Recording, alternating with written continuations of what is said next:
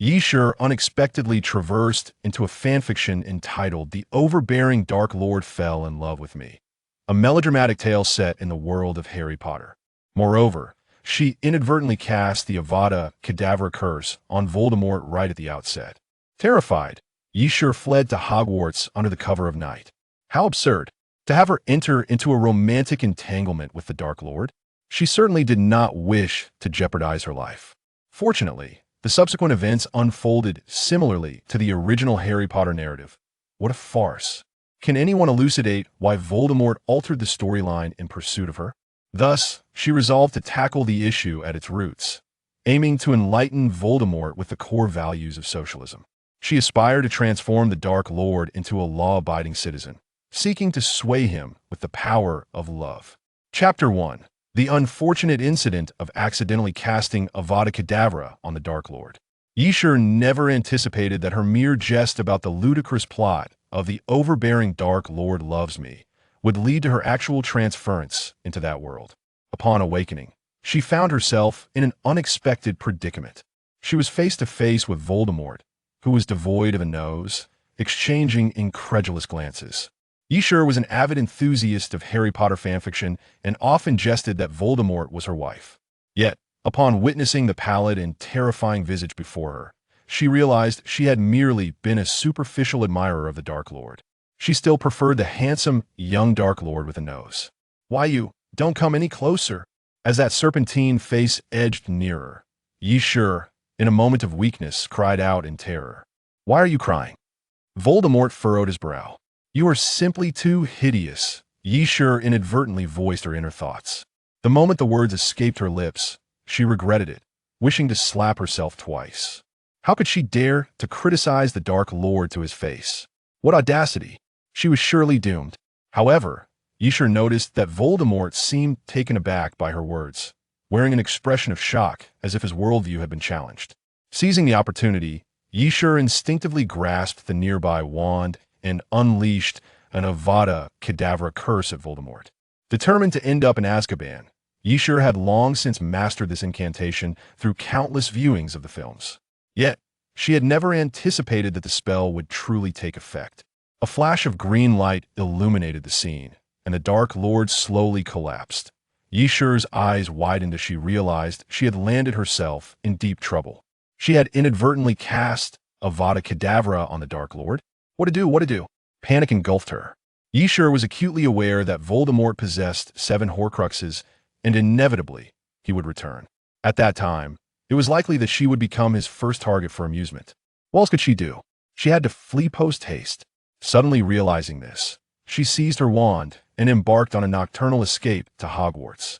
Recently, there had been a rumor circulating in the magical community that Voldemort had seemingly returned to life. However, shortly thereafter, an even more explosive rumor surfaced. The newly resurrected Voldemort had been slain by a dark-haired Eastern, which using the Avada Kedavra curse. It was said that these revelations came from a captured Death Eater, lending them considerable credibility. In an instant, the magical world erupted in fervent discussion regarding the identity of this Eastern witch. "She has vanquished the Dark Lord and rid us of evil. She must surely be the reincarnation of the Savior," exclaimed a bystander. "Oh, come now, the Savior is merely a young boy. How could he possibly be reincarnated? I contend that she, possessing the Avada Kedavra curse, must be a dark witch in love with the Dark Lord, who, spurned in her affections, resorted to murder," retorted another bystander. "Perhaps she is the 3rd-generation Dark Lord," interjected yet another participant in the conversation. As the rumors grew increasingly absurd, the witch in question could no longer contain herself and interjected, "It is entirely possible that I am the so-called dark witch you speak of, yet I assure you, I am merely an ordinary person." To further convey her harmlessness, Yishur smiled broadly at them. Unexpectedly, the expressions of those few individuals morphed into sheer terror, and they shouted, "The Dark Witch is coming," before vanishing from sight. Am I truly so frightening? Observing the fearful gazes of other passers-by directed at her, Yishur began to doubt herself. Just then, she noticed a large mirror outside Madame Malkin's robe shop and hurriedly glanced into it. To her astonishment, the reflection revealed a figure clad in black, with disheveled hair and a grin that resembled a sinister grimace. Fortunately for her, that day the Dark Lord had been overly confident and had not stationed guards, leaving only a timid Death Eater responsible for logistics, enabling her to escape with ease. Having read the original text, Yishur knew that Hogwarts was the safest place in the world. Thus, after several harrowing days of frantic travel, she finally arrived at Diagon Alley. During her journey, she had been chased by dogs, pecked by chickens, splashed with filthy water, and nearly buried under heaps of garbage. In short, her condition was quite dire. Thus, her appearance was indeed somewhat tragic. She sighed, appearing increasingly unable to explain her situation. However, the most pressing matter at hand was to reach Hogwarts without allowing these trivialities to distract her. "Child, you wish to attend Hogwarts." Professor Dumbledore seemed momentarily taken aback by her disheveled appearance, but as a wizard accustomed to the tumult of life, he quickly regained his composure. "However, Hogwarts only admits young witches and wizards who have received their acceptance letters. Regrettably, without a letter, I cannot grant you entry. I beg of you, Professor Dumbledore. You are the greatest and most sagacious wizard I have ever encountered." Yishur grasped Dumbledore's hand in fervent supplication. "I am sorry, but Hogwarts has never made an exception of this kind." What a jest!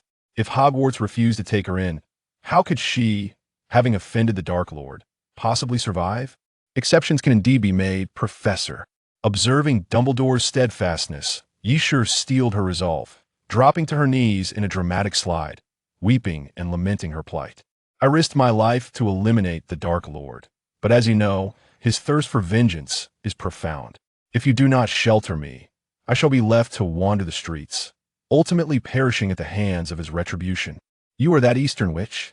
Dumbledore inquired, somewhat astonished. "Indeed, Professor." After a lengthy moment of contemplation, Dumbledore replied, "Indeed, we cannot turn our backs on the hero of the magical world. I am willing to make this exception. Report to Platform 9 on September 1st. You are the best, Professor." Yishur exclaimed, overwhelmed with joy as she embraced Dumbledore. He regarded her with kindness and stroked his grizzled beard, saying, "You have endured much on your journey. Go and take a bath. Good child, we shall meet at the start of term." Before long, the moment for the sorting ceremony arrived. After an interminable wait in line, it was finally Yishur's turn. "Do not let me be sorted into Slytherin. Do not let me be sorted into Slytherin," she fervently repeated in her mind as the sorting hat was placed upon her head. She harbored no prejudice against Slytherin.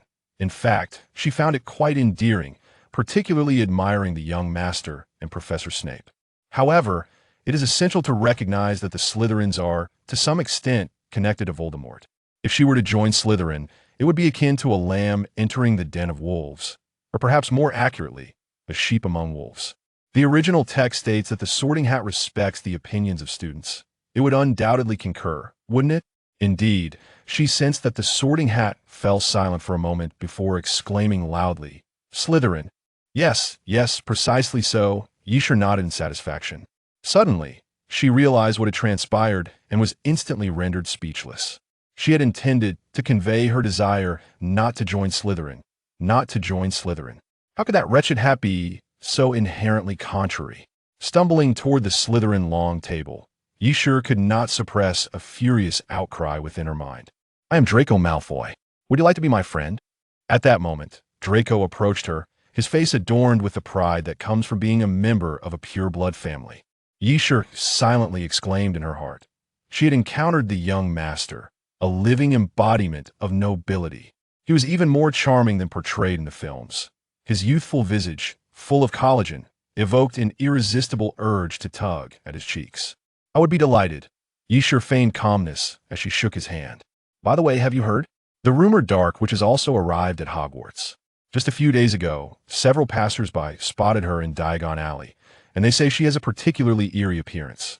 I believe her name is something like Yi." After Draco took his seat, he began sharing the tales he had heard.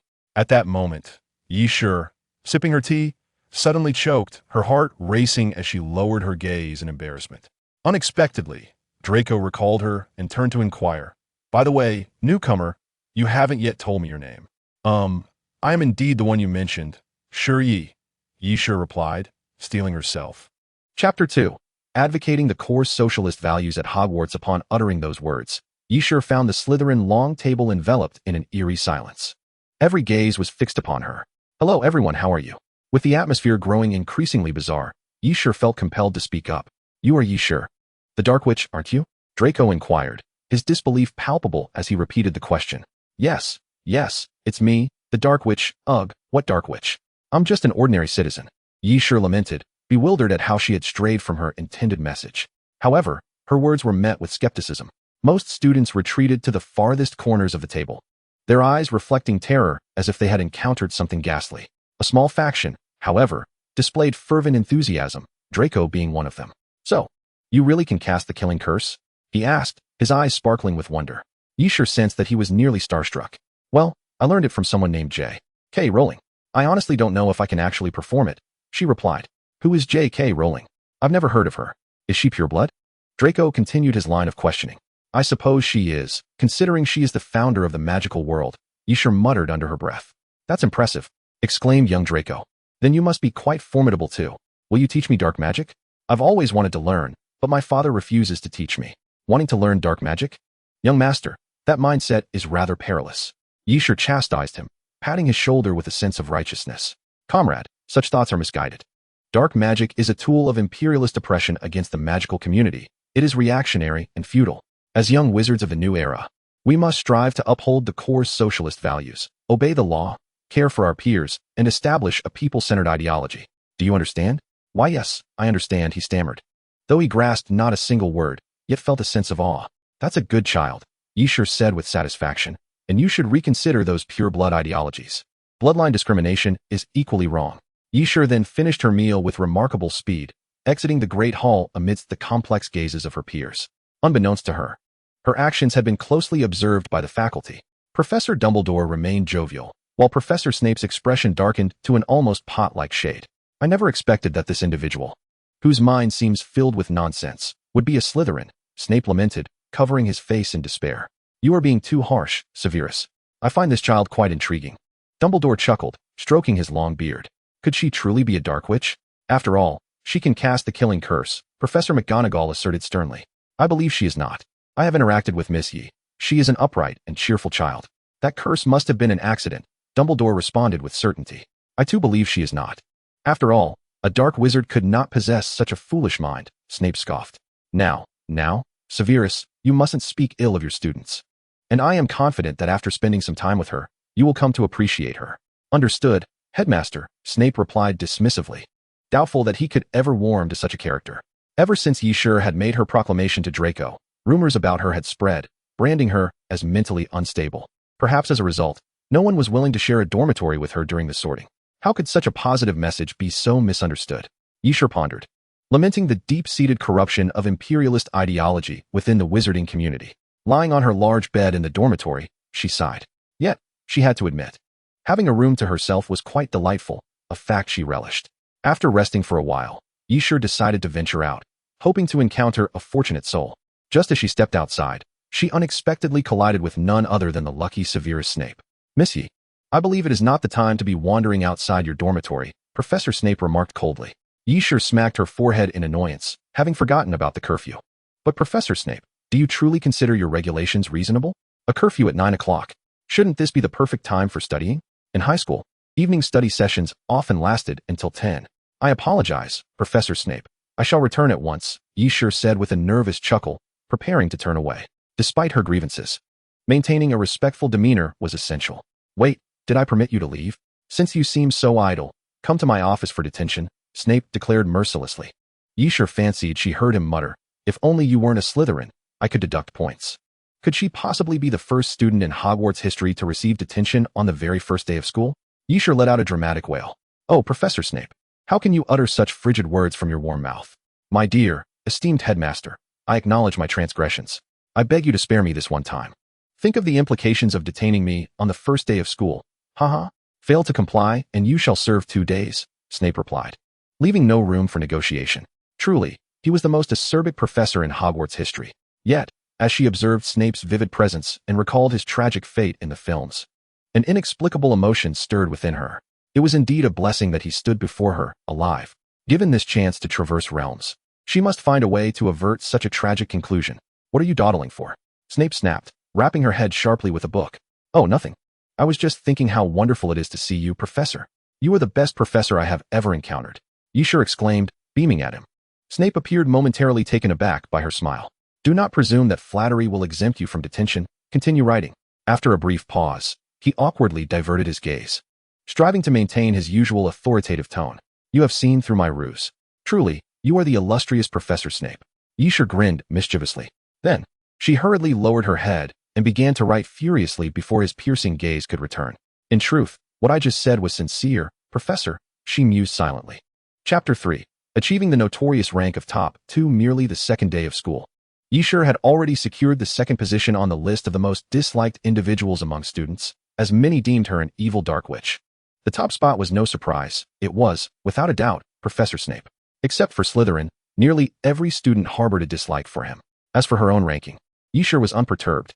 She considered herself a mature high school student in the real world and felt it unreasonable to be angered by children several years her junior.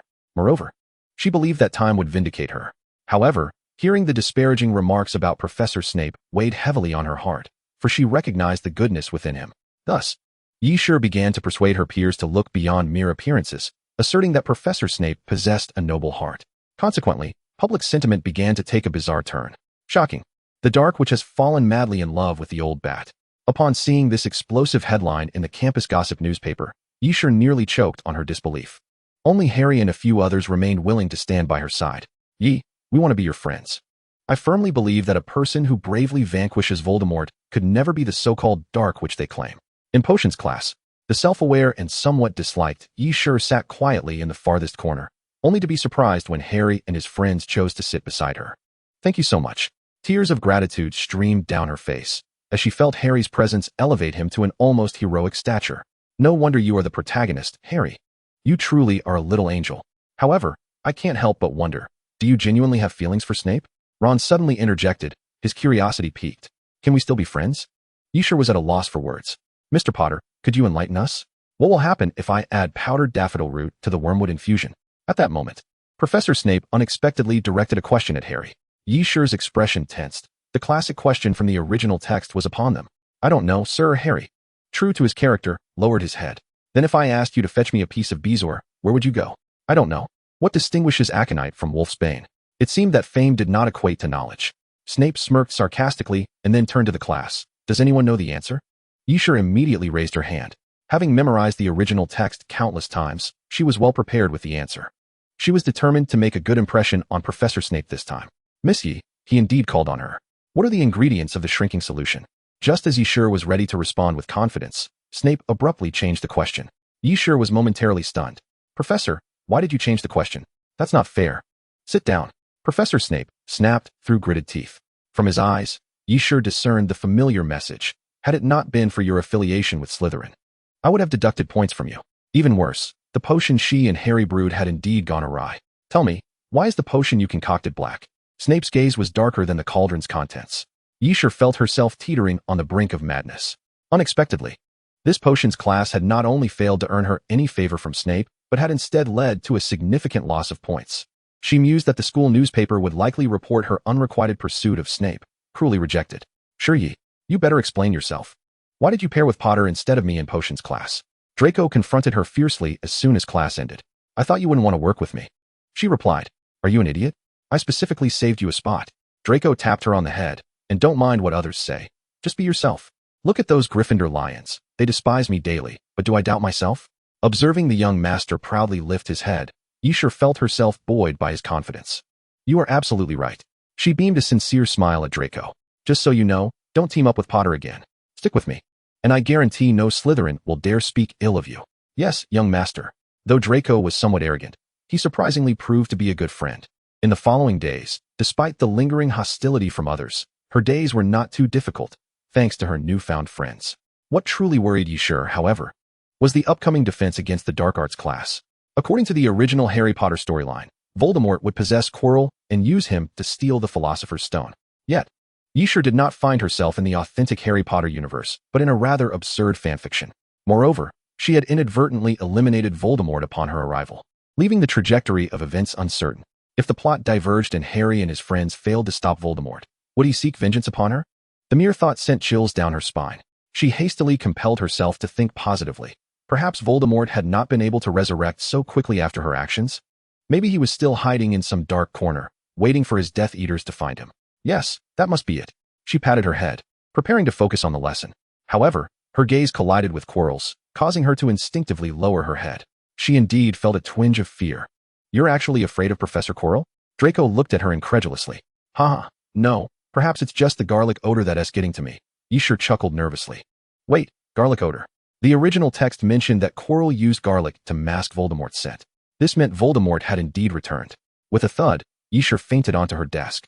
In the time that followed, Yisher began to pay keen attention to the protagonist's progress, not for any other reason but to preserve her own life. Everything seemed to unfold as per the original narrative. On Halloween, Harry and Ron teamed up to save Hermione from a troll. They learned about the Chamber of Secrets from Hagrid and discovered that the treasure under guard was the Philosopher's Stone. Finally, they arrived at the climactic moment. Sure, we suspect Snape is trying to steal the Philosopher's Stone. We need to stop him. The trio approached her urgently one day. Yisher knew what was coming. Fear gripped her heart, yet looking into their trusting eyes, she found herself unable to refuse. All right, I'll go with you, she resolved. After all, with Harry's protagonist aura, she was sure to survive alongside him. This truly is not Professor Snape's doing. It's Quirrell. On their way, Yisher couldn't help but defend Snape once more. Sure, we know you have a bias towards Snape. As expected, they still did not believe her. Forget it. Soon you'll learn the truth, Yisher sighed. Chapter 4. Your Dark Lord is watching you. It really is you, Professor Quirrell. Upon entering the room where the Philosopher's Stone was hidden, Harry's face was one of disbelief as he saw Quirrell standing guard. I told you from the start, but you refused to believe me. Yisher feigned a mysterious demeanor. Enough chatter. Quickly retrieve the Philosopher's Stone for me. Quirrell coldly interrupted their conversation, drawing his wand and pointing it at them. Harry and Yisher exchanged fearful glances. Yisher anticipated this moment, yet experiencing it firsthand sent shivers down her spine. She anxiously observed as Harry gazed into the mirror of Erist for a moment, his pocket suddenly bulging. Yisher understood that the Philosopher's Stone had been secured, and soon Voldemort should make his appearance.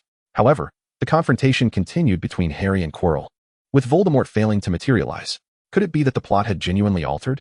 Yisher watched as Quirrell inched closer to Harry, who stood somewhat bewildered, feeling a sense of dread. Harry, quickly embrace him.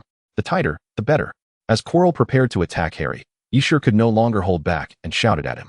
Though Harry was momentarily confused by her peculiar instructions, he complied. Indeed, the moment Harry made contact with Quirrell, it was as if Quirrell had been engulfed in flames. He dropped his wand, screaming in agony as his body began to disintegrate. In this instance, without needing Yisher to utter a word, Harry immediately intensified his efforts. Amidst a nauseating stench of charred flesh, Quirrell finally succumbed, collapsing slowly. Just as Yisher was about to breathe a sigh of relief, she suddenly felt a chill at the nape of her neck. An icy voice whispered in her ear, "This time, I shall forego the Philosopher's Stone. Consider it a warning to you. Sure ye, I have unraveled your secrets, and I shall return to seek you, until we meet again." With that, Voldemort vanished. Yisher stumbled dully towards the common room, feeling the dreadful weight of being targeted by Voldemort. Suddenly, she spotted a figure leaning against the wall not far away, gazing intently at her. It was Professor Snape. Startled, she rubbed her eyes in disbelief at the sight of him waiting for her. "Are you all right?" Snape asked, a hint of anxiety in his demeanor as he hurried over to examine her thoroughly. Finding no injuries, he reverted to his usual sardonic expression. "Has your barren mind been filled with thestral grass? Why emulate a foolish Gryffindor's heroics instead of focusing on your studies?" "I'm sorry, Professor, for worrying you," Yisher replied, her head bowed in guilt. "Worry? Who is concerned for you? My worry lies in the tarnishing of Slytherin's reputation." Snape scoffed with a derisive snort. Indeed, he was the epitome of a contradictory, proud figure. "Knowing you'll likely be punished with detention soon, I suggest you take the initiative and leave." Seeing Snape about to retort, Yisher quickly interjected with a cheerful tone. Snape appeared momentarily taken aback. "You truly do have a mind filled with thestral grass. Go rest now. This time, I shall not punish you." "Yay, Professor, you are brilliant," Yisher exclaimed joyously, embracing Snape briefly before darting away, fearing he might change his mind. Watching her flee with such swiftness, Snape silently smiled. This girl certainly never ceased to keep one on edge. Yet it seemed, much like Dumbledore had suggested, he was beginning to develop a fondness for her. "Severus, I just heard something amusing from Harry. Would you like to hear it?" Dumbledore suddenly appeared beside him. "Not interested. Oh, do not be so cold. It concerns sure. Although Snape remained silent, Dumbledore could sense his interest peaking. Harry told me that during this time, Sure has been fervently defending your reputation, firmly believing you did not steal the Philosopher's Stone. Snape looked up in astonishment. I have heard as much. This child, seemingly indifferent to her own misinterpretation, cannot bear to hear ill-spoken of you, Dumbledore remarked, patting his shoulder. Such a wonderful child. Try to engage with her positively. You cannot remain ensnared in the past. I have a premonition that Sure can aid you in overcoming the pain brought by Lily. No, that is impossible. No one can replace Lily. Snape nearly shouted instinctively. Dumbledore merely regarded him with a benevolent gaze, one that seemed to see through everything. Then let us make a wager, Severus. Why have you not returned yet? On his way back, Snape noticed the familiar figure lingering at the entrance of the common room. Ha ha ha. Unable to sleep, are we? Just out for a stroll. Sure laughed carefreely, yet Snape keenly observed her expression was somewhat off. Frowning, he approached the door.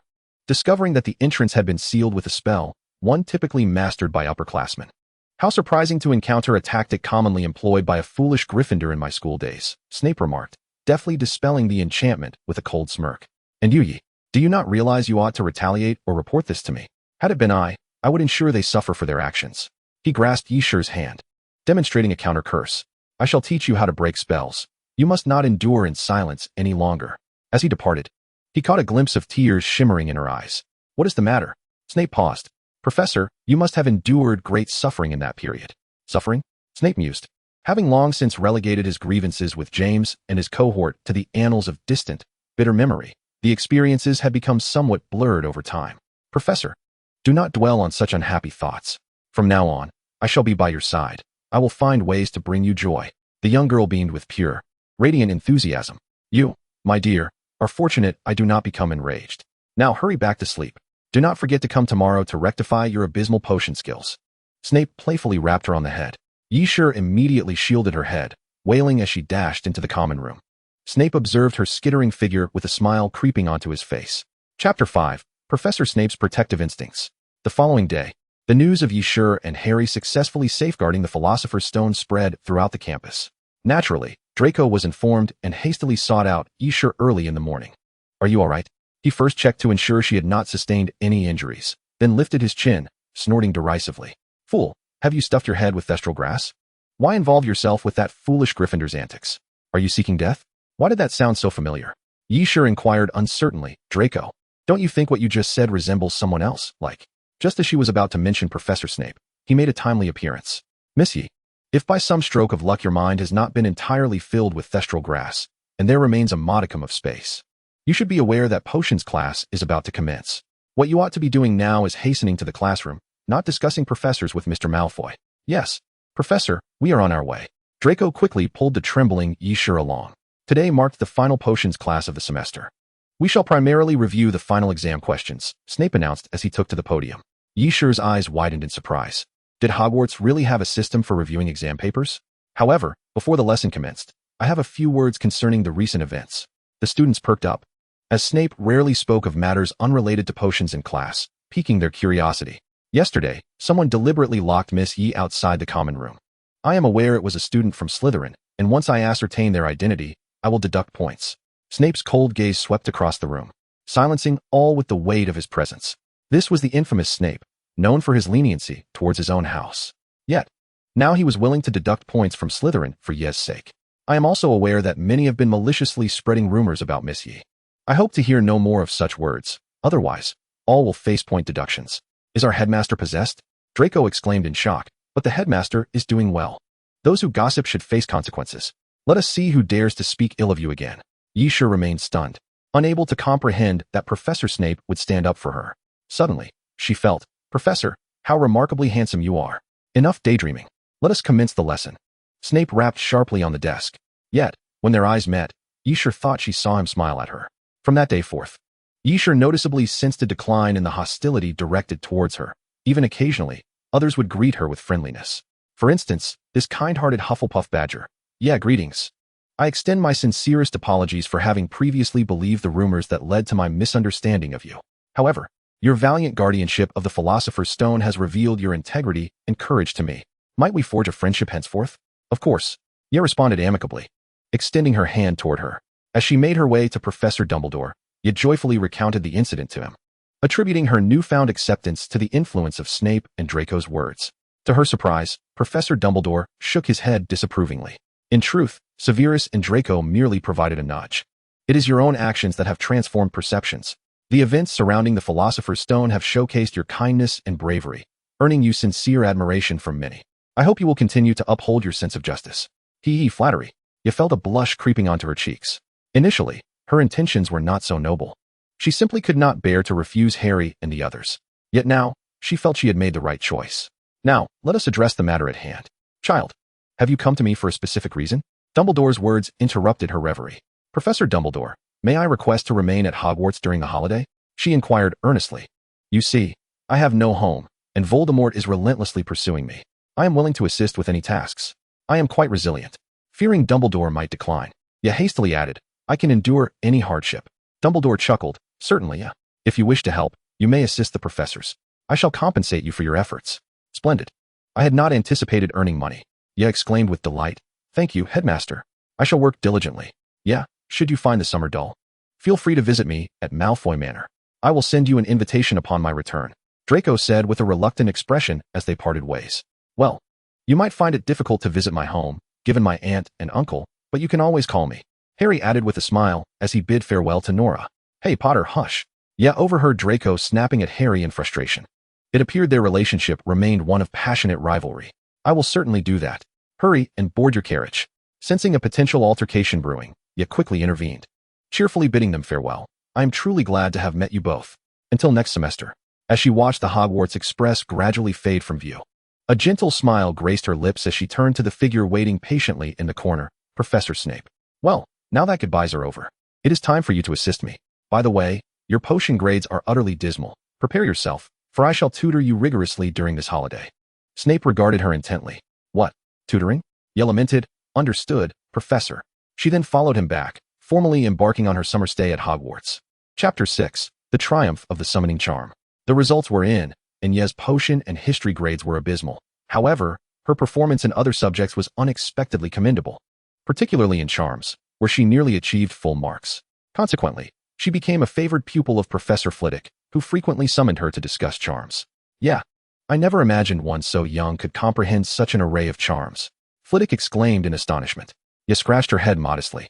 That is merely the foundational knowledge of a devoted Harry Potter fan who has practiced countless spells while watching the films. I learned all of this from J.K. Rowling. She continued, echoing her previous remarks to Draco. She must be a formidable witch. I seem to have been woefully ignorant, having never heard of her, Flitwick mused. Haha, Professor. That is quite normal. You must understand, many extraordinary individuals prefer to remain discreet, yet quickly fabricated an excuse to deflect attention. That is indeed true. Fortunately, Flitwick did not delve further into the matter. By the way, Professor, I have a question. Is there a spell to counter the killing curse? Knowing that Voldemort would return next semester, Ye resolved to acquire life-saving methods as soon as possible. Flitwick shook his head. To my knowledge, there is no counter curse for the killing curse. What if I use the summoning charm to summon an object as a shield? That is indeed feasible. However, should your opponent be a wizard of formidable power, you would require an exceptionally sturdy object to withstand the curse. Hence, this method is rather impractical. I recommend a far more pragmatic approach. What is it? Ye listened intently. Run. Hearing your advice is akin to receiving a revelation. At that moment, Ye suddenly felt a familiar chill creeping up her spine. Indeed, the next moment, she heard Professor Snape's voice. Miss Ye, it seems you have forgotten that you are due for potion tutoring. I'm on my way. Ye apologized as she bid farewell to Professor Flitwick, hastily chasing after Snape. Professor, what brings you personally to find me? If I do not come, will someone soon forget that I am her head of house? Surely not. Are you truly jealous of Professor Flitwick? Have you lost your mind? Speak not such nonsense. Snape rapped her on the head. Now, get started on brewing the potion for Scabbers. You are not to leave until you succeed today. Professor, being so stern might just cost you my loyalty, Ye muttered inwardly. Yet she dared not slack off. First, she added 6 serpent fangs into the mortar and ground them into a fine powder. Splendid, Ye thought to herself. Next, she added 4 portions of the powder into the cauldron, heated it for 10 seconds, and with a flourish of her wand, achieved perfection. Following that, she introduced 4 horned slugs into the cauldron. Wow, she was practically a potion prodigy. Ye glanced proudly at Professor Snape, who, for once, bestowed upon her an approving smile. Snape actually smiled at her. Ye was taken aback, her mind igniting with fireworks.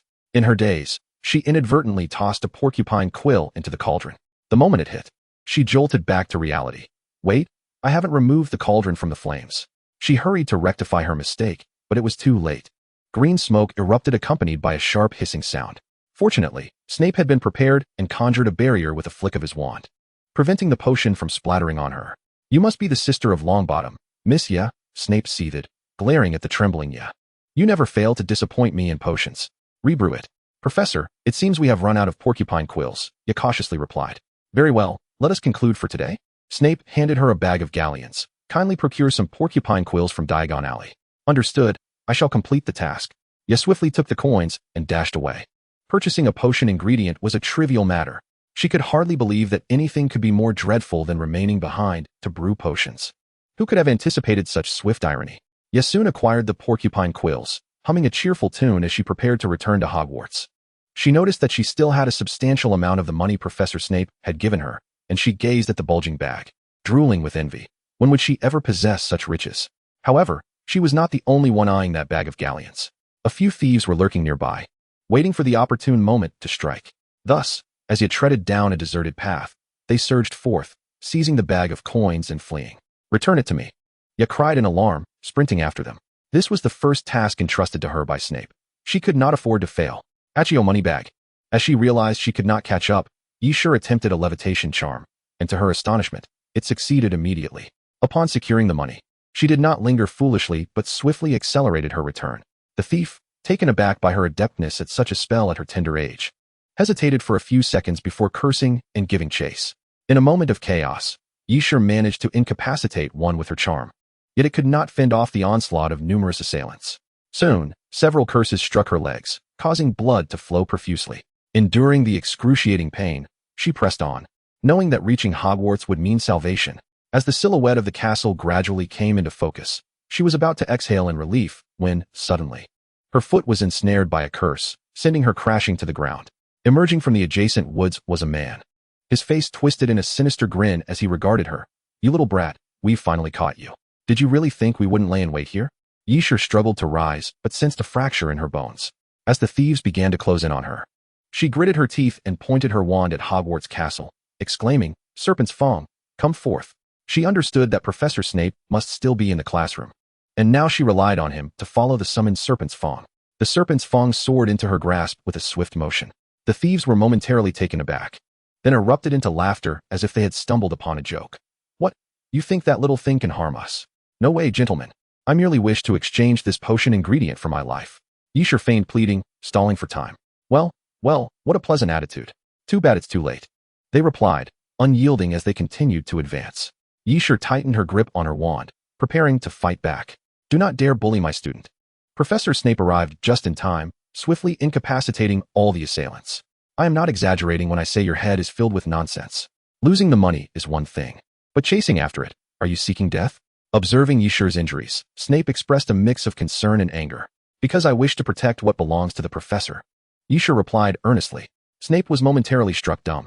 When he spoke again, his voice softened. You truly are a fool. That money was meant for you. Never mind. As long as you are unharmed, let us return home. In the waning light of the sunset, Snape carried the young girl on his back, moving slowly but resolutely towards Hogwarts Castle. It feels wonderful to be with the professor, Yishur murmured, resting against his broad shoulder, drifting into a peaceful slumber. Chapter 7. Always smiling. Do you truly think I am a simpleton? As summer vacation drew to a close, Yishur received a letter from Draco, inviting her to visit Malfoy Manor. Filled with excitement, she eagerly accepted, having longed to witness the grandeur of the manor, especially since it was rumored to house exquisite white peacocks. They arranged to meet the next day at the gates of Hogwarts, where Draco would personally escort her to the manor. Why must you come to fetch me in person? Yishur inquired suspiciously, observing Draco's beaming face the following day. Well, I wouldn't want you to get lost, would I? He replied, slightly flustered. Is that so? Then why did you run towards Diagon Alley? It seems you merely wanted an excuse for an outing, doesn't it? Draco's face flushed with embarrassment. What do you mean by out for fun? I am here to broaden your horizons. All right, Master Draco, where shall we go first? Yishur knew Draco's upbringing was strict, and he rarely had opportunities to play, so she refrained from exposing him, instead affectionately patting him on the back. Look at you, growing up with your own ideas, she said, nodding in approval. Let us start at Florian Fortescue's ice cream parlor. Sounds splendid. The two joyfully roamed Diagon Alley, exploring every shop. Before they knew it, the sun had set, and they reluctantly prepared to leave. Today was delightful. Please accompany me to Diagon Alley again next time. In the warm glow of the sunset, Draco's cheeks were flushed, rendering him particularly adorable. Yisha couldn't help but smile fondly. Just as she was about to reach out to ruffle his hair, when a faint rustling from the nearby bushes caught her attention. Alarm bells rang in her mind as she cautiously peered towards the underbrush. Though cleverly concealed, a small corner of black fabric was visible. Draco, following her gaze, turned pale with fright, nearly letting out a scream until Yisha swiftly covered his mouth. Stay put. I will investigate, she signaled silently, then drew her wand. Approaching the bushes stealthily, Petrificus totalis. The figure in the bushes, sensing their silence, attempted to peek out, and the moment he did, Yisha reacted swiftly. Casting the petrification charm with precision, the man crumpled to the ground. Excellent work, sure. Draco cheered from behind, clapping with excitement. Yet, Yisha remained serious, for she recognized him as one of the thieves who had attacked her previously. His presence indicated that others were surely nearby. Indeed, a group of shadowy figures emerged from the surrounding hidden corners, greater in number than before. Little girl, we meet again. The leader, bearing a terrifying scar, cast a sinister look at Yisha, a malicious grin creeping across his face. Last time, because of you, my brothers and I spent half a month in Azkaban, wretched beyond belief. Since our release, we have laid in wait here, and today, we finally have our chance. Without Snape, let us see how you escape this time. Avada Kedavra. A flash of green light surged forth, and Yisha narrowly dodged it. Her hair stood on end. They genuinely sought her life. Fortunately, her pre-journey practice playing Harry Potter, Magic Awakened had honed her reflexes and evasive maneuvers. However, Draco was not so equipped. Draco, you must leave and warn Malfoy Manor. Yisha urged him urgently. Yet, Draco hesitated. Yisha took down another attacker and shouted anxiously. Your combat skills aren't on par with mine. Staying only hinders me. It's better for you to go and call for help.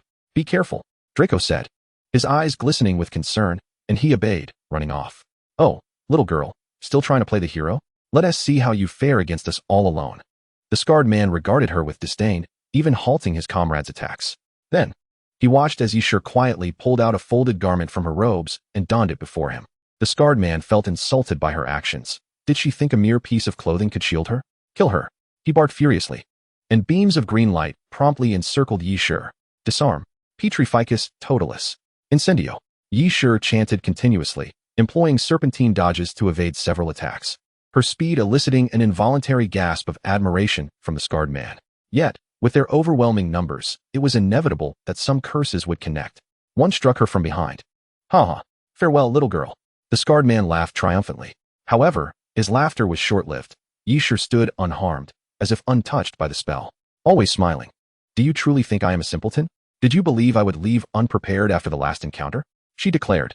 This garment has been reinforced with enchantments. While it may not withstand Voldemort, it is more than sufficient to deal with a few lowly thieves like you. Yisha brushed the dust from her clothing and offered him a cold smirk.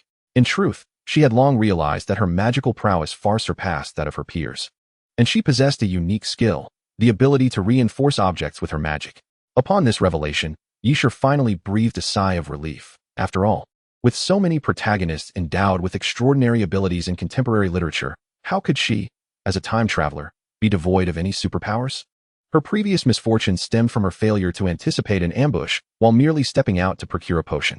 Upon returning, she had ingeniously combined the principles of bulletproof vests and designed schematics overnight, enlisting the help of the house elves from Hogwarts to bring her creation to fruition, which she then enhanced with enchantments.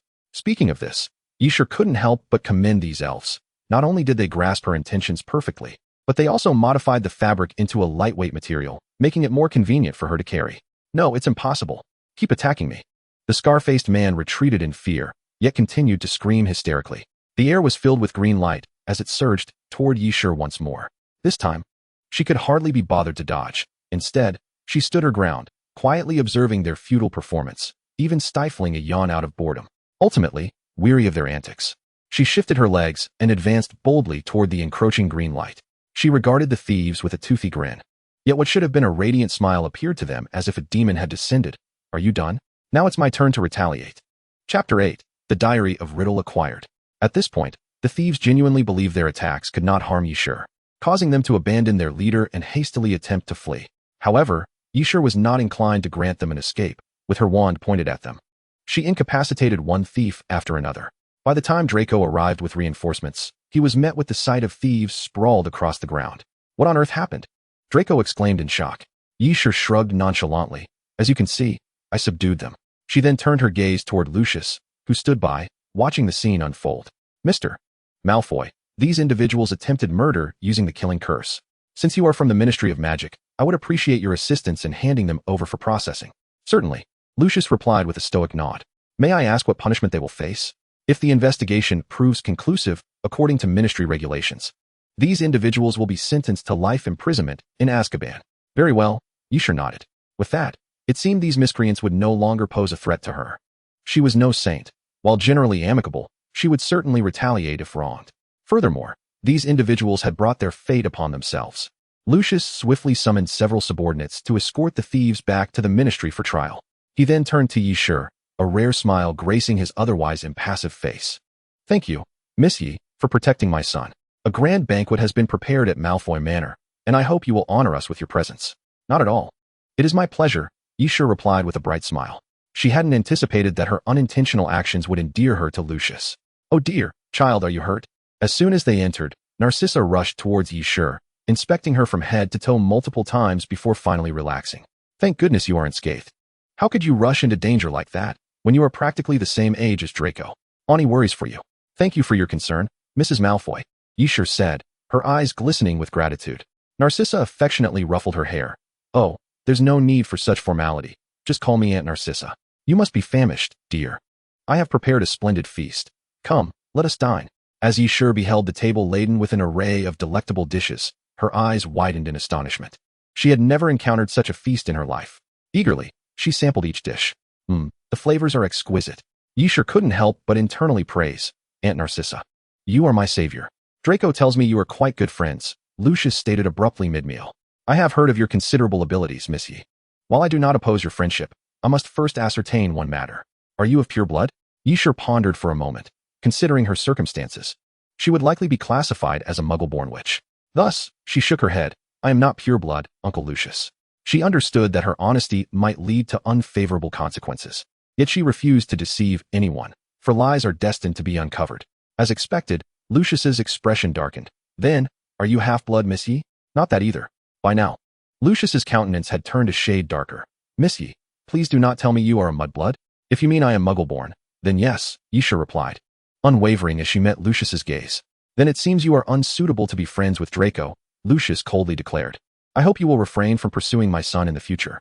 As Yisha was about to retort, Narcissa's voice rang out fiercely. Lucius, how dare you? She is a mudblood, Lucius muttered, his voice losing its firmness. And so what? I know that she protected my dragon. I cherish this child, and I, Narcissa, will defend her.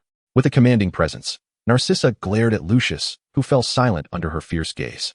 Indeed, father, she has taught me much. I truly value her friendship, Draco quietly added, though he had no comprehension of the underlying socialist values at play. Very well, do as you wish. Though Lucius harbored lingering reluctance, he ultimately succumbed to the dual persuasion of his wife and child. Thank you, Mr. Lucius. You are the finest husband and father in the wizarding world. Yisha seized the opportunity to flatter him. I never agreed to you calling me Uncle Lucius, Lucius huffed, yet a suspicious smile crept upon his lips, revealing his evident pleasure. Yisha finally understood why young Draco was so haughty. It must be hereditary. In the days that followed, Yisha took up residence at Malfoy Manor. On the eve of the new term, Lucius escorted her and Draco to Diagon Alley to procure their school supplies. Remembering the original plot in which Lucius secretly slipped Riddle's diary to Ginny, Yisha felt a mix of excitement and trepidation. Excitement, because she would finally encounter the youthful and dashing version of Lord Voldemort. Trepidation, of course, stemming from the fear that he might eliminate her. Everything unfolded according to the established narrative. They encountered Harry at Flourish and Blots, along with Gilderoy Lockhart, who was hosting a book signing. Draco mocked Harry, leading to an altercation that escalated as their respective allies joined the fray, resulting in a chaotic stalemate. Little girl, make sure to cherish these secondhand textbooks. They are the most valuable gifts your father can offer you, Lucius sneered as he picked up the books Ginny had dropped, tossing them back to her. Yisha, who had been watching intently, noted how he swiftly tucked the diary between the textbooks. This presented a dilemma for Yisha. Logically, for the sake of her own safety, she should keep her distance. Yet, she couldn't bear to stand idly by and watch Ginny become a puppet of the diary. Recalling the benevolent smile and warm words of Professor Dumbledore after assisting Harry in acquiring the Philosopher's Stone last semester, Yishur felt a surge of determination. She would take the plunge. Uncle Lucius, Draco, it seems I've left something at the leaky cauldron. I shall go retrieve it. She hastily concocted an excuse and swiftly caught up with Ginny and the others. Is something the matter? Ginny inquired, her demeanor tinged with caution. Do not fret, Ginny. Sure is different from Malfoy. She is quite amiable, Harry reassured her, patting her shoulder, causing Ginny's cheeks to flush instantly. Yishur quickly donned a harmless smile and said, Well, you see, Ginny, I seem to have misplaced my diary. It was rather chaotic earlier, and I suspect our belongings may have gotten mixed up. Would you be so kind as to assist me in finding it? Of course, Ginny readily agreed as she rummaged through her textbooks, promptly discovering the diary. Is this the one? Indeed, thank you. Yishur exclaimed as she eagerly took the diary. The name Tom Marvolo Riddle embossed on its cover confirming that it was indeed the Horcrux. You're welcome, Ginny replied bashfully with a smile, and after exchanging farewells, they departed. Upon returning to Hogwarts, Yishur could hardly contain her excitement as she opened the diary. Having decided to take possession of it, she resolved to make the first move. But what should her opening line be? After a prolonged contemplation, she seized a quill and elegantly inscribed the popular online greeting. Are you there? Chapter 9. The Dark Lord's Unconventional Tactics. After writing this, the diary hesitated for several seconds before responding, seemingly at a loss. Yes. Have you eaten? I do not require sustenance. Oh, another awkward silence ensued. Unable to endure the stilted exchange any longer, the diary took the initiative. Hello, my name is Tom Riddle. May I ask who you are? Fearing that the diary might possess Voldemort's memories, Yishur hesitated to reveal her true name. I am Astoria Greengrass. Apologies, Astoria. I must impersonate you, for you are the only person I know who is yet to enroll. Besides, you are pureblood. Voldemort wouldn't harm you. Yishur felt a pang of regret. Delighted to make your acquaintance, Astoria. In the future, you may share your stories with me. I would be more than willing to listen. From that moment on, Yishur began bringing the diary to class, engaging in conversations with Riddle during her idle moments. To her surprise, as a conversational partner, Mr. Riddle proved to be exceptionally proficient. Not only did he respond instantly, but he also patiently and kindly addressed any trivialities Yishur shared. She was aware this was merely a facade, yet it was undeniably enjoyable. After all, Riddle, devoid of a physical form, posed no threat to her. What's come over you lately? You seem to be laughing to yourself in class. I've never seen you so enthusiastic about studying, Draco observed suspiciously. Yishur quickly concealed the diary, adopting a serious posture. There are treasures within books. I have always cherished learning. You simply never noticed. Following this incident, Yishur resolved to refrain from bringing the diary to class, while the oblivious Draco harbored no suspicions. Many others had overheard his remarks and turned their attention toward her. If this continued, the diary would eventually be discovered. However, she could never have anticipated that her decision to leave it behind would lead to unforeseen consequences. That day, after concluding her classes, Yishur hummed a cheerful tune as she made her way back to the dormitory to chat with Riddle. Upon reaching the entrance, she found her dormitory wide open, belongings strewn across the floor, and her heart sank. Indeed, the diary she had locked away was missing. This was truly catastrophic. Despondently, Yishur collapsed onto the floor. She had no inkling of who had taken the diary, nor could she foresee what would transpire next. After regaining her composure, she deduced that the most likely culprit was a Slytherin girl, as they had the easiest access to her room. Starting the following day, she would be vigilant in observing suspicious individuals. For now, she could only hope that whoever had taken the diary possessed a strong will and would not succumb to Riddle's influence too swiftly. Yet, as if fate conspired against her, news of the Chamber of Secrets being opened spread the very next day. That person is utterly incompetent. Yishur couldn't help but facepalm. The timing of the chamber's opening was even earlier than in the original story. On a positive note, however, no one had been harmed this time. She meticulously read the blood-written words on the wall. The chamber has been opened. This is merely a warning. Next time, I shall take the life of a mudblood. Riddle had surprisingly shown restraint this time, refraining from ordering the basilisk to attack. This was quite unlike him. Yishur mused with curiosity. Suddenly, another line of text appeared on the wall. Sure ye, I know you are watching. This message is intended solely for you. If you do not wish for others to perish because of you, come find me. Yishur was utterly taken aback, her heart racing at the chilling words. She glanced around at the panicked crowd discussing the chamber's situation, relieved that no one seemed to mention her. It appeared she was indeed the sole recipient of that message. Truly, the Dark Lord's tactics were insidious. He had calculated that despite her timid nature, she would never dare toy with the lives of others. Yishur internally berated him. Yet, had he ever considered one essential question? He had yet to inform her where to find him. After mentally scolding Riddle countless times, Yishur chose to abandon her worries and continued to hum her tune on her way back. This time, she couldn't be blamed. It was truly the Dark Lord's fault for his lack of clarity. The moon shone particularly bright that night, casting a gentle glow over Hogwarts Castle. Compelled by an inexplicable urge, Yishur looked up at the moon, only to spot a striking figure perched atop a tall tower. The moonlight accentuated his already handsome features, rendering him almost celestial. Like all mortals, Yishur was not immune to the allure of beauty, and it seemed the handsome figure was gazing back at her. She quickly stole another glance, her imagination filling with the clichés of romantic encounters. However, the more she looked, the more she felt something was amiss. This handsome stranger appeared oddly familiar. With his exquisite black curls, eyes glimmering with a hint of red, and pale skin, she suddenly realized in terror. This was Tom Riddle. How had he manifested in corporeal form? Riddle, perched on the tower, seemed to sense that Yishur had recognized him, and he flashed her a smile. This should have been a smile capable of enchanting all who beheld it. Yet at that moment, Yishur felt as though it were a harbinger of doom, sending chills down her spine. With an agile leap, Riddle descended from the tower, gesturing for her to follow as he strode purposefully ahead. Yishur understood that he intended for her to accompany him. However, upon realizing they were heading towards the Forbidden Forest, doubt crept into her mind. Riddle clearly had nefarious intentions, likely planning to eliminate her and dispose of her body deep within the woods, ensuring that even Dumbledore would be unable to find her. Resolving to evade him, Yishur quickly turned to flee. Laughing inwardly, she thought that running away offered a glimmer of hope. Following him would surely lead to her demise. Yet, as she dashed away, she abruptly collided with an invisible barrier. Riddle had effectively sealed off her escape route. Riddle cast a sidelong glance at her, and Yishur noticed that the corners of his mouth were curling upward even more. "Sure ye," he advised, "I strongly suggest you abandon any futile attempts to flee. You cannot escape, and do not even think about making any subtle moves. I am fully aware of your intentions." His voice, though deep and magnetically appealing, conveyed a rather unpalatable message. Yishur recognized her lack of options and thus ceased her resistance, obediently following Riddle, comforted by the thought that he would not harm her along the way.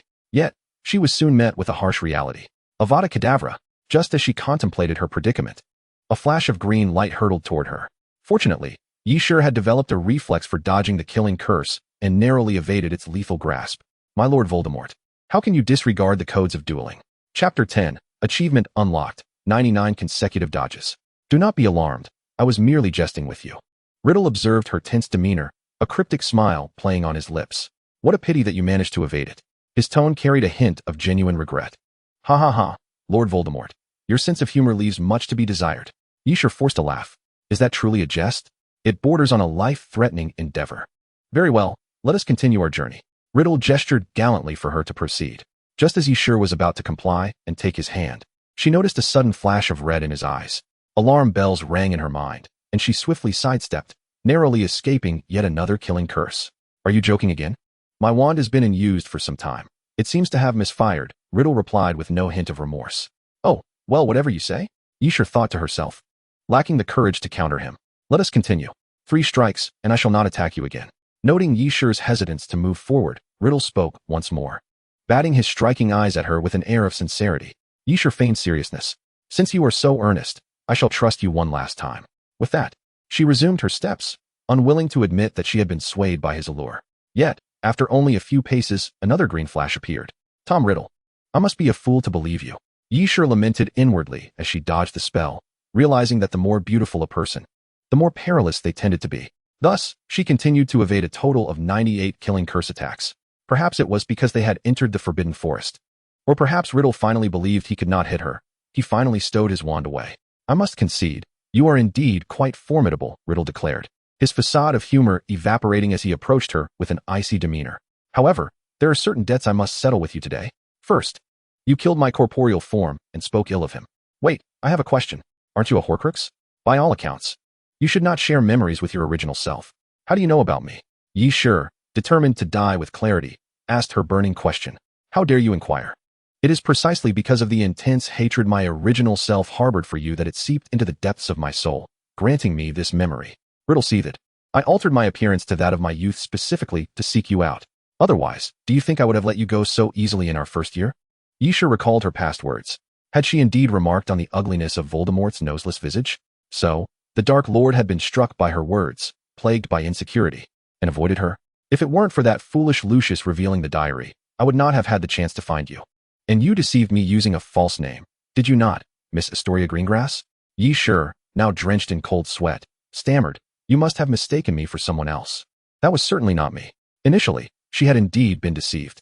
However, later, I learned from a Slytherin girl that there was no Astoria at Hogwarts, and that the one who deceived me was you, Shi Yi. That Slytherin girl couldn't possibly be the one who had rummaged through my dormitory, could she? Indeed. But she is now deceased.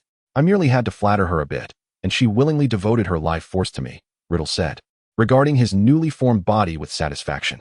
Yi Shi fell silent, unprepared for the realization that her actions had led to someone's demise, leaving her with an uncomfortable feeling. Noting her reaction, Riddle appeared perplexed. What is there to mourn? You should feel pleased.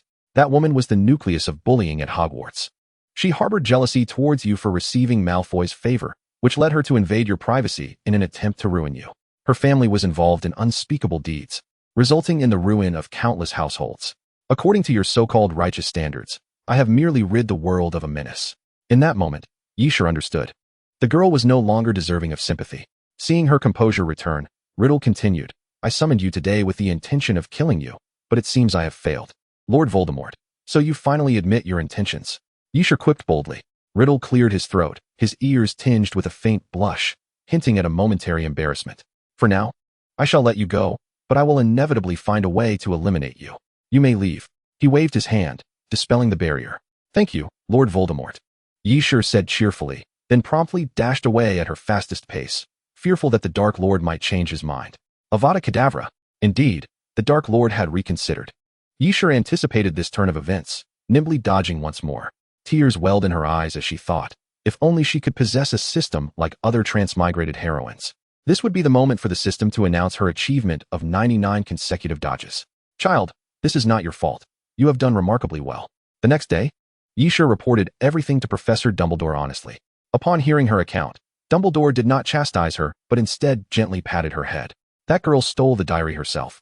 You bear no responsibility. While I do not wish to see loss of life, this can only be seen as her just deserts. Moreover, thanks to you, further tragedies have been averted. Indeed, Riddle had been so incensed by her that he abandoned the Chamber of Secrets entirely. It seemed that, rather fortuitously, a good outcome had emerged from this chaotic situation. Sure, you have worked hard. You may return now. I must consult with the other professors regarding future measures. Yi Shi nodded. The narrative had been irrevocably disrupted, and the ensuing developments would be utterly unpredictable. Come forth, Severus. I know you are here. After watching Yi Shi depart, Dumbledore called out to what appeared to be an empty office. Snape emerged from the shadows, sighing deeply. It seems I cannot hide anything from you, Headmaster. You must have heard my conversation with Shi. Snape was silent for a moment before fixing Dumbledore with a serious gaze. Headmaster, I implore you to take measures to ensure Shi's safety. Chapter 11. Oh no, social anxiety strikes. I am quite surprised, Severus. Since Lily, this is the first time you have requested me to protect someone. Dumbledore feigned surprise, yet his eyes revealed a profound understanding. Snape clenched his robes, remaining silent. Rest assured, even without your request, I shall safeguard this child. However, a rare expression of distress crossed Dumbledore's face. I believe this child may not require my protection. After all, which child can so adeptly master and evade the killing curse? Moreover, I find that allowing Pansy to interact with Tom may not be entirely detrimental. Headmaster, Snape exclaimed incredulously, raising his gaze. That is the cold-blooded Dark Lord. Even the Dark Lord was not born as such. At 16, Tom has not entirely forsaken his humanity and can still be swayed by love. Dumbledore continued to regard Snape with an all-seeing gaze, lifting his teacup to take a delicate sip. I believe she is capable. Severus, you are the finest example. At that moment, yes, we remained oblivious to the fact that she had been sold. She skipped out of the headmaster's office and immediately spotted the trio awaiting her. Yes, we've all heard the news. Confronting the Dark One alone is far too perilous. Thank goodness you are unscathed. Hermione exclaimed, embracing her with concern. For some reason, I feel like I have missed something significant, Harry mused, scratching his head and further disheveling his already tousled black hair. Yes, feeling guilty, fiddled with her fingers. That can't be true. You must be overly fatigued, creating such illusions. My sincerest apologies to the Savior for usurping your opportunity to rescue your lady. I am still curious, does the Dark One truly lack a nose? Ron pondered for a moment, then posed this earth-shattering question. Ron, why is it that your inquiries either revolve around chicken legs or such peculiar matters? Yes, we internally scoffed. Indeed, The Voldemort she encountered last semester had no nose. But the current iteration of him does. She recalled Riddle's visage and couldn't help but add, moreover, he is quite handsome. Were it not for his incessant attempts to cast the killing curse upon me, Lord Voldemort would be my destined partner. At this, yes, we noticed the trio regarding her as though she had lost her sanity. Hermione reached out to feel her forehead. Strange, you don't have a fever. So why is this child uttering such nonsense? Ron feigned seriousness as he patted her shoulder. It's hard to believe. Your taste is rather peculiar. I was already astounded when you fell for the unkempt old bat, and now you've developed an affection for a noseless egg. Yes, we then remembered that the trio had yet to encounter the current riddle, leaving their memories stuck on the bald Voldemort. Well, considering it this way, it is indeed quite shocking. Yes, we had initially thought that preventing the Chamber of Secrets incident would also nullify the need for a dueling club. However, she underestimated Lockhart's penchant for mischief. Not only did he establish the dueling club, but he also didn't neglect the Valentine's Day event. This event is to celebrate the successful resolution of the Chamber incident, Lockhart proclaimed, beaming with an exuberance akin to a blooming flower. Standing upon the dueling club's platform, yes, we felt her silence was deafening. She harbored grave suspicions that this fellow orchestrated such affairs solely for the sake of attention. Even without the Chamber's incident, Lockhart would fabricate another excuse. Nonetheless, she was rather looking forward to the activities of the dueling club. Lockhart inadvertently did something beneficial. Rolling up her sleeves, wand in hand, she eagerly prepared for action. Is there anyone willing to pair with me? She inquired during the grouping phase. The previously boisterous club fell into an eerie silence, and the students nearby subtly retreated. Why is no one willing to partner with me? Yes, we asked Draco, feeling deeply hurt. Why do you even need to ask? Don't you have any inkling? Draco shot her a disdainful glance. If even Voldemort cannot best you, who would dare to duel with you? Then surely you would want to partner with me, right, Draco? Yes, we batted her large eyes, attempting to appear earnest. Draco averted his gaze. No, I wish to live a few more years. Yes, we clutched her hard in despair. Draco, do you no longer love me? Hey, don't say such nonsense. The surrounding students caught wind of the gossip and hurriedly gathered, causing Draco's face to flush crimson. Silence. Professor Snape, his expression thunderous, approached and dispersed the crowd. Miss Yeswe, you shall partner with me. Is that appropriate, Professor? Once pulled onto the dueling platform by Snape, Yeswe nervously swallowed as she gazed at the densely packed crowd below. The scene evoked memories of her fear when called to the board in school to solve problems. Her legs began to tremble. Oh no, her social anxiety was flaring up. Yeswe quickly cast a pleading look toward Snape. He chose to ignore her, drawing his wand from within his robes. Miss Yeswe, feel free to unleash your full potential in attacking me. What is this, Professor? Even you no longer love me? Very well, let us begin. Snape bowed to Yeswe in accordance with dueling etiquette, then aimed his wand at her, stupefied. Yeswe swiftly dodged. Seriously, Professor, you come in strong right from the start? Chapter 12. Experience is the best teacher. Observing Yeswe's grimaced expression, Snape couldn't help but sigh inwardly. He was undertaking this to cultivate Yeswe, for she would eventually bear the responsibility of reforming the Dark Lord. This Dark Lord was notoriously capricious. One careless word could provoke his ire, and he might retaliate with the killing curse. Although Dumbledore had repeatedly assured him that he would covertly protect Yeswe, the fiercely protective Snape could not quell his anxiety. Continue. Snape commanded, launching another spell at Yeswe without hesitation. He soon realized that this inept individual had once again evaded him with an odd swaying motion. Snape cast several more spells, all of which Yeswe dodged with that peculiar maneuver. Professor, this is called the evasive sway, according to the conventions of our Chinese online community. Employing this technique means your attacks cannot hit me. Apologies, she was merely indulging in playful banter, but it must be said, this evasive sway was quite effective. As Snape's attacks were consistently dodged, and Yeswe made no effort to counterattack, his expression darkened. Yeswe, can you guarantee that relying solely on this so-called evasive sway will allow you to evade every attack you encounter in the future? Now, pick up your wand and retaliate. Understood, Professor. Yeswe set aside her playful demeanor and assumed a serious expression. She had not intended to evade, but could not bring herself to attack Professor Snape. However, since he had spoken, she knew she must take it seriously. The two once again bowed according to dueling etiquette, then simultaneously raised their wands. Stupefy. Protego. The red light of the stunning spell collided with the white barrier of the shield charm, scattering in all directions. Some transformed into red sparks that dissipated into the air, while others rebounded back, hurtling directly toward Professor Snape. He had not anticipated that she could reflect his own spell. By the time he realized it, it was too late to dodge, and he took the brunt of the spell. With a resounding thud, the atmosphere shifted to a profound silence as Snape collapsed. All eyes widened in astonishment at this sudden turn of events. Yisha remained frozen in her stance, wand raised, utterly dazed. She had anticipated her magical prowess to surpass that of the average person, yet she never imagined it would be to such an extraordinary degree. I must take Professor Snape to the hospital wing. Regaining her composure, Yisher quickly supported the unconscious Snape, draping his arm over her shoulder and laboriously dragging him step by step toward the hospital wing. Poetry, allow me to assist you, Draco called out, rushing over to offer his aid upon witnessing her struggle. Observing Snape's lifeless form, he silently rejoiced, grateful he had not agreed to team up with Yisher. Otherwise, he might very well be the one lying there. No need, Draco, please continue your practice.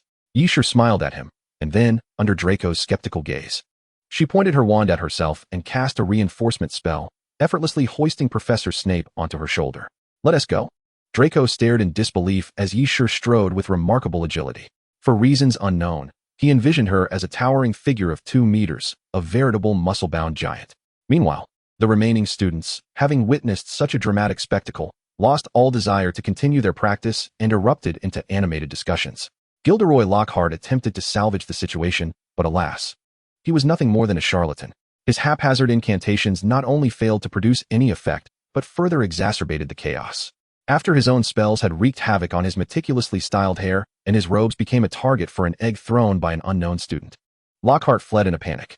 Thus, the inaugural event of the dueling club concluded amidst this turmoil. Severus, I trust you now believe that poetry requires no protection from me?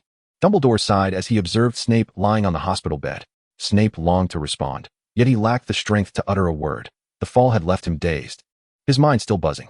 Nevertheless, he found solace in the fact that this troublesome Yisher, though her intellect appeared somewhat chaotic, possessed formidable magical abilities. At least that allowed him to relax a fraction. Dumbledore, noticing Snape's expression, nodded slightly. Since you are convinced, may I discuss that matter with poetry? Poetry, come here. Yisher, engrossed in her own amusement, was suddenly summoned and hurried over. She caught sight of Dumbledore, narrowing his eyes at her with an innocuous smile. And an unsettling premonition washed over her. Indeed, poetry, I have a significant task to assign to you. Please seek opportunities to engage with Tom. Striving to touch his heart with love. Tom, it can't possibly be the Tom Riddle I'm thinking of, can it? Yisher questioned, doubting her own hearing. There were countless individuals named Tom, including the owner of the leaky cauldron. Surely this was just a coincidence, right? She mentally reassured herself. However, Dumbledore's subsequent words shattered her illusion. Indeed, it is the young Dark Lord, Tom Riddle. At this revelation, Yisher was utterly unsettled. Headmaster, you must be jesting. Riddle despises me. He would relish the chance to eliminate me with an Avada Kedavra, and there is no way he could ever be swayed by me. My instincts have always been accurate. I know you possess this capability. However, I will not pressure you. Take your time to contemplate, and provide me with your response when you have made your decision. Dumbledore anticipated her likely refusal, calmly sipping his tea before setting down the cup. Of course, as headmaster, I would never allow my students to remain in peril. All of our professors will be watching over you from the shadows. All right, then I shall take my leave, headmaster. And Professor Snape too. Yisher exited the hospital wing, wandering aimlessly through the campus. It was the time when classes had just ended, and she observed students spilling out of the classrooms, gathering in clusters to discuss a myriad of topics, each face radiant with youthful exuberance. Further afield, the Weasley twins were energetically promoting their specially crafted fireworks. They ignited the fuses with their wands, and with a resounding bang, the fireworks erupted, darting in all directions, morphing into various shapes, eliciting a chorus of applause. Yisher settled onto a nearby bench, her lips curving into an involuntary smile as she took in the vibrant scene before her. She cherished such manifestations of life. Yet, if Voldemort were to return, all these joys would be obliterated, and the Hogwarts she adored would transform into a living nightmare. What are you doing here all alone? If you don't mind, why not join me in the Hufflepuff common room? We have a warm hearth where you can warm up.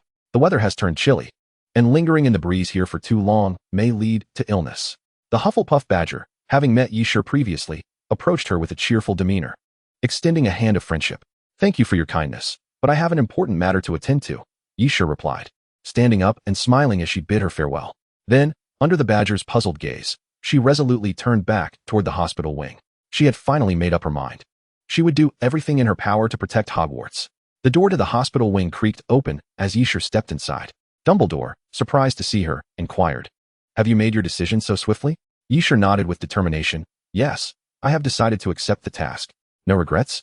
"None whatsoever." Dumbledore, unfazed, remarked, "I knew you would agree. You are a kind-hearted child. Prepare yourself over the next few days for we will commence our first operation. Old tricks still hold value. Yisher felt a sense of being outmaneuvered. Propping her chin on her hand, she pondered for a moment before addressing Dumbledore. Headmaster, I have a proposal regarding our first operation. Chapter 13. Is the Dark Lord a Cinderella? After a thorough search, Yisher finally retrieved the discarded diary from a hidden corner. Contemplating the significance of the diary's return to her possession, she wondered if she could continue conversing with Riddle through it. Thus, under Dumbledore's watchful gaze, she picked up a quill and tentatively wrote in the diary, "Are you there?" Riddle's reply came swiftly. The handwriting was no longer the elegant script she had previously known. Instead, it appeared somewhat hasty, revealing the writer's current agitation. "Here, speak your mind." Had he now abandoned the pretense of good humor after being exposed? Yisher, trembling slightly, glanced toward the ever-smiling Professor Dumbledore, seeking guidance on her next move. "Why not inquire if Tom is willing to come by for a chat?" Dumbledore suggested, chuckling as he stroked his long beard. Riddle agreeing to that would be a miracle, Yisher thought to herself. Yet she obediently followed Dumbledore's advice and wrote in the diary, "Are you trying to lure me into a trap to eliminate me?" As expected, Riddle was not amenable to the suggestion. After contemplating her options, Yisher steeled herself and, gritting her teeth, wrote, "That is not my intention, Lord Voldemort. I genuinely wish to have a conversation with you. In order to demonstrate my sincerity, I shall meet with you alone." This diary entry, which has taken quite some time to respond, suggests that the other party has been contemplating it repeatedly. "Very well, I can agree to this, but you must come alone. Do not think of sneaking anyone in. I can feel the fluctuations of magical energy around us." Having arranged to meet Riddle at the Leaky Cauldron, Yisher sighed as she closed the diary. "Are you truly all right going alone?" Dumbledore expressed his concern. Yisher flashed him a bright smile. "Do not worry, Professor. I've already devised a plan. Since Riddle can sense traces of magic, we shall simply forego magic altogether." As the appointed hour approached, Yisher sat anxiously within the dim confines of the Leaky Cauldron. To prevent any collateral damage to bystanders, Professor Dumbledore had early on informed Tom, the proprietor, to close the establishment for the evening. Tonight, only 2 individuals would enter, she and Riddle.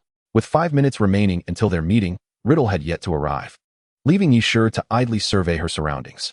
The moment she began to observe, an unsettling fear crept into her heart. She genuinely questioned if the Leaky Cauldron earned its name due to its dilapidated state.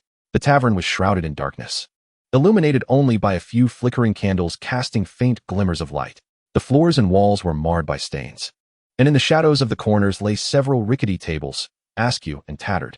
As she sat in solitude, the ticking of the wall clock resonated with eerie clarity, and a gust of wind swept through the window, causing Yisher to shiver with cold. Rubbing her arms, now covered in goosebumps, she couldn't help but exclaim, "I must say, this environment resembles a stereotypical haunted house from a video game. According to the usual gaming tropes, this is precisely when the ghosts should make their appearance. Thus, she mused, one should be cautious in establishing flags, as they can easily manifest into reality." No sooner had her words escaped her lips than the clock struck midnight with a resounding chime, the sound dissipating in the wind, lending an air of eeriness to the atmosphere. Suddenly, a figure tumbled in through the window, with pale skin, blood-red eyes, and an expressionless visage, accompanied by the ominous green light emanating from his wand. A ghost. Yisher's eyes widened, nearly causing her to stumble backward. Yet, contrary to her expectation of crashing to the ground, she found herself enveloped in a cold embrace. "Open your eyes wide and see clearly who I am," a deep, husky voice echoed beside her, the breath tickling her face. Upon hearing that familiar voice, Yisher finally opened her eyes to find Riddle's magnified handsome face before her. She hastily cleared her throat, averting her gaze as a flush crept to her cheeks. "Lord Voldemort, may I point out that instead of knocking, you chose to climb in through the window, which easily leads one to mistake you for a specter. And must you always insist on meeting at midnight? You are not Cinderella." Yisher continued her playful banter, but Riddle merely regarded her silently, without a hint of response. As her teasing gradually subsided, she half-jokingly inquired, "Strange. I've said so much today, yet you haven't cast the killing curse on me? Because I am genuinely intrigued by the matters you wish to discuss with me. I am not yet inclined to end your life," Riddle replied, twirling his wand, a smirk playing on his lips. "Thus, I hope your reason for summoning me is of genuine importance. If you merely wish to waste my time with trivial matters, I might be compelled to silence your incessant chatter with a curse." With that, he released her, and thankfully, Yisher reacted quickly, grabbing hold of a nearby table to avoid a rather embarrassing fall. Listening to Riddle's words, Yisher felt a chill of sweat trickle down her back, her eyes instinctively darting toward a nearby potted plant. Indeed, she and Professor Dumbledore had procured a listening device from the Muggle world. Meanwhile, Several professors at Hogwarts were anxiously eavesdropping on the sounds transmitted by the device. Although Riddle had grown up in the Muggle world, he had distanced himself from it since graduating from Hogwarts and would never suspect that Yi Shi would employ such a contraption. In truth, even the astute Professor Dumbledore had only learned of the ingenious utility of such Muggle objects after hearing Yi Shi's suggestion. Yi Shi believed this to be a common flaw within the wizarding community, an excessive underestimation of the Muggle world. Since the dawn of the 20th century, the Muggle world has rapidly advanced in technology, grounded in the principles of relativity and quantum mechanics. Certain technological advancements cannot be replicated by even the most formidable magic. Contemplating this, Yi Shi felt invigorated once more. Steadying her nerves, she turned her gaze back to Riddle, fear replaced by determination. I have come today to negotiate on behalf of Hogwarts. We wish for you to refrain from targeting the ordinary citizens of both the magical and Muggle worlds for the next 3 years. Riddle scoffed. Is this what you wish to discuss? Then you may as well perish. With that, he began to raise his wand toward her, prompting Yi Shi to hastily duck behind a wall. I warn you, do not recklessly cast the killing curse. I have calculated, from a physics standpoint, that from this position, should you strike, the spell would simply rebound upon yourself. Upon hearing her words, Riddle scrutinized his surroundings, hesitating for a moment before sheathing his wand. His gaze toward her a complex mix of emotions. Why would you warn me? Wouldn't my death serve your interests better? Because I genuinely wish to sit down and converse with you as friends, Yi Shi replied, meeting Riddle's penetrating gaze. She slowly approached the potted plant, extracting the listening device from the soil and waving it before him. Then, to Riddle's astonishment, she hurled the device to the ground and stomped on it with great force. Chapter 14. Good news, a system emerges. Bad news, the system is unreliable. The professors, who were intently monitoring the listening device, were rendered speechless by her sudden action. In a state of profound shock, they could barely maintain their composure, their mouths agape in astonishment. Even the usually unflappable Dumbledore appeared taken aback. Riddle, too, was astonished. He remained silent for a long while before finally speaking, his expression a mix of intrigue and admiration. I must admit, that was a rather clever move. Had you not revealed it yourself, I might never have discovered it. He gestured toward the scattered fragments on the floor, his tone unconsciously softening. So, why did you do this? As I mentioned, I wish to be your friend. Yi Shi beamed at him, her smile radiant. There are numerous benefits to being friends with me. With that, she began to pull out an assortment of items from her pocket. Her mobile phone from her original world, modern snacks, and the magically reinforced clothing she had used to fend off thieves not long ago. Yi Shi understood that this was a risky gambit. To sway the Dark Lord, she needed to exhibit unequivocal sincerity. Under intense stimuli, individuals are more likely to imprint lasting impressions. By shattering the listening device in front of him, she hoped to etch her sincerity deeply into Riddle's memory. However, mere sincerity would not suffice. Only by demonstrating her value would she be able to secure a lasting place by Riddle's side. Hence, she had prepared these items, novelties he had never encountered, yet were undeniably practical, ensuring that he would not find anything comparable throughout the entire wizarding world. Moreover, her confidence was not born of naivety. In one of Yi Shi's pockets lay an array of lethal weapons and protective gear. Should negotiations falter and conflict ensue, she was fully capable of extricating herself unscathed.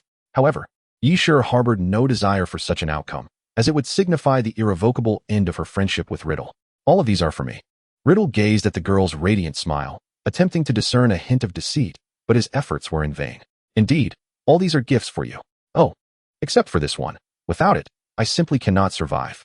Yi Shi hastily reclaimed her phone. She and her device were inseparable, akin to fish and water. Gifts, Riddle mused, idly toying with the peculiar items. Throughout his life, he had never received a heartfelt gift, untainted by ulterior motives. This was a first. Gradually, he tucked them into his coat pocket, a wry smile gracing his lips as he looked at Yi Shi. If your intention was to persuade me not to kill you, you have succeeded. However, I cannot acquiesce to your proposed terms. Yi Shi nodded. In truth, she and Professor Dumbledore had not anticipated his agreement. Their aim of engaging in amicable dialogue with Riddle had already been fulfilled. Yet, unexpectedly, Riddle shifted his stance. But considering your thoughtful gestures, I can concede to refrain from harming ordinary citizens for the next 6 months. With that, the Dark Lord elegantly waved his sleeve and vanished in a puff of smoke. Now it was Yi Shi's turn to widen her eyes in astonishment. Wait, the Dark Lord actually made a concession? Surely, I am not dreaming. She pinched her arm sharply, wincing at the pain. Well, it was indeed not a dream. Ding.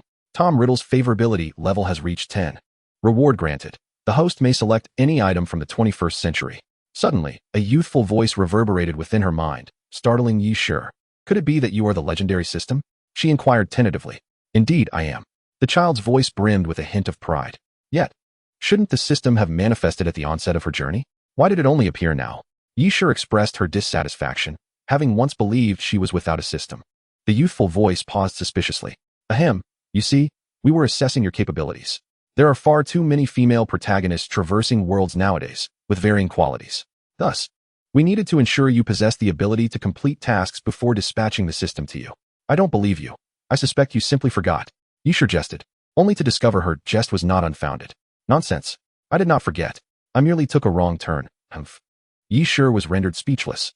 Being lost hardly seemed preferable to forgetting. All right. I understand you're just a child. I won't hold it against you. Go play. This system appeared rather unreliable, prompting Yishur to resolve to rely on her own abilities. Humph. I am not a child. I am a little girl. The system retorted, exasperated. Stop underestimating me. Quickly tell me what you desire. I will conjure it up to prove my worth. Then I wish for the Chinese artifacts pillaged by the British Museum. Very well. Host, I shall procure them for you at once. Yishur had barely finished her request when the system hurriedly responded. Then, with a chime, the system fell silent. Return to China. Yishur hurriedly completed her statement. Hey, system, are you still there? Only silence echoed in response. After a brief interval, a cascade of treasures suddenly descended from the heavens, instantly filling the cramped tavern to the brim. Yishur gazed at the overflowing ancient artifacts from China, momentarily at a loss for how to express her emotions. Firstly, as a Chinese person, she felt immense joy upon seeing them. Yet, the pressing question arose. How was she to manage these items alone? She feared that before she could transport them back to China, she would be apprehended as a thief. Even if she succeeded in bringing them all back to her homeland, she would struggle to explain how she came by these artifacts. This system seemed intent on causing her trouble. Well, what do you think? Am I impressive? The system sought her praise. Yishur felt as though the gates of prison were beckoning her. Her vision blurred, and she nearly fainted. Had she known, she would have preferred to have been struck down by Riddle's Avada Kedavra from the start. Overwhelmed, Yishur resolved to seek Professor Dumbledore's assistance. After explaining her predicament, she felt a twinge of anxiety. After all, Dumbledore was British, and she worried he might favor England. She privately wished for the artifacts to remain in China and not be returned to the British Museum. As anticipated, Dumbledore stated, the only course of action is for me and the professors to ensure they are returned to the British Museum. Yishur's heart sank, and she remained silent. Her head bowed. Sure, are you blaming me for not helping you return them to China? Dumbledore seemed to perceive her thoughts and inquired with a gentle smile. Yes, Professor. Yishur resolved to speak candidly. Sure, I genuinely wish to assist you, but the distance is too great and the items too numerous. Even I cannot successfully transport them back to China. Dumbledore gently patted her head. Moreover, if they were to return, the inexplicable appearance of artifacts would only bring calamity upon your homeland. Thus, this must be the course we take. Upon hearing his words, Yishur nodded in understanding. She believed that her homeland was now sufficiently strong, and one day, these artifacts would return in a rightful manner, merely a matter of time. However, a bit of intimidation could still be managed. Dumbledore playfully winked at her. That night, the British Museum encountered a series of bizarre events. First, artifacts from China mysteriously vanished without warning, only to reappear in their original places amidst the frantic search by security personnel. I must be seeing things. The guard sighed in relief, attempting to reassure himself. If they were truly lost, my job would be at stake. I want to go home. I want to go home. Suddenly, a sobbing female voice echoed, sending chills down his spine. Trembling, he shone his flashlight toward the source of the voice. Yet, nothing was found. Only a blue and white porcelain vase remained. Surely, you aren't speaking? The guard stared at it, and then chuckled at his own absurdity. You thieves, return me home. The porcelain vase replied, as if to slap his face.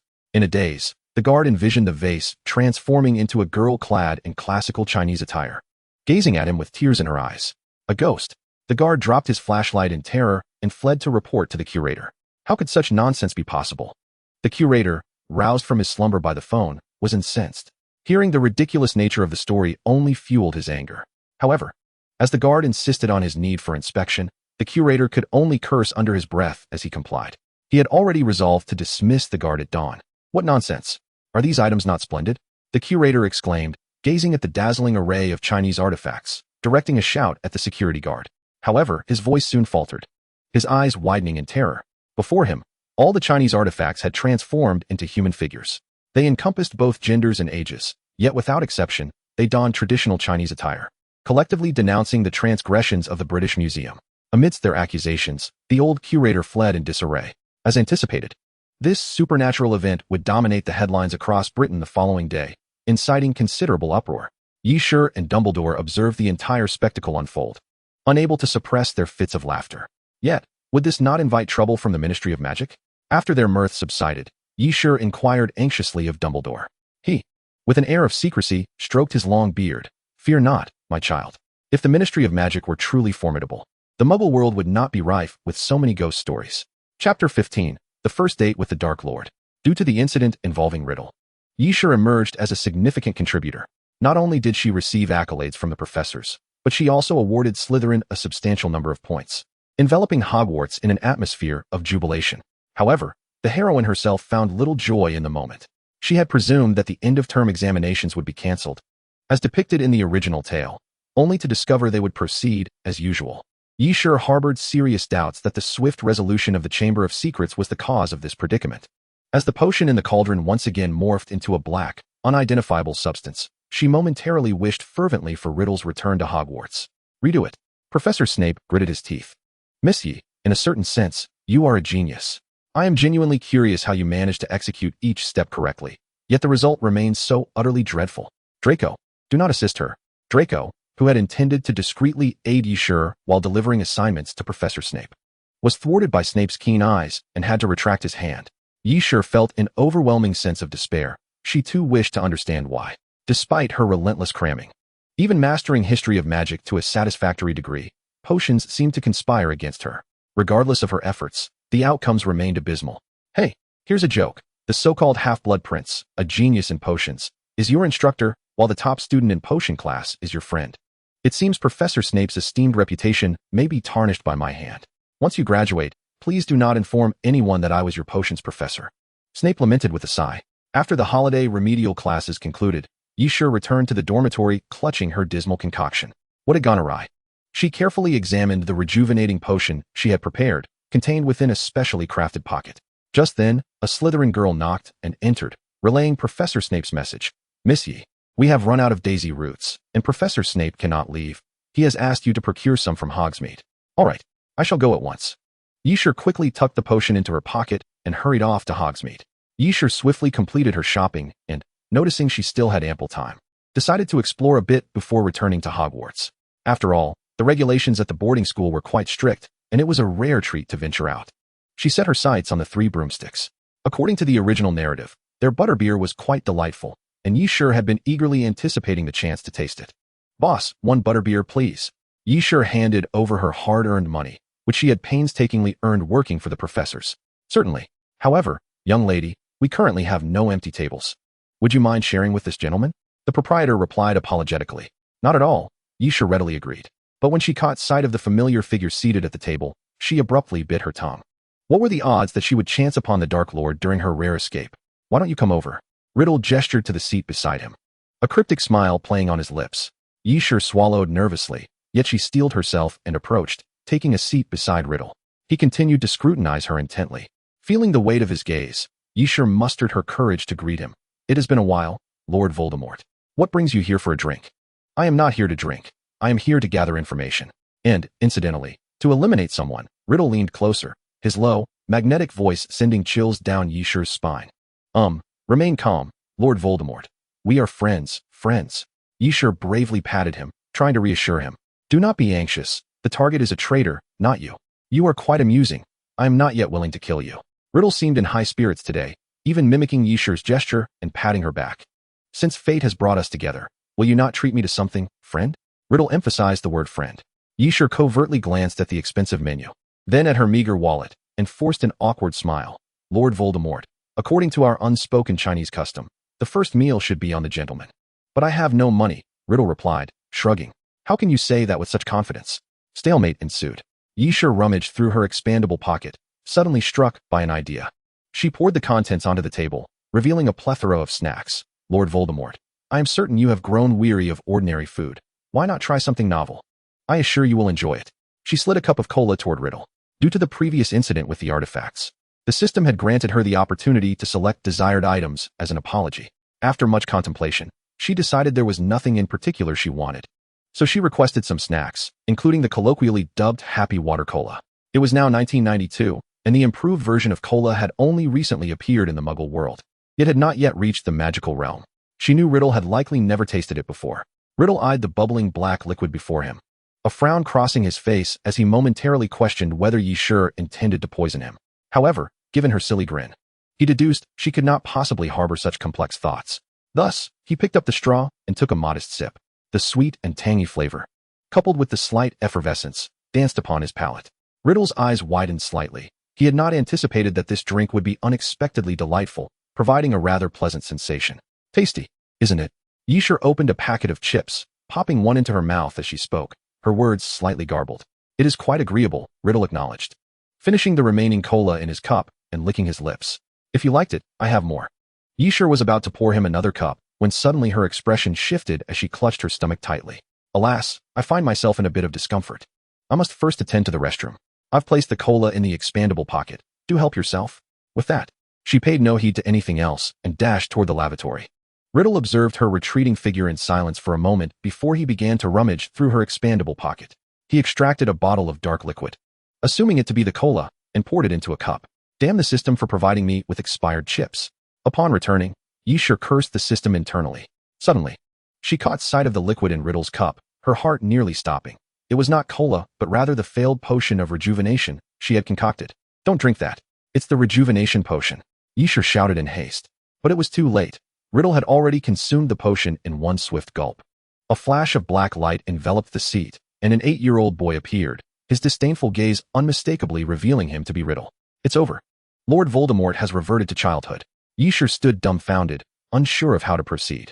Chapter 16. I don't wish to feel this way, yet he calls me sister. Calm down, calm down.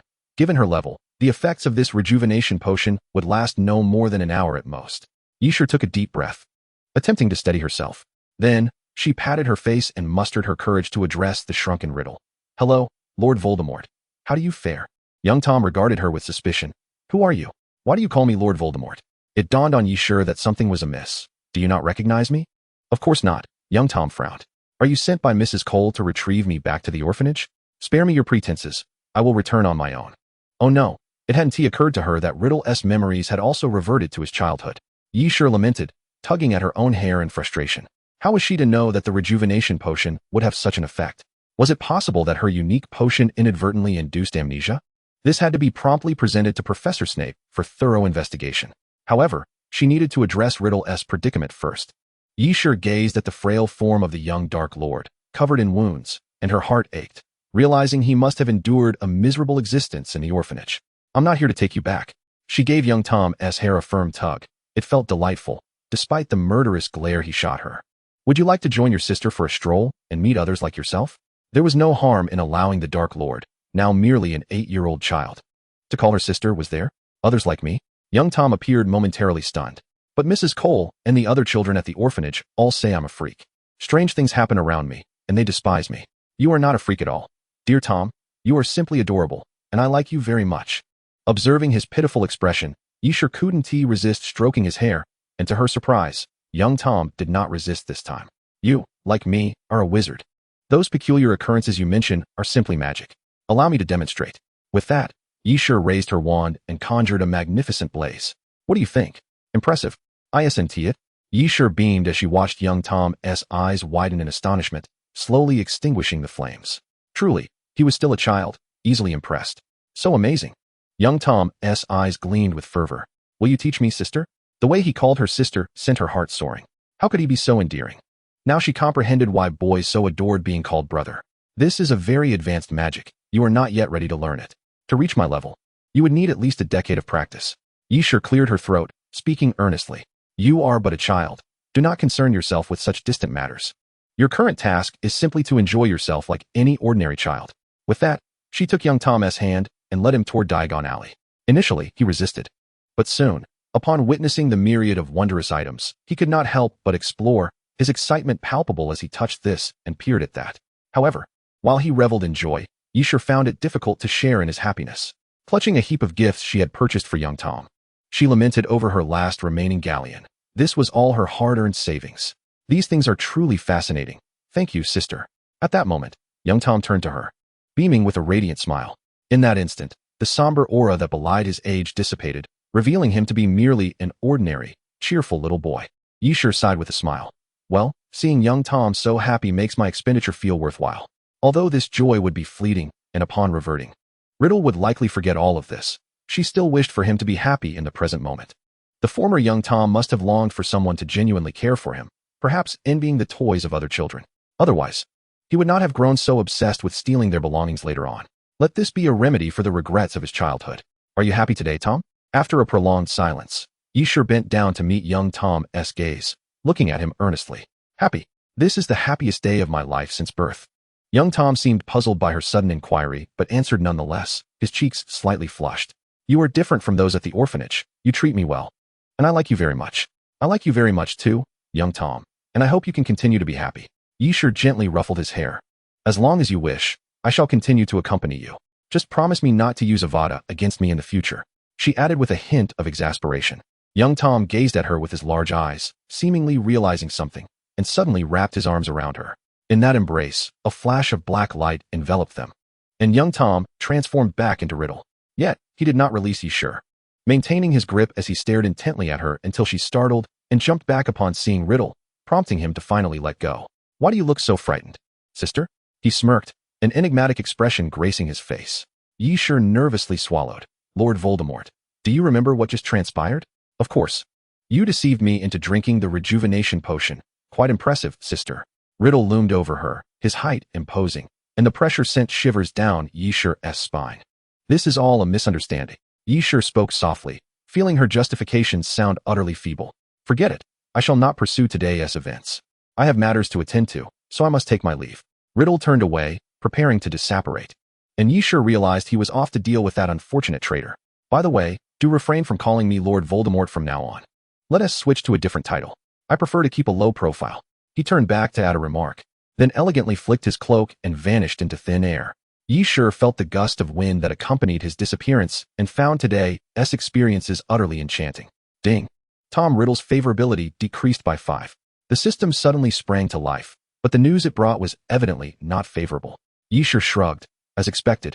She couldn't possibly expect Riddle, after being tricked into drinking the elixir of youth, to still smile at her, could she? That would not be the Tom Riddle she knew. Ding. Tom Riddle's favorability increased by 15. Tom Riddle's favorability has now reached 20. The host may select any item from the 21st century. Now, Yishur was thoroughly perplexed. Why had Riddle's favorability towards her actually increased? Chapter 17, Breaking News. Host.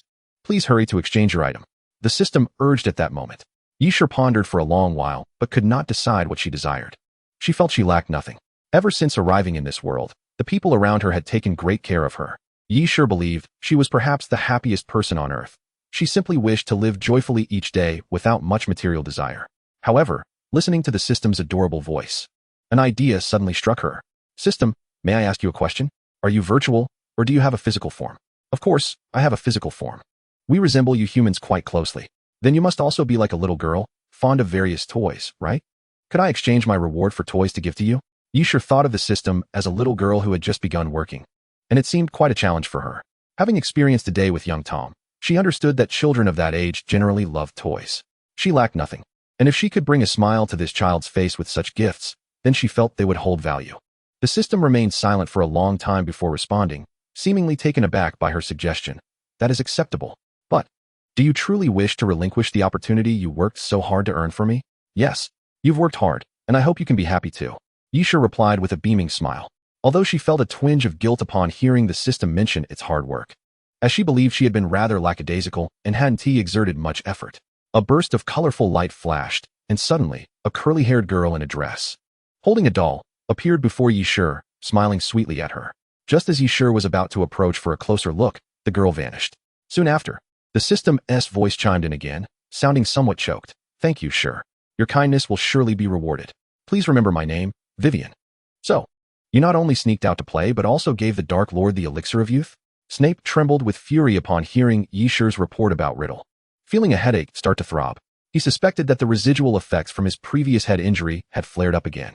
I'm sorry, Professor. I was wrong. Please punish me. Yishur immediately performed a deep bow, having become quite adept at this act of contrition, emphasizing her sincere attitude and willingness to amend her mistakes. Snape was indeed momentarily at a loss for words. The sharp retorts he had at the ready evaporated. I can't really fault you, he finally said with resignation. But associating with the Dark Lord is exceedingly perilous. One misstep could lead to a life-threatening situation.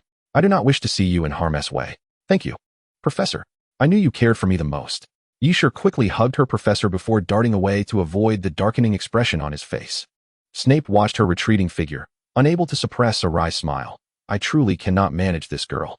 Yet, having such a lively girl around him each day seemed rather pleasant, like a ray of light illuminating his otherwise dreary and silent life. This semester, due to Riddle's abrupt departure, the Chamber of Secrets remained unopened, and thus there was no incident involving Lockhart being struck by his own memory charm. Initially, Yisher had worried that the professor for defense against the dark arts would change the following semester. However, on the day of the final exams, she heard that Lockhart had tripped over a small stone early in the morning, hitting his head and resulting in amnesia. Unexpectedly, they had reached the same conclusion through different paths. She shrugged, relieved. She still preferred Professor Lupin to teach them. After the final exams, it was time for the tallying of points for each house and the customary speeches honoring the victorious house at the feast. Once all that was concluded, the much-anticipated summer vacation for the students would commence. The only one not looking forward to the summer was probably Yisher. Your report card. During the summer, Professor Snape handed Yisher her second-year report card. How thrilling. The headmaster personally delivered her report card. Other students at least received theirs via OWL, allowing for a buffer. She, having stayed at school, missed even that buffer. Yisher anxiously accepted and opened her report card. Her grades were as follows: Astronomy, E. Care of magical creatures, E. Charms, O. Defense against the dark arts, O. Herbology, E. History of magic, A. Potions, A. Transfiguration, E. Upon seeing her report card, Yisher couldn't help but widen her eyes in delight. I actually received 2 OS. Most importantly, I passed potions. Your giant troll brain finally showed a glimmer of brilliance this time. Although your potion results still fall short of my expectations, they are commendable. Snape observed her silly grin, and the corners of his mouth, usually a straight line, slightly curved upwards. Now, come with me to my office for further training. Aim to achieve an E in potions next semester. No way, Professor. It's summer vacation. Can't I have just one day to rest? Yisher lamented, collapsing to the floor in despair. If you keep complaining, I'll add another hour of training. I won't complain anymore. Yisher remembered that a significant event would occur during the second-year summer vacation. Sirius Black would escape from Azkaban. To ensure she didn't miss this news, she had specially subscribed to the Daily Prophet. That day, Yisher, as usual, retrieved the latest issue of the Daily Prophet from the OWL. Before she could read about Sirius's escape, she was jolted by the explosive headline on the front page. Breaking news. The Dark Lord returns to the Wizarding World, fleeing after killing Ministry of Magic's Luke Haynes near Hogwarts. The accompanying illustration depicted a hooded figure with a green, eerie skull intertwined with a serpent rising ominously beside him. Riddle had struck. Yisher recalled the words Riddle had spoken to her not long ago and felt no surprise. She knew this was merely a warning from Riddle, a caution to all Death Eaters in the Wizarding World. It was a blatant announcement that the Dark Lord, who had once instilled terror, had returned. It seems that the magical realm is on the verge of a significant upheaval once again. Yisher sighed, continuing to read, until she stumbled upon a piece of news tucked away in a corner regarding Sirius Black's escape from prison. It appeared that with Riddle's recent commotion, the matter of the young wolf had become rather trivial. Reflecting on this, Yisher couldn't help but feel a twinge of sympathy for Sirius. One could only wonder how he would react upon hearing this news. Chapter 18. The Malfoy father and son were startled. At that moment, within the confines of Malfoy Manor, a throng of Death Eaters knelt reverently on the ground, trembling in fear. Before them sat a young man with raven-black hair, seemingly no older than 16, who reclined confidently in a chair. His gaze swept across the assembly, and though a smile graced his lips, a hidden malice lurked beneath, rendering the Death Eaters too terrified to utter a sound. To think you still possess the audacity to return. I must admit, I am compelled to regard you cowardly lot with newfound respect, Riddle remarked nonchalantly, tapping his fingers with a cold smirk. My lord, my loyalty to you is unwavering. I have eagerly awaited your return. One Death Eater spoke, his voice dripping with insincerity. I had no desire to return, but I refused to meet the same fate as Lucius Haynes. He thought inwardly, maintaining an outward appearance of reverence while the dark mark on his arm pulsed ominously. This particular Death Eater, nearly prostrate on the floor, felt assured that the young Dark Lord was oblivious to his inner musings. It wasn't until a massive serpent lunged at him, sinking its fangs into his neck, that his blind confidence was shattered. I am fully aware of your thoughts. Do not attempt to deceive me. He is the one who shares that fate. Riddle, having just utilized the Imperius curse, affectionately stroked Nagini's head. If only his foolish subordinates could exhibit the same intellect and understanding as Nagini. I know that in the 11 years of my absence, none of you ever thought to seek me out. Instead, you schemed to distance yourselves from me. However, in light of your return, I shall overlook it. Do you understand what is required of you moving forward? The oppressive aura emanating from Riddle left everyone in stunned silence. Only Lucius retained some semblance of composure, mustering the courage to speak. Thank you for your magnanimity, my lord. The Malfoy family shall pledge our unwavering allegiance to you. Riddle's expression softened slightly. Lucius, I hope you remember your words today. Serve me well, and you shall undoubtedly reap the rewards. For now, let us adjourn. I must pay a visit to 2 absent Death Eaters, Severus and Igor. Before he could finish, a sudden knock at the door interrupted. Draco, are you home? Hurry and open the door. I'm exhausted.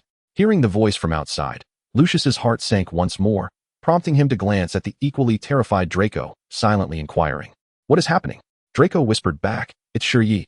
I invited her over to play today. We have to find a way to send her away, or we'll be doomed if the Dark Lord sees us. Lucius felt a pang of regret. Had I known better, I should have firmly opposed Draco's association with this girl. It would have spared us from today's predicament. Just as Draco was about to rush out to intercept Yi, Riddle seized the edge of his robe. Since she is here, why not invite her in for a chat? Yes, my lord. Draco, glancing at the expressionless face of the Dark Lord, noted a hint of a questionable smile, leaving him uncertain of Riddle's intentions. Shaking his head, he opened the door, marveling at the inscrutable nature of the Dark Lord, simultaneously feeling a wave of concern for Yi. Why did you take so long to open the door? Do you have any idea how heavy these things are? She exclaimed upon entering, her words flowing like a torrent. These are gifts I bought for you. I know you're wealthy and might not appreciate these trinkets, but they cost me a month's wage. As she thrust the items into the outstretched hand, a sudden chill jolted her back to reality. Wait, this isn't Draco's hand. Draco was still young. His hands weren't so refined. Looking up, she was met with Riddle's eyes, which held a peculiar glint, and noticed the Death Eaters exchanging glances, creating a rather surreal atmosphere. Everyone, you may leave. I wish to speak with this young lady alone. Riddle gestured towards the Death Eaters. Eager to escape, they hurriedly vacated the room, leaving the spacious parlor desolate in mere moments. Are you frightened of me? Riddle inquired. Observing Yishu's silence, his brow furrowed. He did not believe this audacious girl would harbor any fear of him. Not at all. Yishu flashed him a radiant smile. One Riddle was all too familiar with. I merely wish to maintain your authority in front of your subordinates. In my heart, you will always be my dear friend. Humph. Then why did you bring gifts for Draco Malfoy, and not for me? Riddle huffed.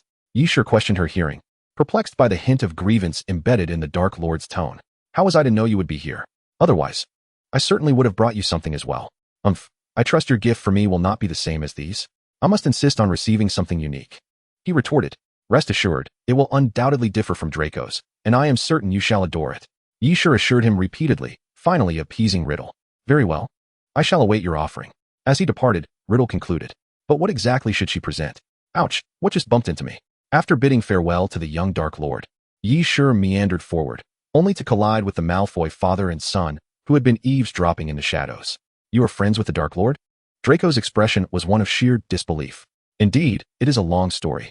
Yishu replied with a rueful smile. However, it may soon become irrelevant as I am at a loss for a suitable gift for him. Most importantly, I am completely out of funds. Displaying her empty wallet, she silently lamented.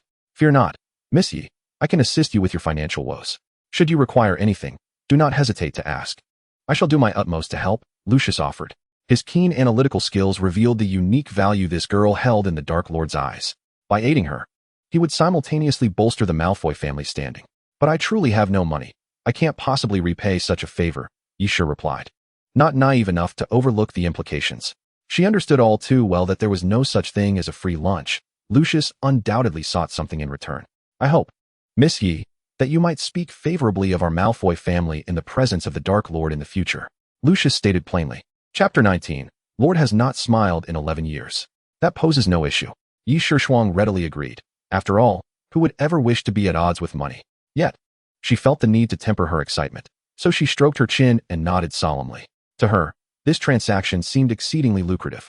After all, while flattery can be uttered, its effectiveness remains uncertain. Lucius also perceived the deal as advantageous. For the Malfoy family, money was the least valuable commodity, and he surmised that a mere girl like her would hardly incur significant expenses. Moreover, it would serve to endear him to the Lord, a win-win situation. Lucius Malfoy, having navigated the intricacies of the Ministry of Magic for many years, had honed his ability to read people to perfection, rarely misjudging a situation. He had discerned that the Dark Lord harbored some interest in Yi Shuang. After all, it had been 11 years since the Dark Lord had last smiled, and this was the first time he had brought a woman home. Thus, securing Yi Shuang's presence was undoubtedly a wise move. Consequently, this collaboration was joyfully established under the pretense of shared ulterior motives. Well, I shall take my leave now, Uncle Lucius, Yi Shuang announced as she gathered her belongings to bid farewell, only to be unexpectedly detained by Lucius. Miss Yi, since you are here, why not stay a few days longer? Draco has been mentioning you for quite some time, Lucius suggested. Yi Shuang was taken aback by the gleam in his eyes, as though he had spotted a rare creature. Professor Snape has summoned me back to practice potions. It wouldn't be good to keep him waiting, she offered, invoking the universal excuse in an attempt to decline. Snape? Lucius's expression shifted to a peculiar one. I would advise you, Miss Yi, to refrain from seeking him out at this moment. Why? Yi Shuang's heart sank at the ominous tone of his words, sensing something amiss. Lucius slowly revealed the reason. Because the Dark Lord is currently seeking him for a discussion. Could it be that Snape's identity as a spy had been uncovered by Riddle? Yi Shuang pondered anxiously. She yearned to assist, yet she recognized that her presence would likely complicate matters further. All she could do was silently wish for Snape's safety, thinking, Professor, you must not come to harm. At that moment, Snape felt the searing pain of the dark mark upon his arm, furrowing his brow slightly. He understood that the Dark Lord was summoning him. Headmaster, what should I do? Snape inquired, looking towards Dumbledore. According to our original plan, continue your role as a double agent, Dumbledore instructed. Understood, Snape nodded, his complexion paling as he exited Hogwarts. Taking a deep breath, he disapparated to the location indicated by the mark. He was aware that being a double agent was exceedingly perilous. However, he had vowed to protect Lily's child. Furthermore, he now had another person he wished to safeguard, Yi Shuang. For their sake, he would march forward, even at the cost of his own life. Master, you summoned me? Upon reaching his destination, Snape immediately spotted the dark-haired youth standing with his hands clasped behind his back and bowed respectfully. Severus, such arrogance. You failed to attend the previous gathering, only willing to come after I personally invited you? Riddle approached, yanking back Snape's sleeve to force him to confront the now charred and still smoldering dark mark. He then continued, or perhaps you have truly defected to Dumbledore's side. As Riddle's words hung in the air, Nagini emerged from behind him, glaring at Snape with an intensity that suggested she was poised to strike at a moment's notice. A thin sheen of sweat broke out on Snape's back, yet he maintained his composure. You misunderstand me, Master. Your earlier command was for me to infiltrate Hogwarts, and I have diligently obeyed your orders, establishing my presence there as a professor.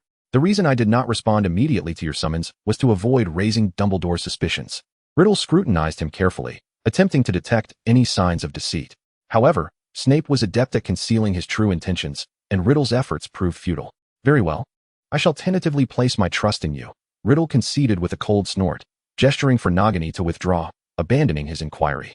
I have summoned you today for an important task. Master, I am at your service, Snape replied, his hands subtly clenching beneath the cover of his long sleeves. The Dark Lord's serious demeanor indicated that the task would not be trivial. He braced himself for the possibility of sacrificing his life, if necessary. It is a reconnaissance mission. I need you to ascertain Yi Shuang's preferences.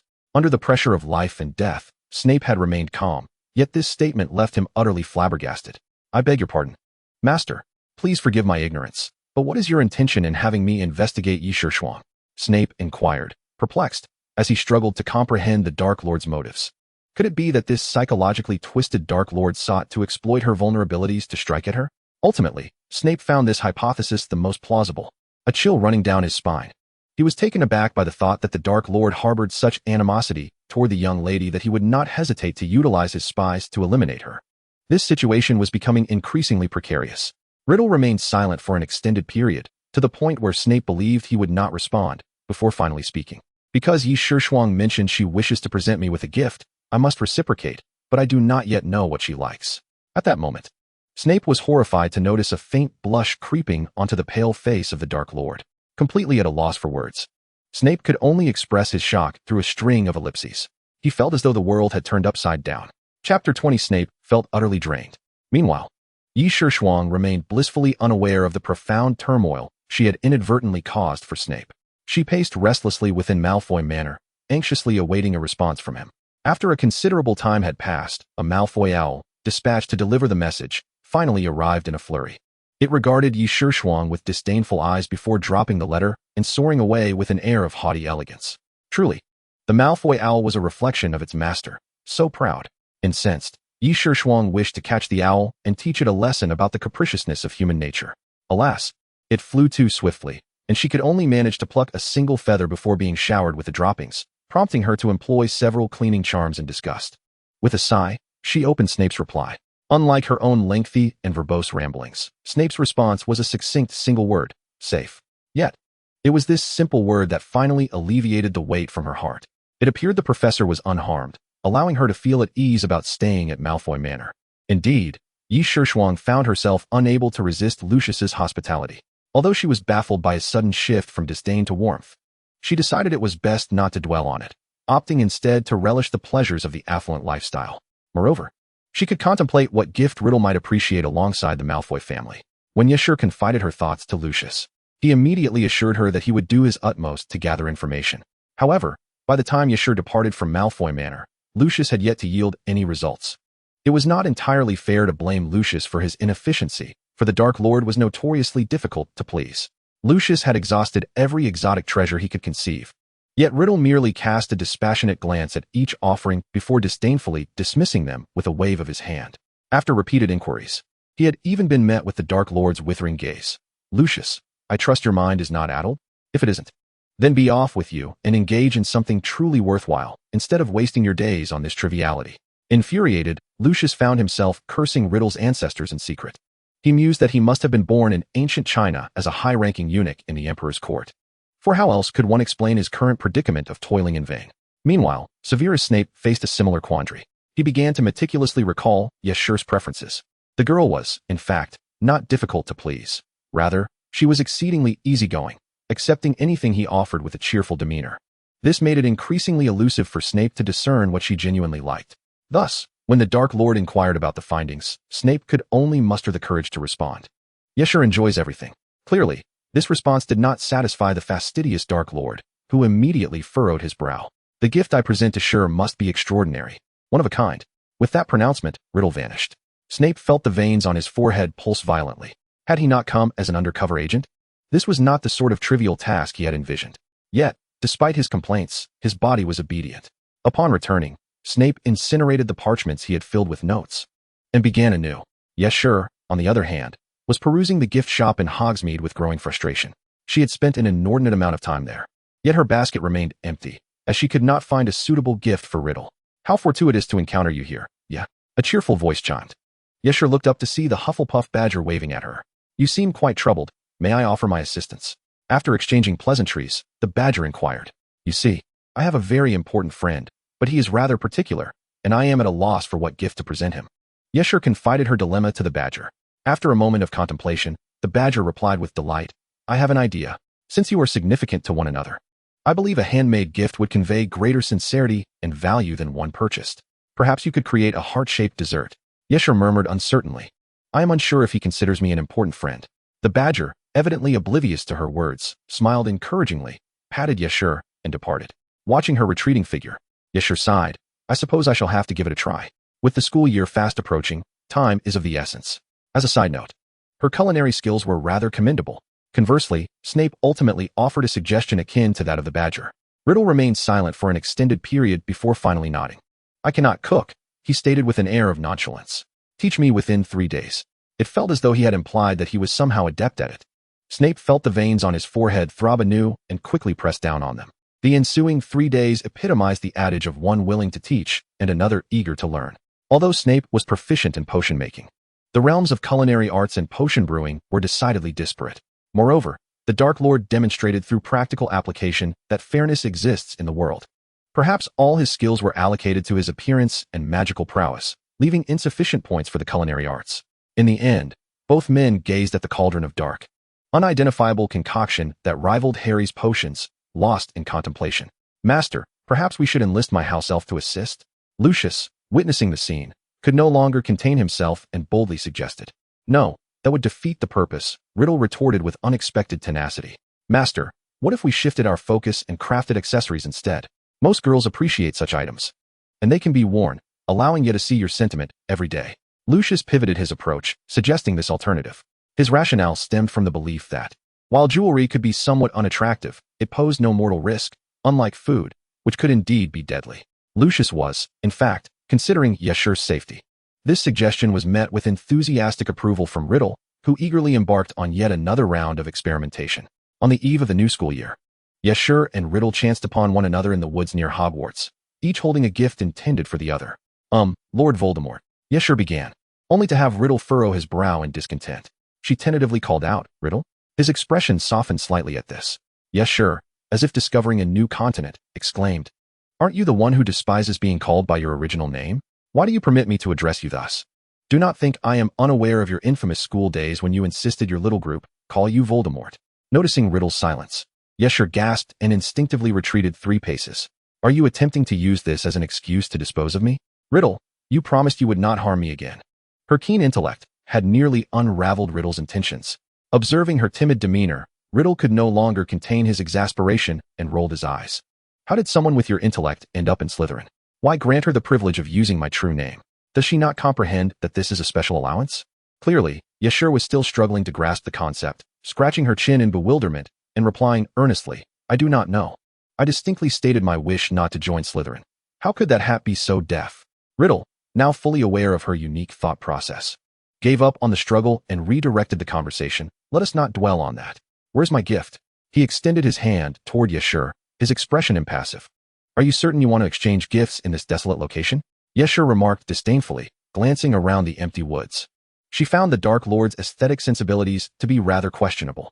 Upon recalling the grotesque dark mark he had designed, it was not difficult to understand. Moreover, she harbored unpleasant memories associated with this very forest. Is this place not suitable? Riddle felt somewhat wounded. He had meticulously chosen this spot, for it was home to a myriad of wild creatures. He found it rather romantic to witness the scene of beasts hunting and, amidst their howls, though he would rather call them songs, exchange gifts. As Yeshur gazed at him, her expression gradually morphed into one of distress, causing her tender heart to falter. And she immediately acquiesced. All right, let us stay here. I think this place is quite nice. Really? Indeed, Yeshur replied, albeit reluctantly, as she handed Riddle the cake she had crafted. This is a strawberry cake I made myself. I hope you don't find it displeasing. Do taste it. And if you enjoy it, I shall make you another next time. To enhance the cake's aesthetic appeal, she had gone to the trouble of shaping it into a heart. While she had not considered any implications during its creation, Riddle, however, was clearly lost in thought. Staring at the pink heart, his mind went blank. What did this sudden gift from Yeshur imply? Was she perhaps confessing her feelings? He harbored a slight fondness for Yeshur himself. But was this not a bit too swift? Yet, if he were to refuse her, would she become disheartened and cease to harbor feelings for him? Unbeknownst to Yeshur, Riddle's thoughts were spiraling out of control. She merely observed his dazed expression and assumed he disliked her gift. What's wrong, Riddle? Do you not like it? If you don't, I can take it back. I do. Riddle exclaimed, panic-stricken as he saw Yeshur about to reclaim the cake, swiftly snatching it from her grasp. He then conjured a box, carefully placing the cake inside before presenting her with a necklace he had crafted. Here, for you. Riddle had intended to create a snake-shaped necklace, as snakes were his favorite creatures. However, it was evident that his craftsmanship was rather limited, resulting in something far from his expectations. Yeshur scrutinized the necklace for a considerable time, yet could not decipher what it truly represented. However, seeing Riddle's seemingly indifferent yet subtly expectant gaze, she mustered the courage to compliment him. Ah, as expected of the illustrious Dark Lord. You've guessed my fondness for food and made me a twist of dough, haha. Actually, it's a snake, Riddle explained, his expression darkening. Yeshur immediately fell silent, realizing she had unwittingly flattered him in a rather embarrassing manner. I know it may not be the most aesthetically pleasing. It was crafted by my own hands. Riddle's usual stoic demeanor returned, the tousled locks obscuring his eyes, rendering his thoughts inscrutable. Give it to me. I shall destroy it now and buy you a prettier one from a boutique another day. What? Yeshur was taken aback.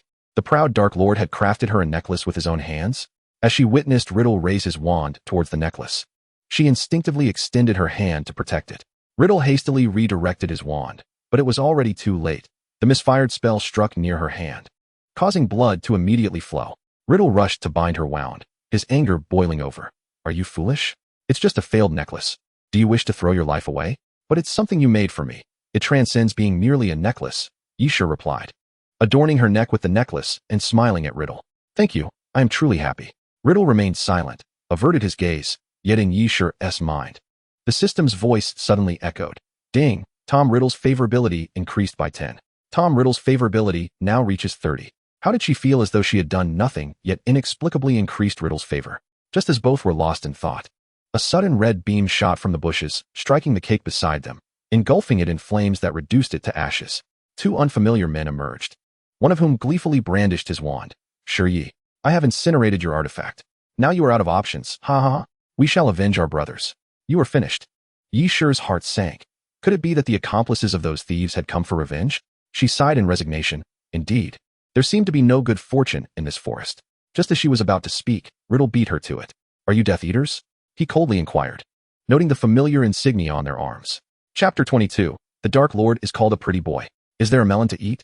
Initially poised to take action, Yi Shi withdrew her hand upon hearing Riddle's question, ready to watch the unfolding scene. Indeed, I am a Death Eater serving the Dark Lord. What now, are you frightened? Boasted the man. It was evident that he was an impostor.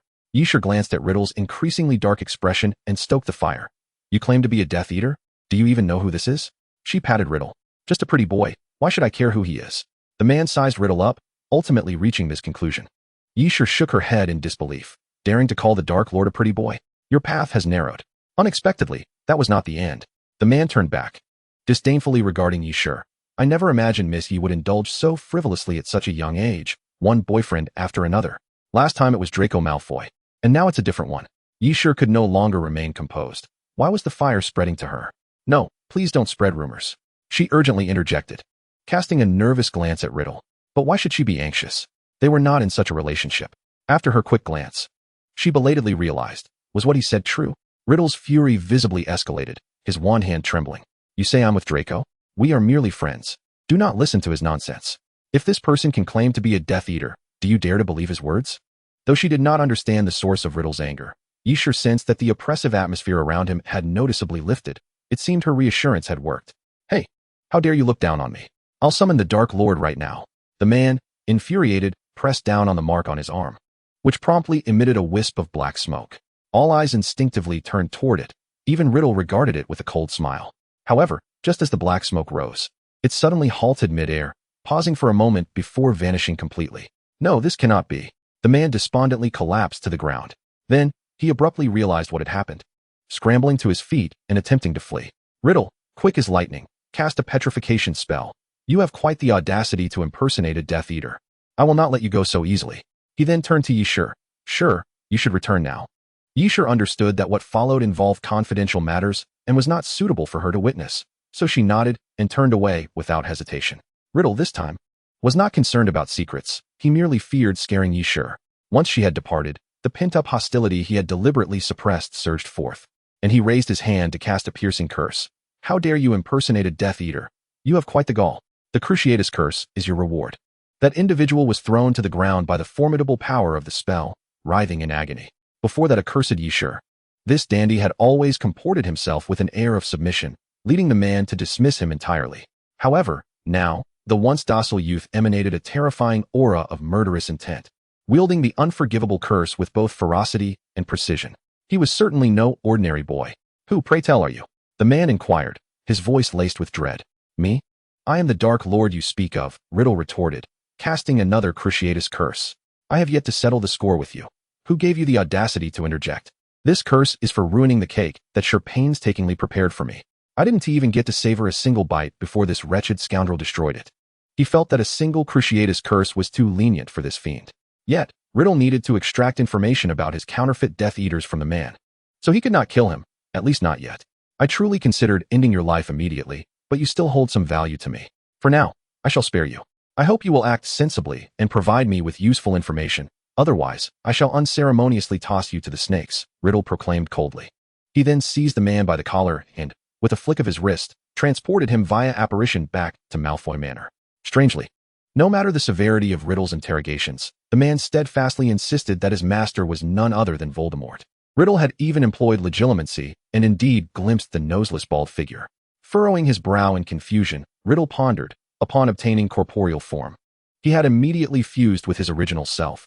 Thus, he could be certain that he was the only Voldemort now. So, who could this false Death Eater-s leader be? It appeared that the situation was far more intricate than he had anticipated. Unable to glean any useful leads, Riddle gestured for Nagini to take the man away. Exhaling a long sigh, He decided to set that issue aside for the moment and focus on devising a plan to liberate the imprisoned Death Eaters from Azkaban. Thus, on the very first day of third year, everyone learned through the Daily Prophet of a sensational piece of news. The Death Eaters had collectively escaped from Azkaban. At that moment, Yishur was leisurely enjoying her breakfast, awaiting the return of her classmates, when she read the article and promptly spewed her milk all over the table. Wasn't this supposed to happen in 5th year? How could it have occurred so much earlier? She continued reading. Among the fugitives is Bellatrix Lestrange, cousin to the infamous Sirius Black. We have reason to believe they received assistance from Black. Oh, poor Sirius, having only just escaped from Azkaban days ago. To be saddled with such a charge, truly the most tragic scapegoat in Harry Potter. Yishur felt deep sympathy for Sirius. She lightly tapped the newspaper with her fingers, suddenly struck by an idea. Since the timeline of the Death Eaters' escape had advanced, perhaps she too could deviate from the original plot and find a way to facilitate an early reunion between Harry and Sirius. In doing so, Sirius might endure less suffering, and perhaps the tragic conclusion could be altered. Sirius had suffered far too much in his life. Yishur believed such a brave, strong, and sociable godfather did not deserve to fall into solitude behind the curtain. In the distance, the roar of a train approached, signaling the arrival of the students. With renewed determination, Yishur strode forward, resolved to seize the opportunity that fate had granted her to save these individuals with her modest strength. Chapter 23. A Point of Suspicion. Observing the students' listless demeanor, Yishur discerned that they must have encountered Dementors on the train, particularly Harry, who appeared unsteady on his feet, his complexion ashen to the point of being alarming, while Hermione and Ron supported him with anxious expressions.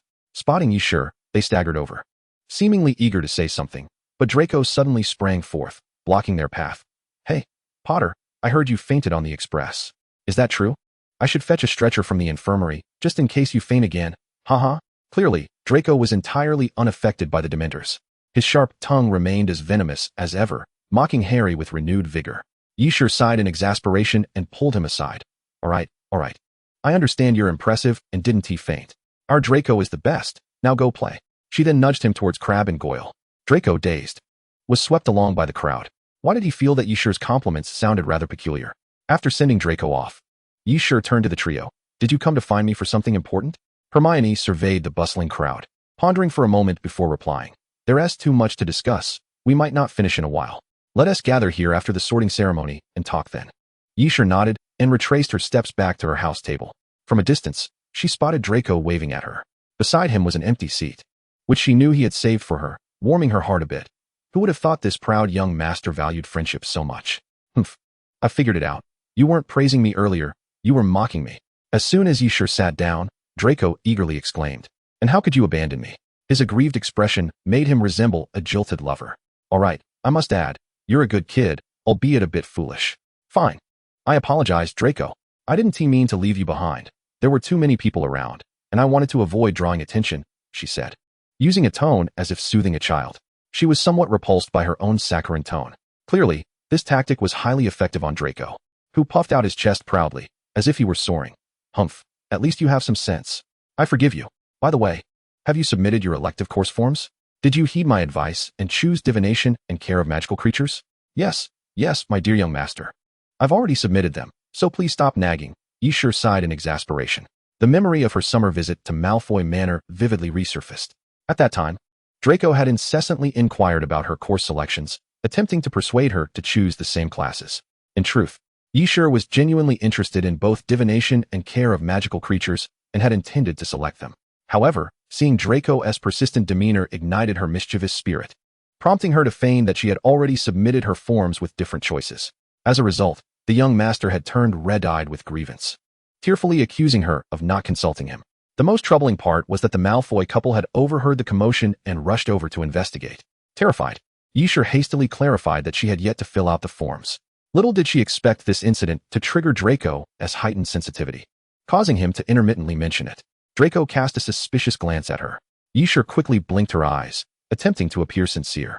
Only then did Draco seem to relax, stating, I am truly eager to embark on the fascinating course of care of magical creatures. I wonder what intriguing creatures we shall encounter. When the topic of magical beasts arose, Draco's eyes sparkled with anticipation. I can only imagine his delight upon seeing that Professor Hagrid would be teaching, along with the hippogriff and the blast-ended scrut. Reflecting on the unfolding narrative, Yishur let out a sigh. The sorting ceremony concluded amidst a chorus of applause, and Dumbledore ascended the podium to introduce the new professors, the newly appointed Professor Lupin, who would teach defense against the dark arts, and Professor Hagrid, the instructor for care of magical creatures. Stealing a glance at Draco during Hagrid's introduction, Yshur noted the way his smile faltered midair. Why must this wild man be the one to teach the class I am most looking forward to? Had I known, I would have chosen otherwise. Draco. Such remarks about others are rather impolite. Yshur gently corrected him, attempting to console Draco. Perhaps Hagrid's lessons will be quite enjoyable. Her intention was merely to uplift Draco's spirits, yet the mention of enjoyable caused the corners of Draco's mouth to twitch upward unnaturally. Yshur recognized this expression. It often preceded his mischievous schemes. True to form, Draco remarked. Indeed, how could I have overlooked that? We might have some intriguing escapades in Hagrid's class. Now I understand why Buckbeak attacked you, Yshur thought, exasperated as she cradled her head in her hands. Never mind. It took considerable effort to lift Draco's spirits. She would find a way to thwart him later.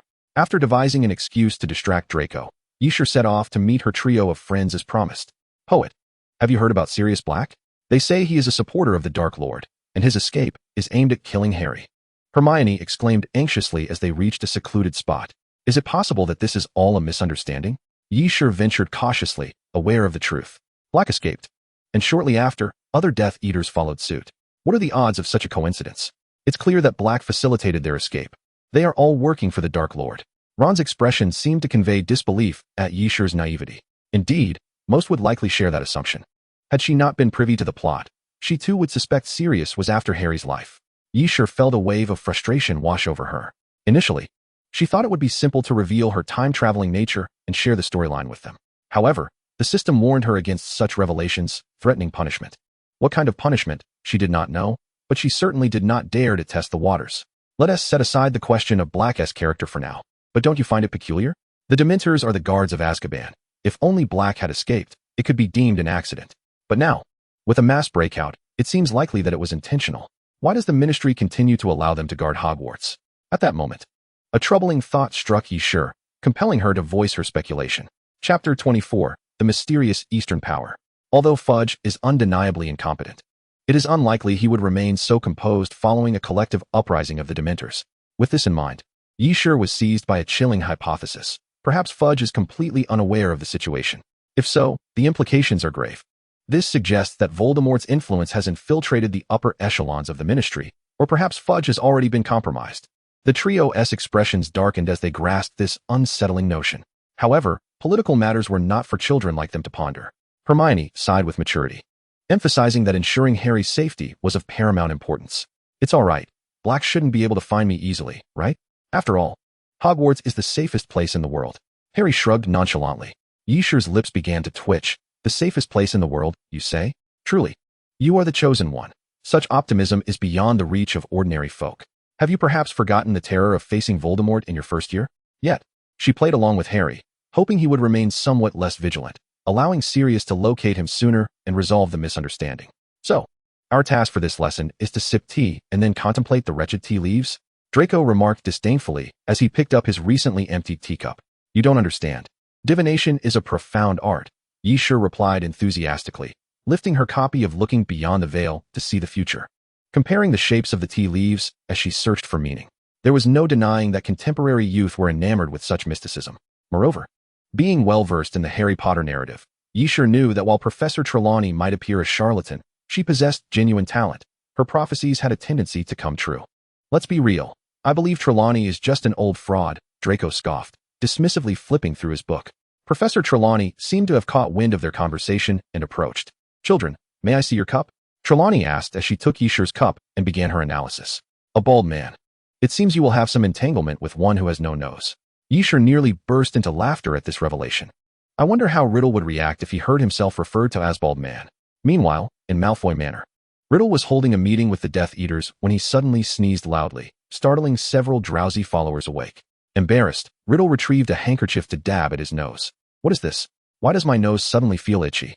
Trelawney turned the teacup in another direction and continued her analysis. Two souls, light and shadow. Her brow furrowed, her demeanor shifting from whimsical to serious. I have never seen such an unusual pattern. I cannot explain it. After speaking, she set down the teacup, muttering to herself as she moved towards Harry. Yshur stood frozen in place. Two souls. Was this not a direct reference to her own time-traveling experience? This divination indeed held some merit. But what did light and shadow signify? What nonsensical drivel? She truly must be a fraud. Poet, do not let her influence you. Draco, noticing her dazed expression, reached out to gently pat her face, attempting to rouse her spirits. Yishur understood Draco's concern, but she alone was aware that this divination was not erroneous, so she merely smiled at him. Suddenly, the sound of a cup shattering drew their attention, followed by Trelawney's piercing scream, a great black dog. Oh dear, this is ominous. It is the most dire of omens. In the ensuing silence, Draco erupted into laughter. Now I am inclined to believe that Trelawney is not merely an old fraud. I can hardly wait to see the misfortune that befalls her. Will Scarhead acquire yet another scar? Ha! Well, it is not as if she has only just realized that her child is a mischievous little rascal with a sharp tongue. Yishur regarded Draco with a stern gaze, akin to that of a parent observing their unruly offspring, and then gave his head a firm rap. You mustn't utter such venomous words, Draco. According to the mystical philosophies of our Chinese tradition, such utterances will invite retribution, and it shall come swiftly. To lend credence to her words, she pinched her fingers as if casting a spell, even going so far as to stroke an imaginary beard with an air of profound wisdom. Her confidence stemmed from the fact that the next class was the highly anticipated Care of Magical Creatures lesson, renowned from the original narrative. Draco, somewhat intimidated by this enigmatic Eastern power, nodded in understanding, albeit without fully grasping the gravity of the situation. Marvelously, during the Care of Magical Creatures lesson, when Harry flawlessly landed on Buckbeak, Hagrid could not suppress his applause. Who else wishes to give it a try? He inquired, surveying the eager faces of his classmates. Recalling the tragic events from the original tale, Yishur resolved to intercept Draco, but her efforts were in vain. The boy, despite verbally declining, darted away with a speed that could rival a rabbit. Yishur, lacking in athletic prowess, found herself powerless to stop him. Consequently, she could only watch in dismay as Draco taunted Buckbeak, only to be sent sprawling by a powerful swipe of its talons. Although Buckbeak seemed poised to follow up with a bite, Yishur quickly cast a spell to render the creature unconscious, thereby saving Draco. Nevertheless, the initial claw strike had left a distinct gash across Draco's face, oozing blood. I'll take him to the hospital wing, Yishur exclaimed, swiftly hoisting Draco onto her back and dashing towards the infirmary. Draco appeared somewhat dazed, rendered speechless by the ordeal. It was not until he lay upon the hospital bed that he grasped Yishur's hand with tear-filled eyes. Sure, I was wrong. I should have listened to you and refrained from speaking out of turn. I shouldn't have dismissed the power of your Chinese spells. Now, I truly fear I will end up like Scarhead. From that moment on, Yishur gained a new kind of notoriety at Hogwarts. This time, it was due to her accurate prediction regarding Draco's fate. Students began to flock to her for fortune-telling, convinced of her mystical Eastern powers. Sure, could you possibly tell me when I will find a boyfriend? A shy girl inquired. Your task as a student is to focus on your studies and not to daydream about romance, Yishur asserted firmly, gripping her hand. After all, she had traversed through time and, combined with her age, was nearly a university graduate without ever having experienced love. Was it appropriate to pose such inquiries to a poor, single individual? Sure. Could you foresee whether Ravenclaw will secure the House Cup this time? No, Professor Flitwick, why are you also joining in this frivolity? Yishur lamented, feeling exasperated. However, an idea struck her. Since everyone was so convinced of her mysterious Eastern abilities, perhaps she could leverage this belief to provide hints to the main characters. Just hints, not outright revelations, that surely wouldn't violate any rules. Chapter 25, A New Nickname. The system did not voice any objections, leading Yishur to conclude that she had successfully navigated a loophole in the regulations. A smile spread across her face. With this approach, how could I possibly fail to assist Harry and Sirius in recognizing each other? Yet, she had forgotten about her steadfastly rational friend, Miss Hermione Granger. Sure, while we are friends, I must caution you that mysticism is the most unreliable thing in the world. The incident with Malfoy was merely a coincidence. We cannot assume, based on your single prediction, that Sirius Black is Harry's godfather and that he is innocent. Yishur sighed. While she typically admired Hermione, at that moment, she found herself somewhat exasperated with her overly meticulous and serious demeanor. What I say is true. Why will you not believe me? If I accurately predict a few more occurrences, will you then accept my words as truth? An idea suddenly sparked in her mind, and she cheerfully asked. Hermione pondered for a moment. Well, that depends on what you predict. First, I foresee that you will use the Time Turner to attend the upcoming Ancient Runes class. Yishur watched with satisfaction as Hermione's expression shifted immediately, knowing that this revelation would elicit a strong reaction, as it was highly confidential, even unknown to Harry and Ron. Furthermore, in defense against the dark arts, we will confront a boggart, which will transform into Professor Snape wearing a floral hat when it faces Neville. Do you need more predictions? No, thank you. Hermione, noticing Harry and Ron casting skeptical glances her way, quickly sought to deflect attention from the Time Turner secret. Let us first see if these events come to pass. Yisha responded with a bright smile, absolutely. After a few days in the hospital wing, Draco finally made his reappearance during potions class. Despite the bandages wrapped around his arm, his spirits were undeterred. Professor, my hand is injured. I need assistance with these daisy roots. And this fig requires peeling. Professor Snape, without hesitation, barked, Potter. Weasley, go assist Malfoy.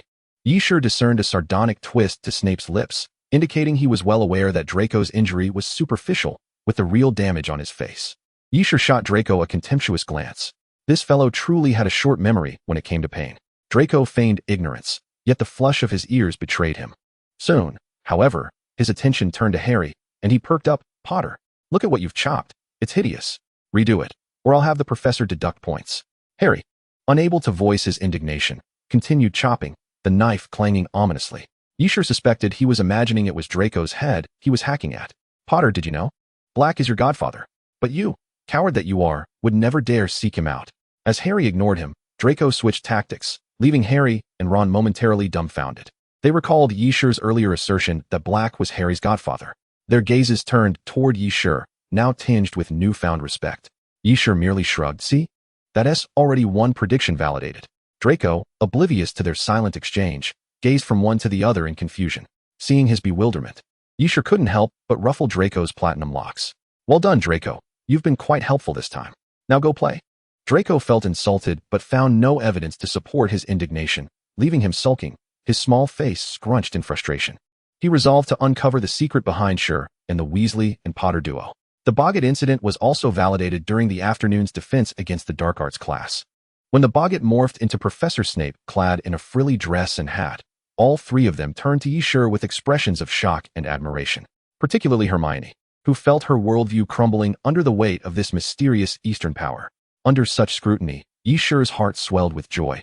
Was this the thrill of being impressive? It was utterly delightful, although I feel somewhat guilty towards Professor Snape. It is undeniably challenging for her to suppress the corners of her mouth upon witnessing the professor in such a state. Had she known earlier, she would have set up a camera to secretly capture this moment. However, her smile quickly faded as rumors began to circulate, claiming that the Boggart transforming into Professor Snape was due to Yisha's Eastern sorcery.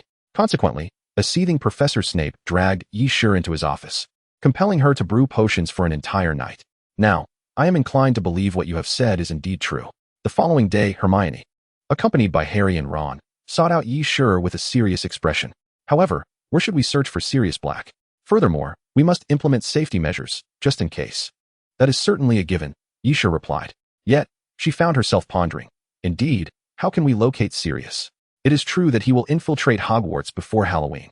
However, Hogwarts is vast, and searching for a person, no, a dog, seems akin to finding a needle in a haystack.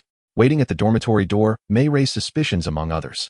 The four of them, unable to devise a suitable plan, parted ways.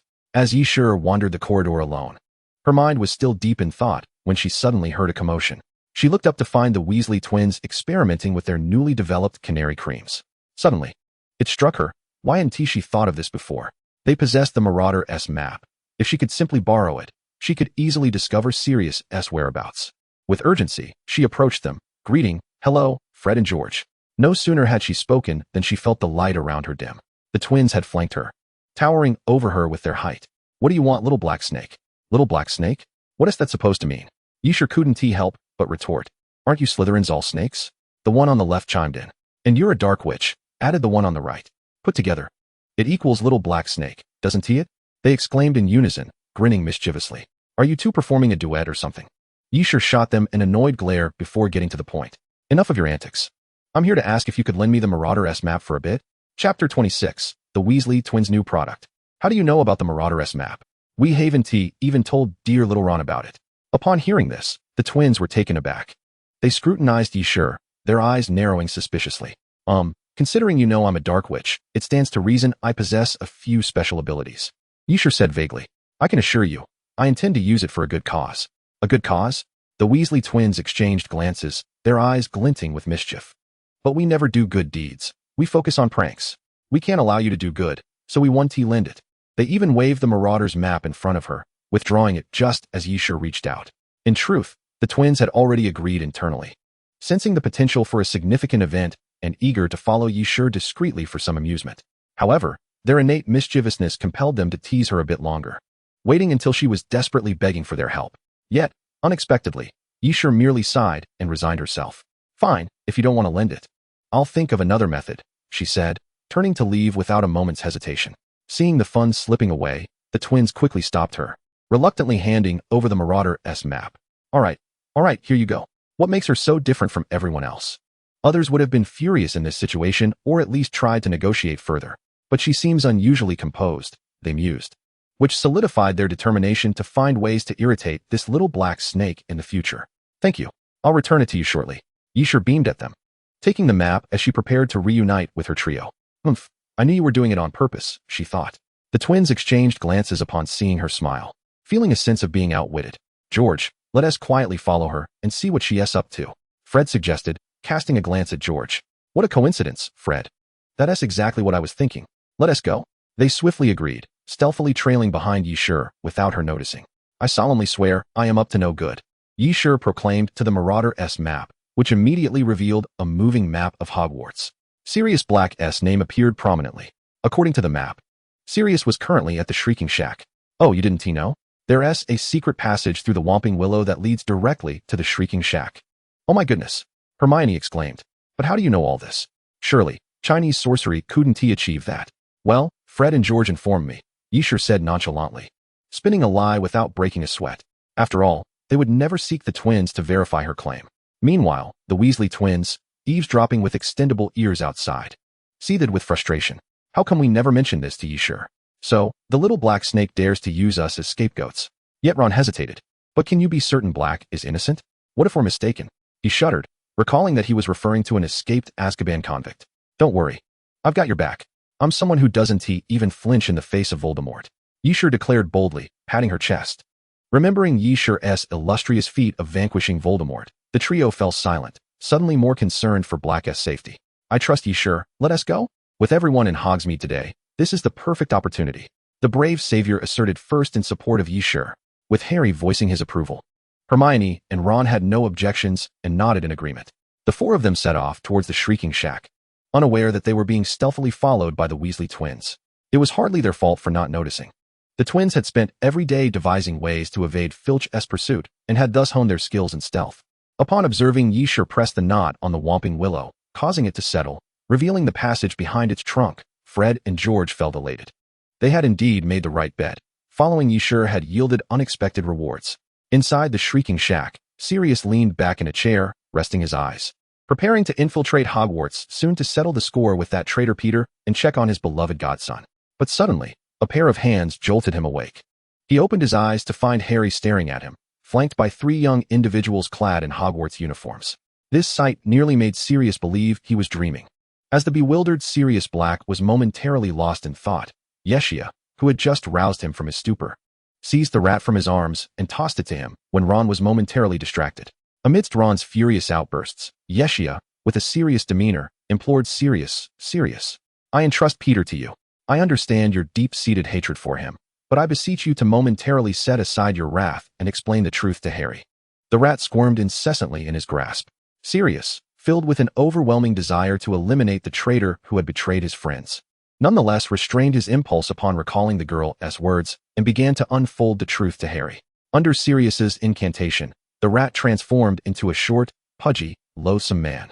Through Sirius's narration, Harry finally comprehended that it was none other than Peter Pettigrew who had betrayed his parents, leaving Sirius unjustly wronged. Very well.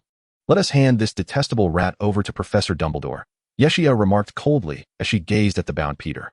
She had always harbored disdain for such treacherous individuals, and had it not been for his betrayal, Harry could have enjoyed a blissful childhood.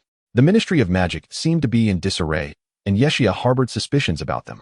However, she felt reassured in trusting Peter to Dumbledore. As she approached him, an unexpected turn of events unfolded. Aware of his impending doom, Peter summoned all his magical power and forcefully broke free from the binding spell, transforming back into a rat and attempting to escape. Quick, catch him. The group gasped in alarm and hurried after the rat. Yet, transformed into a rat, Peter darted away with astonishing speed, leaving them in his dust. Just as Peter was about to slip out of sight, a patch of swamp materialized beneath him, and he became ensnared. The Weasley twins appeared before them, effortlessly lifting the rat by its tail with a flick of their fingers. With Yeshia's complexion darkening ominously, they grinned and exclaimed, "This is our experimental new product. A portable swamp. Pretty cool, right, little black snake?" Chapter 27, The Battlefield, Part 1. "Goodness, you two actually followed us. Impressive." Yeshia seethed through gritted teeth. In her haste to leave, she had neglected to check the Marauder's map, falling prey to the cleverness of these two. "Oh, little black snake. Is this how you treat your benefactors?" Fred feigned indignation, while George gleefully waved the captured rat. "Indeed, if it weren't for us, this fellow would have long escaped." They had undeniably rendered significant assistance. Moreover, noticing the rat's shifty eyes, seemingly plotting another escape, Yeshia quickly signaled for them to take Peter to the headmaster's office. Sirius transformed into a large black dog, wagging his tail in tow. Dumbledore was leisurely sitting in his office, savoring some lemon drops, enjoying a moment of solitude as both students and professors had flocked to Hogsmeade. Seizing this uninterrupted opportunity, he relished the long-awaited lemon drops. Free from the nagging of Yeshia about his age and dietary habits. Suddenly, he felt the atmosphere brighten. Just then, a knock echoed from the door, startling him so much that he nearly choked on his candy. "Professor Dumbledore, please open the door. It's an emergency." Yeshia's urgent voice pierced through. Dumbledore, feeling guilty, hastily tucked the candy away in his drawer before opening the door. "What is the matter, my child?" he inquired, his eyes widening in astonishment at the sight of the 7 individuals and a dog before him. Yeshia swiftly explained the situation, to which Dumbledore nodded solemnly. "Understood.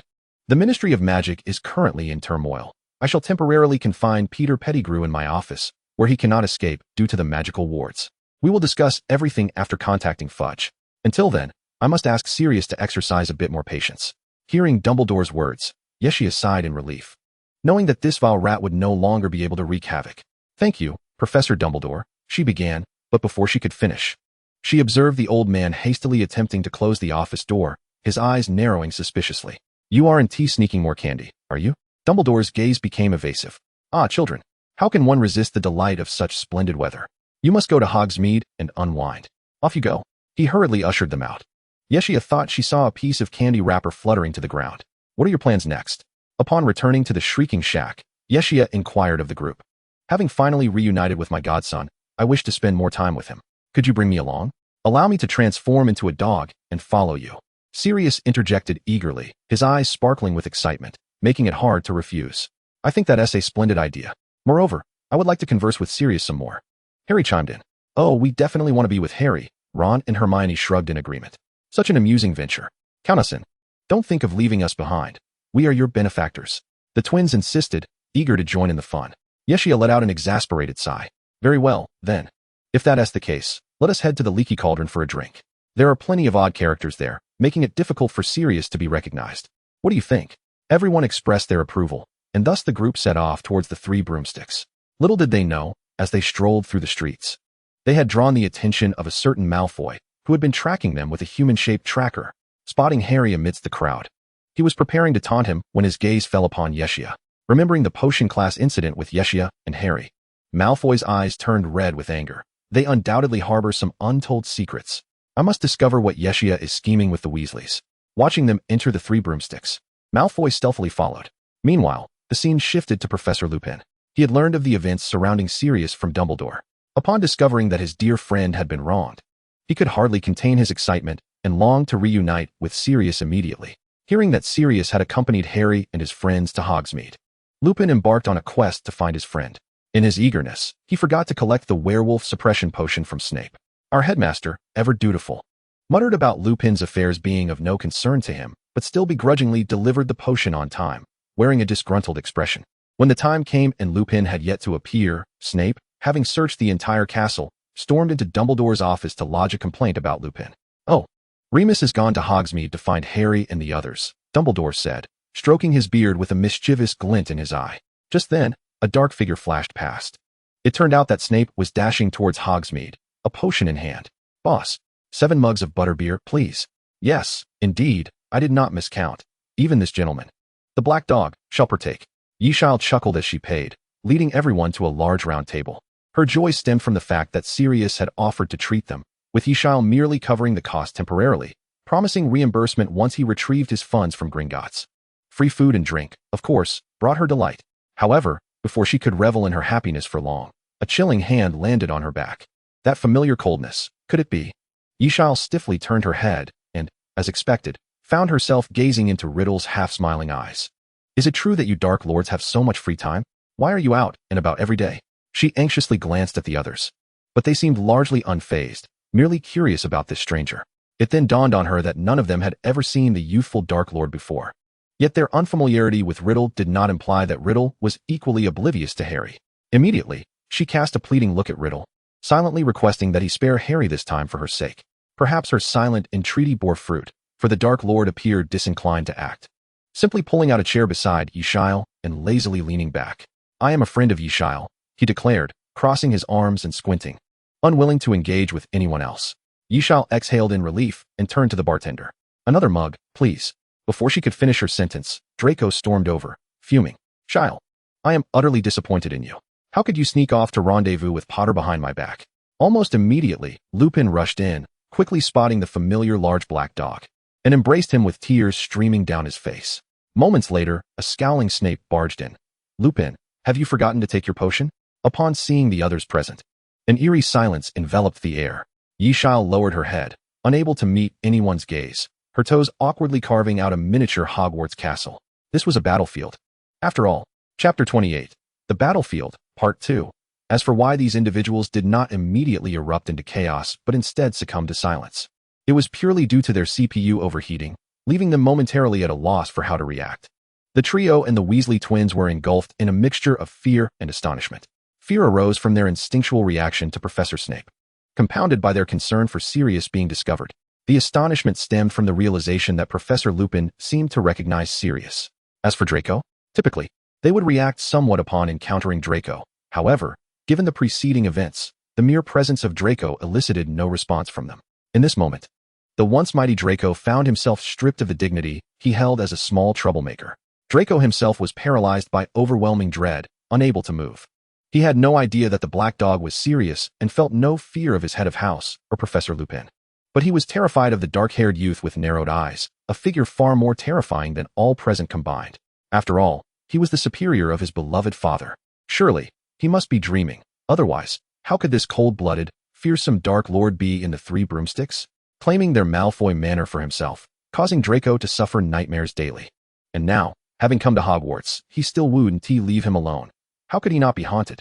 Does he not realize that the working class has dignity too? One could only imagine the day Draco awakens and vows to overthrow this tyrant oppressing the Death Eater populace. Of course, the above thoughts were merely Draco's imaginative musings and idle chatter, not to be taken literally. Meanwhile, the wicked ruler, now insulted by his subordinates, was teetering on the brink of fury.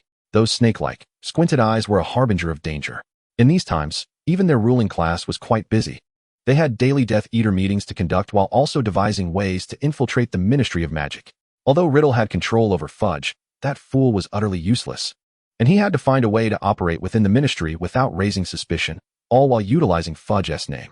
These matters had turned the young Dark Lord into a whirling dervish, spinning from lack of rest. He hadn't slept in days.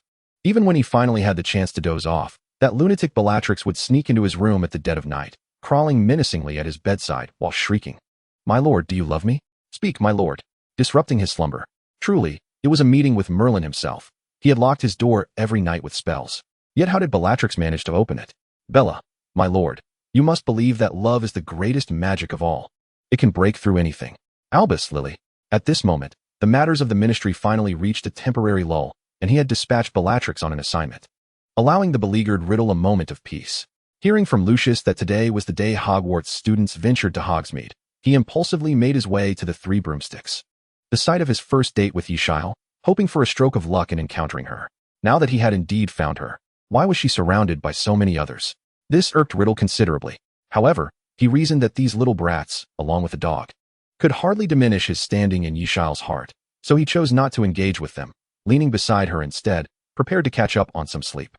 As for why he did not attack Harry Potter, it was purely due to his overwhelming fatigue. He could not muster the energy. Besides, Yishao was right next to him, and he had no desire to take action in her presence, lest he hurt her feelings. Yet, why were his subordinates, along with another subordinate's son, here? rudely awakening him from his impending slumber. Riddle, disturbed from his rare moment of rest. Seethed, it seems I have not assigned you enough tasks. Upon your return, I shall increase your workload so you can experience the agony of my sleepless nights. Lucius Malfoy, innocently caught in the crossfire due to his son, was diligently at work when he suddenly felt an inexplicable chill. Snape himself was equally dismayed at the sight of the Dark Lord, especially witnessing Yishile, this scatterbrained individual, mingling with him. Infuriated, he longed to scream but dared not. Upon turning, he spotted the familiar large black dog, and his ire surged. Sirius Black, I would recognize you even in ashes. Before he could fully react, the large black dog broke free from Lupin's embrace and lunged at him, shattering the fragile facade of calm that had settled over the gathering. Snape abandoned his wand, engaging in a physical tussle with the black dog. Lupin hurried to intervene, while Riddle's patience reached its breaking point, and with a spell, he sent both man and dog flying from the 3 broomsticks. If you must fight, do so elsewhere. Do not disturb my slumber. Lupin dashed outside. Concerned for his godfather's safety, Harry quickly followed, with Ron and Hermione naturally trailing behind. Draco, fearful of the Dark Lord, seized the opportunity to escape as well. As Fred and George busied themselves with the commotion, they departed from the 3 broomsticks, leaving it once again cloaked in silence. Yisha found herself alone at the empty round table, locked in an intense gaze with Riddle, just as she was about to inquire about Riddle's presence. He leaned wearily against her shoulder. They finally left, and now I can spend some time alone with you. I'm so tired. I think I'll take a nap. Riddle murmured in a sticky voice, his eyes glistening with sleepiness, appearing utterly pitiable. Who could resist such a sight? Yisha swallowed hard before responding. All right. Go ahead and sleep. I'll keep watch over you.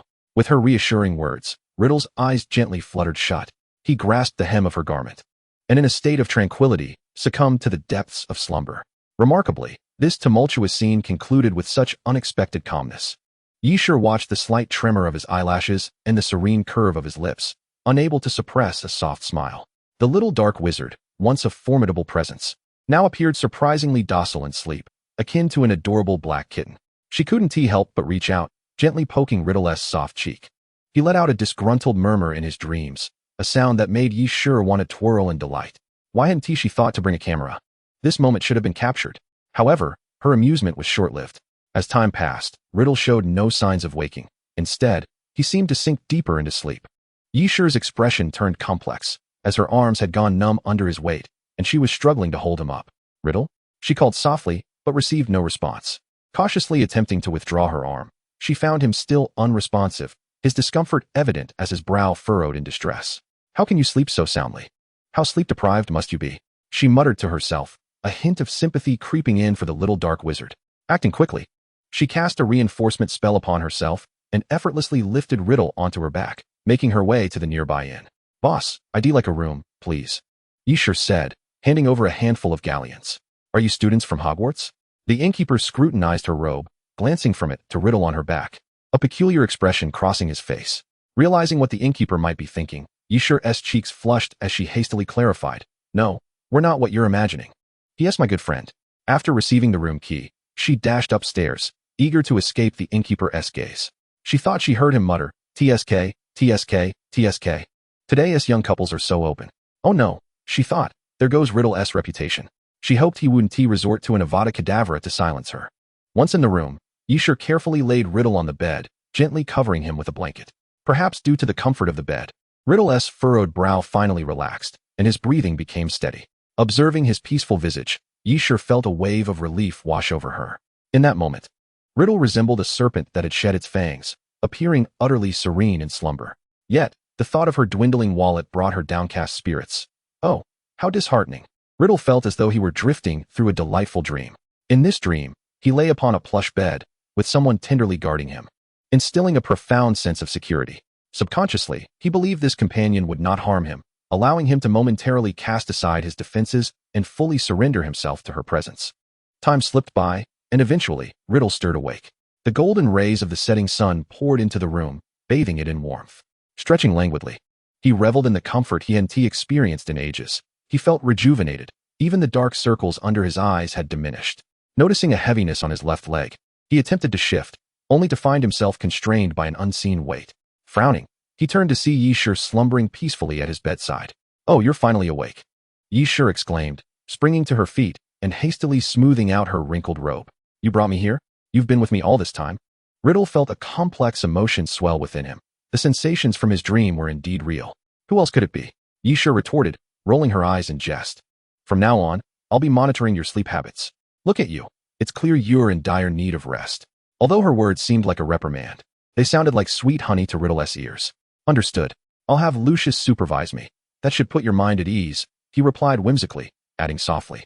If you're still worried, you could come to oversee me personally during the holidays. Agreed. After all, Uncle Lucius is your subordinate, and I fear he might cover for you. It's far more reassuring if I see it with my own eyes. If I catch you neglecting your sleep, you'll be in serious trouble, Yisha declared with the solemnity of an elder, patting his shoulder.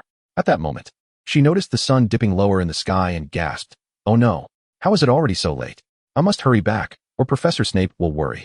She swiftly gathered her belongings, her hair a tousled mess, and bolted down the corridor. Riddle picked up the green snake hairpin she had dropped, a smile creeping across his face. She was in quite the hurry, having left her things behind without a second thought. Not to worry. He would keep it safe for her, ensuring their next meeting would happen all the sooner. System notification: Tom Riddle's favorability has increased by 10. Tom Riddle's favorability now stands at 40. Riddle obediently rested at the inn throughout the day, even neglecting the letters sent by the Death Eaters. The following noon, he sauntered down the stairs at a leisurely pace. "Hey, why aren't you with your girlfriend?" the innkeeper casually asked during checkout. "Girlfriend?" Riddle furrowed his brow in confusion. "You know, the Eastern girl who carried you yesterday? She's quite the adorable little thing, with impressive strength." "Oh, she had to leave for something," Riddle replied, not denying the innkeeper's words, but instead feeling a surge of delight. After all, Yisha would inevitably be his girlfriend one day. Having completed the checkout process, he strode with a light step towards the nearby desolate woods, where a large snake emerged, obediently following him like a loyal pet. "Vacation is over. It's time to head back, Nagini," Riddle said, patting the serpent's head before vanishing from sight. "Lord, you have returned. What are your commands?" As the Dark Lord appeared before him, Lucius bowed respectfully, showing no surprise. "Lucius, from this day forth, I wish for you to oversee my slumber. Furthermore, I require you to compose a report every month and dispatch it to Shirya," Riddle declared with a grave tone, uttering words that astonished Lucius. "Understood, my lord." Indeed, the Dark Lord must have his reasons for such an arrangement. As his subordinates, our duty is merely to execute his commands. There is one more matter. Please assist me in procuring an extensive collection of books on animagi. The more, the better. Inspired by his encounter with Sirius the previous day, Riddle mused. If Sirius, transformed into a dog, could infiltrate Hogwarts, then surely if he mastered a Nimigus transformation, he too could employ this method to gain entry. Would that not allow him to see Shirya at will? This thought abruptly echoed in his mind. Riddle shook his head, quickly dismissing the notion. His thoughts of Shirya had been increasingly frequent of late, and this trend was untenable. Chapter 30. The Exoneration of Sirius. My lord. A letter from Dumbledore states that Sirius Black has been wrongfully accused. He also claims to have apprehended the true culprit, the supposed deceased Peter Pettigrew. How should we proceed with this matter? In a dimly lit chamber within the Ministry of Magic, the esteemed Minister Cornelius Fudge found himself prostrated before a young man with raven black hair, his voice trembling with trepidation. Tom Riddle reclined on a leather sofa, his long legs arrogantly crossed, exuding an atmosphere of palpable menace. "You come to me with such trivialities? Handle it as you see fit." Lately, his attempts at practicing a Nimigus transformation had encountered obstacles, and his mood had soured. Thus, Fudge's interruption with such a minor concern irked him. Feeling the oppressive aura emanating from the Dark Lord, Fudge nearly faltered, his limbs threatening to give way. However, he deemed the next statement of utmost importance and forced himself to continue. However, Dumbledore mentioned that a girl named Shirya had implored him to take action. He insisted that this detail must be conveyed to the actual authority, asserting that the responsible party would undoubtedly wish to be informed. "Pray tell, when does Dumbledore intend to visit the ministry to address this issue?" Riddle sat up, his expression finally shifting from impatience to intrigue. Dumbledore, that cunning old fox, had undoubtedly discerned that he held sway over Fudge, prompting such remarks. Although fully aware that Dumbledore was attempting to coerce him, he found himself unable to refuse. For the leverage at play was Shirya. As this realization dawned upon him, Riddle could not suppress a smile. A slight curve at the corners of his mouth. Shirya was now indebted to him. Once this matter was resolved, would it not be fitting to seek a reward from her? In Fudge's eyes, the young Dark Lord had inexplicably smiled, causing the minister to tremble even more violently. Surely, Dumbledore's threats had displeased the Dark Lord. Would he not soon make an example of him? Before long, Shirya heard the news of Sirius's exoneration and subsequent release from wrongful imprisonment. Peter Pettigrew received his just deserts, condemned to a lifetime in Azkaban. Thank you, Professor Dumbledore. You must have been deeply troubled by the matter concerning Sirius. Shirya exclaimed, grasping his hand firmly, her eyes brimming with gratitude and reverence. In that moment, Dumbledore's stature loomed large in her heart. I did lend a small hand, but the true efforts were made by another, Dumbledore replied, subtly releasing her hand, his expression a touch awkward. It was Tom Riddle. Tom has surprisingly done a good deed. It is essential that this be acknowledged. Children require encouragement. Only by experiencing the sweetness of doing good can Tom be inspired to undertake further virtuous acts. Indeed, the day when we can reform the Dark Lord and see Tom Riddle become a paragon of wizardry is not far off. Dumbledore chuckled, stroking his beard. Riddle has accomplished so much in silence. Shirya felt a swell of satisfaction, believing her persistent advocacy for the values of socialism had borne fruit. It seemed she must intensify her educational efforts to expedite Riddle's transformation into a law-abiding citizen of the magical realm. She had intended to bake a strawberry cake for Riddle, but he appeared busier than usual. Despite writing several letters, he had not responded. Shirya then inquired of Lucius regarding Riddle's condition. Lucius replied that he was not well informed, only knowing that the Lord had been practicing a Nimagous transformation in isolation, instructing all to refrain from disturbing him, given the perilous nature of such practice. Interruptions were to be avoided at all costs. Shirya relayed this information to Dumbledore, refraining from further inquiries. In matters beyond her control, it was best to allow Riddle to concentrate on his training without further distraction. Moreover, with final examinations looming, Professor Snape and Draco had assumed their usual roles of incessant nagging, attempting to salvage her abysmal potion assignments. She, too, needed to exert greater effort. If you produce such concoctions during your finals, I shall unhesitatingly award you a troll, Snape had warned her after she once again reduced her potion to a soupy mess. Covering her face, Shirya lamented. It seemed she would never reconcile with potions. During the potion examination, as she added the final ingredient to the cauldron and watched it turn a deep blue, both Snape and Shirya exhaled in relief. Although the ideal potion should have been a delicate azure, at least she had managed to brew it correctly. A passing grade was certainly within reach, Snape mused. Pour your potion into this vial and submit it to me, and you may leave. Snape's countenance remained as somber as ever, leaving Shirya uncertain of her fate. You have made progress this time. Congratulations on passing. It seems you shall enjoy a pleasant summer, Snape murmured as she prepared to exit the classroom. A fleeting smile graced his lips, lending him an uncharacteristic warmth. Oh, splendid. Thank you, Professor. Shirya's heart erupted in joy, and she embraced Snape before dashing back to her dormitory. What a fool, so easily pleased. In a place hidden from her view, Snape chuckled softly, shaking his head in resignation. Upon returning to her dormitory, Shirya was about to throw herself onto her bed when she suddenly detected a strong metallic scent. This odor instantly heightened her alertness. Stealthily, she drew her wand and crept toward the source of the scent. Soon enough, she discovered the object of her inquiry. In an inconspicuous corner lay a disheveled wizarding robe, beneath which bulged a suspicious shape. Taking a deep breath, Shirya yanked the robe aside, raising her wand in an instant, only to lower it just as quickly. There, curled up in a pitiful ball, was a small black snake, its eyes tightly shut, evidently injured. Upon hearing a sound, it raised its head and opened its eyes towards Yishur. After recognizing the visitor, it gently lowered its head again. Yishur felt a strange familiarity with the little black snake and tentatively inquired, Riddle? To her astonishment, the small black serpent nodded its head as if in response. Chapter 31. The Serpent Princess. Riddle. Oh dear, how did you come to be in this state?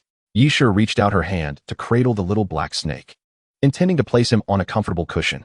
Upon noticing Riddle's numerous wounds, she gasped in shock, her movements becoming increasingly cautious as she worried about causing him pain. The black snake sat upright with an air of regal elegance, curling its tail to nudge a nearby quill. Understanding immediately, Yishur retrieved the quill and parchment for him. Transforming into his serpentine form, Riddle opened his mouth and gripped the quill with his sharp fangs, laboriously inscribing words on the paper.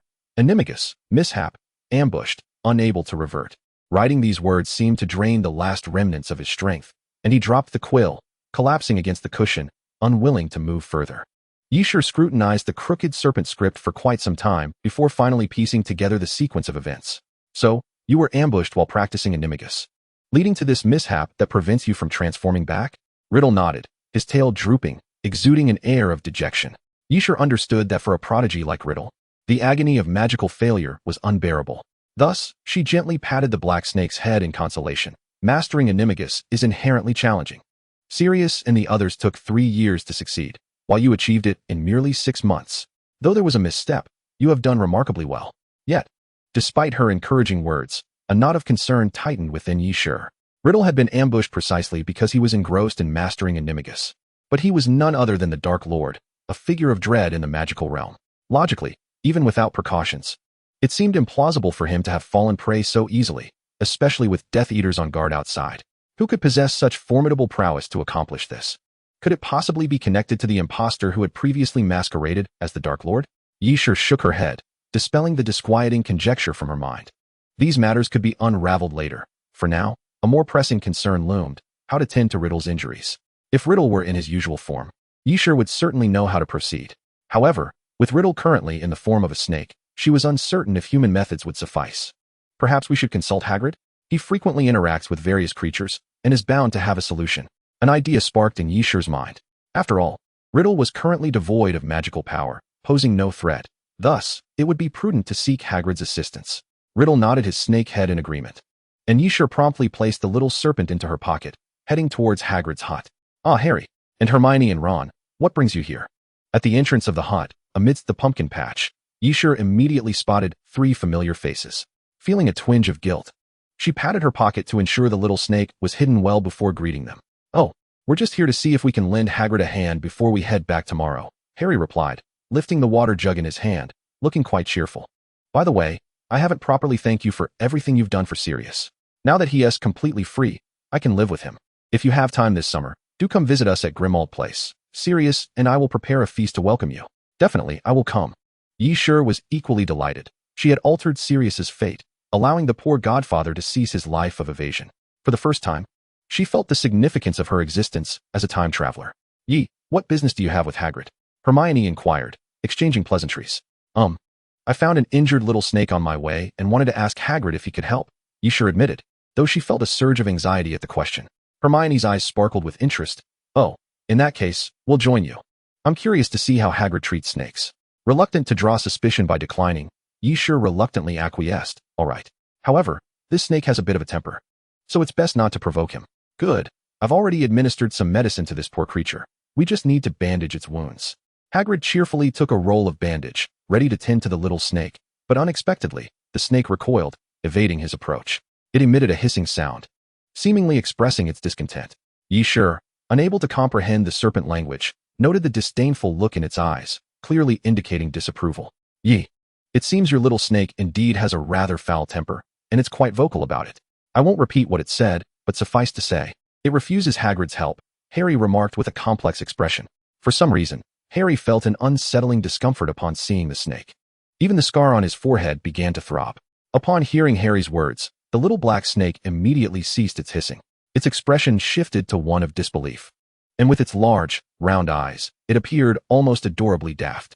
Yi Shi recalled that Riddle was yet unaware of Harry's ability to speak Parseltongue, and with a resigned sigh, she reminded him, "Riddle, the gentleman's snake. Harry is a Parselmouth."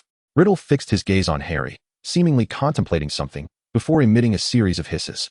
Harry translated, "Yi, he wants you to bandage him." The little snake nodded enthusiastically and then promptly laid down, gazing at Yi Shi as if expecting her to comply. "You're quite demanding, aren't you, Mr. Snake?" Yi Shi remarked, picking up the bandage amidst Hagrid's wounded expression of rejection. Just as she was about to begin, a mischievous thought crossed her mind, and a wicked smile spread across her face. Riddle observed her grin, his instincts warning him of impending trouble, as Yi Shi swiftly wrapped the bandage around him and placed a small mirror before him. His premonition was confirmed. The mirror reflected a small snake adorned with a white bow tied with bandages atop its head, exuding an air of menace while appearing comically absurd. "Ha ha ha, how delightful.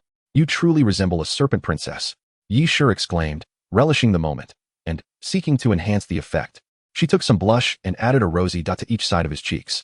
The onlookers stifled their laughter, while Yi Shi unabashedly laughed until tears welled in her eyes, blissfully unaware of the brewing storm. Riddle's patience shattered. He indignantly flicked his tail at Yi Shi, turning away in a huff. Yi Shi, desperately chasing after him, found Riddle feigning ignorance. This time he is truly upset.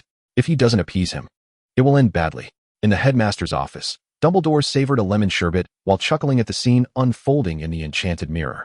"Ah, youth is a wondrous thing. Even Tom appears more endearing," he sighed, wistfully reflecting on the past. "If only Gellert were here as well." The curtains rustled as his sigh mingled with the gentle breeze, dispersing into the air. At that moment, far away in Nurmengard, a silver-haired man opened his eyes as if sensing something. Chapter 32, The Flight of Birds from Nurmengard. In the distant realm of Nurmengard, an isolated island enveloped by towering mountains, lies a place where sunlight scarcely penetrates, perpetually blanketed in a shroud of white snow. The lofty spire of a tower pierces the heavens like a blade, not only targeting others, but also resolutely severing itself from the world beyond. Within this tower resides an aged prisoner. He is as gaunt as a skeleton, with unkempt strands of white hair cascading haphazardly around him, suggesting he has long neglected his appearance. His once lustrous heterochromatic eyes are now deeply sunken, leaving behind mere hollows. The old man's gaze lingers on the moss-covered walls, where a symbol is etched, a triangle encircling a circle, surmounted by a vertical line.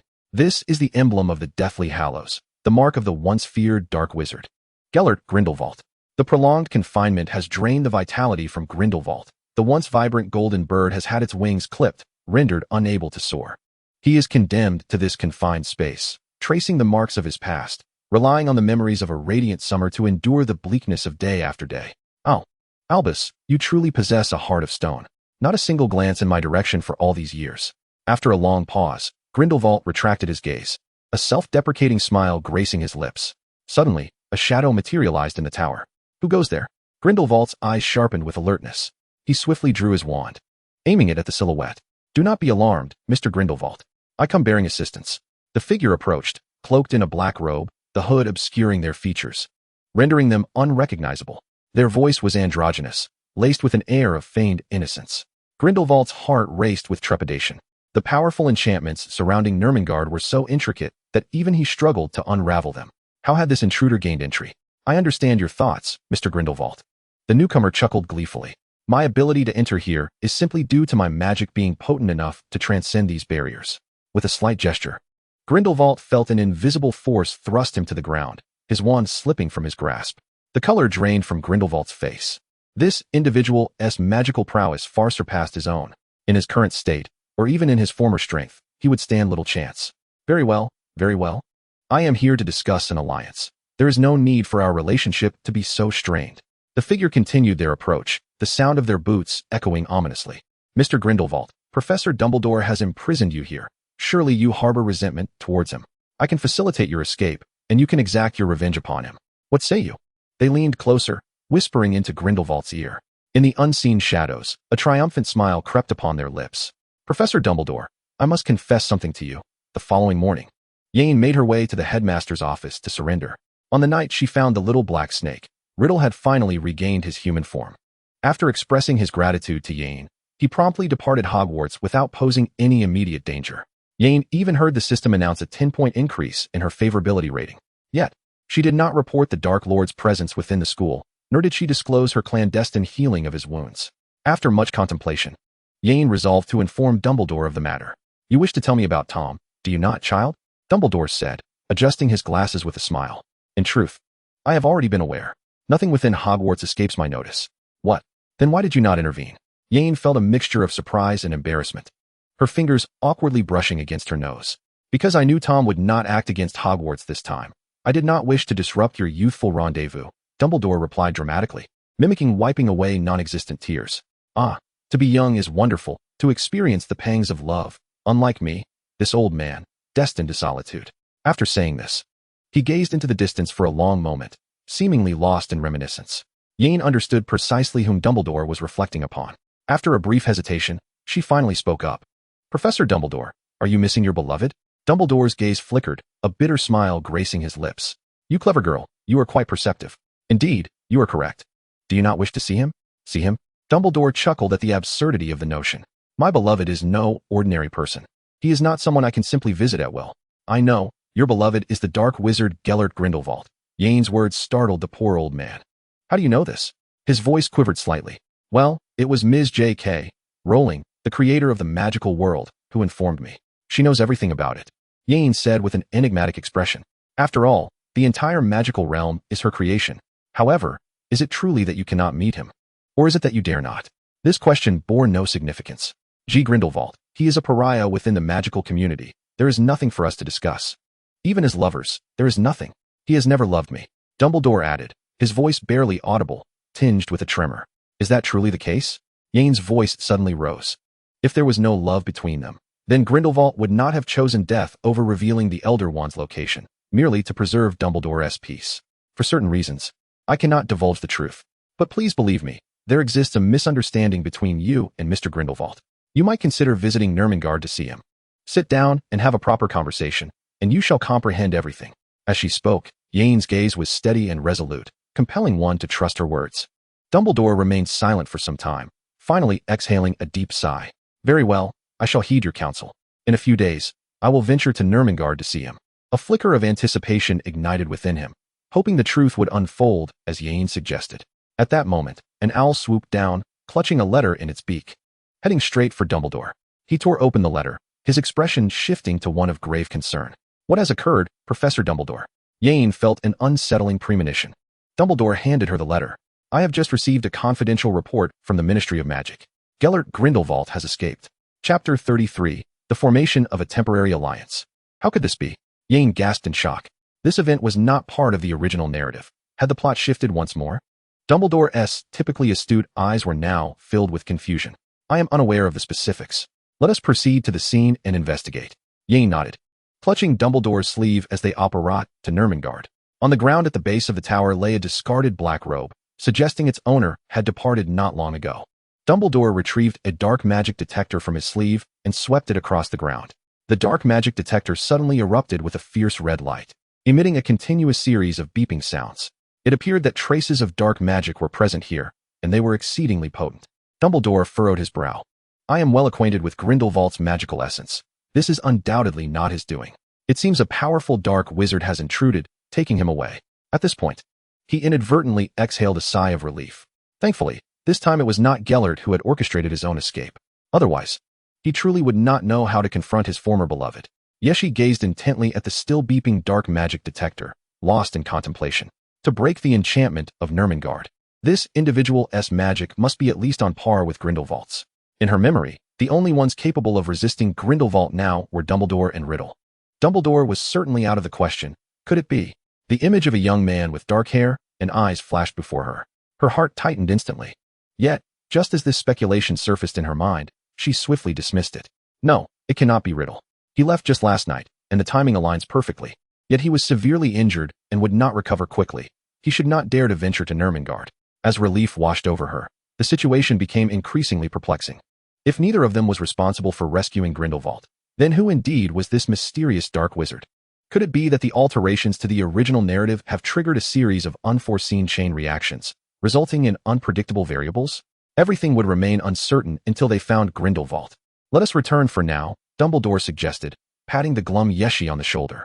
Upon returning to their dormitory, Yeshi continued to ponder this matter. The impersonation of the Dark Lord, the attack on Riddle, the liberation of Grindelwald. Each of these incidents was orchestrated by a formidable dark wizard. Could they all be the handiwork of the same individual? With this thought in mind, Yeshi picked up a quill to write to Riddle. He had departed in haste, and she had not yet had the chance to inquire about the details of his departure. Perhaps her letter could yield some insights. However, before she could put pen to paper, the principal party involved appeared at her door. Hissing sounds caught her attention, and she turned to see a small black serpent staring at her expressionlessly. Riddle. In an instant, the serpent's form began to twist and expand, swiftly transforming into a handsome young man. Do not be alarmed. I have come to discuss a matter with you, Riddle said, adjusting his disheveled attire. Having just transformed from a snake, his clothing was somewhat disordered, exposing a small patch of skin and the wrappings of his injuries. Yeshi had initially intended to chastise him for his brazen intrusion into the girl's dormitory, but upon seeing the bandages, her heart softened. The words of reproach that had risen to her lips were swallowed back. How is your injury? She asked quietly, her gaze involuntarily flickering away. Riddle noted her reaction, and a satisfied smirk crept onto his face as he realized his ploy had worked. It's improving, thanks to you. Oh, that's good, she replied. And a silence enveloped them. Yeshi, why are you so flustered? This is unlike you. She scolded herself, slapping away her hand that nervously clutched her skirt. Previously, her anxiety around Riddle stemmed from fear of this Dark Lord, but now that they had become friends, she no longer had to worry for her safety. And it had been quite some time since she felt this way. But now, that sensation had returned. It was merely the allure of male beauty. She had seen men before. Get a grip. She slapped her face, realizing she had indeed not seen many. Enough of that. Riddle, sensing the moment, donned his black cloak with a swift motion. You are aware of Grindelwald's escape, I presume? I did not see it. Yes, she retorted defiantly. I know.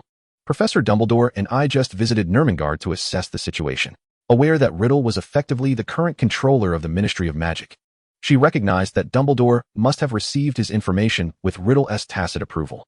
Thus, she felt no need to conceal anything. You must have examined the surrounding magical traces, Riddle stated, his demeanor growing serious. This trace is identical to that left by the individual who ambushed me previously. Yes, she straightened in her seat. Her suspicions were confirmed.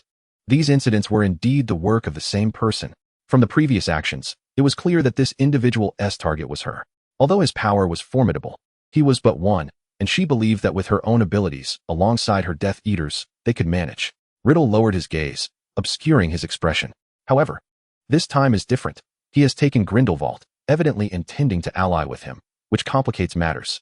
Therefore, despite my aversion to that old man Dumbledore, I must speak with him. Perhaps we can temporarily set aside our differences and unite to confront the immediate threat. After all, Grindelwald was once Dumbledore's arch-nemesis. Very well. I shall take you to Professor Dumbledore, yes, she declared, rising to her feet. Given the circumstances surrounding the escape, they could not ascertain Grindelwald's current stance. For safety's sake, they must prepare for the worst. Aligning with Riddle seemed the best course of action at present. That would be most advantageous. Dumbledore's eyes sparkled with delight upon hearing Riddle's intentions.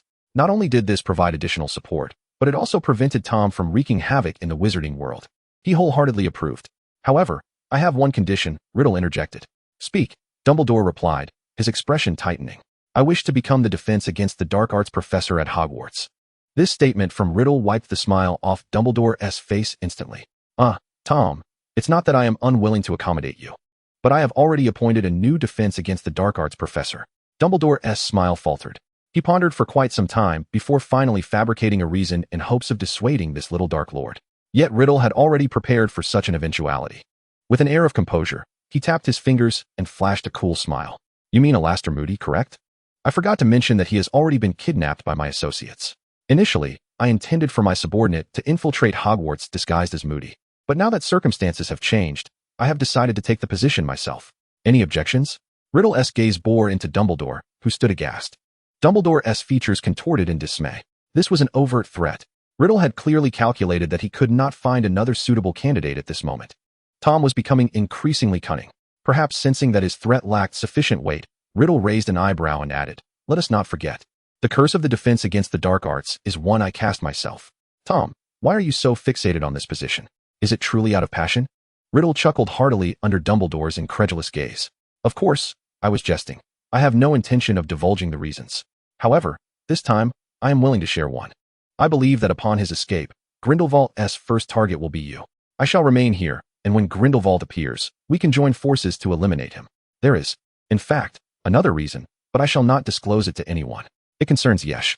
Given the current perilous situation, Riddle is uneasy about her safety, and naturally, he wishes to see her more often. Rest assured, during this period, I will not lay a hand on your students. Dumbledore pondered the pros and cons in his mind for quite some time before finally nodding. Then it is settled. However, you must not reveal your true identity, Tom. Not a problem. With the arrangements made, Riddle was eager to depart, tugging along the cheerful Yesh, who was enjoying the spectacle, as he turned to leave. Before exiting, he playfully poked Dumbledore's beard with his wand. And, henceforth, do not call me Tom, old man. That name is reserved for but one person. The students of Hogwarts had already returned home. Walking alongside Riddle, Yesh frolicked joyfully, her melodic laughter echoing across the vast expanse. Though Riddle maintained his aloof demeanor, he engaged with her incessant chatter. He even cast a silencing charm to shield her from the glaring sunlight above her head. It seems I can no longer call you Riddle. I shall refer to you as Professor Riddle from now on. At that moment, Yesh suddenly turned, a teasing smile gracing her face as she regarded him. That is all right. Privately, you can still call me Riddle. Riddle averted his gaze from the girl, attempting to conceal the faint flush that colored his cheeks. In fact, if you were to call me something more endearing, I wouldn't mind. Oh, I was merely concerned that you wouldn't be pleased with being addressed by your own name. Yesh playfully patted his shoulder. So, should I call you Tom in private from now on? Indeed. Riddle's expression was as serene as ever, revealing little reaction. Yet, a voice in Yesh's mind chimed in. Tom Riddle's favorability increased by 1. Tom. Yesh called out tentatively. Tom Riddle's favorability increased by 1. The system chimed again. Feeling as though she had stumbled upon a new realm, her curiosity spiraled uncontrollably as she continued to call out, "Tom, dear Tom, my handsome and charming Tom." Each utterance seemed to trigger a magical switch, increasing Riddle's favorability with each repetition, his ears blushing deeper with each declaration. After reaching a 10-point increase, Yesh noticed that the Dark Lord's ears were nearly smoking from embarrassment, prompting her to cease her teasing. "All right, I won't tease you any longer." She cleared her throat. "But I truly did not expect you to react so strongly." At her words, Riddle paused, somewhat taken aback. He had always despised the mundane name Tom and resented being called it. Yet, when Yesh uttered it, he found not only no aversion but a burgeoning sense of delight, wishing she would call him that more often. It seemed that through this name, the distance between him and Yesh had narrowed to an unprecedented intimacy, bringing a flutter to his soul, which had long been numbed by the repeated splitting of Horcruxes. Just as he was lost in thought, a deep male voice broke through. "Yesh? And my lord, what are you two doing here?" It was Snape. He had come to find Yesh for summer potions training, only to unexpectedly encounter her in the company of the detested Dark Lord. His hand trembled as it instinctively reached for his cold wand. If things seemed amiss, he would not hesitate to risk exposure to rescue Yesh from the Dark Lord's grasp. He was steadfast in his belief that the Dark Lord's intentions towards Yesh were undoubtedly malevolent. Riddle narrowed his eyes, displeased at the interruption of his rare moment alone with Yesh. Sensing the tension in the air, Yesh quickly interposed herself between the two, laughing nervously. "Oh, Professor Snape, please don't be so tense. Riddle is here at Professor Dumbledore's request to teach defense against the dark arts. You two shall be colleagues from now on and ought to assist one another." Did Dumbledore truly allow the Dark Lord to teach defense against the dark arts? Snape cracked his knuckles ominously. Surely, our illustrious headmaster must be losing his faculties. "Pleasure to meet you, Professor Riddle." Snape pulled Yesh beside him, forcing a signature false smile. "However, Miss Yesh's potion grades are quite dismal. As her potions professor, I feel it is my duty to provide her with remedial lessons. We shall take our leave now. It's not that dismal. I passed my potions this time." Yesh muttered softly beside Snape. "Very well, off you go." Riddle waved his hand, returning the same insincere smile. However, a student's poor performance cannot solely be attributed to their efforts. Sometimes, the instructor ought to reflect on whether their own proficiency is inadequate, resulting in such outcomes. "Wouldn't you agree, Professor Snape?" Snape gritted his teeth. "You have a point, Professor Riddle." As the two exchanged increasingly radiant smiles, Yesh couldn't help but shiver, sensing that the atmosphere had become even more tense. Chapter 35. A transformation of Snape's image. Lately, Snape found himself questioning his very existence. Had he truly been so fearsome? Why else would Yesh choose to remain with the loathsome Dark Lord rather than seek him out? During a faculty meeting at Hogwarts, Snape could no longer contain his curiosity and inquired with the other professors. "Severus, I must say, apart from Slytherin, numerous students have lodged complaints against you." After a lengthy silence, Dumbledore diplomatically expressed his thoughts. Though the other professors remained silent, their gazes seemed to convey, "Do you not possess any self-awareness?" Snape's complexion darkened, resembling the bottom of a cauldron. Upon realizing the implications, he quickly tightened his jaw muscles, forcing an exceedingly twisted smile. Then, under the scrutinizing stares of the other professors, he strode out of the meeting room with determination. Previously, Snape had never cared for others' opinions and saw no issue with his behavior. Yet now, with someone to consider, he felt it was time for a change. He was determined to restore his image in Yesh's eyes. Yesh had noticed that Professor Snape had become increasingly intimidating of late. Whenever they crossed paths, he would fixate on her intently for a moment before mechanically raising the corners of his mouth, revealing an eerie smile. This peculiar expression surfaced even more frequently during their potions remedial lessons. "Very good, continue." When Yesh accidentally made a minor mistake, Snape's shoulders trembled slightly, hinting at his growing irritation. Yet, instead of scolding her as she anticipated, he inhaled deeply and displayed that same unsettling smile once more. Startled, Yeshur's hand quivered, causing a droplet of caterpillar slime to fall. Instantly, the liquid in the cauldron hissed and bubbled violently, reminiscent of boiling water. Snape's shoulders trembled even more violently, yet he refrained from unleashing his wrath. With a mere flick of his sleeve, the liquid vanished without a trace. It was of little consequence, merely a trivial mishap. The corners of his mouth mechanically twisted upward, almost forming a right angle. Upon witnessing that smile, Yeshur's heart did not relax. Instead, it tightened further. After all, had her potion turned out this abominably in normal circumstances, Professor Snape would have long since derided her with a quip about her mind being stuffed with weeds. Could it be that Professor Snape had discovered a novel method of sarcasm? As this thought crossed her mind, she devised an explanation. "Yes, my apologies, Professor. I shall certainly do better next time." In a flurry, She hastily tidied her chopped ingredients and rushed out. In her haste, she stumbled over a chair, wincing in pain. Snape watched her clumsy exit, once again questioning his existence. Why did he feel that Ysher seemed more frightened of him than usual? Ha. It was the most amusing joke he had heard all day that Snape was actually concerned about his image for the sake of a girl. To deliberate future strategies. Members of the Order of the Phoenix briefly convened at the Black family residence. Upon hearing Snape hesitantly seek counsel on how to alter his image to win a girl's favor, Sirius erupted into thunderous laughter, rolling on the floor in fits of mirth. Though under the earnest persuasion of Dumbledore and Ysher, their relationship had somewhat thawed. They could only manage to meet without bickering or resorting to derogatory names, while still exchanging veiled barbs without fail. Snape cracked his knuckles, suppressing the urge to deliver a punch to Sirius's nose. Among them, only Sirius Black possessed considerable experience in dealing with girls. He had to endure. Very well. In light of your earnest plea, I shall assist you this once. Despite the sarcasm, Sirius clapped Snape on the shoulder, readily agreeing. Next, I shall embark on a transformation of your image. But first, you must wash your hair thoroughly. With a grin, Sirius shoved a bottle of shampoo towards Snape. Snape glanced at the prominently labeled Potter on the bottle, and his itching fingers could no longer resist delivering a punch to Sirius. Ysher received an invitation from Sirius, inviting her to visit the Black family residence. Naturally, she accepted with glee. Since that chaotic encounter, she had yet to see Sirius. Moreover, Harry and the others would be there, offering her the opportunity for delightful companionship. Upon reaching Grimmauld Place, Sirius was predictably waiting for her. You finally made it, sure? I've been waiting for you for ages, Sirius exclaimed, throwing an arm around her shoulder and winking. Although I would love to have a proper chat, today I must introduce you to a mysterious guest. Drumroll, the illustrious Mr. Snape. With an exaggerated flourish, Sirius stepped aside, revealing Snape behind him, exposed without any barrier. Snape found himself caught off guard under Ysher's gaze, appearing somewhat awkward. He wore a stylishly patterned robe, his freshly washed hair still fragrant, with a tuft styled into a fluffy little bun by Sirius. Professor Snape, what is this? Ysher was taken aback by his fashionable attire, momentarily at a loss for words. You all converse. I shall prepare dinner. Sirius promptly nudged Snape forward and hastily exited. Now left alone, Ysher and Snape walked side by side. What do you think of my outfit today? Snape managed to smile, awkwardly inquiring. Observing his hesitant demeanor, Ysher suddenly comprehended. Professor Snape's recent peculiar behavior was likely an attempt to present himself favorably before her.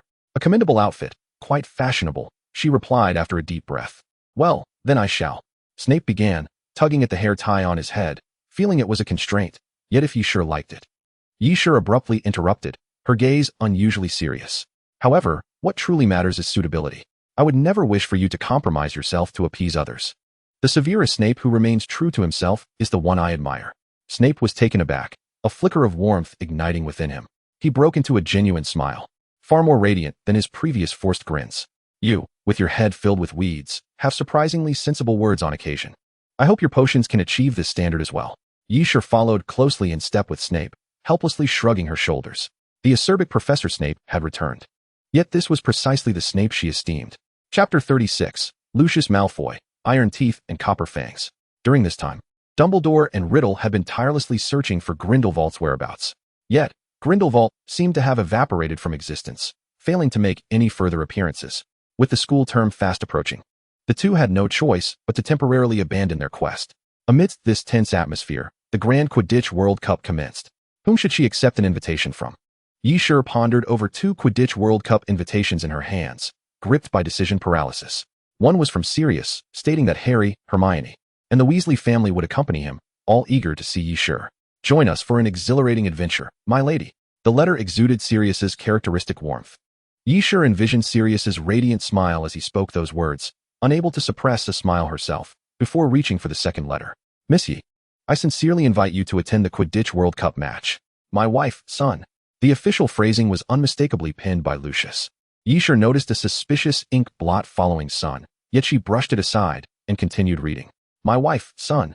Await your esteemed presence in the VIP box on the top floor. She set the letter down with a sigh. She wished fervently for the ability to perform the splitting spell, enabling her to divide herself into 2 and attend both invitations simultaneously. After much deliberation, she ultimately decided to adhere to the principle of the majority and accepted Sirius's invite. What? You mean Sure declined your invitation? Riddle fumed upon learning this from Lucius, crumpling the report in his hand into a powdery mess. Sensing the Dark Lord's impending wrath, Lucius skillfully slid to his knees, trembling as he spoke. Miss He stated she has already accepted another invitation and cannot decline. Therefore, if you cannot even manage such a trivial matter, what use are you to me? You may leave. Riddle let out a frustrated sigh and waved dismissively at Lucius. Indeed, Lucius muttered quietly as he stepped back. You truly have a knack for shifting blame. Had you heeded my advice earlier and allowed me to include your name in the letter, Miss You might have acquiesced, yet your pride prevents you from doing so. What did you say, Lucius? Unfortunately, these murmurs were overheard by the Dark Lord himself. The Dark Lord's eyes narrowed instantly, and Lucius recognized this as a perilous sign. As thoughts raced through his mind, he quickly devised a response to weather the impending storm. My lord, what I meant to convey is that Miss Yes' rejection of the invitation only underscores your significance in her eyes. The absence of your name left her feeling dejected and reluctant to be misunderstood by you. Lucius delivered these words in one breath, internally applauding his own cleverness. With just 2 sentences, he not only distorted the original meaning, but also flattered the Lord. Truly masterful. Lucius Malfoy, it's no wonder you are favored by the Lord. Indeed, he noticed the Dark Lord's expression shift from stormy to serene. So, she indeed cares for me. Seizing the moment, Lucius added fuel to the fire. Naturally, our Dark Lord is dashing and gifted. One must ponder, which woman could remain unaffected? Missia is no exception.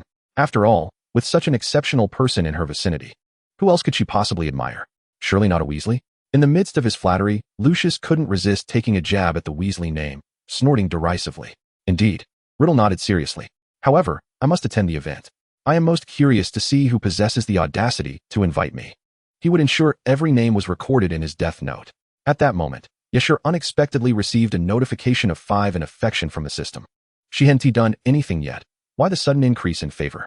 Confused, she rubbed her nose, ultimately attributing it to a glitch in the system. The weather on the day of the Quidditch World Cup was ominous, with fierce winds and torrential rain seemingly poised to descend. Yashir had not anticipated such dreadful weather and, having neglected to bring a coat, found herself shivering and sneezing violently. She gazed up at the bleak sky and couldn't help but exclaim. According to the narrative's trope, something unfortunate is bound to occur in such dismal weather. Little black snake, whom are you cursing now? George playfully patted her shoulder with a grin. It seems we must teach that mischievous little black snake a lesson. Fred picked up a dubious sweet, poised to shove it into Yeshur's mouth. Fred, George. Yeshur immediately reacted like a startled cat, fur bristling as she angrily threw the candy back. It was well known that Yashur had a generally amiable temperament, except when it came to the Weasley twins. George caught the candy and popped it into his mouth, effectively clucking his tongue. What a pity, you missed out on such a delightful treat. This is a new product from Honey Duke. Fred exaggeratedly clutched his heart, feigning the demeanor of a spurned lover. How could the little black snake waste our heartfelt offering?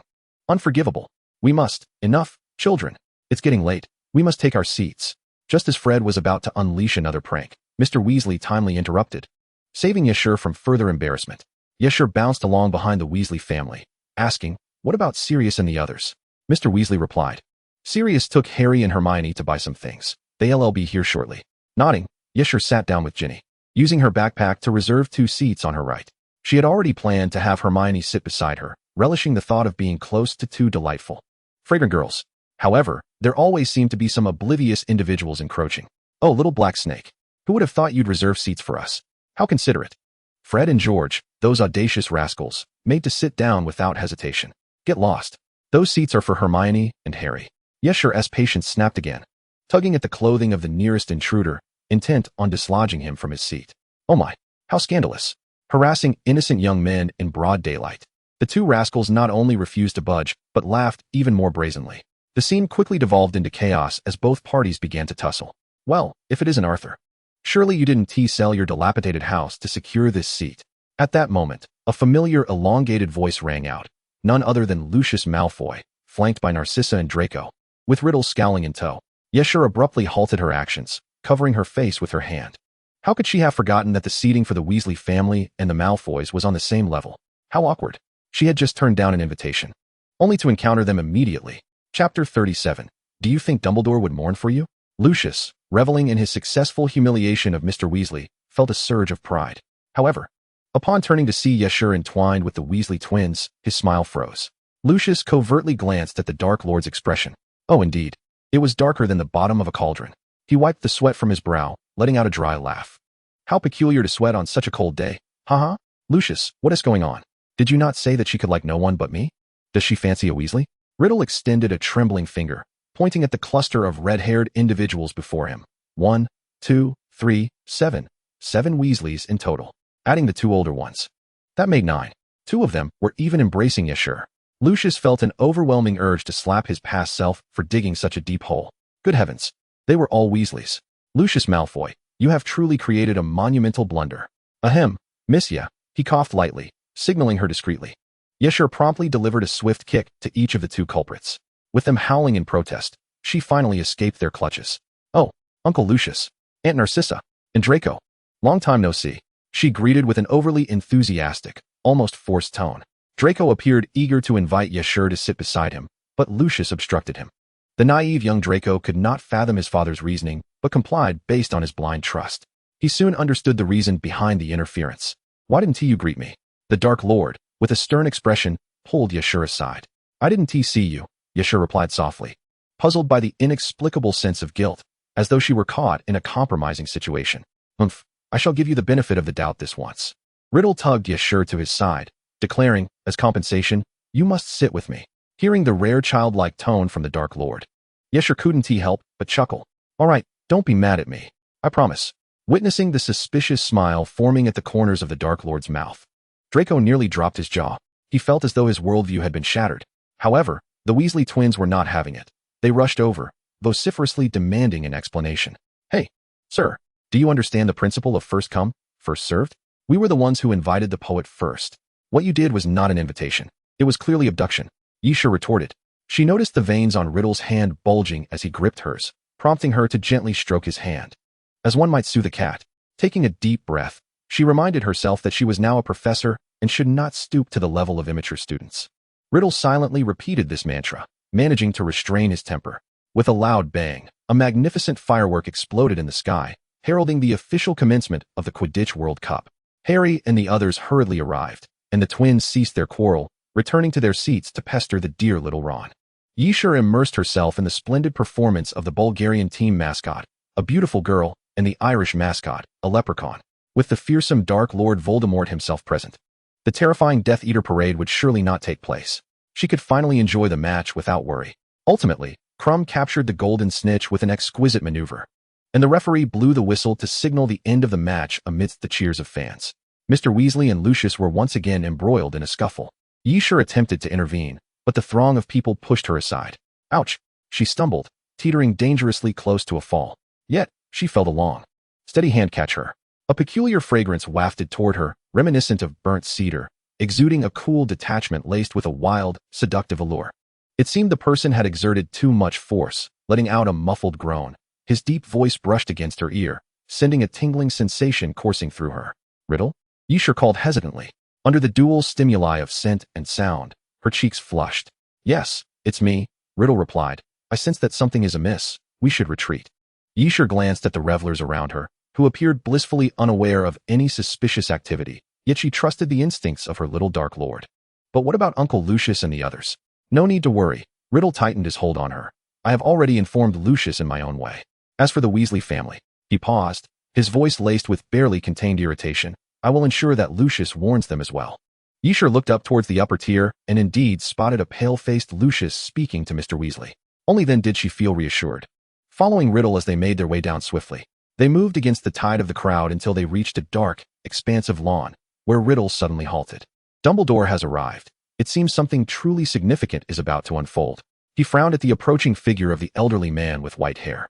Oh, if at ISNT my favorite student, sure. Dumbledore, having spotted them, approached with a smile. Oh, and Tom. It was too dark earlier. I didn't see you. Observing his feigned surprise, Yashir instantly concluded that Dumbledore was pretending not to notice Riddle. Good evening, Professor Dumbledore. Have you also sensed something amiss, prompting your arrival? Indeed. It seems you have noticed as well. Dumbledore cheerfully winked. Just as I suspected, you're my most astute student. Please, don't favor me too much, Yashir muttered softly. Being your favorite student is not necessarily a good thing. Newt Scamander is a living example. Sure, be careful. Suddenly, Riddle forcefully shoved her aside. At that moment, a brilliant blue flame erupted where she had just been standing. So, you are Dumbledore's favorite student? A sardonic voice echoed in the air. Almost immediately, another fireball surged towards them. Yashir hurriedly conjured a magical barrier to defend herself. Do you think Dumbledore would mourn for you? The silver-haired, cool-headed figure descended amidst a shower of starlight, shaking his head. It's Gellert Grindelwald. Yishur's heart raced as she raised her wand, preparing to defend herself. But someone was quicker. Your adversary is me. Riddle interposed himself behind her, casting the killing curse with a flourish of his wand. The clash of green and blue light erupted in an explosive burst. The sheer intensity of magical energy left Yishur in no doubt that he was fighting with lethal intent. Such formidable magic. A worthy opponent for Grindelwald. Grindelwald observed Riddle's sudden emergence with a bemused smile. Young man, state your name. I am your Lord Voldemort, Riddle scoffed, uttering a rather dramatic line.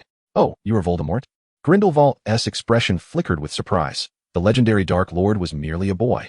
Enough with the chat, let us begin. Riddle's brow furrowed tightly at being referred to as the boy.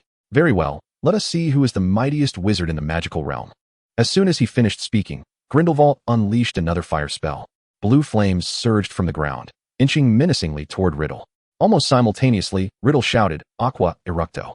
A torrent of water gushed forth from his wand, swelling exponentially upon hitting the ground, the tumultuous waves resembling silver serpents, swiftly engulfing the flames entirely. You don't only know how to cast fire spells, do you? Riddle taunted, raising an eyebrow as he effortlessly countered with a simple water spell. Look how easily I can dispel your incantation. Young boy, do not grow too complacent. Grindelwald waved his hand, conjuring a towering glacier that immediately froze the surging water. Riddle, unwilling to concede, cast a precise cutting spell, severing the icy surface into countless shards. The scattering fragments spun gracefully in the air, transforming into icy blades aimed at Grindelwald. Grindelwald retaliated with another spell, and so they exchanged blows back and forth, weaving a tapestry of green and blue light. The environment erupted into a tempest, thunder crashing, and the inky night sky illuminated as though it were midday. Yishur stood by, utterly astonished. Was this what it meant for masters to duel? The once mundane incantations wielded such terrifying power in their hands. It seemed that Riddle had held back against her. Otherwise, with such a display, she would have met dear Merlin long ago. As a good friend, Yishur felt a pang of worry for Riddle. But considering her own lackluster dueling skills, she realized she would only be a hindrance and suppressed her anxious thoughts, placing her hopes in Dumbledore. Yet, she found him utterly unfazed. Even pulling out a teacup from seemingly nowhere, sipping tea leisurely. Professor Dumbledore, aren't you going to help? She finally could not contain herself. Dumbledore blinked in confusion. Help whom?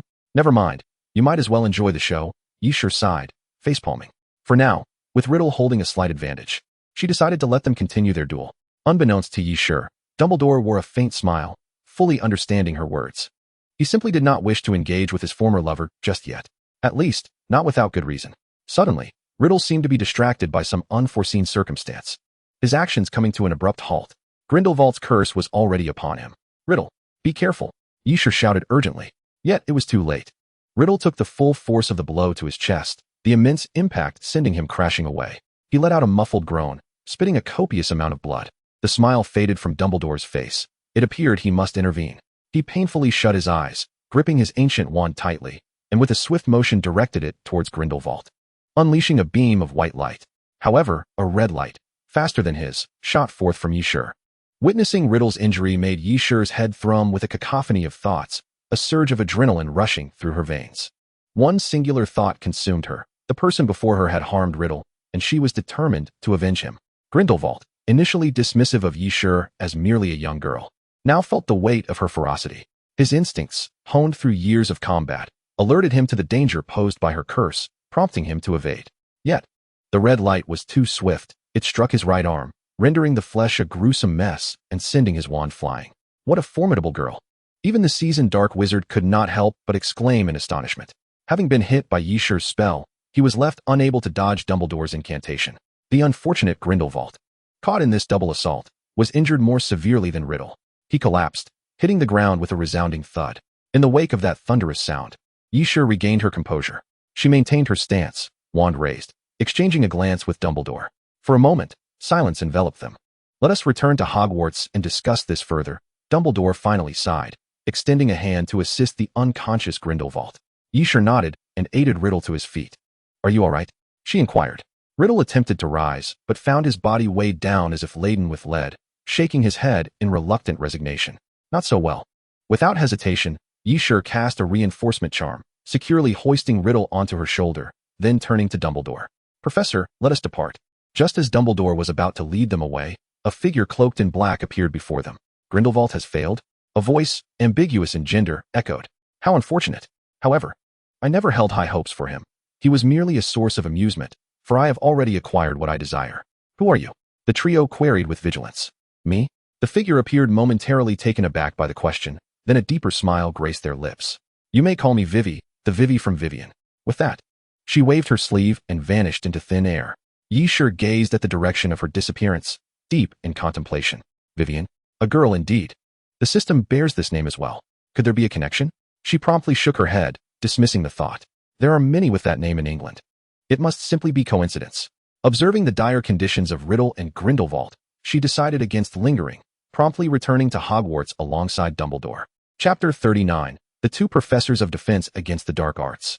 Yishur and Dumbledore delivered the injured Riddle and Grindelwald to the hospital wing. Madame Pomfrey brewed potions for both, and after consuming them, they sank into a deep slumber. Poet, you should return and rest for a while. I will keep watch here. Dumbledore observed as Yishur's eyelids began to flutter, fatigue evident. All right, call for me should you require assistance, she acquiesced. She had expended too much energy and truly needed a proper rest. Upon returning to her dormitory, Yishur was about to collapse onto her bed when the system's voice suddenly resonated. Poet, I must inform you of something. That Vivi appears to have a genuine connection to me. However, the specifics elude me. Yet, I have a premonition that once you fulfill the Genjiwa, all will be revealed. Over time, Yishur and the system had forged a friendship, addressing each other by their surnames in private. I understand. Thank you for the reminder, Vivian. Yishur expressed her gratitude, after which the system fell silent. The room returned to a tranquil quietude. Initially believing she had merely traversed into a mindless fanfiction world where she could simply lay back, she was taken aback by the complexity of the situation unfolding before her. With a long sigh of exasperation, she rolled over on her bed and soon succumbed to sleep. Yishur was roused by Fawkes the Phoenix pecking at her. Fawkes flapped its wings in a circle before her, beckoning her to follow. Realizing it must be Dumbledore summoning her, she quickly slapped her face to awaken her senses and immediately followed Fawkes to the hospital wing. Riddle and Grindelwald had both regained consciousness, yet they seemed to regard one another with palpable disdain, their eyes wide and filled with animosity, as if the very air around them was charged with tension. Yishur had no doubt that had Dumbledore not been present, mediating between them, these two would have already clashed. Oh, Poet, you finally arrived. Please, take a seat, Dumbledore exclaimed, pulling her beside him as if she were a beacon of hope. Before you came, I had a conversation with Gellert. It appears this whole affair is one of misunderstanding. Yishur shot him a disdainful glance. In such a short time, you've already summoned Gellert? Noticing her expression, Dumbledore coughed awkwardly and continued, Gellert, Grindelwald, did not intend to attack us. That Vivi ambushed him with a peculiar curse, akin to an unbreakable vow. If Gellert failed to follow her commands to attack us, he would suffer backlash. Thus, I planned to feign an attack on you, allowing Al to triumph over me, thereby breaking the curse without needing to oppose you. Grindelwald interjected, adding, and I must say, I never intended to harm Al, but that day when I struck you, I was entirely sincere. You. As the two prepared to escalate once more, Dumbledore hastily diverted the topic. All right, let us return to the matter at hand. Gellert will remain at Hogwarts to assist us in combating the mysterious Vivi. As for his specific role, I have yet to determine, as there are currently no vacancies. What subject does this fellow teach? Grindelwald pointed at Riddle. Oh, Tom teaches defense against the dark arts. Grindelwald smirked. Then I shall co-teach with him. He teaches grades 4 to 7, while I instruct grades 1 to 3. How could that possibly work? Riddle exclaimed without hesitation, his complexion appearing rather pallid. Oh, are you afraid, little boy? Afraid you won't measure up in class? Grindelwald crossed his arms, casting a sidelong glance at him. Huh, who is afraid of you? Riddle scoffed coldly. Then dare to compete with me? For a semester, the loser relinquishes their position as the defense against the dark arts professor. Let us compete. Yishur and Dumbledore exchanged incredulous glances at the childish antics of the two. Had they forgotten that they were merely temporary professors of defense against the dark arts? Perhaps this is for the best, Dumbledore mused, stroking his beard and quietly confiding in Yishur. Such a competitive spirit will compel them to delve deeper into their studies, thereby enhancing the quality of their teaching. Yishur gazed at the old man, a shiver running down her spine. Truly impressive, Professor Dumbledore. You have a remarkable grasp of the competitive culture. Subsequently, Yishur received letters from Lucius, Sirius, and Mr. Weasley, each inquiring about her well-being. Feeling the warmth of their concern, she responded to each, assuring them of her safety, allowing them to finally breathe a sigh of relief. The days that followed passed in a tranquil manner. Riddle temporarily returned to Malfoy Manor to confer with the Death Eaters, while Grindelwald and Dumbledore enjoyed their time alone together. Yshur continued her daily potion practice under Snape's tutelage, and in her spare moments, she visited her friends. During this time, Vivi had not stirred up any disturbances, but Yshur knew she was undoubtedly concocting some new scheme. Before long, a new semester commenced, restoring the lively atmosphere at Hogwarts. My father said the defense against the dark arts professor this semester is the Dark Lord. Is that true? At the opening ceremony, Draco quietly inquired of Yshur while seated at the long table. Indeed, she replied. Yshur noticed Draco flinch slightly. Let us not dwell on that. I have a secret to share. This year, Hogwarts will host the Triwizard Tournament. Draco's face lit up with pride, thrilled to possess such confidential information. Observing his excitement, Yshur feigned surprise, although she had known all along. All right, may I have your attention, please? Dumbledore called out to the gathering, and the cacophony of chatter ceased instantly. I have several important announcements. First, let me introduce our new defense against the dark arts professors. Please join me in welcoming Professor Riddle and Professor Depp. As applause erupted, Riddle and Grindelwald, now disguised as Max Depp, approached the podium with stoic expressions. How can there be two professors? Yshur heard Draco's puzzled voice. Chapter 40. Will you participate? The deadly kind. Other students began to murmur among themselves. Dumbledore appeared to have anticipated this reaction, chuckling softly as he stroked his beard. Professor Depp will teach grades 1 to 3, while Professor Riddle will teach grades 4 to 6. They are both exceptionally talented wizards, and I believe you will learn a great deal under their guidance. I don't believe it. This Professor Depp seems rather unimpressive. Certainly not comparable to the Dark Lord, Draco remarked, naturally siding with his father's superior, casting a disdainful glance at Grindelwald. His words elicited a chorus of agreement from his entourage. Yshur watched the haughty lift of Draco's nose, a bead of sweat forming on her brow. Being still young, Draco, unaware that Grindelwald had been imprisoned in Nurmengard for over 50 years, did not know the true identity of Professor Depp. If he were to discover that he had been mocking the original Dark Wizard, it would surely leave him agape. The Gryffindor table also erupted in discussion. Isn't Professor Riddle a friend of Sher's? I can't believe she has such connections, Ron exclaimed, astonished by Riddle's presence. He then recalled the eerie tales circulating about the defense against the dark arts and couldn't he help but jest. Who do you think will last longer? These two professors? Ron, you mustn't say that. Hermione admonished him sternly. You're being ridiculous, Ron retorted, turning to Harry. What do you think, Harry? Harry was lost in thought, staring intently at Riddle when Ron's voice startled him. I'm not sure, Harry replied, averting his gaze. But if I had to choose, I'd pick Professor Depp. For some reason, Professor Riddle gives me an unsettling feeling. Could it be that Professor Riddle's good looks are making you feel insecure? Ron teased, scrutinizing Riddle. However, after a thorough examination, he found nothing particularly remarkable, and thus patted Harry on the back, jesting, Don't worry, you're the chosen one. No one can rival your charm. At Ron's words, Harry merely offered a wry smile. Truth be told, he had little desire to be hailed as the chosen one. Given the choice, he would prefer to be an ordinary young wizard, leading a simple yet content life, where the greatest concerns revolved around assignments and grades, rather than the arduous and painful task of saving the world.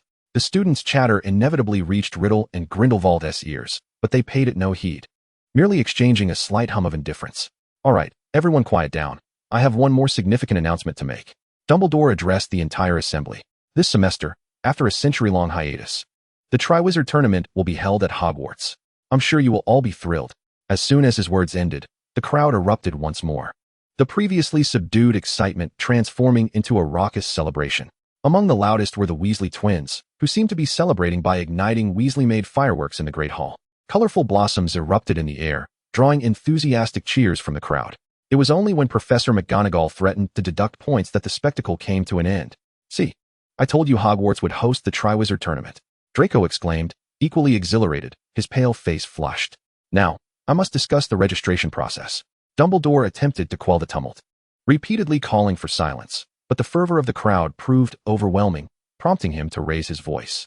Due to the high number of fatalities in previous tournaments, we, in consultation with the Ministry of Magic, have decided to impose an age limit this year.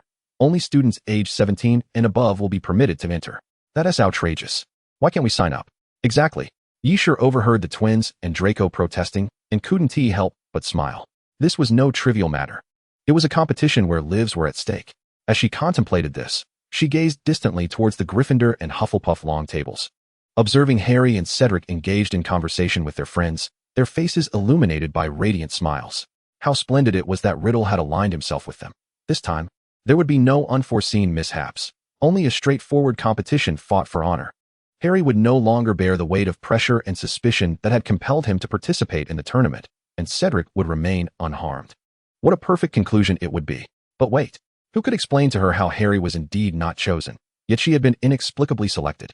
Days later, when the Goblet of Fire spat forth a parchment bearing her name, the hall fell into a profound silence. The blue flames flickered ominously, igniting a wave of anxiety within Yi Shi. There was no applause, no cheers. Everyone fixed their odd gazes upon her.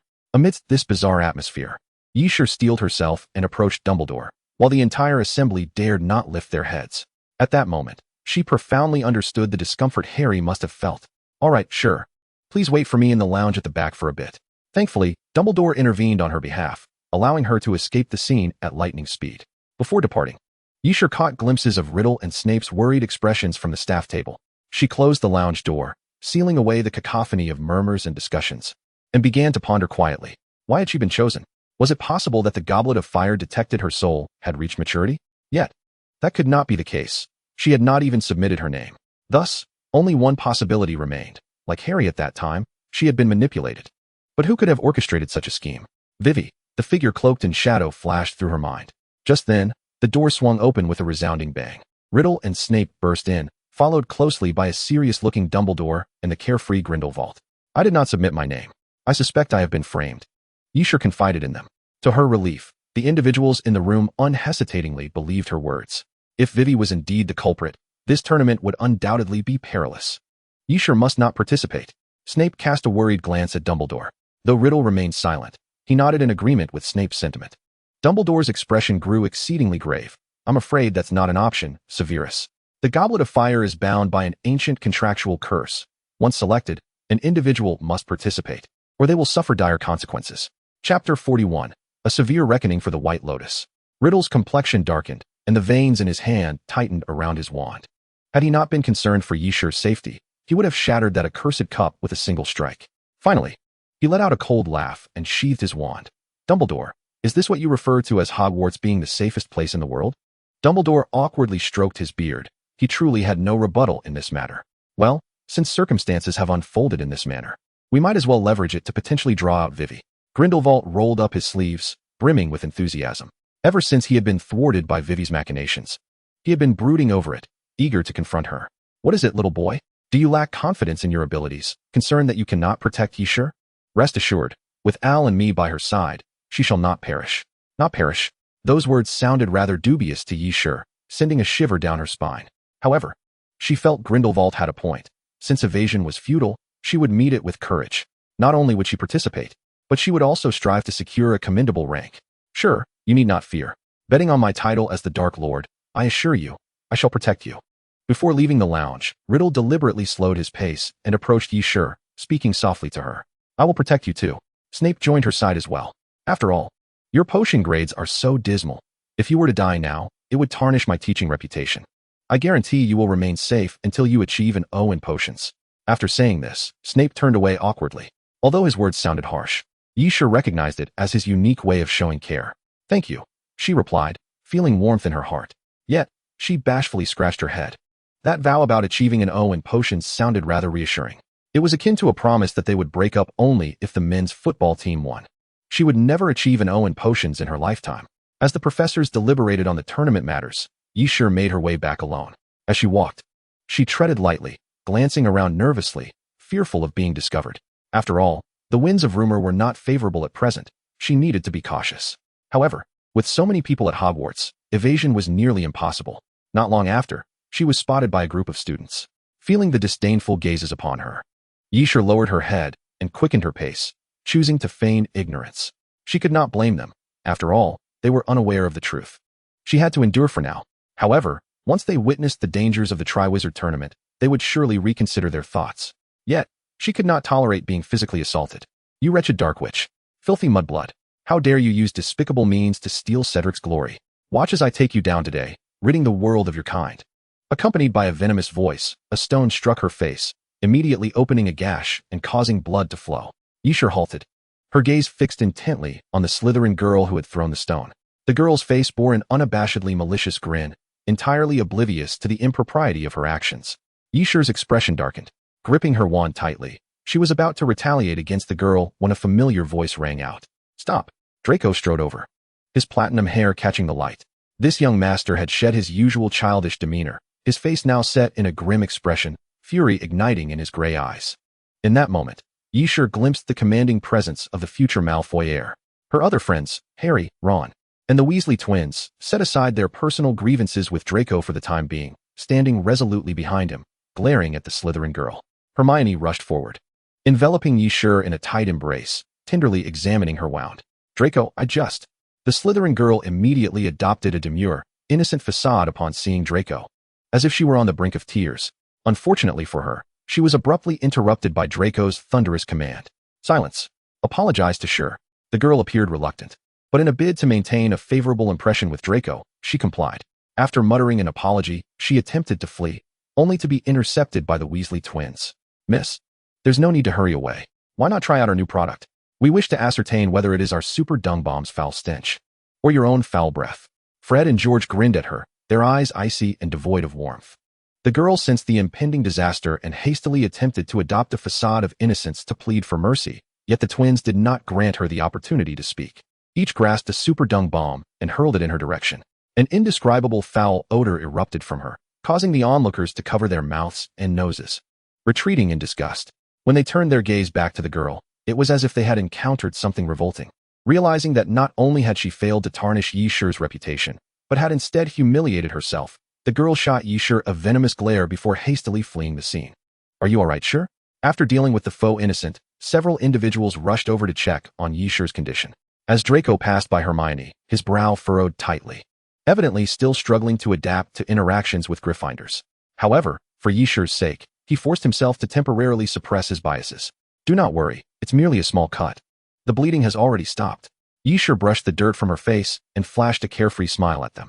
The warmth she felt in her heart, seeing her friends defend her so fiercely, rendered that faux innocent's attempt to unsettle her utterly ineffective. Although the bleeding had ceased, the scar left behind would not heal easily, as the girl had cast a malevolent curse upon the stone. The usually cheerful twins regarded the wound with an unusual frown. "Sure, before the wound fully heals, use this," they said, handing her a bandage adorned with a floral pattern. "This is one of our new products, crafted based on Muggle bandages. Once applied, it transforms into a floral design, concealing the wound while also providing disinfectant properties and enhancing aesthetics." Chapter 42, The Faux Innocence Delusions. The usually jovial twins appeared especially serious at that moment. Yishur accepted the bandage without hesitation and affixed it to her cheek.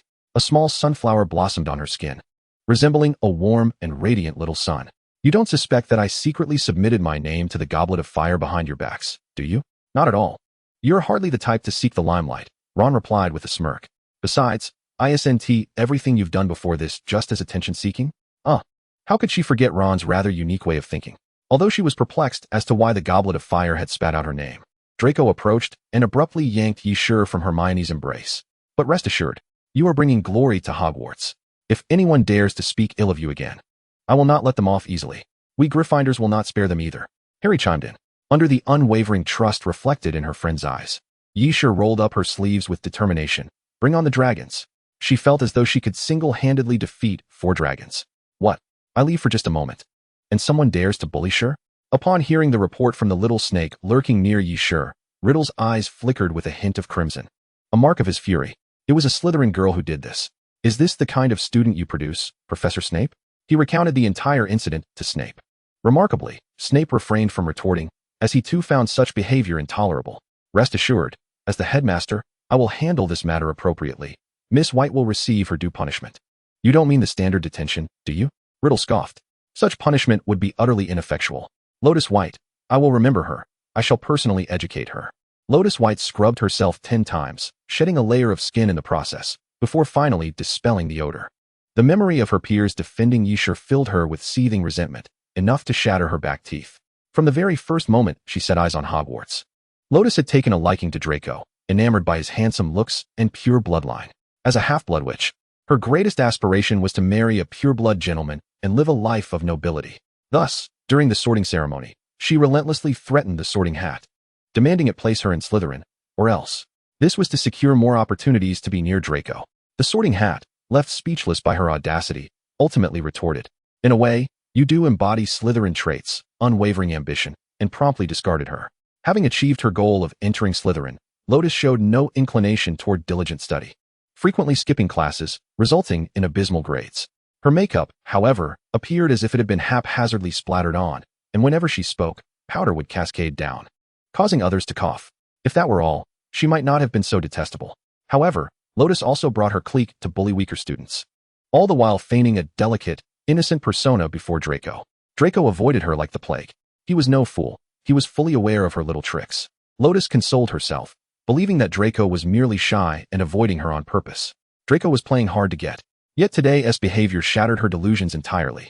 She had never seen Draco so furious on behalf of any girl. But had she not merely insulted that mudblood a few times and injured her face? Did Draco truly need to defend her so fiercely? It had to be that Yishur, that wretched girl, had bewitched Draco. Lotus let out a snort resembling a wild boar. She would ensure Yishur paid dearly for this. White, Professor Snape requests your presence in his office. At that moment, a student approached her. Confused, Lotus followed him to Snape's office. Snape was brewing potions, golden liquid bubbling and emitting a gurgling sound. He stirred the long spoon with intense focus, lifting some to examine under the sunlight. He seemed utterly absorbed, seemingly oblivious to Lotus entering. Lotus did not mind. Instead, she began to daydream. A serious man was the most charming. Even if he deliberately ignored her, the more aloof he appeared, the more she liked him. It was a pity that Snape lacked Draco's handsome features. Otherwise, she might have considered pursuing Professor Snape. Professor, what potion are you brewing? Lotus inquired sweetly. Beauty potion. Snape replied, glancing at her with an icy glare. Professor, I knew you adored me and brewed potions just for me. Enough. This is for Miss Yi. To remove the scars from her face. Snape's brow furrowed tightly. Speaking of which, I wish to understand the situation at the time. Please recount it to me accurately. Professor Snape would surely advocate for her. Lotus felt elated, promptly feigning tears. Woe is me, Professor Snape. I am so frightened. I did nothing. And Yishur hurled dung bombs at me, instigated by the Weasley twins. You still dare to argue. I have heard from eyewitnesses that you were the one who first attacked Shur, and they retaliated. Snape could no longer restrain himself. He slammed his hand down on the table, causing the cauldron to resonate with a loud hum. Initially, he had considered that if you reported truthfully, he would take into account your ignorance of the situation and be lenient. Now, however, it was a month of detention. You are to write a reflection to be submitted to me tomorrow, and you must also publicly apologize to Poem. Though reluctant in her heart, she dared not defy the headmaster, and thus pretended to be the protagonist of a youthful pain literature, gazing 30 degrees upwards at the sky, striving to prevent her tears from falling, and in this manner, she stumbled out. The result of her pretentious display was a loud crash as she collided with the office door, knocking off a layer of paint. In the afternoon, she entered the defense against the dark arts classroom, rubbing her sore wrist from writing the reflection. Her eyes fell upon the handsome professor standing at the lectern, and she was immediately entranced once more. He was simply too dashing, with his noble dark hair and a brooding yet captivating aura, truly the epitome of her ideal fiancé. What delighted her even more was that Professor Riddle was smiling in her direction. As she drooled in infatuation, she lamented. Professor Riddle was undeniably handsome, yet given his surname, he likely did not hail from a prestigious lineage, still falling short of Master Draco. Riddle noticed her gaze and narrowed his eyes dangerously. You are Lotus White, are you not? The professor was aware of her name. He must be harboring a secret admiration for her. She eagerly replied, Yes, it is I. Very well, Riddle said, twirling his wand in his hand, a hint of coldness creeping into his smile. Today, I shall teach the soul-sucking curse, and I invite Miss White to demonstrate. Chapter 43. The Dark Lord Takes Action, Evil Against Evil. Yishur observed everything before her with keen attention. Based on her understanding of Riddle, this white girl was certainly destined for misfortune. However, she had no intention of intervening. Yishur touched the wound on her face, though concealed by a small sunflower sticker. She knew the injury beneath must have scabbed over. Those who treated her well, she would reciprocate in kind. But for those who bullied her, Yishur would not compromise. Moreover, this white was not a virtuous individual herself. Her prior inaction was merely due to a lack of opportunity. Now that Riddle had spoken, she would allow him the chance to rid the world of this nuisance.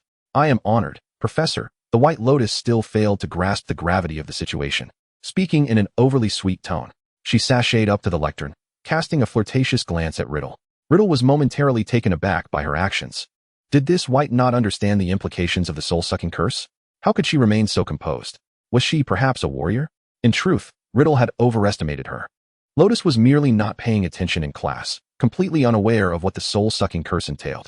Soul out of the body. Riddle quickly regained his composure, pointing his wand decisively at Lotus. She felt a momentary blankness in her mind, followed by an overwhelming sense of euphoria sweeping through her body.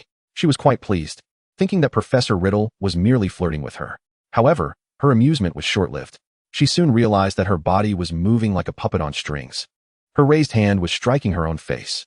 A resounding slap echoed as it landed, leaving a bright red mark in the exact spot as Yishur's injury. Another slap followed, then a third, and a fourth, until her face swelled like a pig's head. Only then did Riddle retract his wand, calmly observing the surrounding students. This is the effect of the soul-sucking curse. It compels the victim to act according to the commands of the caster. The students below were momentarily stunned by this sudden turn of events. Once they recovered, they erupted into applause, having long harbored disdain for the White Lotus. "You are a professor. You cannot treat students like this," Lotus cried, covering her face, abandoning her pretense of a refined demeanor, and shrieking like a madwoman. Riddle let out a derisive snort. "You should be grateful I am a professor. Otherwise, based on my previous temperament, it would not be so simple as merely bruising you." He pressed his cold wand against Lotus's neck, a dangerous red glint flashing in his eyes. "I, Riddle, act according to my whims, unafraid of any threat.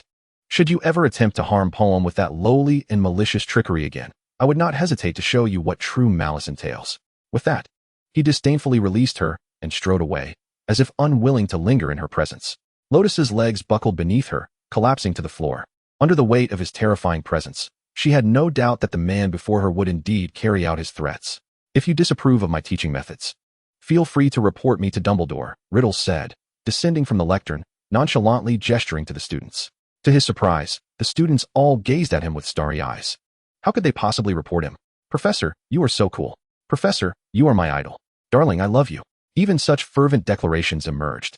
Riddle was momentarily stunned. He had not anticipated that by merely avenging Poem, he would garner such a following of admirers. A smirk crept across his lips. This sensation was rather delightful. From that defense against the dark arts lesson onward, Riddle skyrocketed to fame, becoming Hogwarts' brightest star. In a swift moment, a surge of magic erupted from Professor Riddle, and with a thunderous shout, a powerful force knocked the White Lotus to the ground. "Who dares to harm my dear friend Poem? I vow to rend them limb from limb." At that moment, Ron was animatedly recounting the scene to a captivated audience of younger Gryffindors, led by Ginny, who gasped in astonishment at intervals. As the story's heroine, Yishur listened, her toes curling in embarrassment, wishing desperately for a rabbit hole to burrow into. "Ron, it's a pity you don't come to China to be a storyteller." "Ginny, Professor Riddle definitely has a thing for you." Ginny leaned in with a conspiratorial grin. "Poem, have you truly considered him?" "Oh dear, that's just Ron's wild imagination. We are merely good friends," Yishur replied, her gaze darting away in a fluster. Ginny remained silent, only revealing a peculiar smile. "By the way, how is Professor Depp's defense against the dark arts class?" Yishur hastily changed the subject. "Oh, it's splendid. Professor Depp's blue flames are simply exquisite. The most thrilling part was his interaction with Professor Dumbledore. It was so sweet." Ginny paced excitedly. "But I must say, your pairing with Professor Riddle is quite ship-worthy." She grasped Yishur's hand. Yishur felt a headache coming on. How did the conversation circle back to this? It was as if she had shot herself in the foot. Could you please deliver this letter to Professor Riddle? I know you are good friends with him." While wandering the campus alone, an unfamiliar girl stopped her, bashfully handing her a letter adorned with hearts. Reluctantly, Yishur accepted the letter, and the girl immediately hopped away like a rabbit. Also help me deliver this cake to Professor Riddle." "And me." As Yishur received the letter, a throng of girls, and even a few boys, pressed around her. Soon, her arms were laden with an overwhelming amount of items. Staring at the overflowing contents, Yishur could only helplessly alter her plans, deciding to deliver the gifts to Riddle first. Riddle was presently in his office, resting with his eyes closed. He seemed to possess a particular fondness for the cold and dreary ambience. His office was conveniently located near the Slytherin common room, making it easy for Yishur to seek him out. As soon as she stepped through the door, Riddle stirred awake. His gaze fell upon the items cradled in Yishur's hands, and a fleeting glimmer of delight sparkled in his eyes. "Are these gifts you have brought for me?" "No," Yishur replied, and Riddle's expression instantly darkened. "These are from your fans. Truly, the Dark Lord remains as charming as ever," she teased with a playful smile. "You seem quite pleased," Riddle remarked, narrowing his eyes dangerously. Suddenly, Yishur felt an overwhelming pull. Before she could comprehend the situation, Riddle had enveloped her in an embrace. "But I am not happy," he murmured, lowering his head to fix his fiery serpent-like gaze upon her. Chapter 44. A battle of wits against the Hungarian Horntail. At that moment, Riddle was merely a few centimeters away from her, the stray strands of hair brushing against Yi Shi's face, tickling her. A drop of water plinked to the ground, followed by a second, then a third. The sound stirred Yi Shi's thoughts into a tumult. Her heart began to beat uncontrollably in rhythm with the droplets, thudding heavily. Say something, Riddle. Yi Shi thought desperately. If this silence continued, she feared she might perish on the spot. As if attuned to her unspoken plea, Riddle finally broke the silence. However, the heat of his breath only heightened Yi Shi's disarray, igniting a warmth within the room. What I have always desired is solely your gift. Do you understand? Sure. What do you mean? Yi Shi stammered, her mind clouded by the temperature, leaving her incapable of coherent thought, merely babbling foolishly. Ouch, that hurts. Riddle suddenly pinched her cheek sharply, causing her to grimace. I cannot tell if you are genuinely foolish or merely pretending, he sighed, releasing her. But it matters not. I can wait. Yi Shi trudged along the school path, her feet dragging, her mind muddled by Riddle's words. What did he truly mean? Surely, he could not be. The mere thought of a confession flickered in her mind, only to be extinguished with force. After all, this was the Dark Lord. How could he easily develop feelings for anyone? Moreover, the young Riddle was notorious for his charm. Such words could have been uttered to countless others. Even if it were genuine, Yi Shi was at a loss as to how to respond to such feelings. Did she harbor feelings for Riddle? She simply did not know. An orphan, Yi Shi had been tossed about like a mere plaything among relatives since childhood. No one had truly loved her, nor had she ever genuinely loved another. She had long forgotten what it felt like to be fond of someone. Moreover, Riddle's current affection for her was only at 55%. If it wasn't a full 100%, she would rather abstain. The risk of being cast aside once more was too great to bear. With these thoughts, a weight settled heavily on her heart, her head drooping as though she were a forlorn little puppy. Sure, a cool hand rested on her shoulder, causing Yi Shi to flinch involuntarily. It was Riddle. Observing her flinching and the redness at the corners of her eyes, he appeared somewhat flustered. I apologize, sure. My actions today were rather inappropriate. I was merely jesting. Please do not bear any psychological burden. He produced a handkerchief from his pocket, gently dabbing at the corners of her eyes. He sighed internally, realizing he had been too hasty and had frightened Yi Shi. A change of strategy was in order. Patience was key. After all, they had all the time in the world. So it was merely a jest. Yi Shi felt a wave of relief wash over her. Yet there lingered a hint of disappointment. Tom, you did nothing wrong. There is no need to apologize. I was merely recalling some past events, she replied, forcing a strained smile. That does not sound like a pleasant memory. Would you care to share it with me? We can converse as we walk. Under the sun's warm rays, the boy's eyes sparkled like obsidian, glinting with light. Yi Shi's genuine smile emerged as she walked alongside Riddle, a gentle breeze tousling their hair, carrying with it echoes of distant memories into their hearts. We were quite similar in our youth, Riddle asserted with conviction. I am the one who understands you best. I will always be by your side. You shall never be alone again. The setting sun elongated their shadows, two solitary souls finding solace in one another, their spirits colliding. System notification, Riddle's affection increased by 5. Current level, 60. Before long, the day of the first match in the Triwizard Tournament arrived. Yi Shi stood on the field, her legs trembling uncontrollably.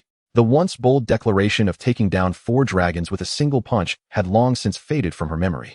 No, this is even more terrifying than I imagined, she thought, gazing at the fearsome Hungarian horntail, its fangs bared and flames spewing forth. Harry was truly brave. However, having come this far, retreat was not an option. With the expectant gazes of her friends in the stands, Yi Shi steeled herself. I will go all out. She positioned herself before the Hungarian horntail, raising her wand to her chest. She had contemplated the methods employed by Cedric, Fleur, and Crumb, swiftly dismissing their approaches due to their inherent flaws.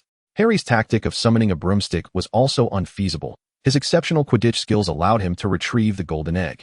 But Yi Shi knew she lacked such flying prowess. Blindly mimicking his actions could very well cost her life. Thus, she resolved to face the dragon with her dueling skills.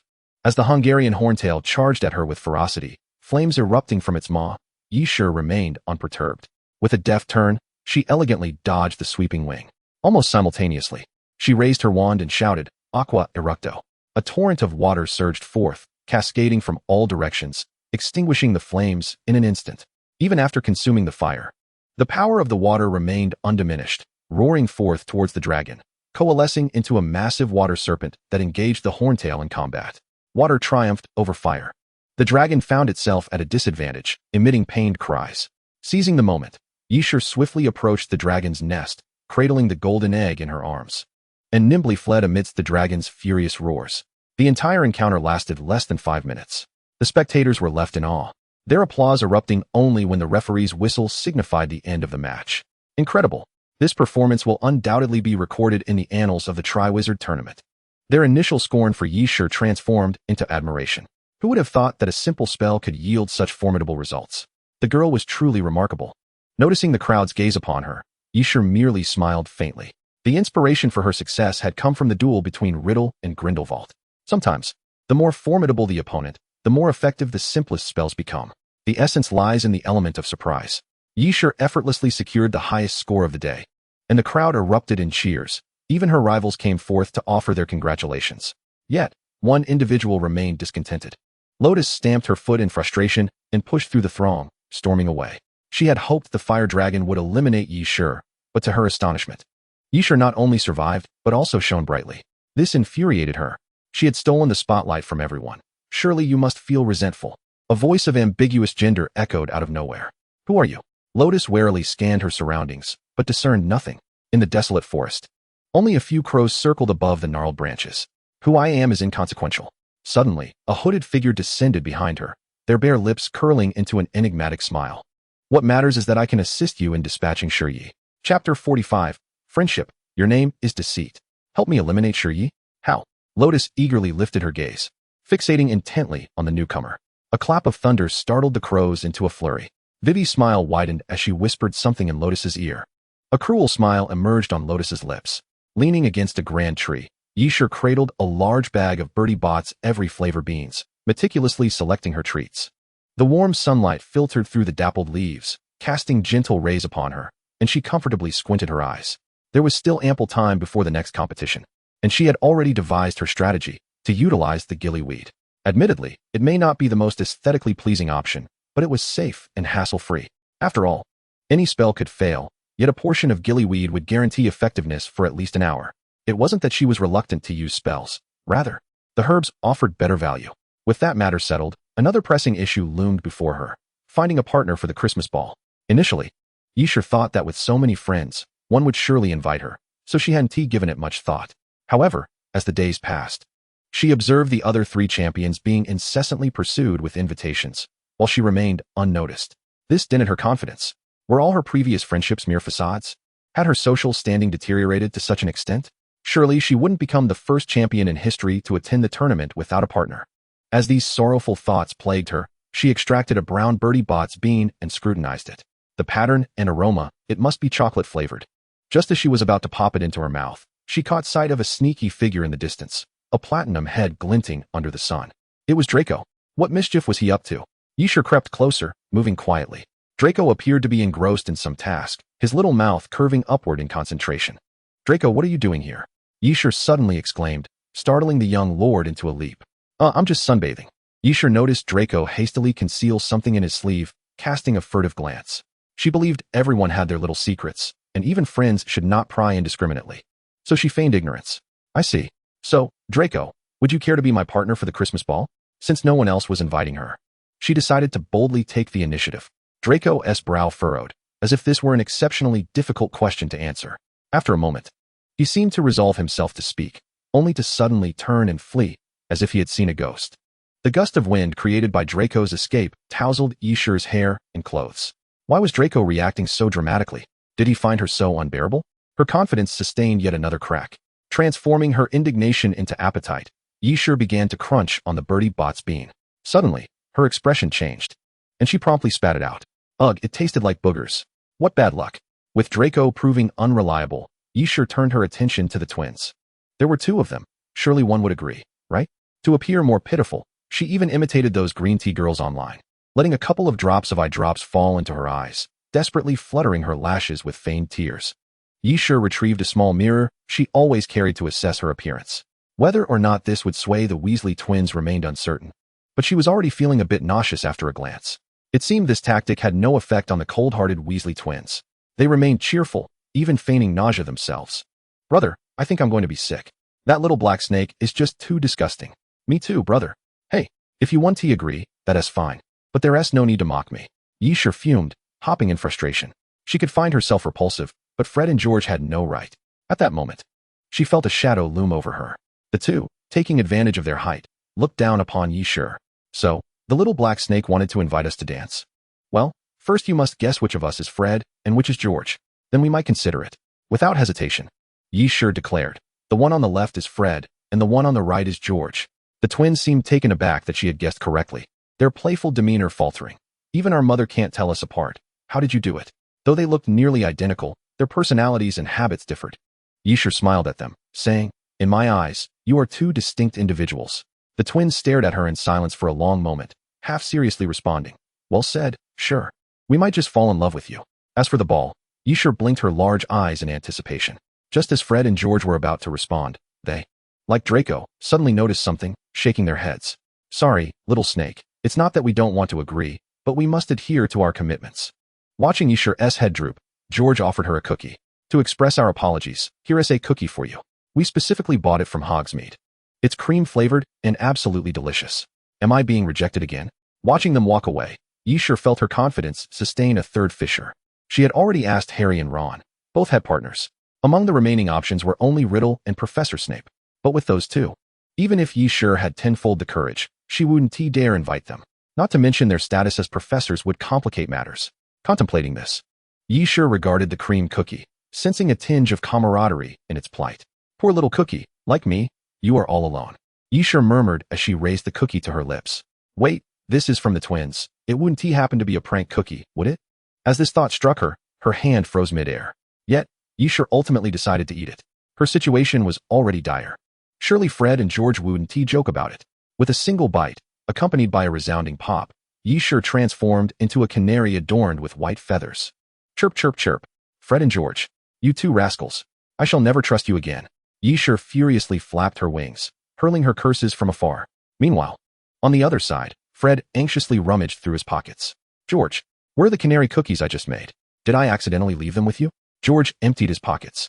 But instead of finding the canary cookies, he stumbled upon the cream biscuit that had originally belonged to Yi Shi. Oh no, Fred. I seem to have inadvertently given the canary cookies to the little black snake, mistaking them for ordinary biscuits. Chapter 46, The Deceptive Men. Riddle sat alone in a dimly lit office, extracting an ancient ring to scrutinize it closely. The ring appeared rather ordinary, seemingly devoid of any special attributes. However, if an erudite master were to lay eyes upon it, they would undoubtedly leap in astonishment. The black stone embedded within was none other than the renowned Resurrection Stone. Yet, Riddle seemed oblivious to the ring's value, casting a spell that altered its design. After examining it for a moment, he appeared dissatisfied and invoked another incantation. Such reckless disregard for an artifact of such worth could incite a master to a fit of apoplexy. Ultimately, Riddle even wielded his wand as a sculptor's tool, meticulously refining the details until he was finally content. He seemed in high spirits, humming an unknown tune as he delicately placed the ring into an exquisite box. With a soft click, the box closed. At that moment, the heavy door was abruptly thrust open with a bang. You have finally arrived. Riddle's smile vanished instantly. He swiftly tucked the small box into his pocket, rising to coldly regard the four intruders. Our timing is impeccable, Professor Riddle. Snape responded first, maintaining a dignified gaze upon Riddle. He held a vial of golden potion, bubbling as if freshly concocted. It was the beauty potion that Lotus had observed previously. Draco appeared somewhat apprehensive, yet mustered his courage to meet Riddle's gaze. Professor Riddle, it was you who proposed a fair competition. The time we agreed upon has arrived. May we proceed to find sure? He cradled a pure golden Chinese phoenix, its eyes and feathers adorned with sparkling gemstones. Riddle let out a derisive snort. Oh, it seems Mr. Malfoy remembers our agreement. Had I not fortuitously passed by that day, you would have already pledged yourself to Sure without our knowledge. Acknowledging his guilt, Draco fell silent.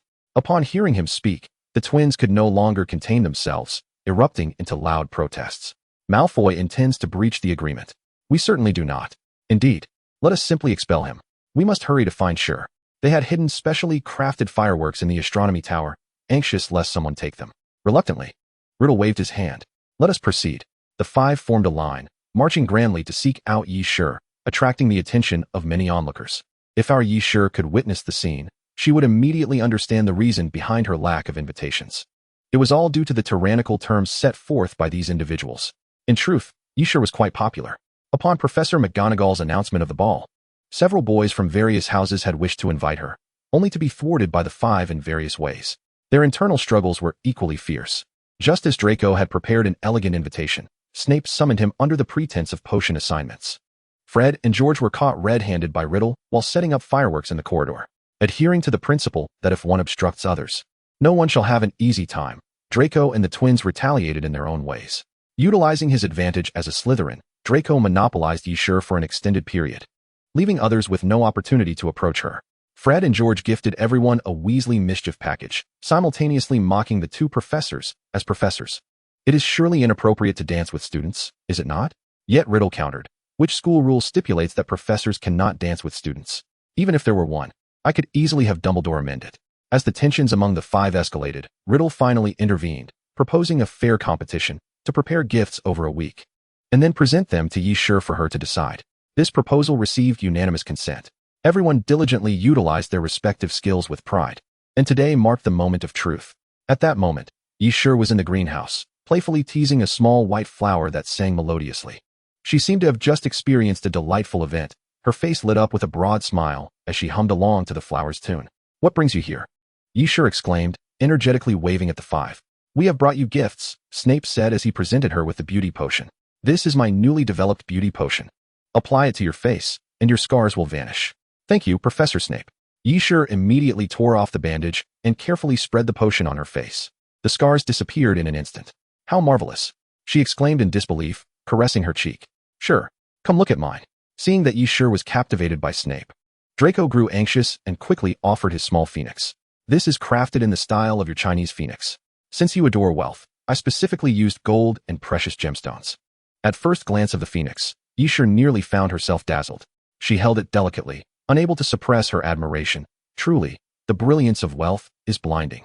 Our gift is rather special. You must accompany us to the astronomy tower to witness it." The twins, one on either side, grasped her hands and pulled her along in a dash. Fortunately, the fireworks lay obediently in place. The twins immediately ignited them, and the fireworks soared into the sky, accompanied by a flickering flame. In an instant, the heavens were streaked by a shooting star. Countless twinkling stars rushed forth, adorning the inky night sky as though it were a scene from a fairy tale. "These are the stars we present to you. They are specially crafted for you alone, and we shall not sell them to anyone else." Yshur was entranced by the spectacle, and the twins took this opportunity to continue speaking. Finally, as the stars trailed long tails, they vanished into the distance. Yshur, still immersed in the romantic scene, could not resist wiping her eyes. Snape and Draco fell into silence, appearing to understand that this gift had truly captured Yshur's heart. The twins exchanged triumphant glances with Riddle, eager to see what he might conjure next. Under the collective gaze, Riddle expressionlessly reached into his pocket.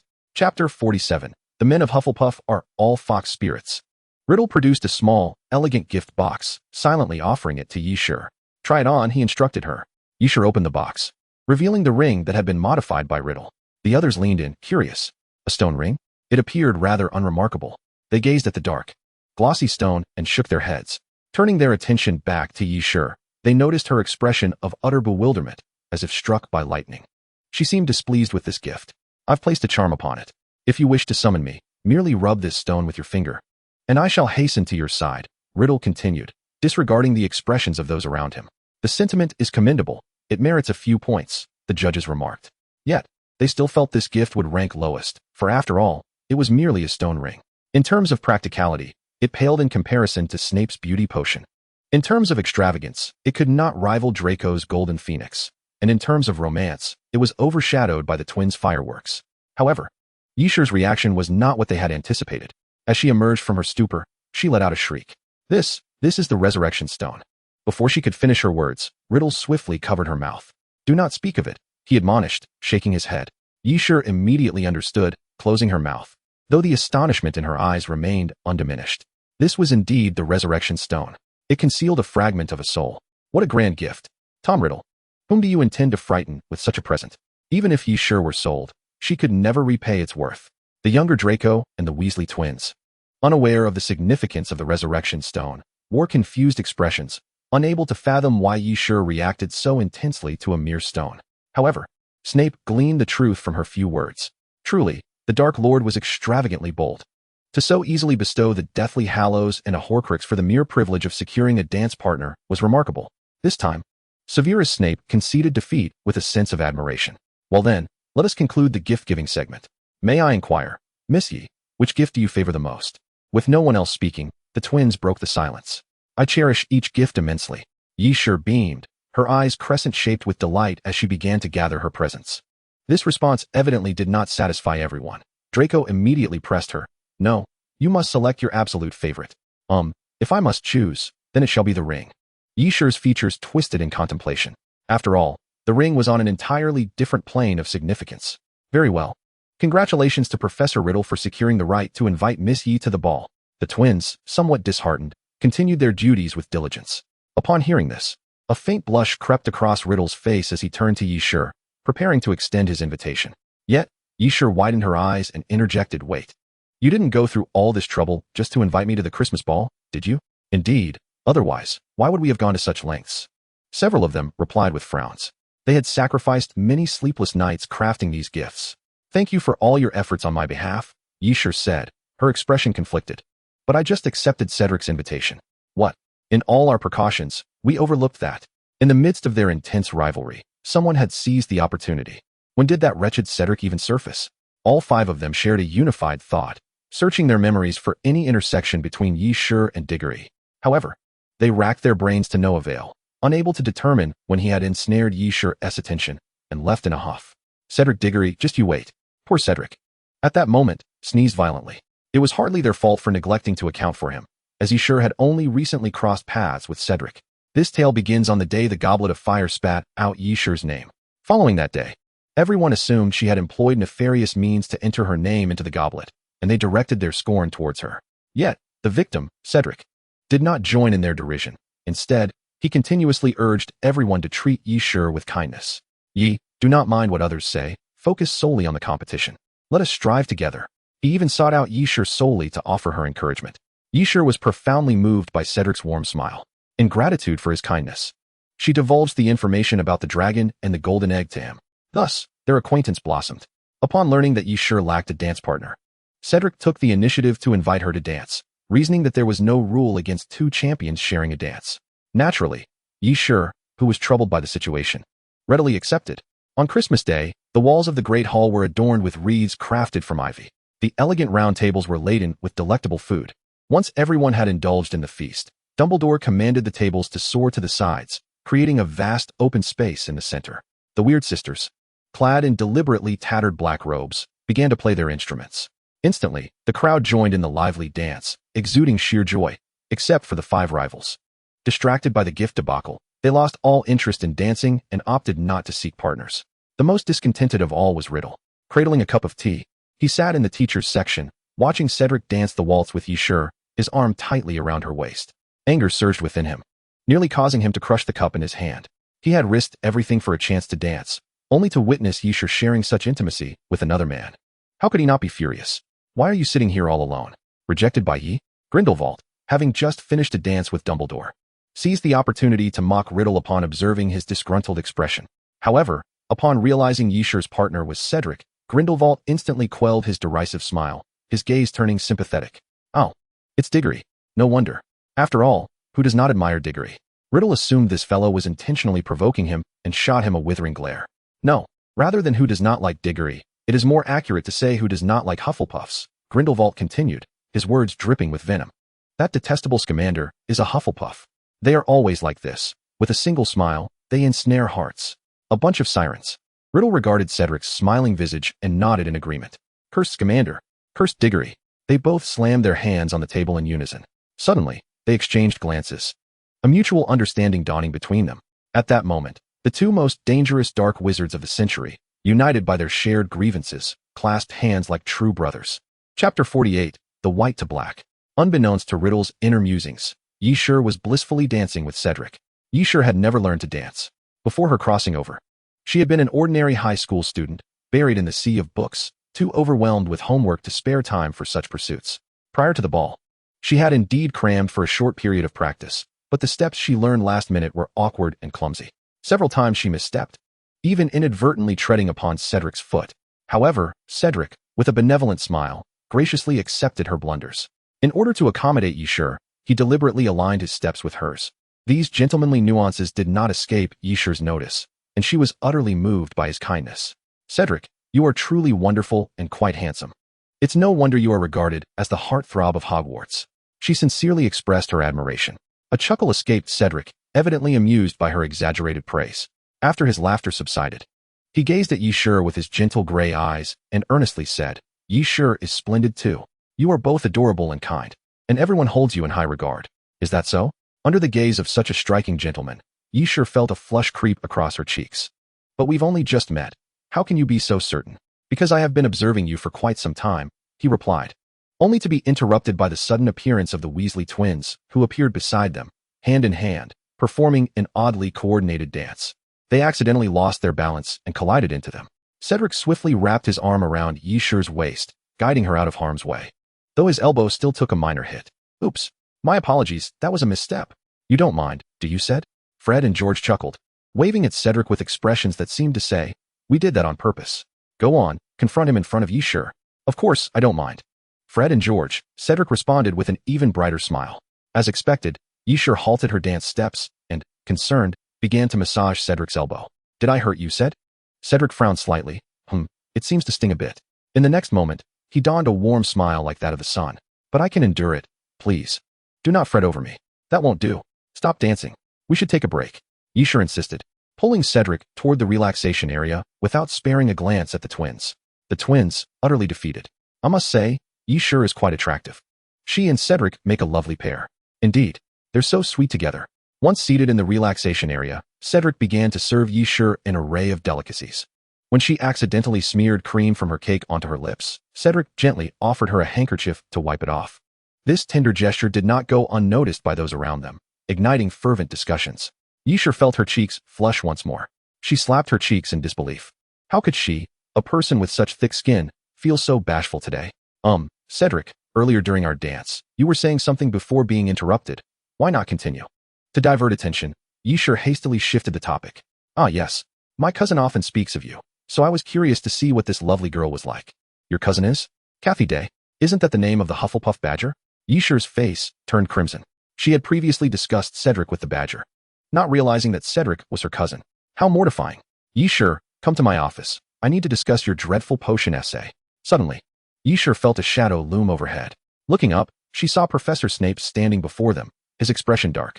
He had been observing them since they sat down, and although he couldn't hear their conversation, he could see Yishur's cheeks reddening from time to time, prompting him to feel restless. He had to find a way to separate them. Without hesitation, he seized Yishur's arm and began to lead her away. Professor Snape, can I play a little longer? Yishur protested, her legs kicking in resistance, her eyes pleading. Very well, Snape, initially intending to frighten her, softened at the sight of her pitiful expression. Just as he was about to relent, Cedric stood up. While you are the professor, it is unreasonable to act this way. Yishur clearly does not wish to leave with you. Cedric's outburst attracted the attention of many, their gazes turning towards Snape with strange expressions. Snape opened his mouth to explain, but, recalling his unpopularity, swallowed his words. He huffed, released Yishur, and strode away with his robes billowing behind him. Cedric, be careful in potion class next time. Don't give me a chance to deduct points. Professor Snape, utterly defeated. Diggory, Yishur is one of us from Slytherin. She rightly belongs with Slytherin students. Seeing Snape's failure, Draco approached with a triumphant stance. His reasoning was irrefutable. Well done, Draco. Those who had previously failed applauded him in spirit. In the face of their common enemy, Malfoy, once an opponent, became Draco in that moment. All right, you can take Yishur, Cedric unexpectedly agreed, leaving Draco momentarily stunned. In the next instant, he adopted a feigned expression of regret. I'm sorry, Yishur. I made your friend dislike you because I'm a Hufflepuff. Upon hearing this, Draco felt a pang of dread. He had fallen into Diggory's trap. Sure enough, Yishur instinctively shielded Cedric behind her. Draco, how many times must I say it? No house discrimination. At those words, Draco's head drooped. He knew he had lost completely. Was there truly no one who could challenge this man? The defeated coalition turned their gazes toward Riddle at the teacher's table. Riddle, sensing their scrutiny, remained unfazed. Pouring himself another cup of tea. Why are you so calm? The crowd erupted in sharp murmurs. Chapter 49, Birthday Wish. Initially furious, Riddle had contemplated confronting Diggory. However, after conversing with Grindelwald and learning from his failures, he changed his mind. Such superficial rivalry was beneath him and could not shake Diggory's standing in Yishur's heart. After all, who doesn't adore a Hufflepuff man? With that thought, he gritted his teeth. If strength wouldn't suffice, he would employ a softer approach. He would defeat Diggory in his own way. As the final note of the waltz echoed, the ball concluded. Cedric rose, bowing slightly as he offered his hand to Yishur. Shall I escort you back to the dormitory? All right. Thank you, Senior Cedric. Without hesitation, Yishur reached for his hand, only to have it intercepted by a pair of icy fingers. Riddle? A chill spread through her palm, coursing through her entire being. As if under a spell that had suddenly broken, Yishur snapped to attention, turning to face Riddle. She was unsure why she felt the guilt of a secret rendezvous with a lover caught in the act. She could only lower her head silently, stealing glances at Riddle's reaction. At that glance, she nearly dropped her jaw in astonishment. Riddle's eyes were crimson, shimmering under the lamplight, seemingly glistening with moisture. What seems to be the matter? His pitiable, animal-like demeanor struck a chord in Yishur Hong's heart. A sense of discomfort washed over her. Riddle feigned illness, collapsing against her. Flustered, Yishur hurriedly assisted him, and seizing the opportunity, Riddle leaned closer to her ear, murmuring in a low, gravelly voice. Could you keep me company for a while, sister? The term sister sent Yishur's mind spiraling. I'm so sorry, Cedric, but Professor Riddle is unwell, and I must take care of him. I can't go back with you. Supporting the feeble Riddle, she shouted towards Cedric, hastily exiting the hall. Cedric reached out, but grasped nothing but air. After all, he was a professor and hardly required a student to escort him. In the end, he could only mutter to the void. As Yishur helped Riddle along the path of Hogwarts, the gentle moonlight spilled over them, revealing Riddle's face in that moment. The pitiful expression had vanished, replaced by his usual inscrutable demeanor. Yet, Yishur did not find him unapproachable now. She noted the faintest upturn at the corners of his lips, which, albeit slight, added a touch of warmth to his countenance. Ah, you little Tom Riddle. So, you were merely feigning illness. Yishur exclaimed in realization, her voice tinged with indignation. Indeed. I was pretending, Riddle admitted without hesitation. Is it so wrong to wish to spend more time with you, sister? When he uttered sister, his voice quivered deliberately, sending a tingling sensation through Yishur's ears. All right. You've won this round. Where shall we go? Let us just wander. To mask her embarrassment, Yishur stomped her feet with a resounding thud. Let us just take a leisurely stroll. Thus, the two resumed their tranquil walk beneath the moonlight. By the way, sure. Riddle suddenly halted, gazing intently at her, an indescribable light flickering in his eyes. Do you know what December 31st, which is fast approaching, signifies? Of course. It's the last day of the year. Why do you ask? Oh, nothing. Riddle averted his gaze, attempting to conceal his disappointment. Unbeknownst to him, Yishur stifled a grin. Silly, how could I forget that it's your birthday? Yishur had meticulously planned every detail. According to her calculations, Riddle was just 16 when he first awakened, making him 18 now. She was determined to ensure Riddle had an unforgettable birthday on the night of December 31st. After Riddle's defense against the dark arts class, as he prepared to gather his belongings for the staff quarters, Yishur intercepted him. Professor Riddle, I have a question I don't quite understand. Could you explain it to me? She blinked at him fervently. All right, Riddle nodded in agreement, obediently following Yishur as she led him outside. She guided him to the whomping willow, deftly pressing on the tree's knotted scars, causing its gnarled branches to fall still. Shoo, you mustn't tell anyone. She made a shushing gesture, her finger raised, as she caught Riddle's astonished expression. They made their way to the shrieking shack, stopping at last. Riddle had seen this dilapidated shack before, but now it was adorned anew. The crumbling walls were painted fresh, festooned with colorful birthday decorations. The cracked table had been replaced with an elegant wooden one, upon which sat a beautifully crafted birthday cake. Candles inscribed with the number 18 flickered gently, casting a warm glow. Happy 18th birthday, Tom. Yishur crowed, placing a paper crown atop his head with a beaming smile. Riddle gazed at the cake, somewhat dazed. How peculiar, he mused. His body temperature had always been akin to that of a serpent, yet now he felt warmth radiating from within. Did you think I would forget your birthday? Yishur continued. You are very important to me. How could I ever forget? Riddle snapped back to reality, offering a self-deprecating smile. In the past, I spent this day all alone. Suddenly, a warm body pressed against him, causing him to instinctively flinch. Unlike him, this figure radiated warmth, almost burning to him. He feared the heat but yearned for closeness, like a cold-blooded creature instinctively drawn to the sun, yet wary of it. Sensing Riddle's hesitation, Yishur tightened her embrace.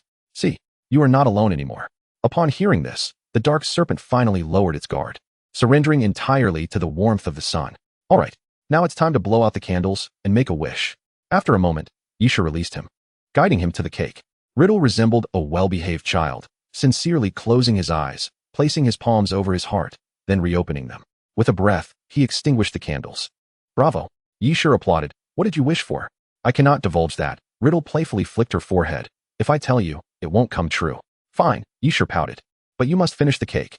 I made it myself. You didn't even get a chance to taste it last time. As they savored the cake, they engaged in lively banter. At 11:59 p.m., Yisher's alarm rang, prompting her to leap to her feet. It's time. No sooner had she spoken than the dark sky erupted with brilliant fireworks. Happy New Year, dear Tom. Yisher turned, flashing Riddle a radiant smile. Happy New Year. He replied, my poem. He added softly, in a voice she could not hear. Riddle pondered whether a person as deeply flawed as he could receive Merlin's blessing. Should Merlin still be willing to hear his wish? He hoped this moment could last forever. Chapter 50. Underwater Peril. It was now 4 a.m, and Yisher was tossing and turning restlessly in bed. She was sleepless. The excitement of New Year's Eve had been overwhelming, leaving her unable to wind down. Ultimately, Riddle had yanked her by the collar, insisting on returning her to Hogwarts. There are too many dangers lurking at night. It's not safe outside, Professor Riddle had asserted. Had it been anyone else, Yisher would have complied. Yet, how could the Dark Lord himself utter such words? She refused to believe there could be anyone more dangerous than Riddle. Speaking of Riddle, having celebrated his birthday had boosted her fondness for him significantly. She hadn't anticipated that this little Dark Lord's goodwill could be so easily earned. Her fondness had now reached 70, seemingly not far from 100. Since sleep eluded her, she decided to discuss this matter with the system. Vivian, are you there? Yes. What do you want at this late hour? The system responded, its tone laced with sleepiness. Do your systems need sleep too? Yisher inquired, astonished. Of course. We are akin to you, mere mortals, albeit residing in disparate worlds. Much like your relationship with Muggles. Indeed, Yisher nodded, her expression suggesting she had unearthed some significant revelation. Speaking of which, I have reached a completion rate of 70% in my quest. Have you recalled anything? They remain utterly oblivious to the enigmatic Vivi, rendering them incapable of devising a strategy against her. If only the system could furnish us with some intelligence, perhaps the tide could be turned. No, nothing, came the reply. Well, Yisher sighed, a hint of disappointment evident. I will soon accumulate enough favor. I must caution you. As time progresses, gaining favor becomes increasingly arduous. Understood. It's akin to charging a mobile phone. The initial stages are swift, but the final few bars take an eternity. Though your analogy may be peculiar, it indeed holds true. Now, I must retire for the night. We shall converse again later. With that, the system fell silent. Gazing through the curtain-s fissure at the softly illuminated sky, Yisher exhaled deeply. After conversing with the system, her insomnia only intensified. The future appeared bleak. Nevertheless, Yisher had never intentionally sought to win Riddle's favor. She firmly believed that genuine connections between individuals should be reciprocated with sincerity, for only then can a relationship endure. If one approaches another solely driven by self-interest, what one gains will merely be akin to a soap bubble, visually splendid, yet easily punctured. This sentiment resonated even more profoundly with a child like Riddle, who was ensnared in a mire of his own making. Subsequently, after enduring a spell of tranquil yet monotonous existence, the exhilarating second round of the Triwizard Tournament finally arrived. Remember, the effects of the gillyweed last only about an hour. You must return to the surface before that time elapses. Prior to the competition, Snape entrusted the gillyweed to Yisher, admonishing her like a concerned father. I understand, you needn't worry. Yisher reassured the anxious Professor Snape, patting his shoulder. Familiar with the original storyline, she felt no trepidation. After all, rescuing someone from the water was far less daunting than facing a dragon, wasn't it? Yet, she was curious. Who would her precious treasure be? Good luck, sure. Cedric stood beside her at the edge of the Black Lake, offering her a faint smile. Just as she was about to respond, Riddle, acting as the judge, grimly blew the whistle. She hastily stuffed the gillyweed into her mouth. Ugh, it tasted dreadful. Yisher suppressed the revolting sensation and plunged into the water, the icy chill and waves of dizziness engulfing her. Soon, she sprouted gills, and her legs elongated, transforming into fins. The discomfort dissipated. It felt as though she were born to navigate the waters, as she agilely descended to the lake's depths. As she swam, ethereal mermaid songs resonated around her. Following the melody, she swam for approximately 20 minutes until a multitude of stones, obscured by aquatic plants, came into view. Several fierce-looking merfolk protruded their heads from within. Upon seeing them, Yisher knew she had arrived at the right location. Indeed, behind them, 4 individuals were tightly bound to a colossal statue: Hermione, Gabrielle Delacour, Cedric's sister, and Ginny. The first 2 were expected, but the latter 2 surprised her. Cedric's hostage was not Cho Chang. This diverged from the original plot. As for Yisher, she had assumed her hostage would be one of those 5 individuals, given her recent interactions with them. However, having Ginny was also quite delightful. As for Dumbledore's choice of Ginny, it was entirely to ensure the safety of Hogwarts. The professor needed to maintain order during the competition and could not participate. Yet, should he have selected one of the remaining individuals, Riddle's temperament would surely have led to chaos. Selecting a girl was the most prudent option. Yishur picked up a sharp stone and deftly severed the ropes binding Ginny. As she passed Gabrielle, she hesitated briefly but ultimately chose not to save her. Kindness during the competition was futile. Moreover, lacking Harry's strength, she simply could not drag two people upwards. To do so would be irresponsible towards Ginny. In any case, when the time came, Gabrielle would naturally be rescued. Yishur kicked her legs vigorously, propelling herself upwards.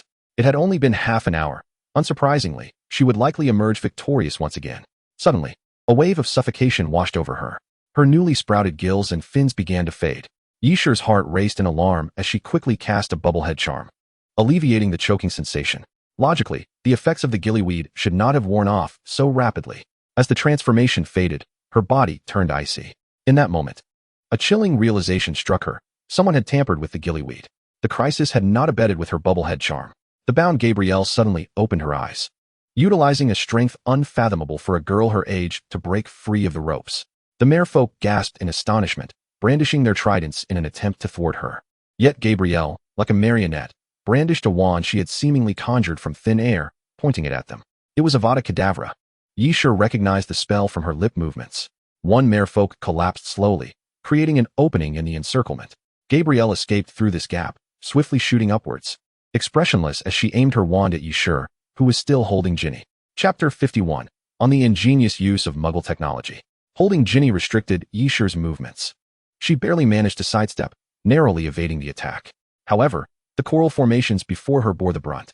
A sharp sound pierced the water as the green light struck them. A vast expanse of coral shattered instantaneously, fragments drifting like snowflakes through the water.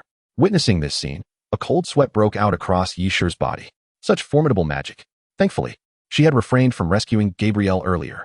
Otherwise, being so close, a surprise attack would have been inevitable, and she might have already met her end. Gabrielle, realizing her attack had missed, raised her wand once more. Run.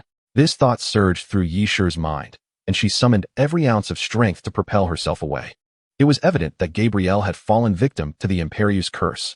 It was well known that those under its influence could defy physical laws. But Yishur could not. Moreover, she had someone with her. Thus, it was wiser to flee rather than be reckless. At that moment, Cedric and Crumb arrived, staring at the unfolding scene with bewilderment.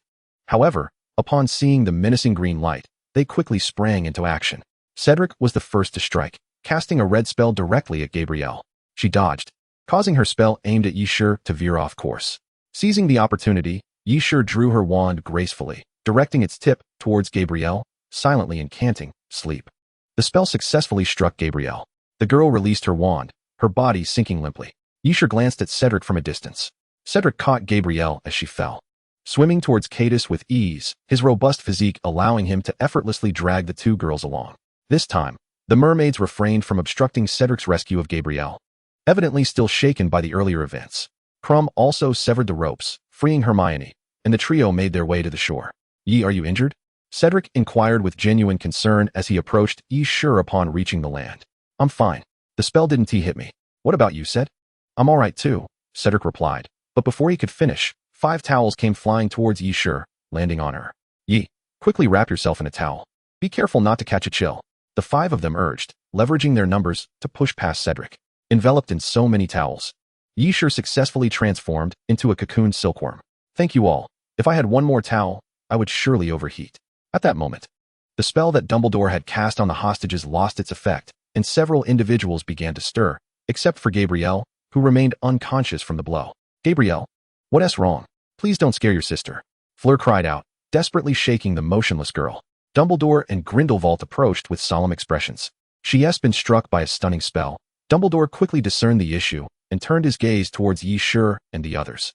What transpired? Yishur succinctly recounted the events to Professor Dumbledore, with Cedric and Crumb adding their accounts. After listening, the atmosphere grew tense among those present. "Poppy, could you please take Gabrielle to the hospital wing?" Dumbledore requested, looking towards Madame Pomfrey. She nodded, assisting Fleur in carrying Gabrielle away. "Children, you should go rest now. Yishur can remain," he added, glancing at the other students. They appeared reluctant to leave, but with Dumbledore's directive, they begrudgingly made their way to the stands. As they departed, Dumbledore turned to the remaining 3. Silence enveloped them, each sharing the same troubling thought. I cannot believe that Vivi could infiltrate Hogwarts. This indicates a traitor within the school. Yi Shi harbored doubts regarding this statement. In the original narrative, numerous Death Eaters had infiltrated Hogwarts. Yet she sensed there was indeed a mole, for it was implausible that Vivi could accomplish this alone. Severus, have any suspicious individuals entered your office recently? Dumbledore redirected the inquiry towards the incapacitated Snargaluff. Snape pondered, stroking his chin. I inspected the Snargaluff last night, and there were no issues. Thus, the individual must have acted this morning. However, today is the day for paper submissions, and many people entered and exited my office, making it impossible to identify a suspect. After hearing Snape's analysis, Dumbledore sighed. It seems obtaining information from Gabrielle is also out of the question. Those under the Imperius curse forget prior events. We were careless this time. The assailant will undoubtedly strike again. I shall be present at the next match to ensure security. Riddle abruptly stood, his face contorted in anger. How dare they attack his people under his very nose? If he failed to unearth the culprit, his reputation as the Dark Lord would be tarnished. I will go as well. Snape promptly rose to his feet. I too shall accompany you. I cannot allow you to claim all the credit. Grindelwald leisurely stood, stretching as he spoke. He intended to make a good impression on Albus. Yi Shi was taken aback by their fervent determination. No, you cannot remain there. Such actions would alert the perpetrator. Little girl, if we don't stake out the area, how can we catch the assailant? Grindelwald regarded her with skepticism. Do not think that just because you are currently Dumbledore's favorite student, you can act without restraint. Under the weight of his imposing gaze, Yi Shi swallowed nervously but mustered the courage to meet his eyes. Professor Grindelwald, there exists a device in the Muggle world known as surveillance, which allows one to observe events occurring far away. Such a thing exists? Grindelwald replied, intrigued by the ingenuity of Muggles. Dumbledore could not help but express admiration as Yi Shi elaborated on the workings of surveillance.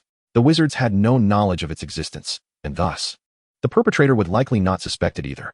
Very well, this method appears worth exploring, Grindelwald conceded, averting his gaze. Noticing the softening expressions of those present, Yi Shi smiled slightly and continued, I will participate in the competition as planned, and I ask that you monitor the venue through surveillance. If any suspicious individuals are identified, your presence on site can be determined later. Furthermore, the surveillance has a recording function, ensuring that if the perpetrator attempts to deny their actions, the footage will leave them with no room for rebuttal. Chapter 52. The command group and the force group. Lotus lurked in a small corner, nearly snapping her wand in frustration as she witnessed Yi Shi emerge from the Black Lake unscathed. Following Vivi's instructions, she had stealthily replaced the Snargaluff and, seizing the opportunity when Gabrielle was isolated, had cast the Imperius curse on her.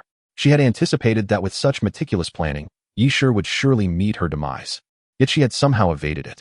Consider yourself fortunate, Yi Shi, taking advantage of the moment when everyone gathered at the stands. Holding their breath in anticipation of the competition results, Lotus stealthily slipped deep into the forbidden forest. Indeed, the hooded girl sat perched on a branch of a large tree, swinging her legs leisurely. Vivi, your methods are ineffective. Yi Shi is still alive and kicking. Lotus fumed, hands on her hips, glaring at the girl in the tree like an imperious matriarch. Fool. The girl, unbothered by Lotus's demeanor, smirked with contempt. No worries. I have a next step planned. What shall we do? The next match will take place in the maze. This maze is impenetrable. Those outside cannot see what transpires within. It would be quite easy to create the illusion of an attack by a monster. Professor, this is surveillance. Yi Shi handed a pinhole camera she had acquired from the system to Professor Dumbledore, explaining the installation process in detail. She then produced her phone. From this device, we can view the live footage. Vivian had kindly assisted her in connecting to the Wi-Fi. Realizing this, Yi Shi nearly wished to leap through dimensions to give her a big kiss. I apologize, Vivian. I shall no longer call you a useless system in secret. Dumbledore, the greatest white wizard of the century, effortlessly delved into Muggle technology. With a gentle flick of his wand, he transformed the camera into 10. With a sudden flash, Dumbledore vanished before the onlookers. Moments later, he reappeared and informed Yi Shi that he had successfully installed the cameras within the maze. Exercising a bit of privilege as the principal. Growing older, I find it increasingly difficult to move about. Dumbledore stroked his long beard, a shrewd grin adorning his face. At that moment, the phone screen flickered rapidly, revealing the scenes within the maze. How marvelous. Dumbledore presented the phone to the other professors, witnessing its remarkable utility. Even Voldemort and Grindelwald, the two dark wizards who harbored an intense disdain for Muggles, fell silent in rebuttal. This time, we must unmask the mastermind behind it all. Yi Shi, brimming with confidence, rolled up her sleeves. On the day of the finals, the stands were a sea of people, with cheers and shouts rising in waves. Yi Shi stood at the entrance of the maze, observing the excited young wizards, her heart filled with perplexity. But why are you so exhilarated? You cannot see the wonders within the maze. You can only sit here idly. Is there truly a need for such excitement? With her total score from the 2 previous rounds being the highest in the competition, she was the first to enter the maze. Sure, if you encounter danger, do not be reckless.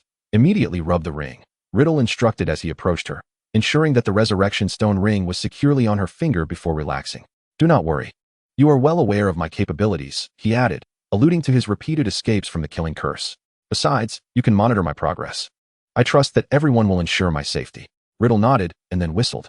Without hesitation, Yeshur dashed into the maze. The sound of her footsteps echoed rhythmically in the vast expanse of the labyrinth, like a melodious tune. However, soon another set of footsteps, irregular and chaotic, emerged from the depths of the maze, disrupting her orderly symphony. Yeshur paused to listen intently, given the weight and cadence of the steps. It appeared to be an individual rather than a creature lurking within the maze. It could not possibly be another contestant, as she was the first to enter. Even the swiftest among them could not have reached this point ahead of her. Therefore, this individual was likely the culprit. Yeshur instinctively glanced at the flickering red light upon the wall, knowing it indicated the location of the surveillance. I wonder if the professors have noticed anything unusual? Now, let me switch the view to the outside personnel. In the principal's office, a magically enlarged projection of the phone screen flickered in midair. Dumbledore, Flitwick, and Professor McGonagall stared intently, ensuring they missed not a single detail. This was the command group. Riddle, Snape, and Grindelwald formed the response team. Pacing at the entrance of the maze, equipped with walkie-talkies, they awaited the command group's judgment of danger, ready to rush into the maze at a moment's notice to rescue the students. The surveillance footage showed no suspicious activity in the maze. Everything appeared normal. However, once Yeshur entered, the situation shifted. A masked girl stealthily approached the maze's edge, clad in Slytherin robes. She pulled out her wand from the folds of her ample cloak and whispered an incantation aimed at the wall. Instantly, the sturdy wall morphed like clay, yielding to her touch. The girl smoothly slipped through the breach. Witnessing this, Dumbledore's expression turned grave. The location she had accessed was the innermost sanctum of the maze, where the trophy was kept.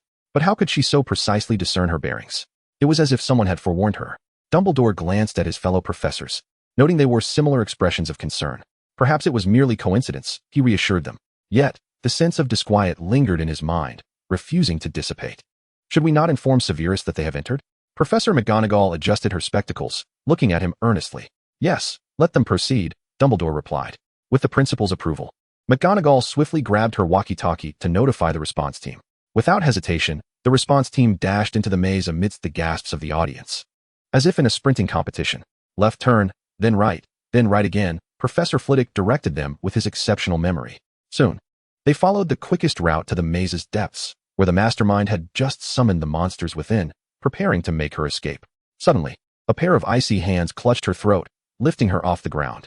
Panic filled her eyes as she beheld Professor Riddle, radiating an aura of fury, staring coldly at her.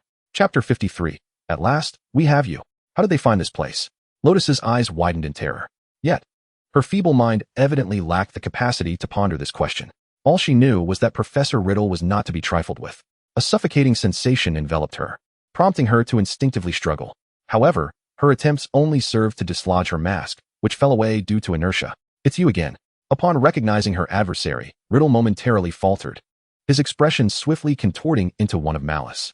I warned you. Should you employ your vile tricks to harm Yeshur again, I shall ensure you experience true malevolence. I, Riddle, stand by my words. With that declaration, Riddle suddenly released his grip. Lotus tumbled to the ground in disarray, her legs giving way as she collapsed, coughing incessantly. Confused as to why Riddle had suddenly spared her, she noticed a flicker of crimson in his eyes. Before she could react, a green light struck her with ferocity, sending her hurtling backward. Upon landing, she found herself in a most undignified position. Excruciating pain seeped into her very bones as she rolled about, emitting wails akin to a slaughtered pig. Snape and Grindelwald crossed their arms, observing the scene with cold detachment. Using the Cruciatus curse on an innocent girl, killing mermaids, even attempting to harm her classmates, they believed her fate was well-deserved, relishing in her misfortune. They had once been dark wizards, never subscribing to the white wizard's philosophy of kindness in the face of malice. An eye for an eye, a tooth for a tooth, that was their creed. Help me. Professor Snape, Professor Depp. Lotus crawled on the ground, grasping at their pant legs. Her face was a grotesque tableau of tears and snot, resembling a network of unsightly rivulets. There was a hint of theatrics in her performance, as she attempted to evoke sympathy from the two professors with her self-pitying expression. However, to their eyes, she appeared as though she had suddenly succumbed to a malady, contorting her features into a grotesque mask while attempting to smear her disgusting mucus upon them. Snape's expression darkened instantly, while Grindelwald disdainfully kicked her aside. This action disrupted Riddle's spell. Frowning, Riddle prepared to cast another spell when Dumbledore's voice unexpectedly emanated from the walkie-talkie. Tom, I understand your anger. However, a new situation has arisen. We discovered that the monsters within the labyrinth suddenly congregated in unison, as if drawn inexorably toward the location of the poem. Before Dumbledore could complete his sentence, Riddle's face turned ashen, and he released his grip, immediately sprinting away. Snape followed closely behind. You two go on. I'll remain here to keep an eye on this fellow. Grindelwald called out to the retreating duo. Yshur was gradually approaching the destination, yet she felt no elation at the prospect of impending victory. A profound sense of unease enveloped her heart. The journey had been unexpectedly smooth. Aside from a few wrong turns, she encountered no obstacles. The terrifying creatures seemed to have vanished without a trace. Something is amiss. Yshur silently drew her wand, scanning her surroundings with vigilance. Indeed, the ground of the labyrinth suddenly trembled violently. A thunderous roar echoed from a distance, growing louder as it approached. A colossal spider, with its 8 legs thumping rhythmically, advanced toward her, spewing sticky webs and lunging ferociously. Yshur maintained an impassive expression and unleashed a fierce burst of flames, instantly reducing the web to a foul-smelling pile of ash. Without a moment's hesitation, she cast another spell, causing the spider to tumble backward in a crumpled heap. Oh, just a little spider. Who does it think it's looking down upon? She, Yshur, was a woman who could punch dragons and trample Voldemort. Just as she finished her boastful proclamation, a dozen beasts charged toward her, locking eyes in a fierce standoff. If it were a one-on-one duel, Yshur would not flinch. But facing such a multitude was somewhat excessive. A wise warrior avoids immediate peril. Thus, Yshur turned on her heel and fled. Yet, as if guided by a leader, the horde of beasts learned to encircle her in waves. 2 legs could not compete with 4, let alone a multitude of legs. Breathless, Yshur found herself surrounded at last. Quietly, she donned the reinforced attire that had long lain dormant. Darling little beasts, since you were so intent on making my life difficult, I must resort to serious measures. Yshur grinned wickedly at the oversized creatures before her. However, upon taking action, one could only wonder if Dumbledore would weep. After all, she was merely acting in legitimate self-defense. The beasts, still oblivious to the gravity of the situation, lunged at her with gaping maws. Flames erupted. The inferno instantly engulfed the nearest beasts, causing them to writhe on the ground and ignite their companions. Yshur anticipated that the remaining monsters would surely retreat upon witnessing such carnage, and she intended to cease her assault. Yet, they charged forward as though blind to the devastation. Yshur's brows knitted together. This was becoming troublesome. While the fire spell was exceptionally effective, it could not be cast repeatedly. Although her magical capacity exceeded that of the average witch or wizard, contending with so many was quite daunting. Only someone of Riddle's caliber could conjure flames capable of consuming all. Instinctively, her hand reached into her pocket, finding the remnants of a spice packet from her last endeavor, and a plan began to form. If magic was insufficient, then physical means would suffice. She retrieved the oil packet, swiftly heated it with a spell, and cast it into the flames. The fire, which was on the verge of extinguishing, surged wildly upon contact with the hot oil, soaring as if to the heavens. Under such a blaze, the monsters could no longer withstand the heat and began to flee. Riddle and Snape, hastening to the scene, beheld this chaotic tableau. It appeared, Riddle mused, that Yshur did not require their assistance. What brings you here? Yshur smiled and waved at them, casually stepping on a fleeing creature. Riddle, observing her commanding demeanor, chuckled in disbelief, feeling a wave of relief wash over him. However, a shadow suddenly darted from a corner, and an eerie green light was about to strike Yshur. Watch out. Riddle's mind buzzed as he instinctively leaped forward to shield Yshur from the impending curse. Chapter 54, Surge of Magic. Logically, a victim of the killing curse would succumb immediately. Yet, perhaps due to the overwhelming power of his own magic, Riddle's consciousness lingered. When the green light struck his chest, he first heard Yshur's anguished scream, followed by the sounds of Snape and Vivi locked in combat. Then, a searing pain radiated through his entire being. So this is what it feels like to be hit by the killing curse? Riddle was unsure how to react. No one had ever managed to cast such a curse upon him. He was always the one casting spells on others. Who would have thought he would falter today? And for a girl at that? If word of this were to spread, it would surely tarnish his reputation as the Dark Lord. Yet, if given the chance to do it all over again, he would still unhesitatingly stand in front of Yshur. Tom Riddle, are you foolish? You are the Dark Lord. You should be more self-serving and disregard me. Warm liquid trickled down Riddle's face. He struggled to open his eyes, gazing at the girl, who was now on the brink of collapse, and managed to muster a smile. I'm not foolish. For this moment of shielding you, you will remember me forever. It sounds like a fair trade. If possible, I would like an embrace. For he had never been embraced sincerely by anyone. His body felt slightly heavier as Yishur, afraid of causing him pain, refrained from squeezing too tightly. Riddle inhaled the fragrance of sunlight and fresh breezes intertwined. Yishur's embrace gradually warmed his icy form. How comforting. He sighed contentedly, closing his eyes as his consciousness drifted into an endless ocean. Yishur removed her outer robe, gently draping it over him. She paused in silence before Riddle's body, then slowly rose. Home, are you all right? Hearing the commotion, Snape turned his head. His words of concern faltered as he beheld the girl's transformed visage in astonishment. Her eyes were bloodshot, exuding a chilling aura of murderous intent. Snape felt the air around them grow cold. The once vibrant and cheerful girl seemed to have forged a connection with the spirits of the underworld. Professor Snape, step aside. Snape witnessed Yishur suddenly smile. Before he could react, she pushed him aside with a swiftness that left only a blurred afterimage.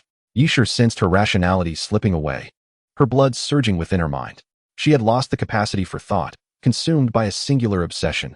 Vivi had harmed Riddle. She must pay with her life. Resolute in her intent, Yishur raised her wand toward Vivi. Poem.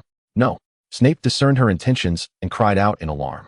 He had just engaged with Vivi and knew her magical prowess surpassed his own. Yishur's actions would amount to a reckless charge toward death. Yet, in the next moment, an intense magical brilliance erupted from Yishur's form. The glow illuminated the dim labyrinth as if a light had been switched on. With a sharp crack, the red lights of the surveillance cameras extinguished simultaneously. On the other side of the monitor, Dumbledore and his companions were met with a sudden darkness on their screens, their hearts collectively tightening. I shall see what's amiss, Dumbledore declared, before vanishing with a flicker of apparition. Snape was jolted back several steps by the tremendous force of the light, and even Vivi, who had been observing with her arms crossed, stumbled slightly. Realizing the gravity of the situation, her mocking smile faded. I tire of this game. I shall withdraw with a deft push of her toes. Vivi lifted her black cloak and prepared to flee. Thinking to escape? It shall not be so simple. A spell from Yishur struck her elevated foot, leaving her feeling as though she were glued to the ground. She waved her wand in an attempt to break free from the enchantment, but Yishur was swifter. A shard of ice erupted from beneath Vivi's feet, racing towards her body at a visibly frantic pace. Her hand, wand aloft, was frozen midair as her eyes widened in shock. In an instant, she found herself entirely encased in ice. Snape, witnessing Vivi transformed into a frigid statue, felt a surge of dread. Was this truly the extent of a mere freezing charm? It was utterly terrifying. How could Yishur suddenly possess such formidable power?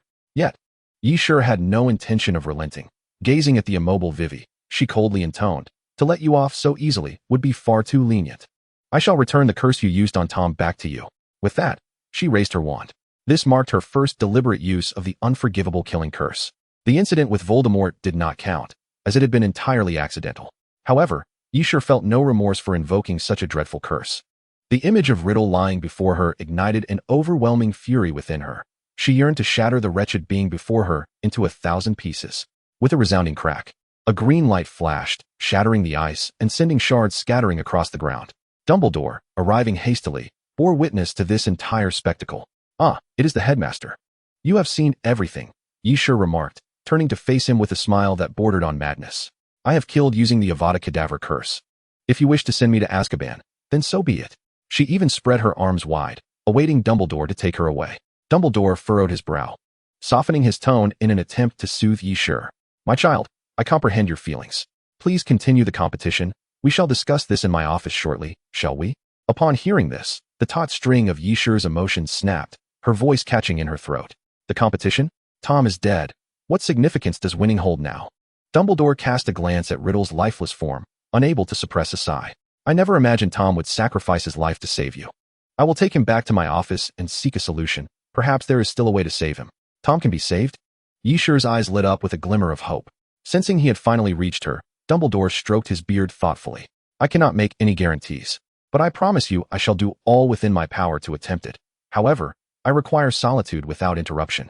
Can you focus on the competition now, Yishur? Chapter 55. Dumbledore takes action. In the ensuing moments, unimpeded, Yishur smoothly claimed the trophy. Cradling it in her hands, she emerged from the labyrinth. Look, It's Yishur. She has won the trophy. She is our Hogwarts hero. The cheers and shouts enveloped her, and she spotted her friends rushing towards her, bouquets in hand. In that moment, everyone regarded her as a hero.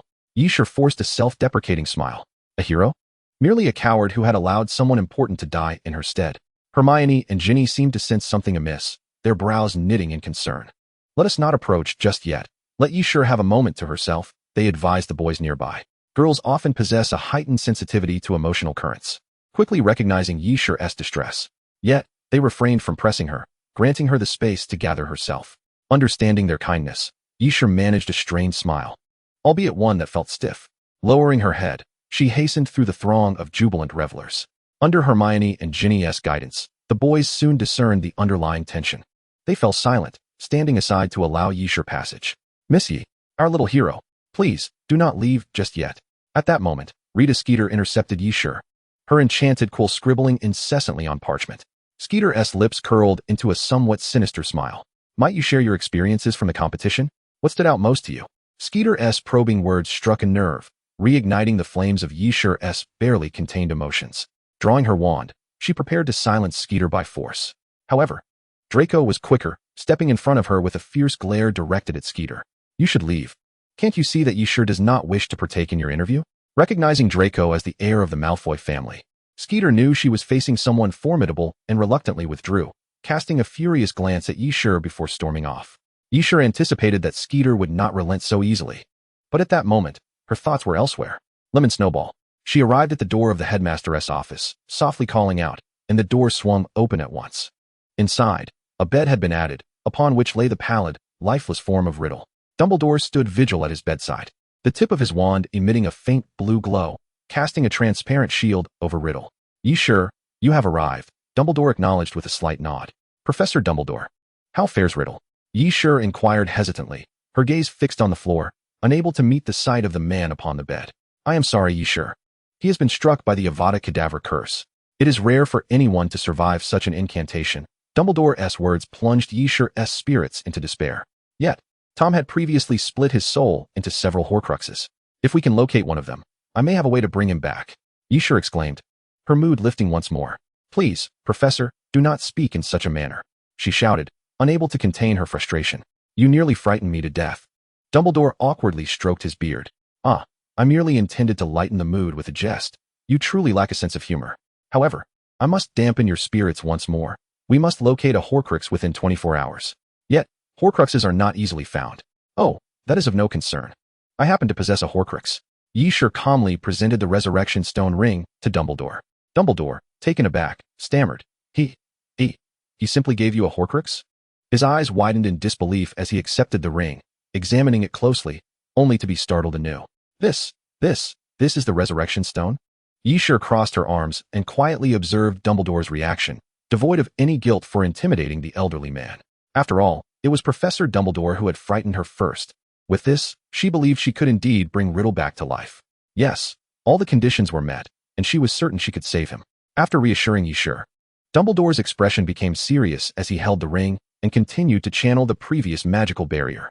The Resurrection Stone began to glow, and a beam of white light emanated from within, ascending into the air and coalescing into a hazy silhouette. It was none other than Tom Riddle. Yishur stared blankly at the apparition, which seemed to turn and offer her a faint smile. Then, with a whoosh, it floated downward, merging with the blue barrier to form a pale blue orb.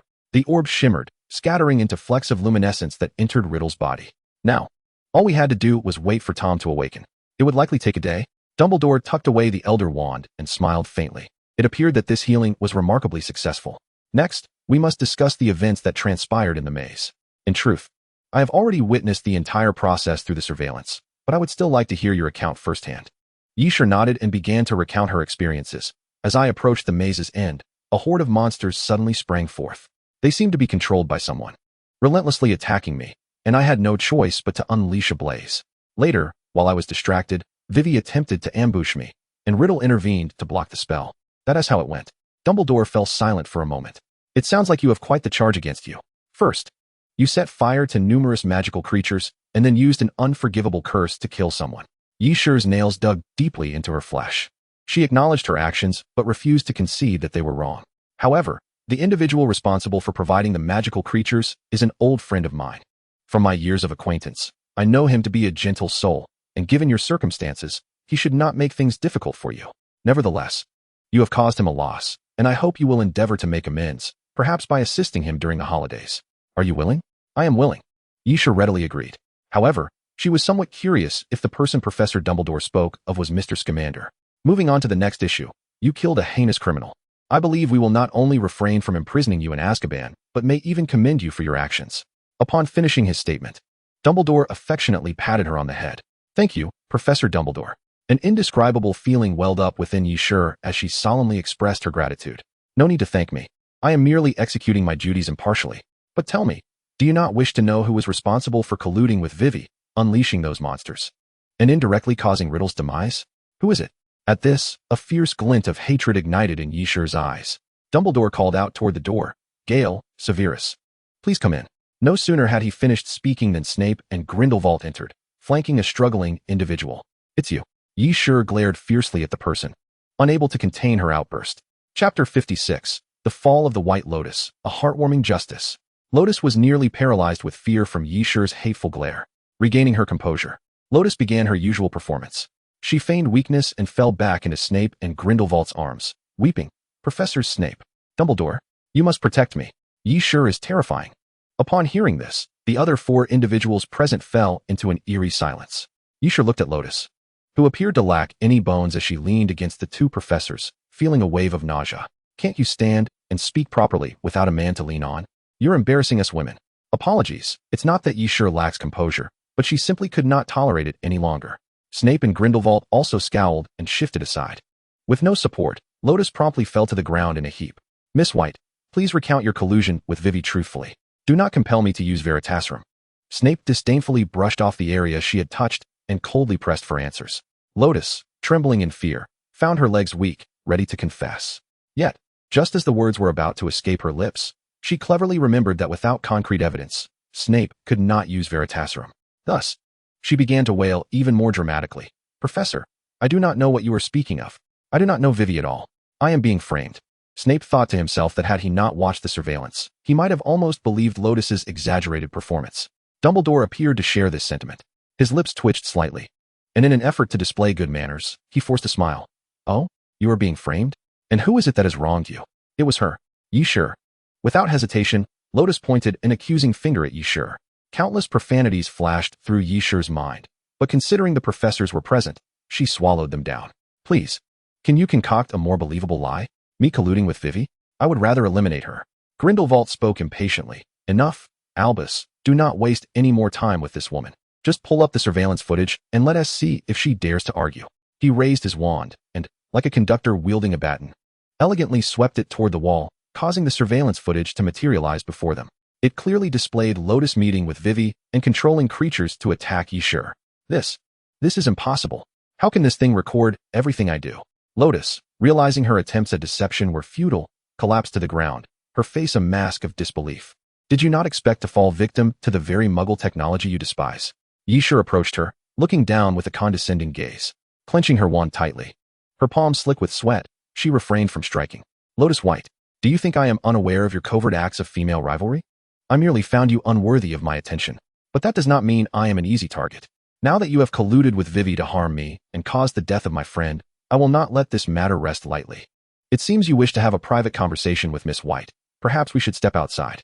Snape suggested understandingly. Do not go too far. We still have questions for her. Before departing, he whispered something to Yisha and kindly closed the door behind them. Yisha gazed at the closed door, took a deep breath, then turned to Lotus, revealing a chilling smile. You. What are you planning to do? Seeing Yisha now exuding an aura of wrath, Lotus dared not resist and retreated until she collided with the wall with a thud. Of course, I'm going to beat you. Yisha grinned at her, rolled up her sleeves, and swiftly launched a flurry of punches. Watch closely. This is our Chinese martial arts. After the skirmish, she still felt a lingering dissatisfaction and unleashed a sweeping kick towards Lotus. Throughout the entire ordeal, Lotus was utterly defenseless, reduced to a state where even her whimpers were stifled. All right, professors, I have concluded my discussion with Miss White. You may enter now. Yisha dusted off her robes, nodding in satisfaction. It appeared that, in matters of conflict, sometimes bare hands were far more gratifying than a wand. The three professors pushed the door open, and at first glance, they beheld Lotus's face, swollen and resembling that of a pig's. Grindelwald could not help but chuckle. Yisher noticed the corners of Dumbledore's mouth twitching in amusement as well, albeit briefly, before he seemed to reconsider the appropriateness of such behavior. Suppressing the smile with a cough. Very well, Miss White. Now, could you enlighten us on how you came to be allied with Vivi? Speak now, and perhaps we might consider leniency. Lotus appeared hesitant. Yisher immediately flexed her muscles, feigning an intention to strike her. In a panic, Lotus scrambled over, clutching at her robes. I'll tell you. I encountered Vivi deep within the Forbidden Forest. All those schemes, the substitution of the Mandrake, the use of the Imperieuse curse, the manipulation of beasts, were orchestrated by her. She granted me a portion of her magical power. I beg you, grant me another chance. I was momentarily blinded by jealousy over Yisher's popularity and was enchanted by Vivi. Dumbledore chose to disregard the latter part of her statement, furrowing his brow as he inquired, You claim that all these plans were the brainchild of Vivi? But how could she possibly have known the intricate details of the competition venue beforehand? Upon hearing Dumbledore's question, Yisher grasped the source of her discomfort. Indeed, how could Vivi have foreseen that the second round of the competition would involve rescuing hostages? Moreover, how did she ascertain that Gabrielle was among them? It was as if Vivi, like herself, possessed an uncanny awareness of the unfolding narrative of this world. This realization sent a shiver down Yisher's spine. Lotus paused. I don't know. I never considered that question. Yisher observed her eyes, which did not betray any signs of deception. Dumbledore contemplated for a moment and nodded. All right. Thank you for your answers. I will cease my inquiries here. Now, I must proceed to impose sanctions upon you. Lotus White. Conspiring with dark forces to harm fellow students and causing the death of a professor, according to school regulations. You are hereby expelled and to be handed over to the Ministry of Magic. You can't do this. Lotus cried out in despair. Yet, her pleas fell on deaf ears. The Aurors soon arrived, unceremoniously seizing her and dragging her away to the ministry. Once Lotus was taken away, the office returned to a state of tranquility.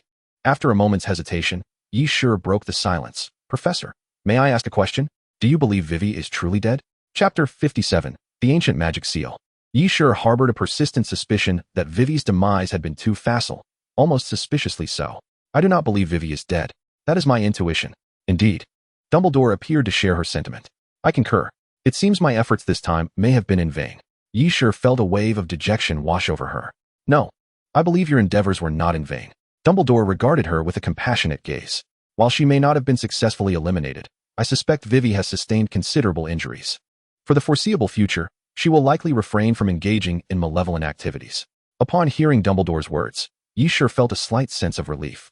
Setting aside thoughts of Vivi, she posed another query. What transpired with the sudden surge of power you exhibited within the maze?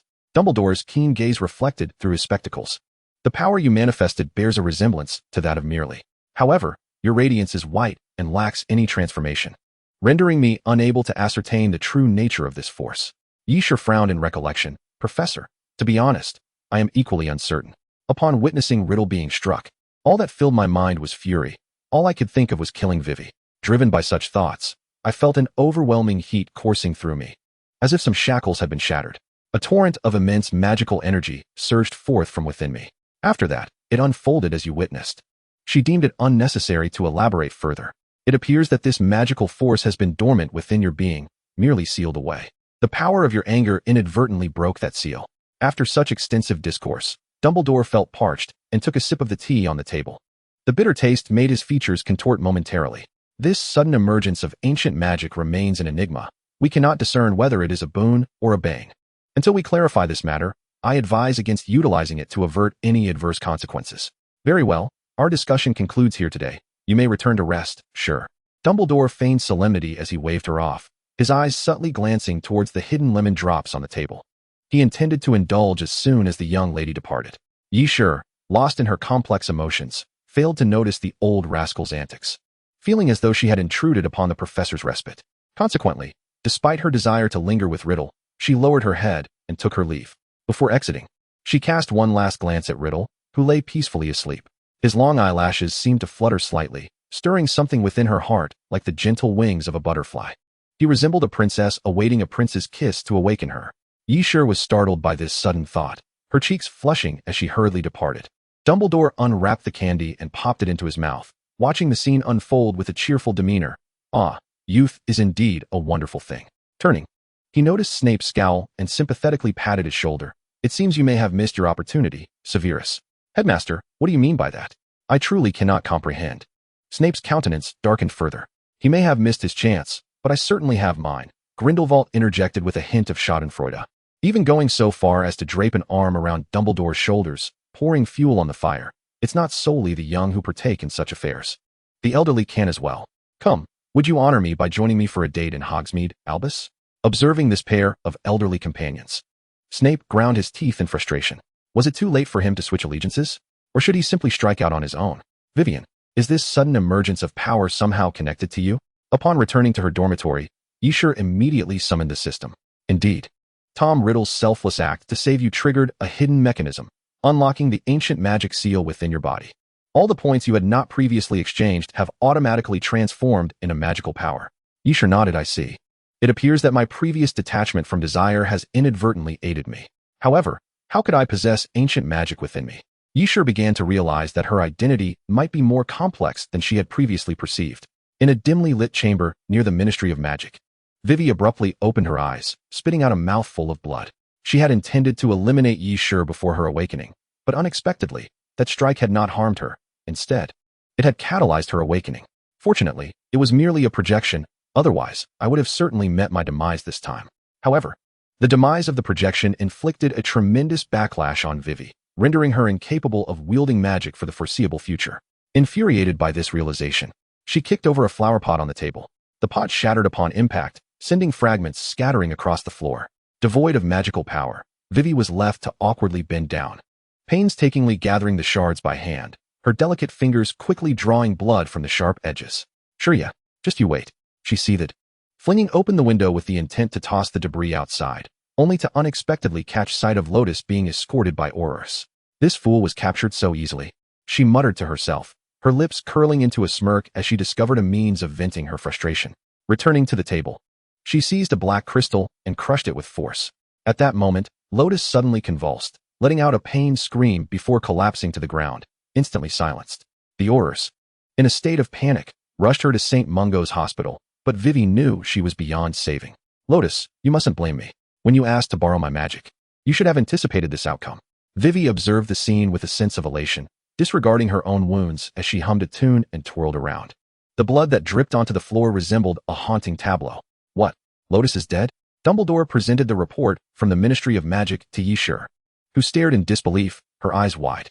Though Lotus had brought this upon herself, it was shocking to learn that her life ended in such an unexpected manner. The Aurors reported that she had collapsed and died during transport, with traces of dark magic detected at the scene, matching those found in the labyrinth. It seemed that Vivi had indeed survived and had taken action against Lotus. Escher couldn't help but sigh. All right then, enough with the lamentations. I have good news to share. Dumbledore suddenly leaned in with an air of mystery. The one lying there has been calling your name in his sleep. It appears he is on the verge of waking. Chapter 58. If this is what you desire. With a thud, Escher's wand clattered to the floor. Yet, she paid no mind to retrieving it or to Dumbledore's calls from behind, sprinting towards the figure on the bed. The wild wind that poured through the window swept her hair into a frenzy. The curtains fluttered up and down, synchronizing with the frantic rhythm of her heartbeat. Thud, thud. She was drawing closer.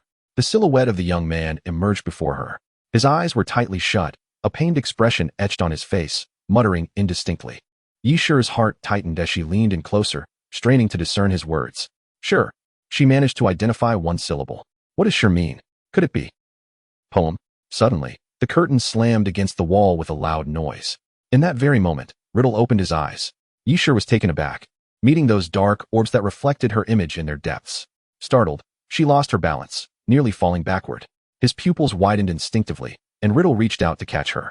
However, he miscalculated the force, and Escher tumbled into his embrace, feeling the warmth of his chest and the coolness of his breath intertwining. She felt as though she were intoxicated, reluctant to break free. Riddle showed no signs of releasing her. They remained in that ambiguous position, as if time itself had paused. Sure, I just had a dream. Do you know what I dreamed about? Riddle spoke suddenly, his voice raspy from prolonged sleep. Yet, paired with his heated breath and the subtle movement of his throat, it sounded even more alluring. I don't know. Escher found herself rendered speechless by the intoxicating scene, her words stuttering. I dreamt of Vivi's ambush on you. In the dream, I couldn't save you. Merely watching you fall before me. As he spoke, Riddle's eyelashes trembled, glistening with unshed tears.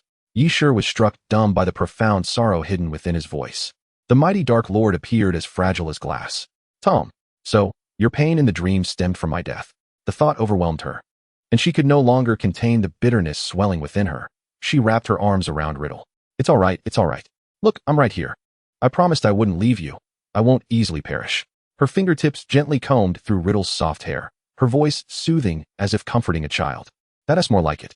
Don't give me cause for worry again, Riddle murmured softly, shifting to find a more comfortable position in her embrace. Before long, the rhythm of his breathing evened out. Riddle had fallen asleep, a faint smile gracing his lips. Accompanying the sound of his breaths was the system's notification. Tom Riddle's affection increased by 5. Current affection level, 75. Yishur recalled the system's earlier alerts, noting that increasing Riddle's affection was no simple task. Unable to suppress her curiosity, she voiced a question. Isn't it quite easy to raise affection like this?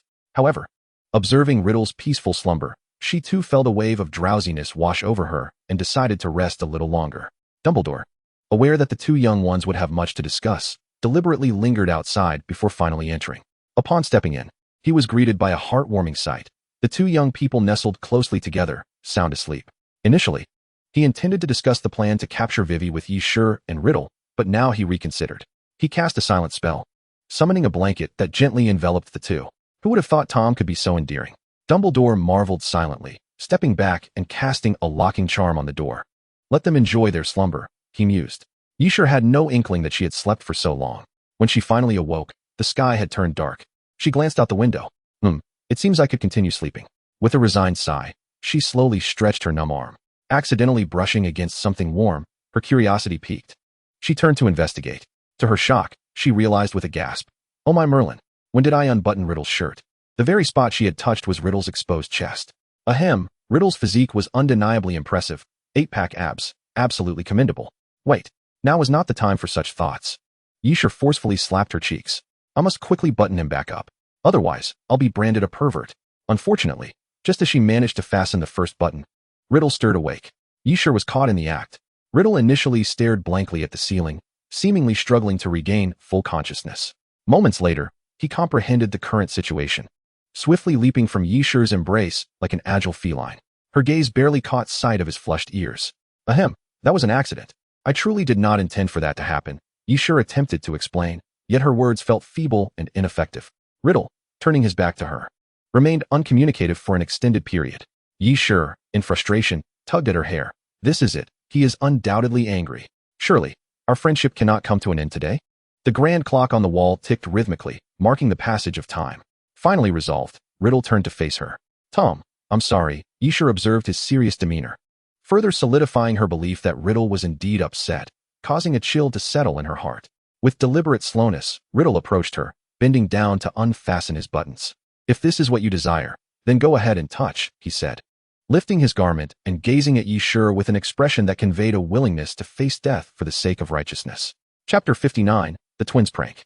Watching Riddle's actions, Yishur's eyes widened in disbelief. What are you doing? This is not how I envisioned it. Isn't this what you wanted? Riddle replied in a voice so faint it could be likened to a whisper of a gnat. He appeared calm, yet the flush of his ears betrayed him. Heaven knows the resolve it took him to take such a step. To elicit a smile from Yishur, Riddle had almost sacrificed his dignity. Noticing her hesitation, he took a deep breath and leaned closer. Yishur screamed, forcefully pushing Riddle away, and fled in a hurried retreat. Riddle stumbled back slightly, looking pitifully at Yishur's departing figure. Is her reaction really that exaggerated? Could it be is my physique truly that unappealing? At that moment, a Dark Lord's dream was shattered. Yishur dashed forward, still screaming, colliding with Hermione, who had come searching for her.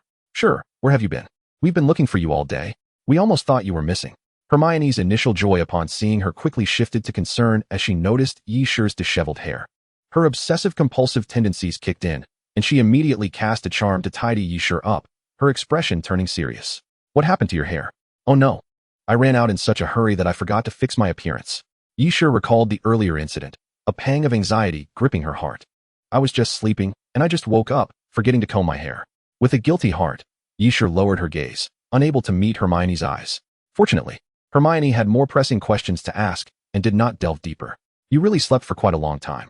By the way, are you feeling better now? And how is Professor Riddle? Huh, what are you talking about? Nothing happened. Yisher instinctively thought Hermione was referring to the earlier incident and reflexively responded. What do you mean, sure? I was asking about what happened in the maze. Hermione scrutinized her closely. Given your flustered demeanor, you wouldn't have something going on with Professor Riddle, would you? Yisher nearly wanted to pull her hair out in frustration. She had perfectly exemplified the notion of inadvertently confessing. Honestly, I thought we were good friends. You didn't even tell me you were dating. Hermione feigned a sorrowful sigh. Hermione, darling, I'm innocent. I really am not in a relationship. I swear, if I were, you'd be the first to know.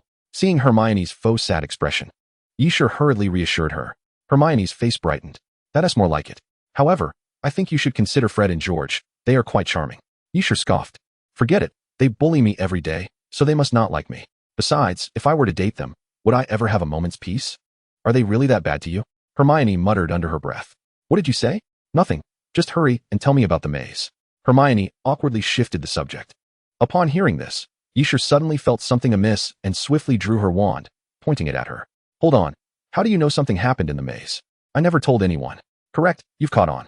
Quite astute, little snake. Hermione abruptly froze in place. Meanwhile, from behind a nearby tree, Fred and George's mischievous laughter echoed. The twin brothers slowly emerged from the shadows. Fred held a remote control and pressed the red button in the center. Hermione immediately walked towards him with a blank expression. He raised the remote with a wicked grin. This is our latest invention, inspired by Muggle remote toys. However, we've enchanted it to transform into the likeness of someone you know. You simply need to hide and control it with this remote, and it will act according to your wishes. George sidled up to Yisher, grinning as he patted her on the back. So what do you say? Want to consider buying one? It's only 10 galleons at the promotional price. How dare you use Hermione's likeness to mock me? Yisher's anger surged to its peak. Do I look like a fool willing to spend 10 galleons on this? With that, she delivered a punch to each twin, causing them to grimace in pain. Now, you two better explain how you knew about the maze. George picked up an object resembling an ear. Here, we used this, extendable ears. While you and the professors were in the office discussing, we listened in from start to finish. Impressive, right? You didn't even notice we were eavesdropping. Fred began to chant in a peculiar tone, circling around Yisher. So what do you say, miss? Want to take one home? The price is fair. These two daredevils had the audacity to eavesdrop right outside the headmaster's office. Yisher sighed. All right, enough of this nonsense. I don't know about the others, but Professor Dumbledore must have already discovered you. He just hasn't called you out on it. Nothing escapes Dumbledore's keen eyes. Remember when Riddle transformed into a snake and infiltrated the Slytherin common room? He was also caught. Having realized this, it was no harm in informing them.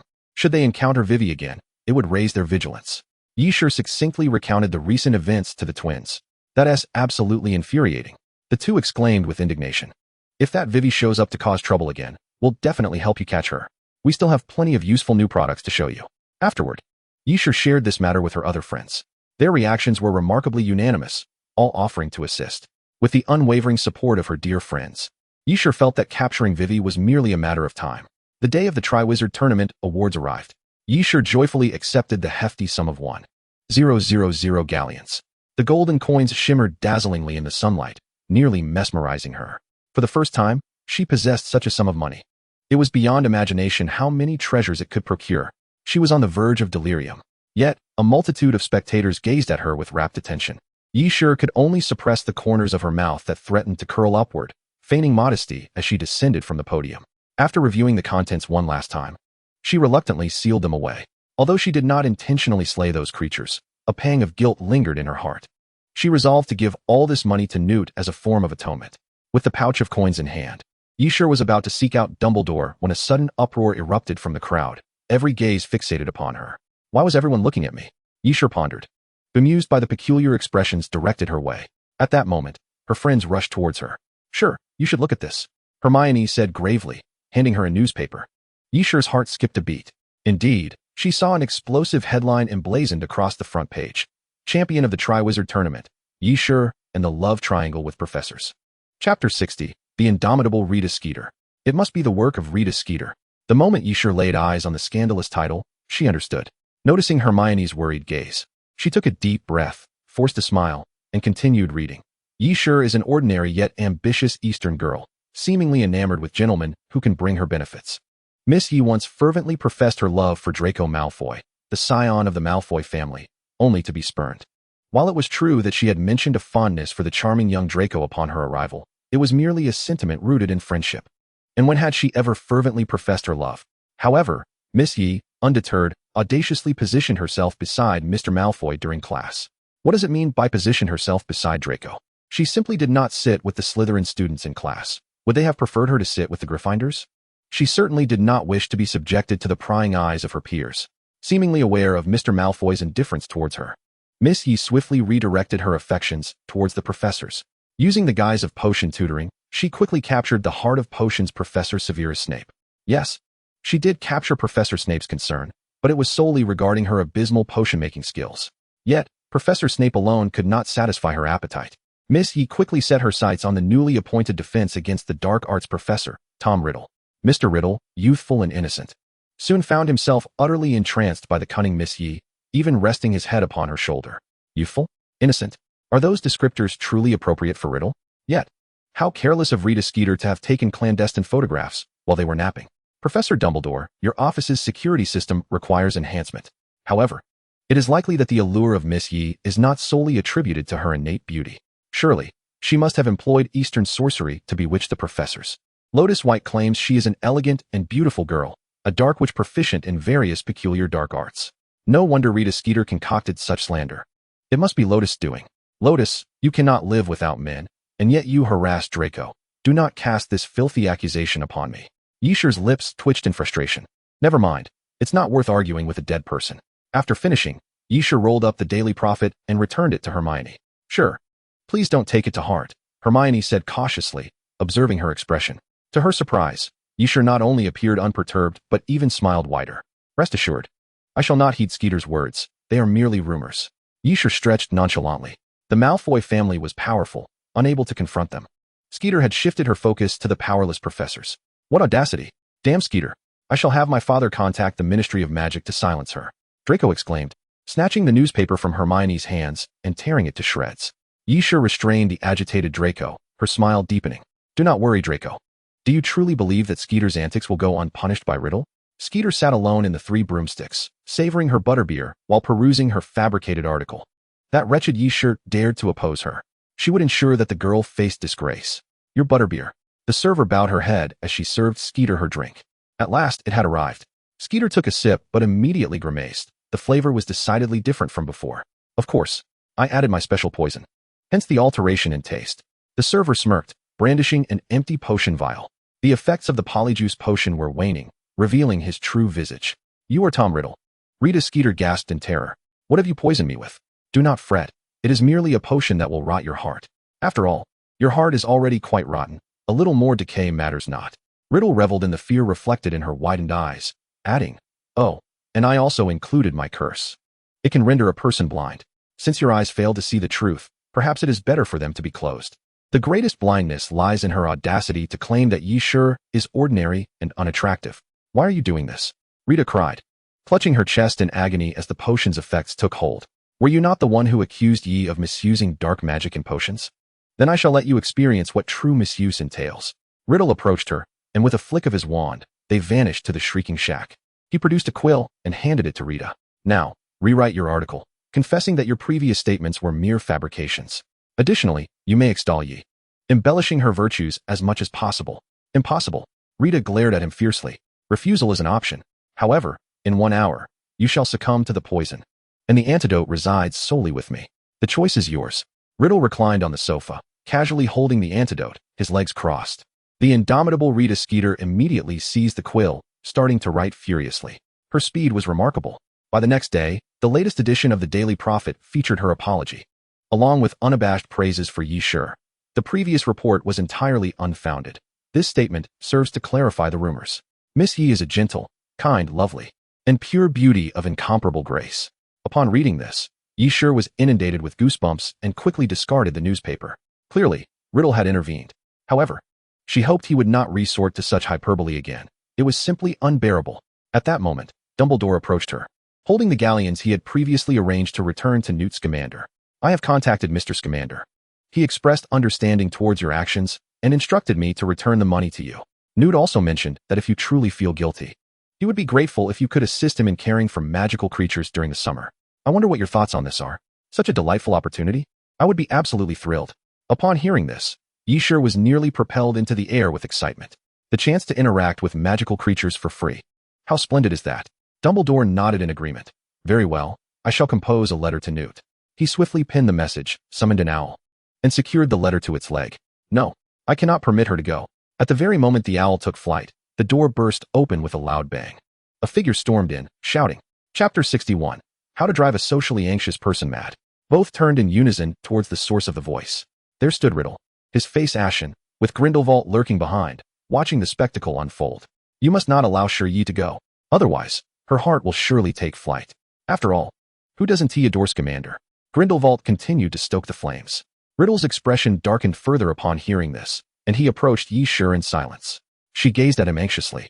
Uncertain of his intentions, Riddle maintained a stoic demeanor as he leaned closer to her, whispering, Please don't seek out Scamander, all right?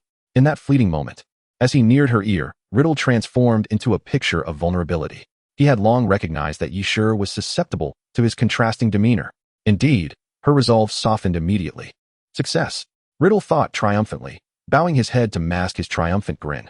However, contrary to Riddle's expectations, Yshur did not refuse Newt's invitation. Instead, she grasped his hand earnestly, stating, I apologize, Tom, but this is one request I cannot acquiesce to. If you still consider me a friend, I hope you will respect my choice. Observing her unwavering determination, Riddle found himself as the one yielding to compassion. Very well, you may go, but you must take me with you. They both looked towards Dumbledore, who, after a moment of contemplation, nodded. Agreed. He had anticipated that Riddle would insist on accompanying them. Newt had previously confided in Dumbledore about his struggles managing so many magical creatures alone at his advancing age. Now, with two helpers at his disposal, Newt would undoubtedly be overjoyed. Dumbledore chuckled, stroking his beard. Thus, on the first day of the holiday, the three of us shall set forth. What? Al, you too? Grindelwald, who had been watching from the sidelines, could no longer remain passive. Of course, you know that Newt becomes shy around strangers. I must go to lend my support. Dumbledore replied matter-of-factly. No, I must go as well. Grindelwald exclaimed, pounding the table. Just listen. Even before we embark, Al has already begun to speak on behalf of that insufferable Scamander. If he doesn't intervene, who knows what might transpire between Al and Scamander in a confined space. I must witness it for myself. Very well, Dumbledore recited monotonously, yet the hurried movements of his hand stroking his beard betrayed his delight. Excellent. Another laborer has been ensnared. He, Albus Percival Wulfric Brian Dumbledore, the greatest white wizard of the century, was cunning enough to even involve his own man in his schemes. Perhaps he should also enlist Severus and a few other young lads. Their strength would be invaluable for physical tasks. They adored Yshur. Surely they would agree. In the days that followed, Dumbledore began to subtly share the news of Yshur's summer assistance with Newt. As expected, everyone expressed their desire to join. What?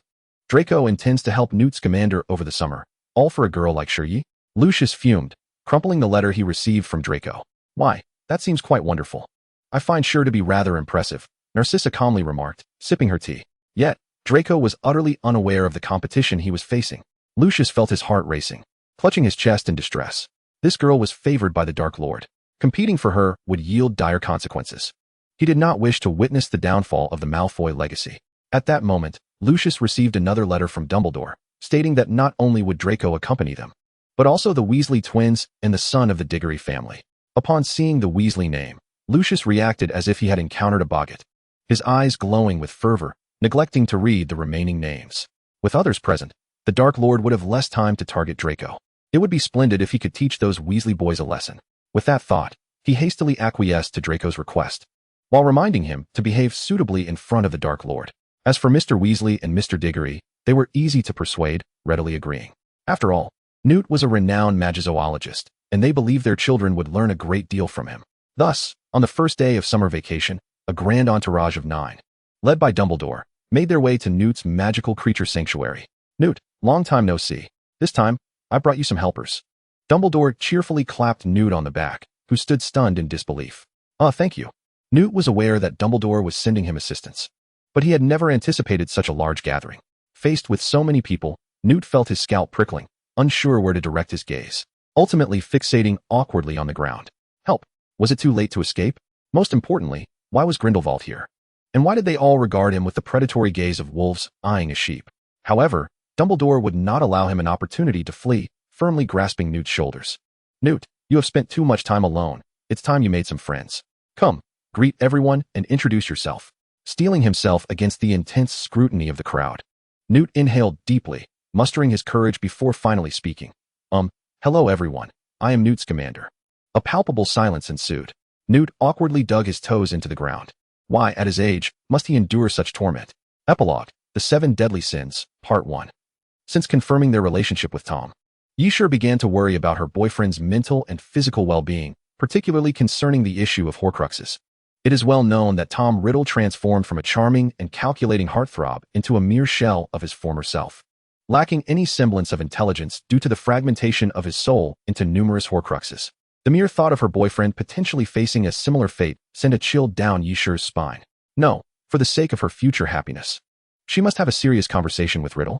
Yishur earnestly conveyed the myriad dangers posed by Horcruxes to Riddle, who ultimately found himself persuaded, nodding in agreement.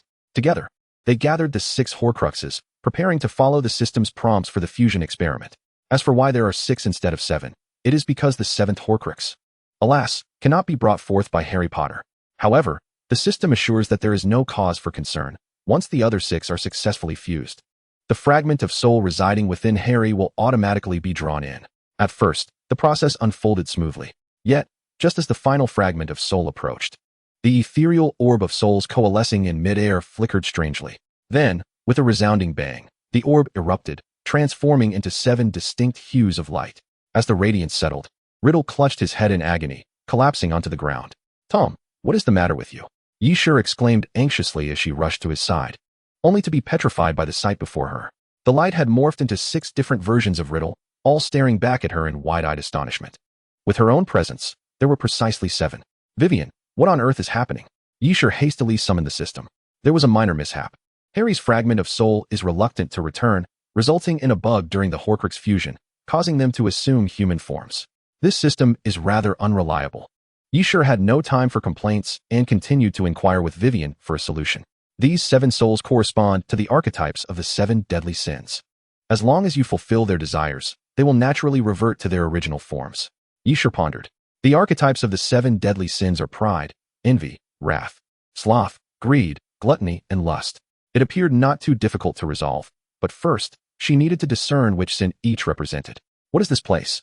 And you wretched beings, why have you taken my form?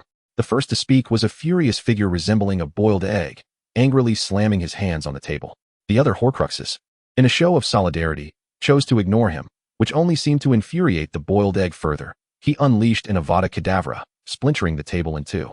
It was evident that this was wrath. This esteemed boiled egg, pray tell, what is your desire? Yishur approached him with an impassive expression. You insolent little brat. How dare you? How dare you insult Shur?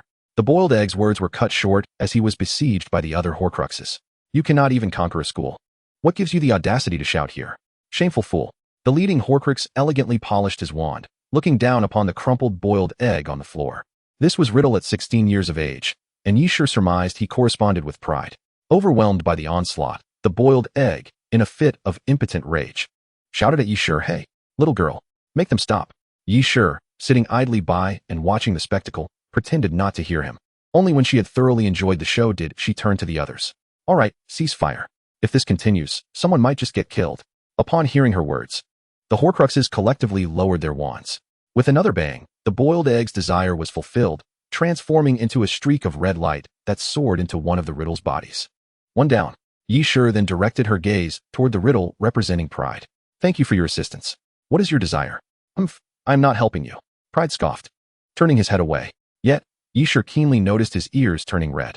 This behavior instantly struck a chord with her. This was not pride at all. It was clearly Tsundere.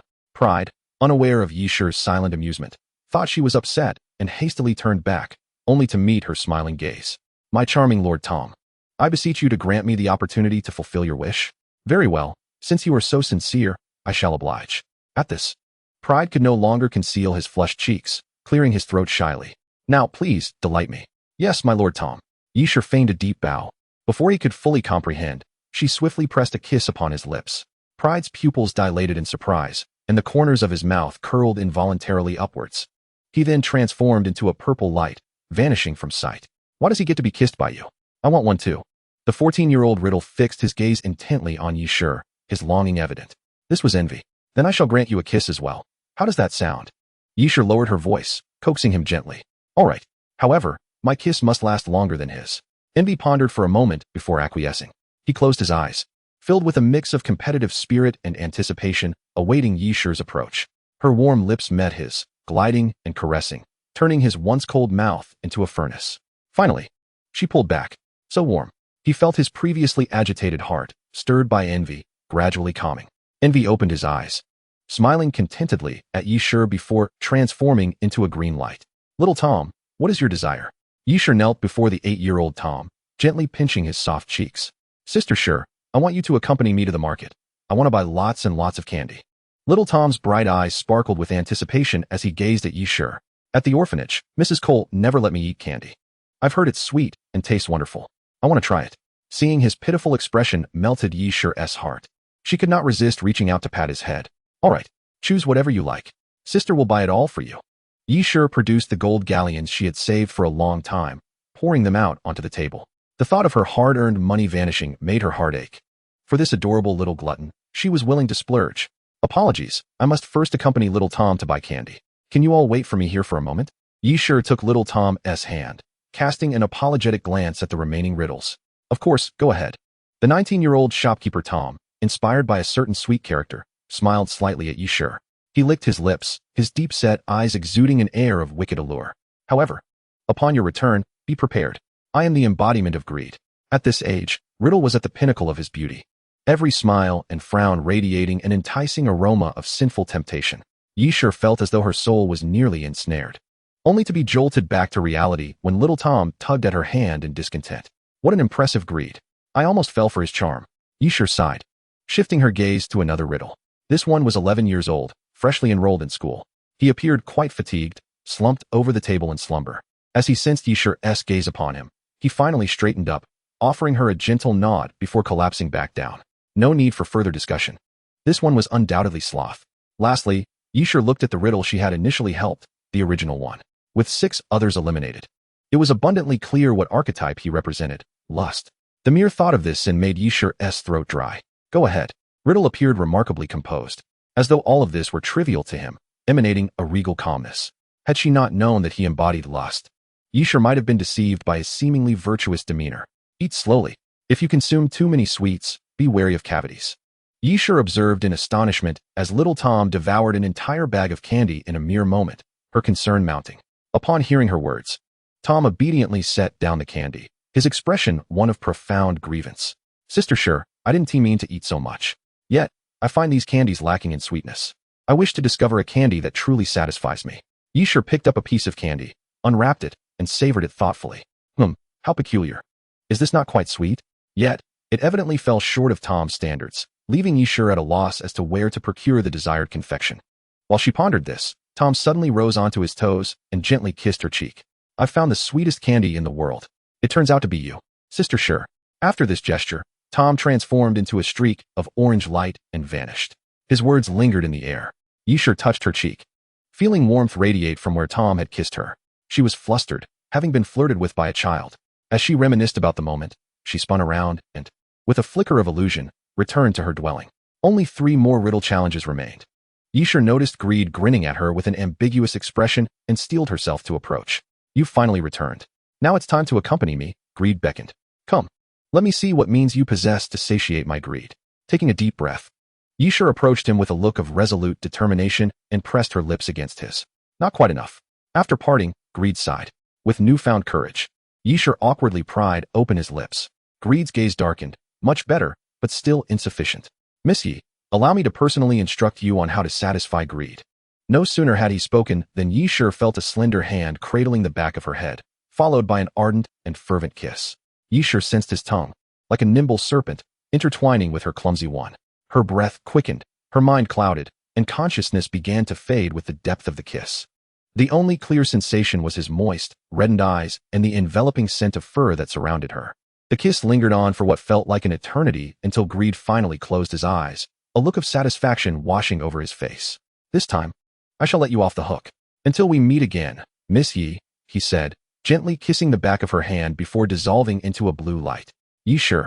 Her face flushed, took half a minute to regain her composure. She turned to the lazy figure reclining on the table. What is your wish?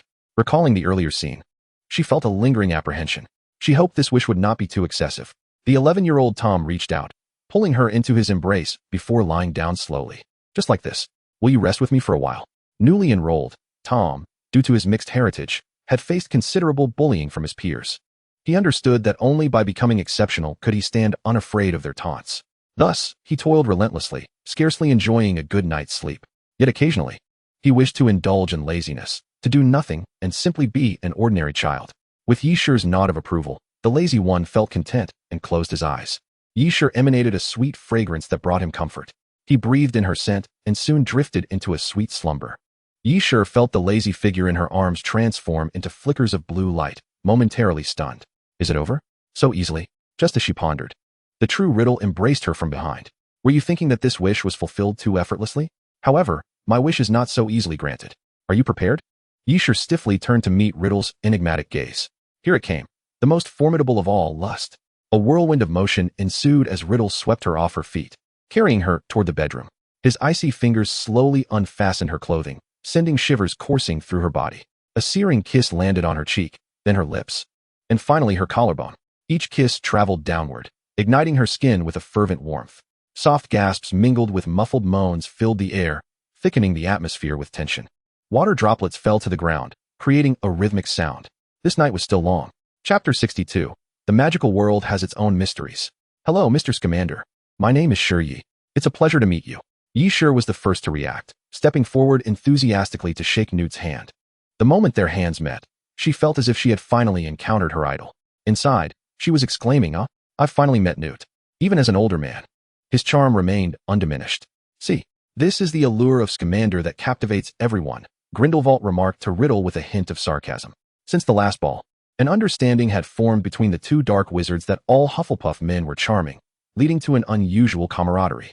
They still held their disdain for one another in daily life, yet when it came to Scamander and Diggory, they would instantly reconcile, united against the Badgers. Yishure, hearing their commotion, turned to look and saw the two men smiling politely as they nodded toward her and Newt.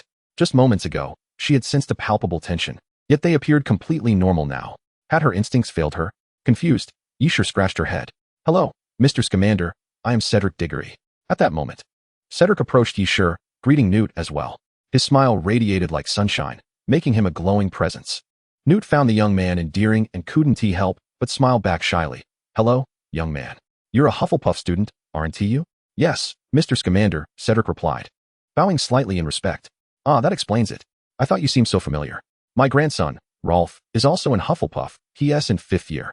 I wonder if you know him? I'm not in the same year as Rolf, so we don't interact much. However, I recall him being a very nice boy. And if the opportunity arises, I would truly like to befriend him. Cedric expressed his longing, prompting Newt to smile with delight.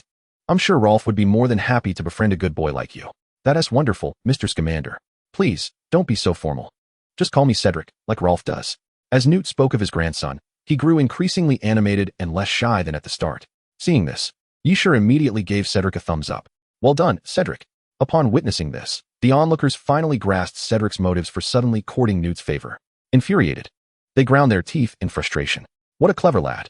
So you went to such lengths just to win Yishure's approval. Sure. This is what I ought to do. Cedric gently took Yishure's hand, his smile radiating warmth.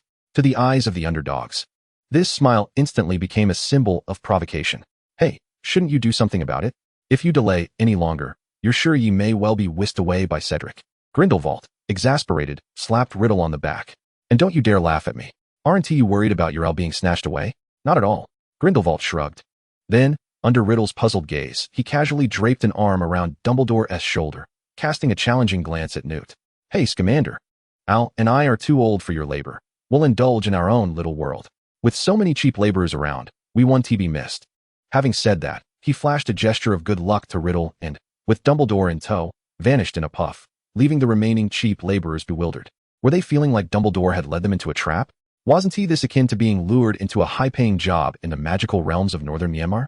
Only the high salary had been replaced with Yishure. Yet, at this point, there was no turning back. So, Scamander, what do you need us to do?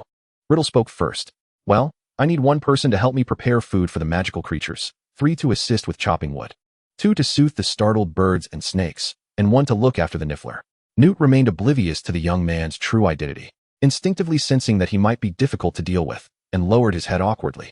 He inwardly cursed Dumbledore for being so inconsiderate, knowing that he struggled with strangers, yet leaving him alone in this predicament. Everyone turned expectantly towards Yishur, awaiting her decision. I'll help you prepare the food. Yishur's mind raced as she made her choice. It was evident that these fellows couldn't cook to ensure the magical creatures didn't get poisoned. She'd better take on the task. Then I'll take care of the Niffler. Draco chimed in second. Soothing the birds and snakes sounded perilous, and chopping would contradicted his status. Tending to the Niffler seemed the easiest option. Professor Riddle and I will handle the birds and snakes, Snape interjected. Assigning such dangerous tasks to a group of students was indeed inappropriate. Furthermore, he was reluctant to join them in chopping wood, as it would undermine his authority as a professor. It seemed they too were not eager to work alongside him. Sure enough, he noticed the twins and Cedric visibly relax. Newt nodded. Let us proceed with this arrangement. Thank you all for your hard work. He then briefed everyone on the precautions to take with the magical creatures, and they began to disperse. However, Riddle suddenly spoke up. I can manage the birds and snakes on my own. With that, he raised his wand and started toward the location of the creatures. Newt gasped in alarm, momentarily forgetting his social anxiety, and called out urgently, Child, come back. The birds and snakes are dangerous. You can't handle them alone. Riddle, ignoring him, strode away with a dismissive air. We must go after him. Newt, legs trembling, hurriedly chased after him, the others following closely. Yet, when they arrived, Riddle was calmly seated with his wand in hand, while the birds and snakes trembled in their nest, quaking in fear. Chapter 63, Riddle, the Disdained. I've resolved the issue, Riddle remarked, observing the astonished expressions of the crowd with indifference, even stifling a yawn that brimmed with sarcasm. Seeing the usually fierce birds and snakes now cowering like pitiful creatures left Newt questioning his existence. Sure. Just who is this friend of yours? Yishur heard him mutter weakly. A wave of cold sweat washed over her. Perhaps it's because he has experience with snakes, and the birds and snakes trust him more. Though, she mused, that was no ordinary snake. Only then did Newt appear to relax a bit. While Newt was busy directing others, Yishur discreetly approached Riddle. How did you manage to make the birds and snakes so obedient? I didn't do much. I just spoke a word in parcel tongue, and they complied. Riddle nonchalantly tossed his wand as if it were a toy. As the wand swayed, the birds and snakes' pupils followed erratically, their expressions growing increasingly terrified. Yishur felt an ominous premonition and couldn't help but inquire further. What exactly did you say to them? Oh, I said if you don't behave, I'll cast Avada Kedavra on your head. Instinctively, Yishur covered Riddle's mouth, nervously glancing toward Newt. Fortunately, he was deep in thought, fingers fidgeting, entirely oblivious to their conversation. She exhaled in relief, knowing Riddle would concoct no reasonable plan. Thank goodness Newt hadn't heard. Otherwise, he might have instantly clashed with Riddle. Seemingly noticing the twitch at the corner of Yishur's mouth, Riddle appeared perplexed. Why do you look at me like that? Is this method ineffective? Yishur rolled her eyes at him, conveying a look that suggested he should reflect on his actions before returning to Newt's side. Grandpa Newt, let us head to the kitchen. All right, let us go. Newt seemed eager to escape the scene, readily agreeing. As Yishur lifted her leg to leave, she suddenly felt the weight of someone gripping the hem of her garment. Sure, I want to go too. Since I've completed my task, can you give me a chance to atone by helping you? Riddle looked at her with pleading eyes, his form shrinking in on itself, reminiscent of the very birds and snakes. Though she was unsure why he was so upset, she figured a change in attitude was in order. If you really want to help, go assist Cedric, Fred, and George with chopping wood. They need help more than I do. Yishur retorted, pulling his hand away. If he were allowed in the kitchen, it would surely end in disaster. Why not use that energy to chop more wood instead? Sure, let me assist you. Thanks to Professor Riddle, I currently have no tasks, Snape chimed in, relishing the sight of the Dark Lord in distress. Simultaneously, he felt his own opportunity had arrived. Yishur pondered, having never witnessed Professor Snape cook. However, given his proficiency with potion making, he should be quite adept at cooking as well, right? All right then, I'll trouble Professor Snape. With this, the now designated assistant strode with an unmistakable air of arrogance. The onlookers were incensed by his self-satisfied demeanor. Among them, Riddle felt particularly thwarted. He had exerted considerable effort merely to earn the chance to work alongside Yishur. Unbeknownst to him, he had inadvertently crafted a wedding gown for another. Newt distributed a humble beetle to each member of the tree-felling squad, intending for them to deliver it to the vigilant tree guardian, the Scops Owl, so that it might graciously part ways. However, upon glimpsing the sullen countenance of Riddle, the guardians scattered in a frantic rush. The crew, observing the desolate trees, felt their beetles suddenly rendered useless. Seizing the moment of their astonishment, the beetles executed a collective escape. With his wand drawn, Riddle aimed at one of the towering trees. A heavy thud resonated as the tree, struck by the wand, began its slow descent. Without granting the others a moment to react, he unleashed a barrage of spells. The forest erupted in a cacophony akin to firecrackers, trees toppling in rapid succession. At last, a sense of satisfaction washed over Riddle as he sheathed his wand, a smile gracing his lips. The remaining three exchanged glances. Was there any need for them to intervene? Ignoring their gazes, Riddle ambled back, having felled all the trees single-handedly. He was eager to inform Pa. Surely, she would commend him. Yet, upon his exuberant arrival at the kitchen, he was met solely with Snape's peculiar grin and Scamander's bewildered expression. Where was Pa? Riddle scoured the tiny kitchen, finding no sign of her. She has gone to find Mr. Malfoy, Snape replied, stirring the soup with a contemplative demeanor. Witnessing Riddle's second disappointment almost compelled him to chuckle, but he suppressed it, bowing his head and stirring the pot with renewed fervor to conceal his amused smirk. Armed with the answer he sought, Riddle felt no inclination to linger, pivoting sharply to leave. His robe billowed behind him like a tempest. 10 minutes prior, just as Riddle commenced his tree-felling endeavors, Draco languidly squatted by the entrance of the Niffler's burrow. Boredom led him to doodle circles in the dirt, yet the Niffler showed no signs of emerging, prompting Draco to embrace a mode of indolence. This is not my laziness. They simply refuse to come out, he muttered, retrieving a small mirror to admire his reflection. The sunlight today was particularly radiant, casting a warm glow upon Draco's silver mirror, which shimmered brilliantly. A curious little head, drawn by the dazzling light, peeked out from the burrow. Immersed in self-admiration, Draco failed to notice, still murmuring, "Should I style my hair differently? Perhaps like in first year. Pa once said I looked quite charming that way." With newfound determination, he produced some hair gel and slicked back his soft, platinum locks. He intended to surprise Pa. His egg-shaped head, now gleaming in the sunlight, radiated even more. Suddenly, Draco let out a shriek. A Niffler had leapt onto his shoulder, swiftly snatching his mirror, then eagerly clawing at his head. Chapter 64. Pa and her useless men. Help! Draco's cries echoed through the air. Newt had not anticipated that caring for Nifflers would lead to chaos. Thus he had assigned Draco the task alone. Alarmed by the commotion, he exclaimed, "I must investigate." "Stay here, Grandpa Newt." Pa quickly interjected, blocking his path. "Keep an eye on this pot of soup, Professor Snape," she added as she reached the door. Suddenly recalling her duty, successfully halting Snape's advance, she instructed him, who was now lost in contemplation over the pot of soup. Cooking soup should resemble potion-making techniques, shouldn't it? When Pa arrived at the scene, she beheld the sight of Draco being pursued through the woods by a frantically chasing Niffler. "Draco, hold on. I'm coming to save you." Seizing the moment, she cast a summoning charm, successfully retrieving the mirror from the Niffler's grasp.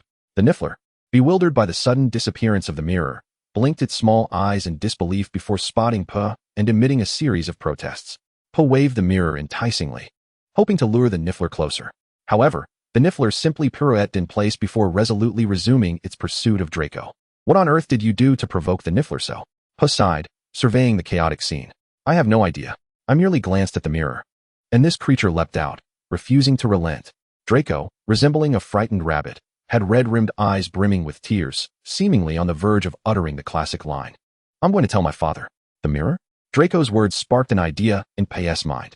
She glanced at Draco's head and, to her astonishment, beheld the long-absent egg-shaped hairstyle. "No. What are you trying to achieve by suddenly changing your hairstyle? Don't you know Nifflers are attracted to shiny objects? Hurry and let your hair down." Pa exclaimed incredulously. "I didn't know. The professor never taught us." Draco lamented, his face a picture of distress. His pride made it difficult for him to confess the true intent behind his actions. He quickly let his hair down and, grabbing a cloth, wrapped it securely around his hair. Only then did the Niffler shake its little head and release him. Pa, with a pained heart, handed a gold galleon to the Niffler, which finally relinquished its pursuit, happily clutching the coin as it returned to its burrow. "All right, let us return," she said, extending the mirror to Draco. Feeling a pang of regret, Pa thought about the potential losses if they remained any longer. "Pa, if you don't mind, I'll offer you this mirror as a small compensation." Draco perceived Pa's inner turmoil and, after some contemplation, returned the mirror to her. "This is far too precious. I cannot accept." Pa's eyes nearly popped out. Was that mirror not pure silver? No. The Malfoys never owe anyone favors. Draco's face flushed crimson. "In this way, I can justify asking my father for a solid gold mirror." "Fine. The world of the wealthy is beyond our comprehension," Pa conceded, accepting the mirror without further qualms. Humming a cheerful tune as she headed back to the kitchen, Draco jogged behind her, a smile creeping onto his lips. However, the joyful melody abruptly ceased the moment she stepped into the kitchen. Pa was immediately hit by the acrid scent of something burnt. She soon caught sight of Professor Snape's flustered expression and his suspiciously protective posture over the pot. "Professor Snape, let me see the pot," she said, sensing trouble. Taking a deep breath, she approached him with a smile that could only be described as deadly. "Perhaps it's best if you don't," Snape replied, a wave of anxiety washing over him. Why did it feel as though he was back in potions class? But with their roles reversed, him as the student and Pai as the professor, Pa maintained her deathly smile, her actions leaving no room for dissent as she lifted the lid of the pot. A mass of something indescribable greeted her gaze, dark, gooey, and stubbornly stuck to the pot. 99% resemblance to the potion she previously brewed that failed. "Is this the rib soup you concocted?" She gestured toward the unsightly mass. Snape lowered his head like a chastised student. "I thought brewing soup was akin to potion making, so I let it simmer a bit longer. Who would have thought it would turn out like this? Remake it. This time, I shall observe you," Yisher shouted, mimicking Snape's usual scowl. After her outburst, a wave of satisfaction washed over her. "Professor Snape, drenched in sweat, isn't this a case of poetic justice?" Snape silently began to tidy up his belongings, but soon returned. "Poetry, we've run out of ribs." Yisher pressed her forehead, feeling a dull throb at her temples. "I understand. You may take a break now," she waved dismissively at Snape. Acknowledging his blunder, he refrained from further comment and obediently exited. Truly, these individuals are a cause for concern. After sending Professor Snape away, Yisher gazed thoughtfully at the ingredients on the table. It was evident that a trip to procure meat would be too time-consuming. However, a dinner devoid of meat would be rather monotonous. At that moment, she spotted tofu and flour on the table, and an idea struck. Let us allow you to experience the wonders of Chinese cuisine." As the sun gradually sank, the evening woods shed the heat of the day, leaving only a refreshing breeze to gently sweep away everyone's foul moods. "Today, everyone has worked hard. I have prepared a sumptuous feast to reward you all, though, I must admit, my assistance was rather more burdensome." Yisher set plates of delectable dishes on the dining table, the rich aroma mingling with the steam wafting into the air. The stomachs of those present betrayed them with unceremonious growls. "Poetry, haven't we used up all the meat? Then what is this dish?" Snape questioned, perplexed, as he speared a piece from the central platter and tasted it. Tender and crisp, it certainly possesses the flavor of meat. In truth, this is a vegetarian dish made from tofu, known in China as braised vegetarian chicken. Amidst the astonished gazes of the onlookers, Yisher calmly wielded her chopsticks. Taking a bite, one must use chopsticks when enjoying Chinese cuisine to truly honor the experience. "Wait, poetry, why are you using two wands to pick up your food?" The others found themselves in a new state of shock. Uninformed fools, these are not wands, they are chopsticks from China, accompanied by exclamations of wonder and sounds of chewing. This gathering came to a delightful conclusion. Together, amidst the lively atmosphere, it felt quite pleasant. After the meal, Yisher sent these ineffectual men to wash the dishes. Observing their busy forms, a knowing smile graced her lips. Bonus, Valentine's Day, Part 1. The timeline remains post-Yisher and Riddle confirming their relationship. Lucius noticed that Lord had been acting rather strangely of late.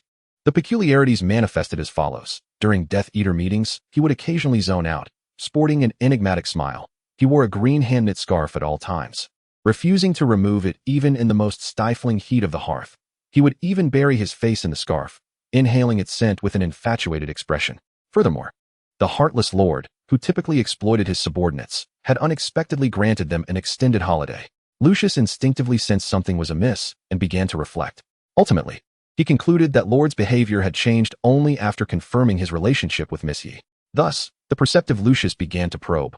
"Oh, Lord, your hand-knit scarf is truly exquisite." "Indeed, it was crafted by Sure," Riddle responded, as anticipated, puffing out his chest with pride. His expression, "One of my wife, is remarkable." Lucius's mind raced as he realized the reason behind Lord's sudden leniency. Valentine's Day was approaching. Lucius, you are truly astute. No wonder you thrive." He mentally patted himself on the back. However, given that Lord was oblivious to romance, it was time for him to step in. "Lord, Valentine's Day is fast approaching. Perhaps you could buy Miss Yi some flowers and a delightful pet. I believe she would appreciate it." Lucius patted Riddle on the shoulder, offering an encouraging glance. Due to the exhaustion of the previous night, Yisher slept in until nearly noon on Valentine's Day before finally stirring. Habitually, she reached out, searching beside her, only to find nothing. Yisher jolted awake, sitting up abruptly, locking eyes with Nagini, who was perched at the bedside, holding something in its mouth. Upon receiving it, Yisher's heart sank upon realizing it was a bouquet of chrysanthemums, with a note attached. "Happy Valentine's Day. Tom Riddle, get out here this instant." Yisher's hand trembled with fury as she clutched the note. Awake? Did you enjoy the gift I sent? Riddle entered, having heard the commotion. Seeing Yishur's flushed face, he mistakenly assumed her excitement was due to the gift, and he chuckled in delight, unaware of the impending disaster he faced. Inhale. Exhale. Riddle's thought process was often peculiar. This was not news to her. Pray tell, Mr. Riddle, what was your intention in gifting me chrysanthemums? She tugged at her cheeks, forcing a smile. Riddle, with utmost sincerity, replied, I conducted prior research and found that in your culture, chrysanthemums symbolize elegance and purity. I thought they suited you splendidly. With a resounding slap, the delicate balance in Yishur's mind shattered. Tom Riddle, could you possibly be more thorough in your research? Do you not realize that chrysanthemums are traditionally given to the deceased? I apologize, my lady. I deserve to be punished. Please, do so mercilessly. Riddle, fully aware of his blunder, skillfully knelt, adopting a submissive demeanor akin to a docile kitten. Had any Death Eater chanced upon the Dark Lord in such a state, they would undoubtedly be left agape. Punish you? How naive. Yishur spat at him vehemently. In the end, I shall be the one to suffer. She recalled the countless times she bore the marks of punishment, her body aching and bruised, feeling a twinge of dread.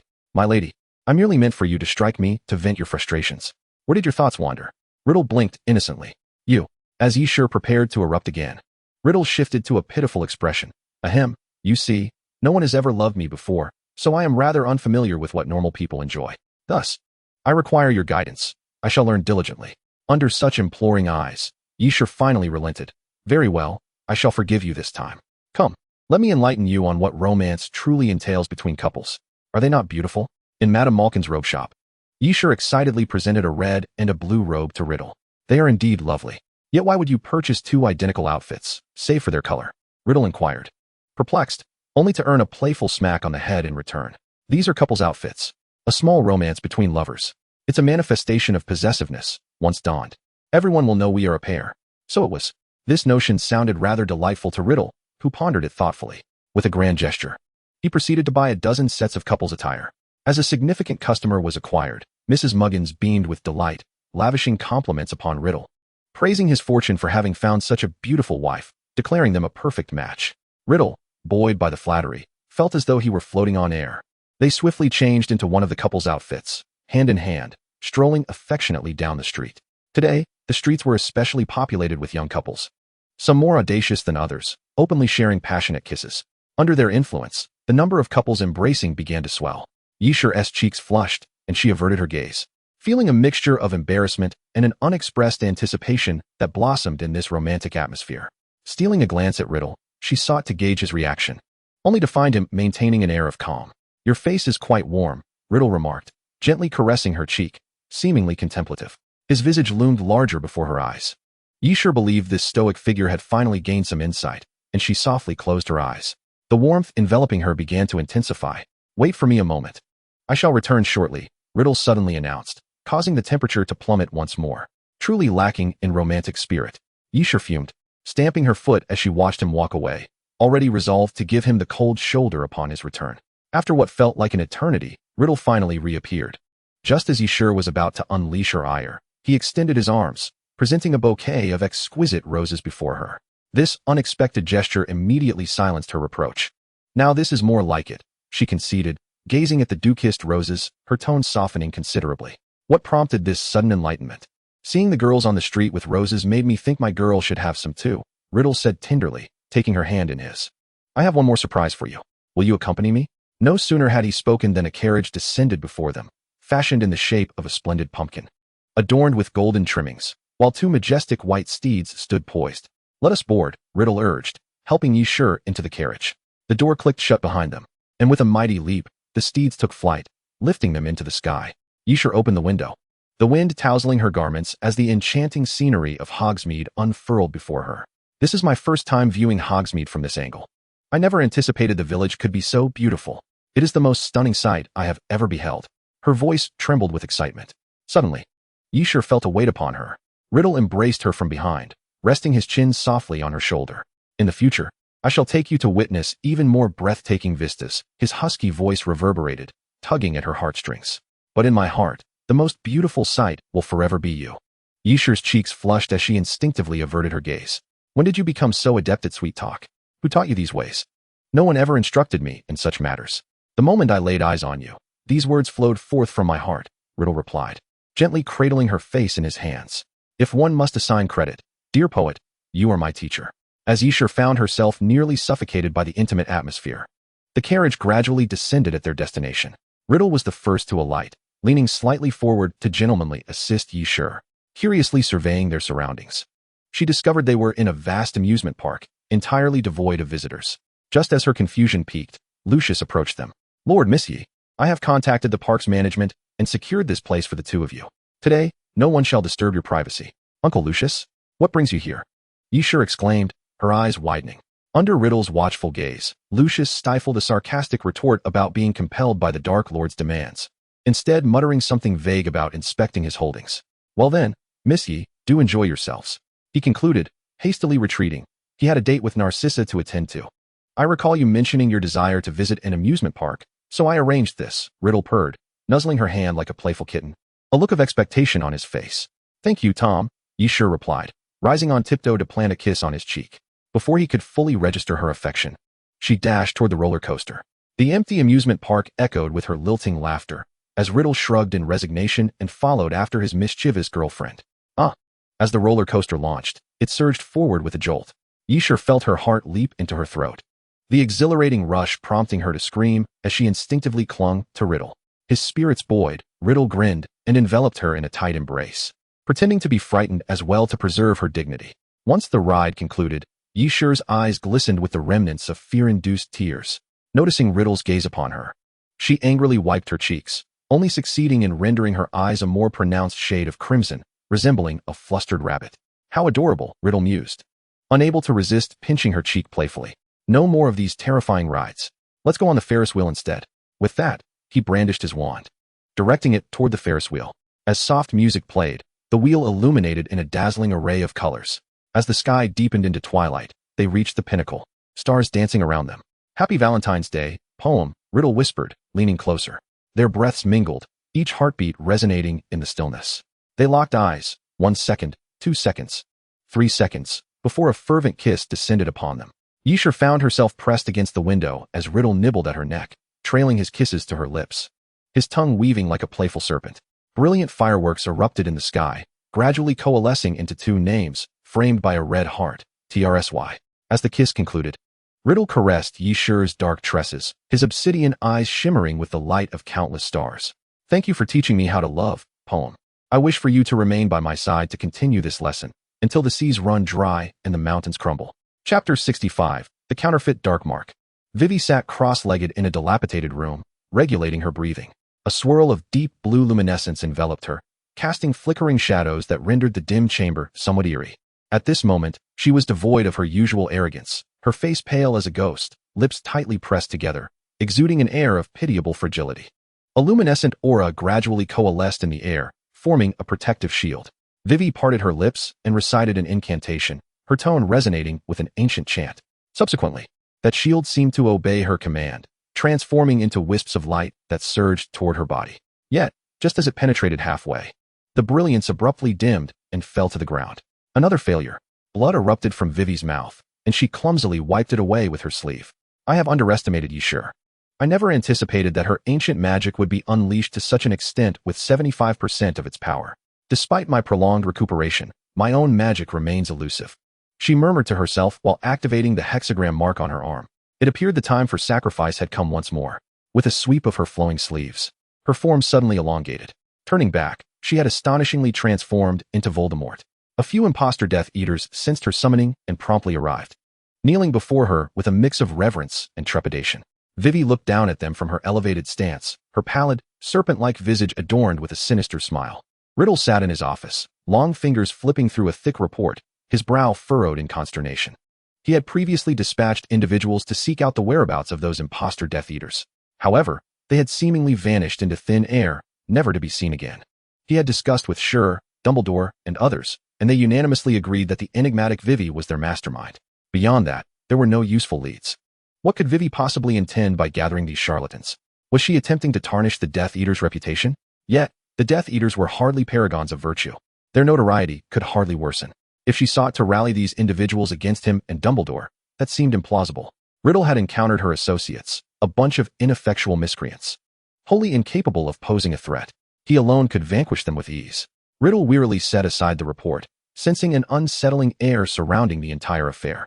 He could never have anticipated that a lead would present itself in such a peculiar manner. In the Minister of Magic's office, Fudge tremulously closed the door, glancing around to confirm Riddle's absence before exhaling a sigh of relief. He delightfully arranged sweets and tea, eagerly indulging in what he deemed the most delectable afternoon tea he had enjoyed in recent memory. If only that accursed mysterious figure would never return. Fudge, reclining with his legs crossed, fantasized about delivering countless blows to Riddle.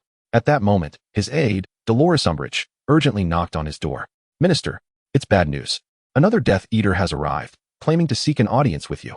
Fudge, startled, trembled, spilling scalding tea onto himself, causing him to yelp in pain.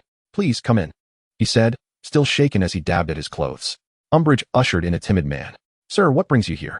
Fudge assumed he was a messenger from Riddle and adopted an unusually obsequious tone. The man, with his beady little eyes darting towards Umbridge, hesitated to speak. Fudge, catching on, said Dolores, "You may leave now." "Yes, Minister," Umbridge replied in a saccharine voice, exiting the room. As the door clicked shut behind her, Fudge leaned toward the man. "Sir, you may speak now." "Minister, I possess internal intelligence about the Death Eaters. I implore you to dispatch orders to eliminate them at once." The man suddenly slid to his knees, tears streaming down his face as he clutched Fudge's robe. "What?" Fudge's mind was momentarily clouded, struggling to grasp his meaning. The man continued to ramble. "Minister, I truly regret my choices. I should never have aligned myself with the mysterious one. You cannot fathom how terrifying he is. He consumes people. I have stumbled upon his secret, and he will not spare me. Please, apprehend him. I would gladly accept imprisonment in Azkaban." Finally, Fudge comprehended the situation. This man was not a messenger. He was a traitor. "First, tell me what secret you uncovered about the mysterious one." His demeanor shifted to one of seriousness. The man ceased his weeping and recounted the events as they unfolded. He had joined the Death Eaters only this month. In his youth, he had neglected to hone his skills, growing up lazy and without a stable job. Recently, he had heard villagers speak of the mysterious one recruiting Death Eaters, and he had approached with a sense of trepidation. To his astonishment, the Dark Lord had merely glanced at him and commanded him to stay, branding him with the Dark Mark. Overjoyed, he believed the Dark Lord had an eye for talent and was determined to make something of himself under his command. However, after waiting in vain for half a month, he had nearly forgotten about it. Yet last night, the long-dormant mark had begun to burn. Initially, he thought it was a figment of his imagination, but the heat intensified, reddening his skin, and he finally grasped that it was the Dark Lord summoning him. He hastily performed the disapparation spell, hoping the Dark Lord would not hold his tardiness against him. Unbeknownst to him, that very delay had saved his life. His disapparation was unrefined, and upon landing, he miscalculated his position and had to walk to the window in frustration. As he approached, he was horrified by the dreadful scene unfolding before him. The Death Eaters lay sprawled on the ground, motionless, emanating eerie blue light. These blue rays seemed almost alive, converging toward a singular point. Trembling, the man looked up to find himself staring into a pale, serpentine face. The mysterious one had his mouth agape, drawing in the swirling lights. Hearing a noise, he turned his gaze toward the window, revealing a chilling smile. Chapter 66, Theodore from Another Household. "So, you were frightened into fleeing and came to find me?" Fudge completed the narrative. "Yes, Minister," the man replied, fidgeting with his fingers, seemingly embarrassed to admit his fear. "May I see the dark mark on your arm?" Fudge inquired, furrowing his brow. He sensed something peculiar in the man's description, which did not align with his understanding of the Dark Lord. The man complied, exposing his left arm. Fudge cast a brief glance and immediately discerned something amiss. The serpent's head below the mark was facing left. This was a counterfeit dark mark. What audacity! To impersonate a Death Eater. "Your dark mark is a forgery." Fudge waved him away in irritation. What a waste of time. He should have realized that Riddle would never recruit someone of such inferior quality as a Death Eater. The man, his face ashen, was preparing to depart when Fudge suddenly changed his mind. "Wait, don't leave just yet." With that, he smiled broadly and summoned 2 henchmen, each taking hold of one of the man's arms and forcibly escorting him to Riddle. Since no useful information could be extracted, they might as well turn him over to the Dark Lord. This would also afford them a modicum of credit. Riddle listened intently as the trembling man recounted the events once more. "You mean to say you saw Voldemort, and you witnessed him siphoning something from a false Death Eater?" "Indeed, my lord," the man replied, feeling a chill run down his spine at Riddle's unfeeling demeanor. His misfortune was palpable. First, he had followed a false Dark Lord, only to find himself in the presence of the true one. No one had informed him that the mysterious figure bore such a pale visage. Take him to the dungeons. Riddle commanded with a wave to a nearby Death Eater. Once the others had departed, he fell into contemplation. He had finally unraveled the true intentions behind Vivi's pretense of recruiting under his name. She aimed to exploit the allure of the Death Eaters to entice unscrupulous wizards and then drain their life force. Could it be that she could gain magical power through such vampiric means? Riddle recalled having read an ancient tome on dark magic, which detailed an archaic spell capable of harnessing the life force of dark wizards to gain strength. Due to its malevolence, this incantation had quickly been classified as forbidden and had long since vanished from the world. He had been intrigued by it at the time and had devised various methods to attempt to decipher it. Yet he had ultimately failed and had been forced to relinquish his pursuit. But where had Vivi learned such knowledge? Riddle paced to the window and gazed out at the increasingly somber sky, letting out a long sigh. It seemed that a storm was brewing. Thunder rumbled, startling Yishur, who had been dozing on a table in the library. She quickly picked up the ancient tome, the compendium of ancient magic, that had been resting on her face, inspecting it for any signs of drool before feeling relieved. Ever since discovering that her magical abilities were linked to ancient magic, she had been eager to uncover relevant knowledge. Thus, at the onset of the new semester, she had requested a pass from Riddle to delve into the restricted section and embarked on her quest for knowledge. However, after several days of searching, she had found little of value, even having to engage in a battle of wits with various bizarre forbidden texts. For instance, yesterday, while retrieving a book, she accidentally bumped into the medieval compendium of insults, just as she marveled at what kind of individual could pen such a peculiar work. The book leapt from the shelf, flinging its pages open and unleashing a torrent of vulgarities upon her. Yishur thought it unwise to argue with a book and chose to ignore it. To her surprise, the irate tome, seeing the girl before it dared to disregard its presence, erupted into flames. The pages ignited uncontrollably, even singeing Yishur's hair. In a panic, she conjured a jet of water to extinguish the fire, only to be promptly expelled by Madame Pants wielding a feather duster. Is there any justice in this? Yishur lamented, tugging at her hair in frustration. Suddenly, her hand froze mid-motion as she sensed a pair of eyes glaring at her menacingly. Turning, she discovered that she was not alone in the restricted section. A familiar figure stood before her, Theodore Nott, a classmate from her house. Theodore Nott, a character who made but few appearances in the original text, yet dominated in various fanfictions of Harry Potter. Before her transmigration, Yishur had been utterly captivated by the intelligent, composed, and deeply reserved character of Theodore portrayed in fan works. Naturally, she had paid attention to him after her arrival in this world. Yet for reasons unbeknownst to her, Theodore seemed to harbor a disinclination towards her. Ignoring her attempts at friendliness, "You're too loud." He had merely cast her a cold glance before turning away without a second thought. Whoever wants to be near this icy demeanor can do so, Yishur resolved, gritting her teeth and relinquishing any desire to befriend him.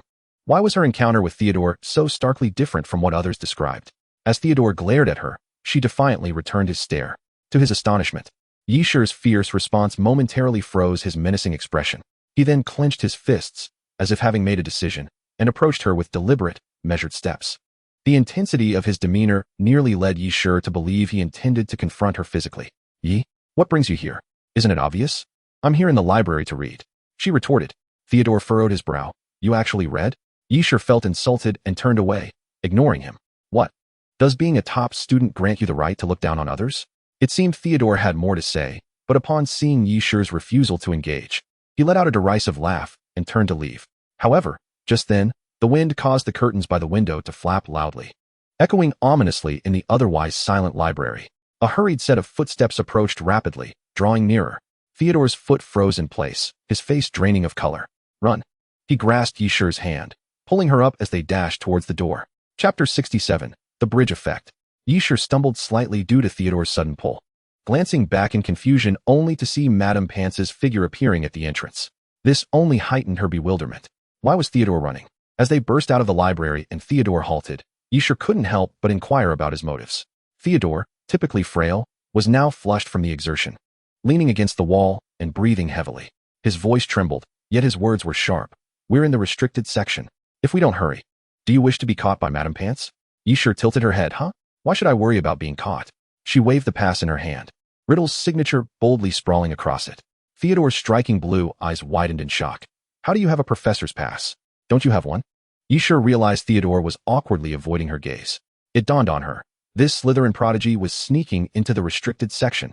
She felt she had stumbled upon a remarkable secret. With this revelation, her gaze towards Theodore took on a more mischievous quality. "Not. You wouldn't want anyone to discover that you've been sneaking in here, would you? Mimicking the villain she had seen on television, she grinned wickedly, edging Theodore back towards the wall. Indeed, she watched as he retreated in terror until he collided solidly with the wall. Could it be that she had a knack for villainy? Yishur gazed at Theodore, who was huddled in the corner like a pitiful little rabbit, and a wicked smile crept across her face as she pressed against the wall, ready to seize the opportunity. Who were those little rascals who dared to disrupt the night by sneaking off to rendezvous here? Just then, an irate shout pierced the air. Felch, accompanied by Mrs. Loris, was hurrying toward them, panting heavily. It was truly time to flee. Yishur smacked Theodore, whose face had turned a deep crimson, and exclaimed, "What are you dawdling for? Run."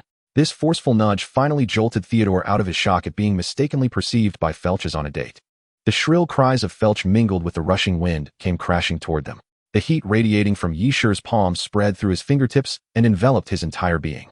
He breathed heavily, acutely aware of the electrifying sensations surrounding him. His heart began to race violently. Yishur, wholly focused on their escape, was oblivious to Theodore's transformation. However, 2 legs could not outrun 4, and the ominous meowing of the cat drew closer. There was no alternative.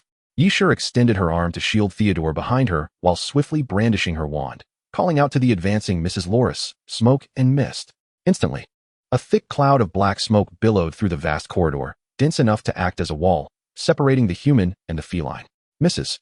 Loris lost her target in an instant, meowing anxiously. Seizing the moment, Yishur hurriedly ushered Theodore into a nearby room. With a flick of her wand, she cast a transformation spell, turning the door a muted gray to blend seamlessly with the adjacent wall. "Loris, where did those 2 little rascals run off to?" Cough, cough. Felch, leaning against the wall, staggered forward, breathless. Before he could catch his breath, he was overwhelmed by the choking smoke, tears streaming down his face. Meow? Mrs. Loris gazed at him with bewildered eyes. The smoke was too acrid. Even her sensitive nose was rendered ineffective. "Humph, I'll let you off this time. But mark my words, I shall catch you one day." Mr. Felch snapped his long whip in frustration, the sound echoing ominously. Once he apprehended them, he would ensure these 2 little imps experienced the sweet caress of the whip. Only when Felch's voice faded entirely from the corridor did Yishur exhale in relief, retracting her hand from covering Theodore's mouth. "I'm sorry, Nate, I didn't mean to." She observed the blue eyes, now flushed with embarrassment and anger, mere inches from her own, and awkwardly raked her fingers through her hair before hastily opening the door. She and T anticipated the room would be so cramped. They could barely turn without being pressed together face to face. Theodore's rapid breaths and the pounding of his heart resonated in Yishur's ears, and she thought, "Look at him, his face so red, his heart racing. He must be furious with me." When she noticed Theodore silently lowering his head and attempting to exit, her conviction strengthened. Now he must surely despise me even more. Aware of his own heartbeat, Theodore fled in disarray, fearful of revealing his flustered expression to Yishur. He was a person who cherished tranquility. A girl like Yishur, who chattered incessantly, should have irked him. Indeed, that was how it ought to have been. But why did his heart flutter oddly when Yishur boldly stood in front of him, conjuring smoke? Somehow, it felt rather cool. Perhaps he didn't dislike Yishur after all. Being so close to her had left him breathless as if he were experiencing an asthma attack. It was undoubtedly just a result of running too fast. He reassured himself, finding this reasoning quite convincing, and felt his heart settle. Yet, as he turned, he met Yishur's clear gaze, and the words that had been on the tip of his tongue twisted into a different direction. "I could assist you in researching that tome, the ancient magical compendium." "I'm sorry." Both Yishur and Theodore blurted out simultaneously, surprised by the suddenness of his offer.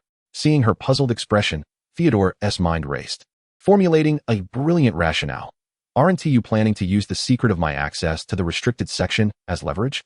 If you keep my secret, I'll help with the research. It's a fair trade. I certainly possess a greater understanding of ancient languages than you do." Initially, Yishur had intended to intimidate him merely to frighten Theodore and hoped to ease the tension between them. She had never anticipated it would unfold this way. But now that he had voluntarily offered his assistance, it was indeed splendid news. "All right, it's settled then." Yishur beamed as she patted his shoulder. "From now on, we shall be partners. Let us drop the formality. You can call me Theodore." Upon hearing this name, Theodore averted his gaze uncomfortably. After a long pause, he let out a subdued grunt from his throat, as if to signify his agreement. They arranged to meet at the library entrance the following evening. With Riddle's note in hand, Yishur strode confidently, pulling Theodore along with her. They found a seat, and Yishur emphatically slapped the hefty tome, the ancient magical compendium, down before Theodore, declaring, "Let us begin." Theodore frowned at the thick pages, This book is so voluminous. If we start from the beginning, it will require considerable effort. Why don't we begin from the last section you read? Yishur remained silent and motionless. Theodore stared at her incredulously. Don't tell me you haven't even started reading it. Well, I can't say I haven't looked at it, but I truly can't comprehend it. Yishur pointed at the pages filled with ancient script, feeling despondent. Having struggled with learning English before her journey, she had no desire to endure the agony of mastering a new language. Hence, when she enrolled, she had decisively dropped the course on ancient magical texts. Who could have predicted such a day would arrive? With a resigned sigh, Theodore rubbed his forehead. All right then, what specifically do you wish to know? I'll check the table of contents. Could you assist me in finding any information regarding ancient magical seals? Let me see. Theodore diligently began to read and soon located the relevant section. Yes, there is something. Starting from page 395. He quickly flipped through the pages and paused at page 395, extending it toward Yishur. This segment discussed a mysterious ancient seal capable of locking immense magical power within a person. Only under the right circumstances could the seal be undone. Take a look. Is this what you wanted to understand? If so, I'll continue reading and translate it for you. He produced prepared parchment and a quill, the tip dipping into the ink pot with a crisp clink. Exactly. It must be this. Yishur's voice brightened with excitement. This seemed to resonate perfectly with her situation. She had an inkling she was close to uncovering the truth. Theodore diligently commenced his translation work. As he perused the book, he simultaneously inscribed upon the parchment. The quill danced gracefully, producing lines of neat and sharp calligraphy that emerged on the paper. Much like Theodore himself, he exuded a calm demeanor, tinged with an almost imperceptible stubbornness and pride. Yishur rested her chin on her hand, observing him from the side, too timid to utter even a whisper for fear of disrupting his train of thought. Yet, she could not help but marvel at his brilliance. Indeed, a scholar of his caliber possessed an extraordinary intellect.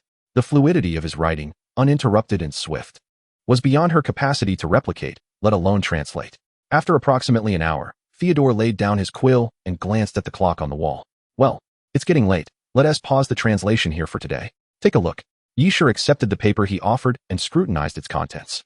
The general narrative unfolded as follows. Long, long ago, in the distant Lake Avalon, a group of noble yet malevolent enchantresses came into being, known as the Lake Fairies. Among them, the most renowned were Vivian, Nimue, Morgana Le Fay, and Elaine. Vivian gained fame for bestowing upon King Arthur the legendary sword and scabbard, as well as nurturing the illustrious knight of the Round Table, Lancelot. Nimue, on the other hand, became notorious for luring Merlin and employing deceit to imprison him. Upon reaching this point, Yishur felt as though an invisible hand had clenched around her throat, rendering her body cold. The name Vivian resurfaced once more. Was this merely coincidence? No, when coincidences multiply, they culminate in inevitability. The system must be intertwined with the Lake Fairy Vivian. Regaining her composure, she pressed on. Vivian and Nimue were originally two souls in unity, embodying good and evil, respectively. However, due to unfathomable reasons, they became separated and transformed into twin sisters. The pure and benevolent Vivian was cherished by all, while the shadowy and malevolent Nimue was reviled by the masses. Consumed by jealousy of her sister's glory, one day, she allowed sinister vines of malice to take root in her heart. She offered her soul to the source of evil, acquiring the ability to drain the life force of others and convert it into her own magical power, thus metamorphosing into the wicked enchantress. Vivian, having repeatedly endeavored to dissuade her sister to no avail, was left with no choice but to seek the pure God for guidance on how to confront Nimue. The passage abruptly ceased. Theodore had yet to translate further. Yishur cast a reproachful glance at Theodore. Why must you halt at such a pivotal juncture? The source of her vexation merely shrugged, his expression devoid of emotion. The curfew is fast approaching, and I have no desire to be stranded in the library with you. Of all people, for the night. What to do? The urge to strike him was overwhelming, but considering she would need Theodore's assistance for the forthcoming content, Yishur begrudgingly suppressed her frustration. Let us depart. She seized the paper and strode towards the door, leaving Theodore with but her retreating silhouette. However, as they stepped outside the library, a figure lurked in the shadows, Fergus, who suddenly pounced with a sinister grin. At last, I've caught you two little rascals. This time, there will be no escape. The whip hanging from his waist glinted ominously in the dim light. Run. They exchanged glances and bolted in opposite directions. Do not run. Fergus bellowed as he pursued Yishur, while Mrs. Loris darted towards Theodore. Yishur sprinted with remarkable speed, leaving Fergus far behind. In no time, she had put an entire street between herself and her pursuer. Those who wish to chase after me would have to queue all the way to France. Do you think you, Fergus can keep up with me? With the danger seemingly behind her, Yi Shi relaxed, even feeling playful. Oh, so Miss Yi is such a popular figure? Do you think I stand a chance of catching up? A deep, gravelly voice suddenly emerged before her. Yi Shi's heart skipped a beat, and she timidly raised her gaze. Riddle emerged slowly from the shadows, standing before her, arms crossed, regarding her with a half-smile. Using the note I provided you to rendezvous with other men, you are quite audacious, Miss Yi. Chapter 69, Riddle's Jealousy. Huh, what are you talking about, Professor Riddle? Yi Shi feigned ignorance, turning her eyes away as though something intriguing had caught her attention nearby. After all, Theodore was not present, and Riddle had no evidence. If she simply maintained her denial, everything would be fine. Oh, so you act unfamiliar with me when lying. Do you, Miss Yi? Riddle's temper flared at the sound of her addressing him as Professor Riddle, a fire igniting within him. Fergus reported to me early on that you were in the library with that boy from the Knott family. What? That old scoundrel Fergus is indeed treacherous. No wonder he had that sinister smile when Theodore and I entered the library. It was all a setup to report to the professor. Cough. You actually believe what Fergus says? Tom, you have truly disappointed me. Yi Shi cleared her throat. If Fergus's words were true, then why was it not with me? No sooner had she uttered these words than Theodore came racing down the corridor, pursued by Mrs. Loris. Simultaneously, Fergus sauntered over, casting a taunting smile in Yi Shi's direction. Clearly, Mr. Knott was not with you because you both fled in different directions. Riddle fixed his gaze on Yi Shi, who stood frozen in place, a cryptic smile playing on his lips. Professor Riddle, these two little rascals sneaking into the restricted section at night for a rendezvous are utterly disregarding school rules. Fergus brandished his whip, eager for action. I implore you to let me handle these two. I assure you, I will discipline them thoroughly, ensuring they never dare to breach the rules again. This boy is your responsibility. Miss Yi, I must address this personally. Riddle shot a chilling glance at Theodore, who had gone pale at the news, then seized Yi Shi and began to lead her toward his office. Wait, you cannot let Theodore go to Fergus. He will surely face harsh punishment. Theodore is frail and cannot endure it. Yi Shi stumbled, yet could not help but turn back, pleading for Theodore. Oh, that would be a perfect opportunity to strengthen his physical constitution. Riddle tightened his grip on her thrashing legs and effortlessly carried her back to the office. Now tell me, what were you and not doing? Riddle gently set her down on the leather sofa, pulling up a chair to sit opposite her. Did you not hear what Fergus said? I went on a date with Theodore. Yi Shi turned away huffily, refusing to meet his gaze. She felt a surge of anger. While Theodore's venture into the restricted section was indeed wrong, Riddle should not impose such severe punishment upon him. You are upset, Riddle stated affirmatively, his voice softening somewhat. Because of Knott? Yi Shi remained silent, subtly distancing herself. She suddenly sensed a shift in the air around her, as Riddle had moved closer, gazing intently at her. His eyes, as hard as obsidian, held a trace of vulnerability that was almost imperceptible. Fergus will not truly harm him. It is merely intended to intimidate Knott. His head lowered carefully, as if attempting to shield her from the weight of his concern. I had cautioned Furchi against laying a hand on Knott, aware that it would cause you distress. I merely wish to comprehend the nature of your connection with Knott. If your affection for him is as profound as you claim, then His nails dug deeply into the flesh, drawing blood. Riddle intended to utter the words, I wish you both happiness, yet found them lodged within his throat, impossible to articulate. It became evident that he was not as magnanimous as he had envisioned. He was but a selfish wretch, ensnared in a quagmire, while Yi Shi embodied pure radiance. Having encountered a light amidst the darkness, he now recoiled at the thought of returning to the mire alone. He did not wish to be abandoned by the girl he cherished. What peculiar thoughts are swirling in that mind of yours? Yi Shi reached out, playfully flicking his forehead.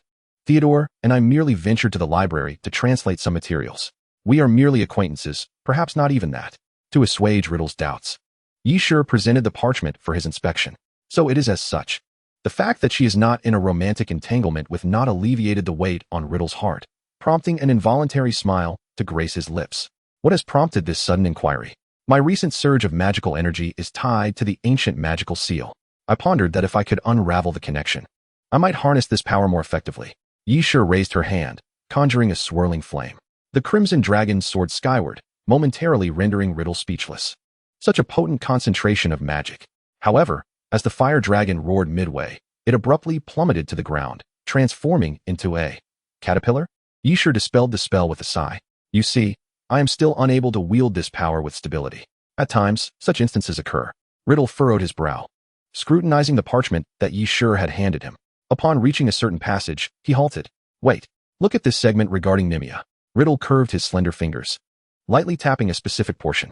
Yishur followed the direction of his finger.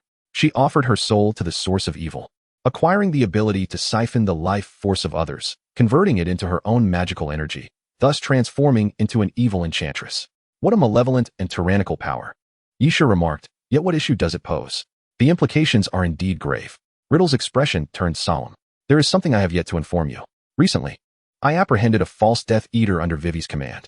Based on her intel, we discovered that Vivi can absorb the life force of dark wizards to acquire magical energy. Riddle ceased his explanation, but Yishur understood the implication. Vivi's power bears an uncanny resemblance to Nimia's. This account has only been partially translated by Theodore. I suspect the latter half contains methods of counteraction. Yishur broke free from the oppressive atmosphere, playfully tugging at Riddle's cheek, forcing a smile upon his face. Therefore, I must once again enlist Theodore's assistance tomorrow. This time, do not overthink it. Humph, it seems Knott's boy possesses some utility after all. Riddle let out a soft huff. Granting his consent, what should he do about his overly popular future girlfriend? His subordinates, along with their sons, were all vying for her attention. As for Yishur, he was more than willing to indulge her, unwilling to impose any restrictions. Thus, he resolved to vent his frustrations on his subordinates. Tomorrow, he would assign old Knott to a business trip in Africa. Let us conclude our conversation here for today. Tom, I shall take my leave now. Observing Riddle lost in thought, Yishur seized the opportunity to make her escape. Just as she reached the doorway, she noticed Riddle pointing his wand. The door locked with a click. What does this mean, Tom? Yishur swallowed nervously. Riddle smiled faintly, advancing step by step toward her. The sound of his polished shoes echoed, quickening Yishur's heartbeat. I recall that I have yet to administer your punishment, and you think to leave? Is that not a tad disrespectful to your professor, Miss He? He leaned closer, his beguiling whispers brushing against her ear. Chapter 70, A Subtle Confession. Realizing that she could not evade the punishment of night wandering, Yishur steeled herself, lifting her chin defiantly to face Riddle. Adopting a heroic expression, you may do as you wish. As those words escaped her lips, the previously charged atmosphere in the office dissipated. Very well, I shan't complicate matters further. You shall simply be punished by keeping me company in conversation. Riddle observed her obliviousness, grinding his teeth in exasperation. He wearily collapsed onto the sofa, relinquishing his original intentions. Ultimately, he only needed to confirm that his wooden lady had not been whisked away by another. Is that all? So simple? I feel rather guilty about this. Yishur, emboldened, approached Riddle with a playful grin, crossing her arms. How about I give you a shoulder rub? Ouch! She stumbled over an unseen object on the floor, tumbling directly toward Riddle. Upon witnessing the girl fall, Riddle instinctively reached out to catch her. Consequently, Yishur collided forcefully against his chest, becoming trapped between him and the sofa. Like a beast ensnared in a trap, he emitted a low, throaty groan. He felt Yishur's warm lips graze his cheek due to the impact, igniting a warmth that spread through him. If only her lips had met his instead, he found himself regretting the missed opportunity. Realizing the heat radiating from her skin and the frantic rhythm of their heartbeats, Yishur began to struggle in a flurry of panic. However, her movements only served to ignite further sensations, intensifying the atmosphere. Riddle felt as if a mechanism within him had been triggered. Reason shattered. I had prepared to let you off the hook, yet you chose to come closer. Riddle's gaze darkened as he swiftly seized her restless hands, binding them behind her back. Do not move. This shall be your punishment, to converse with me in this manner. He tilted his head, almost brushing against Yishur's earlobe. How can one articulate anything under such circumstances? With her hands restrained, Yishur resorted to kicking him in a fit of defiance. Riddle entwined their legs, forming an intricate knot of limbs. Yishur was rendered utterly immobile. Since you cannot speak, I shall take the lead. You need only respond. The young Dark Lord, attuned to the synchrony of their heartbeats, posed the first question. Yishur, you harbor some feelings for me, do you not? He pressed her hand against his chest. Otherwise, your heart would not race in tandem with mine. Instinctively, Yishur sought to evade the question. Yet, gazing into the depths of his eyes that reflected her own image, she found herself unable to voice a rejection. Did she truly have feelings for Riddle? Yishur pondered the question, her thoughts guided by the cool comfort of the resurrection stone ring on her finger and the handmade necklace around her neck, granting her an unprecedented clarity of mind. A cold-blooded and heartless Dark Lord would clumsily craft a necklace for you, retract the fangs of venomous snakes for your sake, and recklessly shield you from danger. The mere thought of this made her heart race with fervor. An involuntary physiological reaction could not deceive her. It could only signify one thing: affection. Tom, I like you. She no longer evaded the truth, gazing directly into Riddle's eyes. Confronted by the pure and untainted gaze of the girl he adored, the questioner found himself faltering first. He nervously fidgeted with his fingers, longing to escape the moment, yet he felt utterly immobilized under an overwhelming pressure. He could only sense the gradual dampening of his palms with sweat. Riddle let out a bitter chuckle within. He had intended to punish, sure, but ironically found himself ensnared. The one to be punished. So, sure, would you be willing to be my girlfriend? I wish to protect you openly for a lifetime. He had envisioned a myriad of eloquent declarations, yet only the simplest words escaped his lips. Yisha parted her lips. She wished to convey her willingness. But the moment she uttered the first syllable, it felt as though an invisible hand had clutched her throat, rendering her unable to continue. Simultaneously, the system's cold voice echoed in her mind. Do not forget, Tom Riddle's affection for you has not yet reached 100. You cannot be together yet. Why? Yisha inquired of it, feeling Vivian's voice grating on her ears for the first time. There is no reason. A rule is a rule. Vivian continued in her monotonous, mechanical tone. It seemed that since Riddle's affection had increased, Vivian's voice had shifted, no longer the sweet timbre of a little girl. Yisha turned her gaze back to Riddle, though this time she dared not meet his eyes directly. I am sorry, Tom. I cannot agree to your request just yet. It feels too soon. A fleeting shadow of disappointment crossed his dark pupils, quickly replaced by a semblance of normalcy. It's all right, of course it is. My request was indeed a bit abrupt. Your hesitation is entirely understandable. I truly apologize, Tom. However, when I say I like you, I mean it sincerely. Fearing Riddle might misinterpret her feelings, Yisha hastily clarified. Yes, I understand. As long as I know you have feelings for me too, that suffices. I am patient and willing to wait until the day you agree. Riddle tenderly ruffled her hair. It is getting late. Allow me to escort you back. He took Yisha's hand, and they walked together in the tranquil night, both silently in tune with one another. As they parted ways, Yisha hesitated for a moment, extending her arms to embrace Riddle briefly. Then, taking advantage of his momentary surprise, she hurriedly dashed into the dormitory. She was oblivious to Riddle's reaction. Only hearing the system's notification, Tom Riddle's affection increased by 15. His affection for you now stands at 90. Once back, Yisha replayed the events in her mind, successfully inducing insomnia. The following morning, as she bore the burden of dark circles under her eyes, the thought of attending the defense against the dark arts class made her feel as if her toes were gripping the ground, wishing she could crawl back into bed. Yet, there was no choice. She had to attend. Ultimately, she gathered her belongings and followed Draco towards the classroom. Draco, as usual, chattered away without a care in the world. Upon discussing some foolish act committed by Potter, he paused, noticing that Yisha did not respond. You seem off, the young master observed keenly for once, scrutinizing her seriously. Ha ha ha, class is about to start. Let us head in. Yisha forced a smile and fled awkwardly. Upon entering the classroom and seeing that Riddle had not yet arrived, she finally exhaled in relief. Sure, Professor Riddle did not give you a hard time yesterday, did he? Theodore approached, book in hand, and naturally took a seat beside her. Yisha shuddered, instinctively wanting to decline, fearing Riddle would notice. However, just then, the bell rang, and Riddle's figure appeared in the doorway. Her heart leaped, inexplicably feeling as though she were caught in the act. She furtively glanced at Riddle, who appeared unchanged, even greeting them with a smile. The bell has rung. Please take your seats. She reluctantly settled next to Theodore, confused. Sure, Professor Riddle did not trouble you yesterday, did he? Theodore asked again, his brow furrowed, mistaking her reaction for fear. Oh no. Professor Riddle merely asked me a few questions, and then let me go. However, the questions were rather intense. She replied. What about you? What did Filch make you do? She inquired, recalling that Theodore had been caught, which she felt partially responsible for. I initially thought Filch would use that terrifying whip for punishment. Surprisingly, he merely intimidated me, and then had me clean the trophies in the display room. Yisha nodded, falling silent. Theodore was naturally a quiet person, and the conversation abruptly ceased. Throughout the class, Yisha felt restless. The sight of Riddle's face reminded her of the previous day's events, and she found herself staring down, her fingers idly tracing circles on the desk. How infuriating. Why could Riddle remain so composed? No. She recalled the dark circles under Riddle's eye she had caught sight of earlier. He was clearly not at ease. Huh, well played. Upon realizing this, Yisha felt less awkward. When Riddle announced free practice for the students, he stealthily glanced at Yisha to see what she was doing, only to lock eyes with her in a bold and slightly provocative manner. Riddle stumbled slightly as he descended from the podium, steadying himself against the desk. Oh, it's nothing. Please continue. With the students' collective gaze upon him, Riddle maintained his composure, smiling calmly. Yisha heard the sound of her knuckles cracking. Sure, let us begin our practice. Theodore approached her side. As she withdrew her gaze, preparing to agree, Draco, who had been sulking in the back, finally couldn't hold back. Sure. Have you forgotten that your partner has always been me? He pushed Theodore aside, looking at Yishur with the mournful eyes of a forsaken puppy.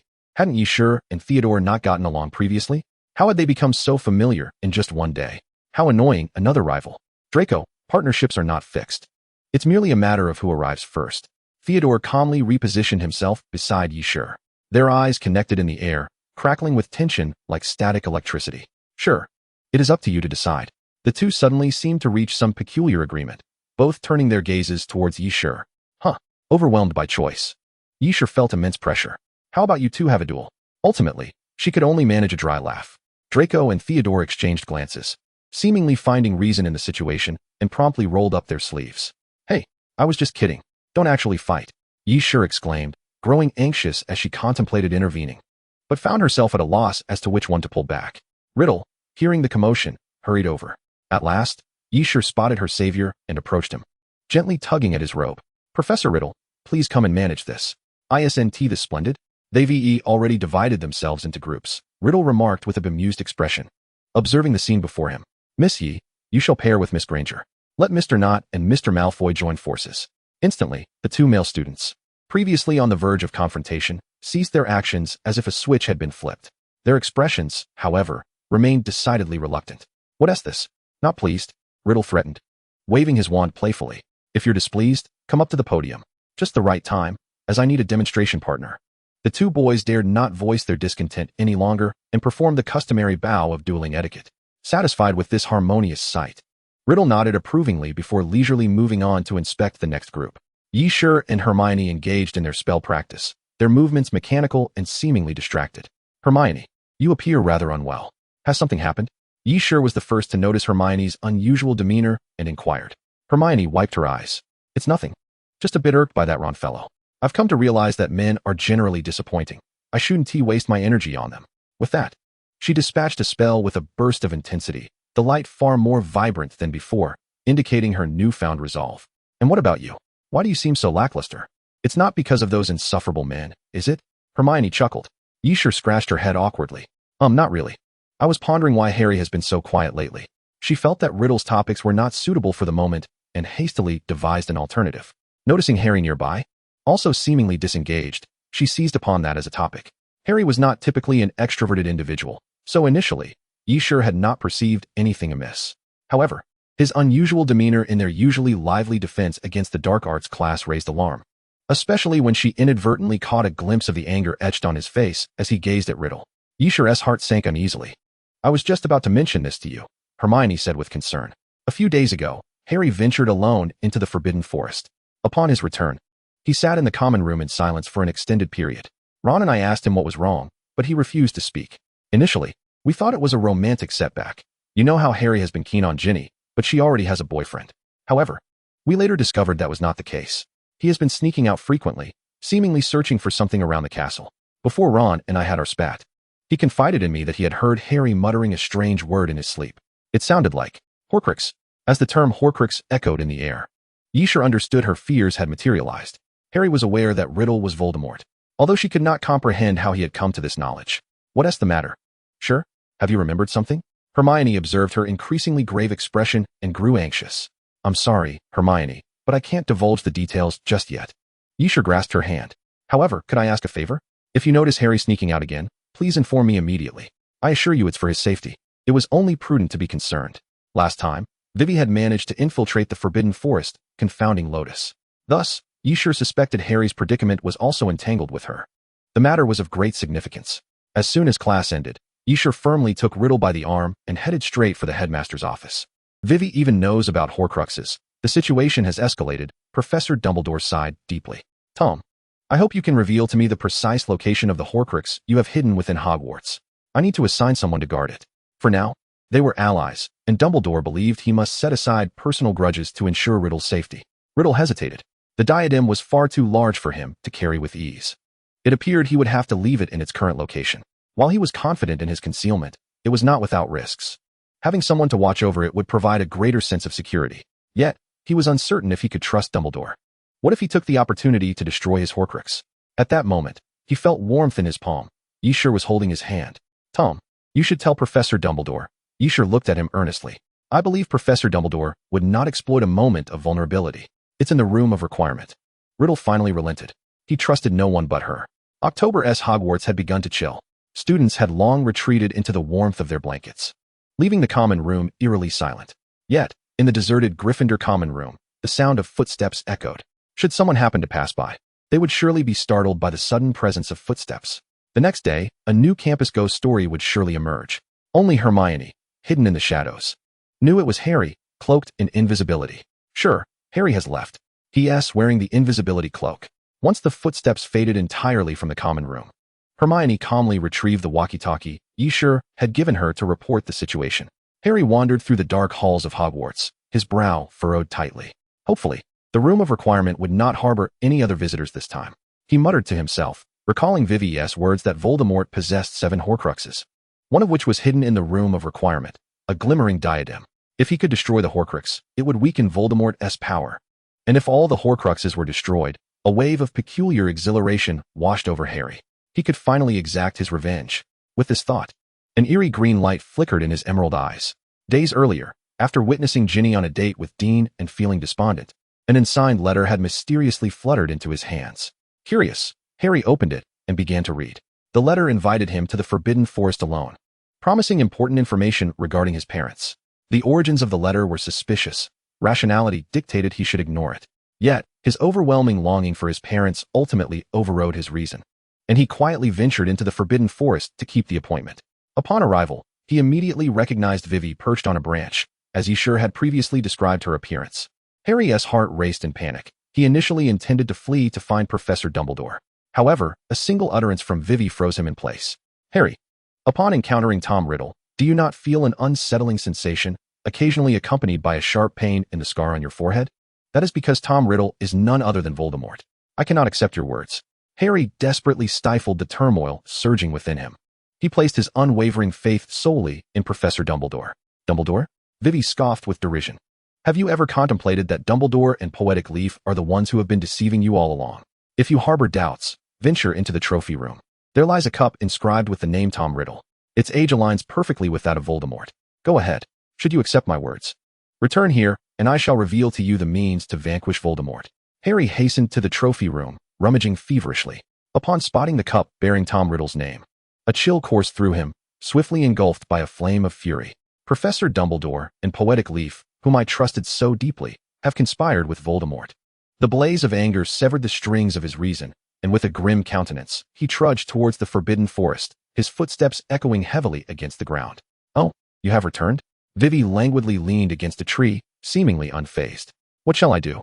Harry glared fiercely. Destroy Tom Riddle's Horcrux, beginning with the diadem of Ravenclaw. It is concealed within the room of requirement. Once you have delivered the shattered diadem to me, I will disclose the whereabouts of the other Horcruxes. With that, Vivi vanished from sight. Harry, without uttering a word, embarked on the quest for the diadem, withholding this endeavor even from his closest friends, Ron and Hermione. He had grown weary of deceit, unwilling to place his trust in anyone.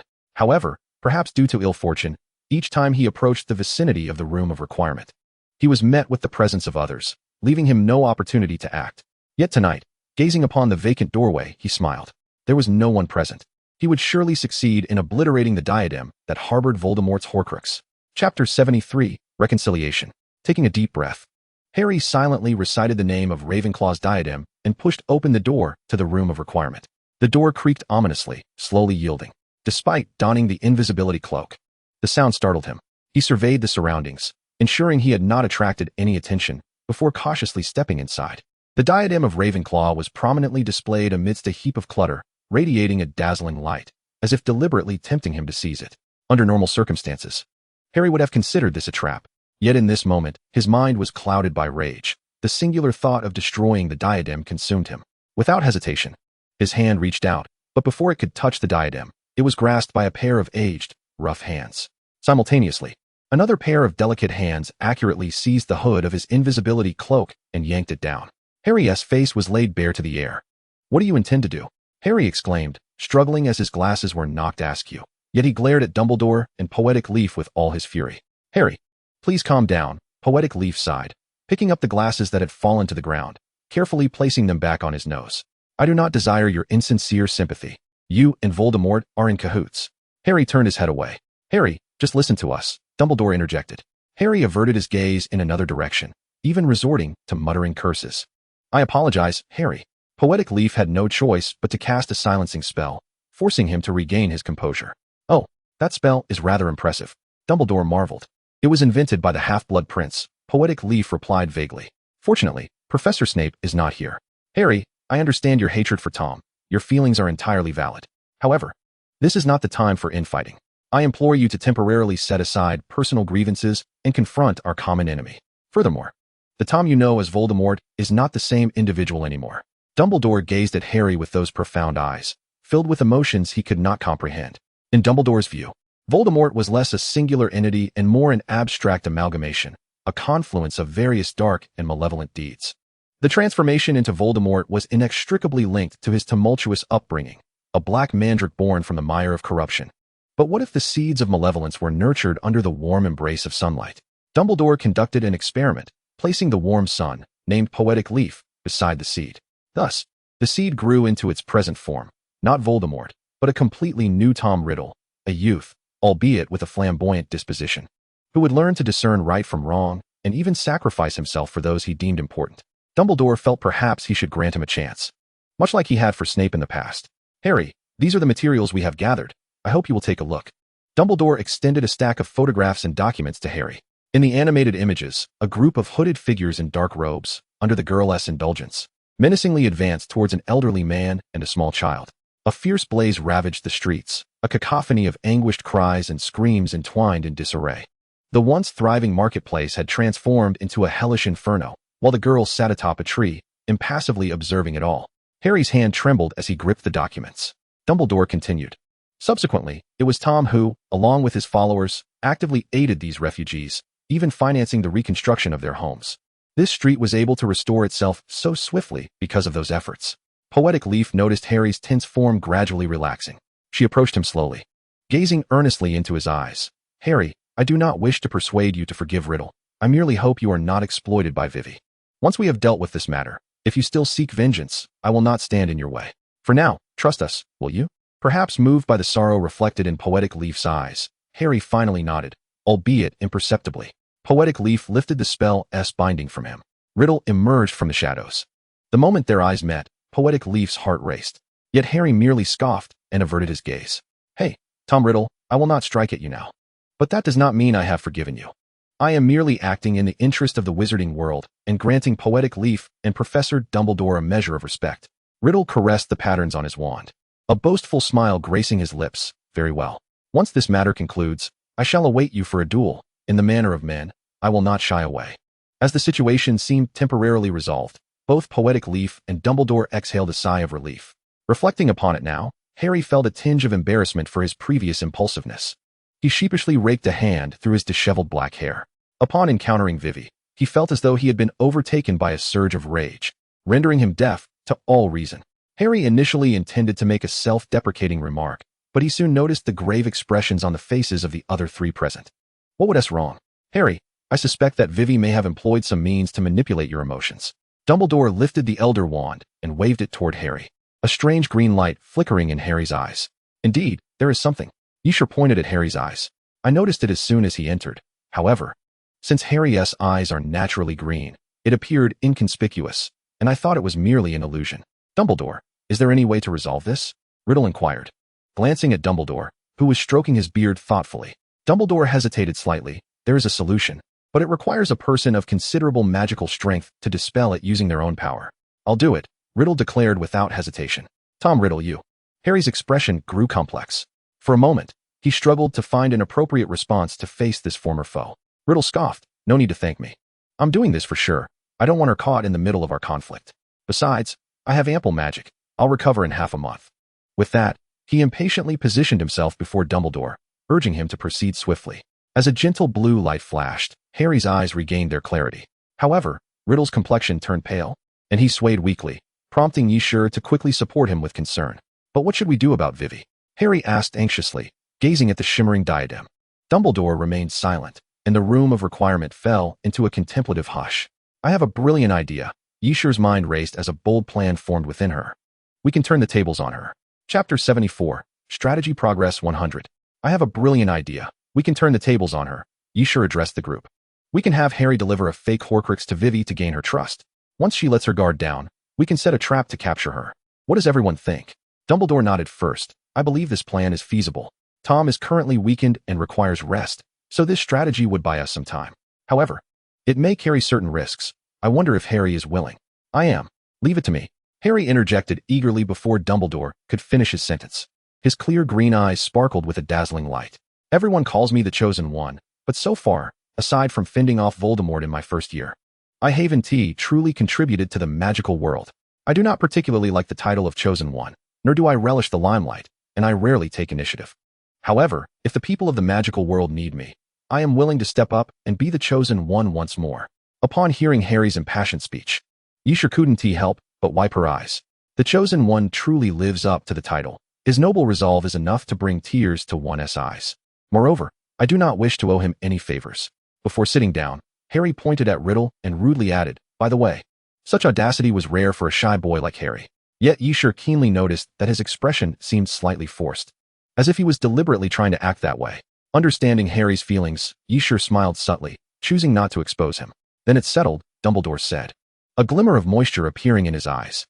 When he turned to retrieve Ravenclaw's diadem, Yisha caught him discreetly, wiping his eyes with his sleeve. Vivi is cunning. If we present her with a fake diadem, she will undoubtedly see through it. Thus, we must use the real one. Dumbledore turned to Riddle. So Tom, I must ask you to transfer the soul from the diadem to another vessel, or to merge it. Let us transfer it to the Resurrection Stone ring. The weakened Riddle replied, leaning softly against Yisha's shoulder. Ever since you healed me last time and used the soul within, I've been wanting to replenish it. Once the soul is restored, Shur can continue summoning me through the Resurrection Stone. Yisha was momentarily taken aback by his candidness. Under Riddle's intense gaze, she could only blush and cough lightly. Professor Dumbledore, looking youthful, assisted in the soul transfer. Yisha felt the ring on her finger warm slightly, a wave of comfort washing over her heart. Normally, wearing a Horcrux would incite irritation and rage, yet she felt exceedingly at ease. You and Harry can handle the destruction of the diadem. I'll take Riddle back to rest. With that, she cast a reinforcement charm and gently lifted Riddle onto her back, heading toward his office. The sight of Riddle in such a state tugged painfully at Yisha's heart. She settled Riddle onto a soft sofa, covering him with a blanket to ensure his comfort. Is this better? Yisha tenderly brushed her fingers against his face. Fortunately, it merely looks red. There's no fever. With you taking care of me, I'm bound to recover, Riddle grinned, appearing genuinely pleased, though somewhat foolish. You chatter too much. Yisha playfully flicked his forehead. Considering he was a patient, she refrained from being too forceful, which made it seem more like a caress. How did I handle Harry today? Riddle looked at Yisha with a hopeful expression, as if seeking praise. Yisha suspected that if Riddle had a tail, it would be wagging vigorously at this moment. Very well. However, seeing you like this makes me a little pained. You're truly uncomfortable, aren't you? Uncomfortable. Riddle replied mischievously, blinking his eyes. But if Shur could give me a hug, I wouldn't feel so bad. However, we are not yet a couple. It's not appropriate. Then let us consider ourselves friends. Friends can hug too, right? You wouldn't be so cruel as to deny me such a small request, would you? Riddle's eyes glistened, resembling an abandoned puppy. To hell with it, Yisha thought. Forget the system. She could no longer resist. Slowly, she approached Riddle, ignoring the frantic warnings from the system, removed her shoes, bent down, and tightly embraced him. The system's warnings intensified, reaching a near-screaming pitch. Yisha paid no heed, treating the cacophony as mere background music as she drew closer to Riddle until their noses touched, their breaths intertwining in a warm mist. Then, amidst the rhythmic thumping of their hearts, she kissed him without hesitation. Riddle's eyes widened in surprise. Yisha, dissatisfied, reached out to close his eyes. Subsequently, her slender fingers slid back, gently tangling in his dark hair, stirring the atmosphere in the room to a fever pitch. Riddle quickly recovered from his astonishment, seizing Yisha's chin and taking control of the kiss. What began as a clumsy exploration soon transformed into an intimate entanglement. The sound of heavy breathing echoed within the stillness of the office, the system's shrill cries finally subsiding, signaling a moment of ultimate compromise. Tom Riddle's affection increased by 10. Reaching its zenith, the kiss drew to a close, and Yisha leaned against Riddle's shoulder, gasping for fresh air. Upon hearing this, a smile involuntarily graced her lips. So, it turns out that the final 10 points of affection hinged merely on a kiss. What were you thinking, Shur? Noticing Yisha's distraction, Riddle discontentedly turned her face toward him, compelling her to meet his reddened gaze. Having already shared a kiss, shouldn't you bestow upon me a title? Very well. Let us revisit the previous question and provide an answer. I, Yi Shi, willingly accept the role of Tom Riddle's girlfriend. Upon hearing these words, Riddle couldn't suppress a foolish grin. He laughed heartily, ultimately succumbing to a fit of coughing from his exuberance. Yi Shi hurriedly patted his back, but Riddle seized the opportunity to swiftly bite her neck. This is the mark of our serpent. To Yi Shi's indignant inquiry, Riddle feigned innocence, raising his hands in a gesture of surrender. With this mark, you belong to me, my girlfriend. Chapter 75, Riddle's Quirks. After indulging in a bit of affection with Riddle, Yi Shi reluctantly took her leave. Good night, my Shi. Before she departed, Riddle gently pressed a kiss upon her forehead. Yi Shi nearly fled back, feeling as if she might lose a shoe like Cinderella. She felt that if she didn't hurry, she would drown in the depths of Riddle's oceanic gaze. Swiftly evading Filch's patrol, she slipped into the Slytherin common room, entered her dormitory, and locked the door in one fluid motion. Leaning against the door, she collapsed to the floor, emitting a soul-piercing scream. Mother, I have succeeded. After over 20 years of being single, both before and after my journey, I am finally no longer a singleton. And to top it off, I have captured the heart of the Dark Lord, who is also a stunning beauty. Voldemort has truly become my partner. This journey has been worth it. Even if I were to die right now, it would be justified. Let's not curse myself. That's rather inauspicious. If possible, I would prefer to live a little longer. After all, this romance has only just begun, and I have yet to experience enough. Speaking of which, I never anticipated that Riddle, usually so hard-headed, would be so tender during a kiss. Had I known, I should have indulged a bit longer. Have you finished daydreaming? Just as she was lost in her reverie, the system suddenly interjected, startling Yi Shi. What is it, Vivian? Yi Shi's expression turned serious. She knew the system was about to hold her accountable regarding Riddle. You should be aware of what I am about to say. In Tom Riddle's pursuit, you have breached the agreement by confirming your relationship without achieving full affection points. No, Vivian, I do not acknowledge that I have violated any rules. Yi Shi slowly rose from the floor, her voice remarkably calm. I only acknowledged him as my boyfriend after hearing that his affection had reached its peak. Therefore, I have not violated any rules. Yi Shi was unsure of Vivian's whereabouts, so she fixed her gaze on the wall, smiling as she spread her hands. I may be impulsive, but my mind remains clear. The moment Yi Shi took that step, she had already plotted her escape. You wish to discuss the kiss? Apologies. But our regulations did not state that one cannot pursue Riddle through a kiss, did they? If it comes to it, you may consider me a heartless flirt, then. The system was momentarily at a loss for words, taken aback by her outrageous declaration. She desperately sought a rebuttal, but upon reflection, while Yi Shi's reasoning was flawed, it was indeed irrefutable. This logical loophole had been deftly exploited by Yi Shi. Very well, you win. The punishment is hereby lifted. The system finally relented. Previously, the Sorting Hat intended to place you in Gryffindor, but I employed a few tricks to ensure you ended up in Slytherin. I now wonder if that was a mistake. It turns out, you embody the essence of Slytherin quite well. The system couldn't help but mutter a few words of criticism. However, Yi Shi's keen ears caught them. What? I thought I had made it clear that I did not wish to be sorted into Slytherin. How did I still end up there? So it was you behind this? Yi Shi exclaimed. After 75 chapters, she had finally uncovered the reason for her placement in Slytherin. Ahem. It was to facilitate your pursuit of the character, of course. Just tell me if it was convenient. Oh, indeed. After uttering this, silence enveloped the room once more. By the way, now that my pursuit has been completed, you should remember everything, right? Vivian, could you reveal the entire truth to me? Yi Shi pondered for a moment before voicing her curiosity. I recall everything. However, this matter is exceedingly complex, and I am unsure how to express it. Have you not been studying the ancient magical texts with Theodore not lately? Once you have finished the remaining content, come find me, and I shall explain everything to you then. So, you are indeed the Vivian from that story? Yes. After answering this question, Vivian refused to respond to any further inquiries, seemingly resolved to let Yi Shi investigate before speaking again. Yi Shi could only sigh. Very well, let it be so. Good night. Vivian. Good night, sure. Yi Shi seemed to glimpse the familiar figure of the young girl in a dress fleetingly before her eyes. Sure, I did not intend to make things difficult for you. I merely feared that you might hastily agree to Tom Riddle without fully considering the implications, ending up with a fate akin to my sister's. Thus, I set this test. 4. As the pursuit progresses, the affection points represent not only Tom Riddle's feelings for you, but also your feelings towards him. This is why I said that the subsequent affection points are not easily attained. So that was it. A wave of emotion washed over Yi Shi. It turned out this little girl was concerned for her well-being. But fret not, I have made my decision. My promise to be Tom's girlfriend is not the result of a fleeting surge of hormones, but rather a carefully considered choice.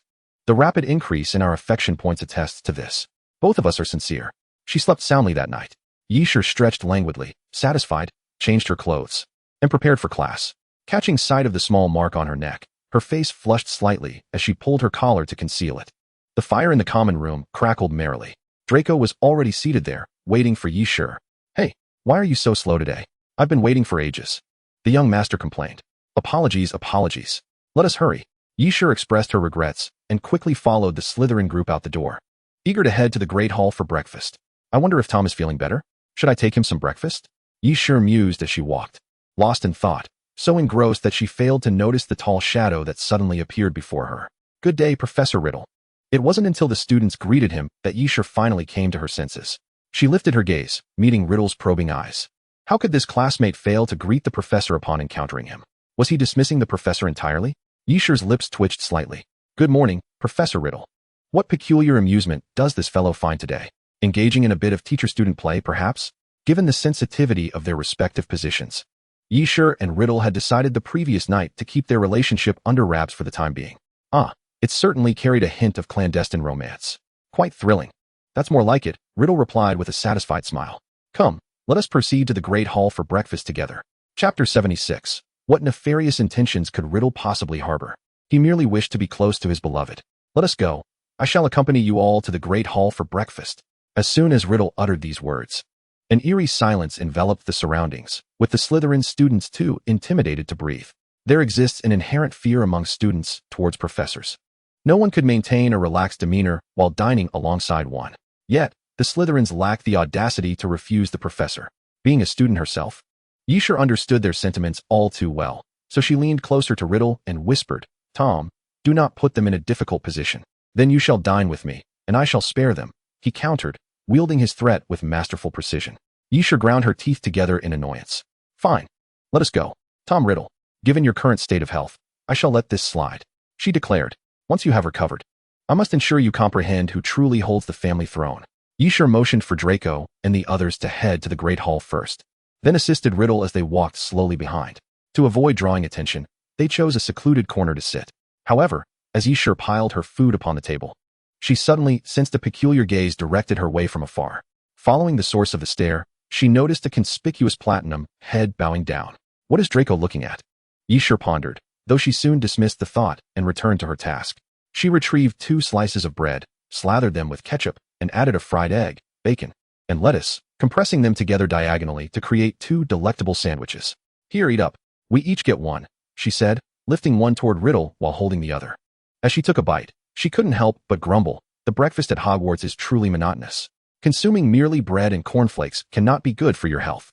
Starting tomorrow, I shall prepare some traditional Chinese breakfast for you. Riddle merely gazed at her with a smile, remaining silent and motionless, his eyes brimming with admiration for his wife. "Hey, Tom Riddle, are you even listening to me?" Yishur glanced around to ensure no one was watching before giving his head a firm tap. "What are you dawdling for? Eat. Do you expect me to feed you?" Well, to her surprise, Riddle unabashedly opened his mouth in response. "You know, I expended half my magic to lift the curse from Harry Potter, leaving me rather weakened. My head feels quite dizzy." He immediately feigned a fainting spell. Enough with the theatrics. Yishur frowned, yet her hand instinctively reached for the sandwich, offering it to Riddle's mouth. "Delicious," he exclaimed dramatically, as if savoring a Michelin star meal. "I want more. You truly are insatiable." Yishur continued to frown, offering him another bite. Seizing the moment, Riddle swiftly leaned in and planted a kiss on her cheek. As Yishur shot him an annoyed glare, he licked his lips. Still the most delectable." A sudden, crisp sound broke the air as glass collided with china. Yishur looked up to find Draco's eyes widened in shock, his mouth agape, as if he could swallow an egg whole. This time, he made no attempt to lower his head, perhaps too stunned to conceal his surprise. The unfortunate glass had toppled into the plate, milk dripping messily down the table and splattering onto his robes. "This is all your fault." Draco saw everything. Yishur glared at Riddle, only to find a mischievous smile playing on his lips. He had done that on purpose. "Fear not. Mr. Malfoy lacks the courage to speak of it," Riddle stated, his gaze fixed on Draco. He had indeed acted with intent, deliberately choosing the moment when Draco was looking to assert his claim before him, making it clear that Yishur was his girlfriend. "You all have no chance." Draco caught Riddle's gaze and froze momentarily, reluctantly averting his eyes. The milk that had spilled onto the table was swiftly cleaned up by Crabbe and Goyle. All he could do was chew on his buttered bread, his frustration evident as he jabbed at it with his fork, as if he were cutting into a steak. In just one day, how had Yishur been whisked away? Had it been someone else, he would have wielded his Malfoy name to intimidate them into retreat. But alas, this was the Dark Lord, his father's superior. His trump card of informing his father was rendered useless. After finishing breakfast, Yishur bid Riddle farewell and joined Draco and the others for class. Rest well. I shall come to see you after my lessons. Under the table, she gently squeezed Riddle's hand. All right. Riddle watched her depart until she vanished from his sight before he slowly returned to his office. With no classes to attend that day, he could enjoy a leisurely day of solitude, undisturbed. He casually picked up a book he had begun reading previously, intending to continue. Yet, he found himself lingering on a single page, unable to proceed. Yishur's image lingered in his mind, her joyful expressions, her irritated demeanor. Every facet of her captivated him. With this thought, a restless energy surged through every fiber of his being. He set the book aside and began to pace around the office. He yearned to see Yishur again. Was this what it felt like to long for one's beloved to return home? A bittersweet ache mixed with a hint of sweetness. If only he and Yishur truly had a home together, he could sit beneath the setting sun, awaiting her return. Without hesitation, Riddle grabbed a piece of parchment and a quill, composing a letter to Lucius, requesting his assistance in finding a suitable house, ideally close to Hogwarts.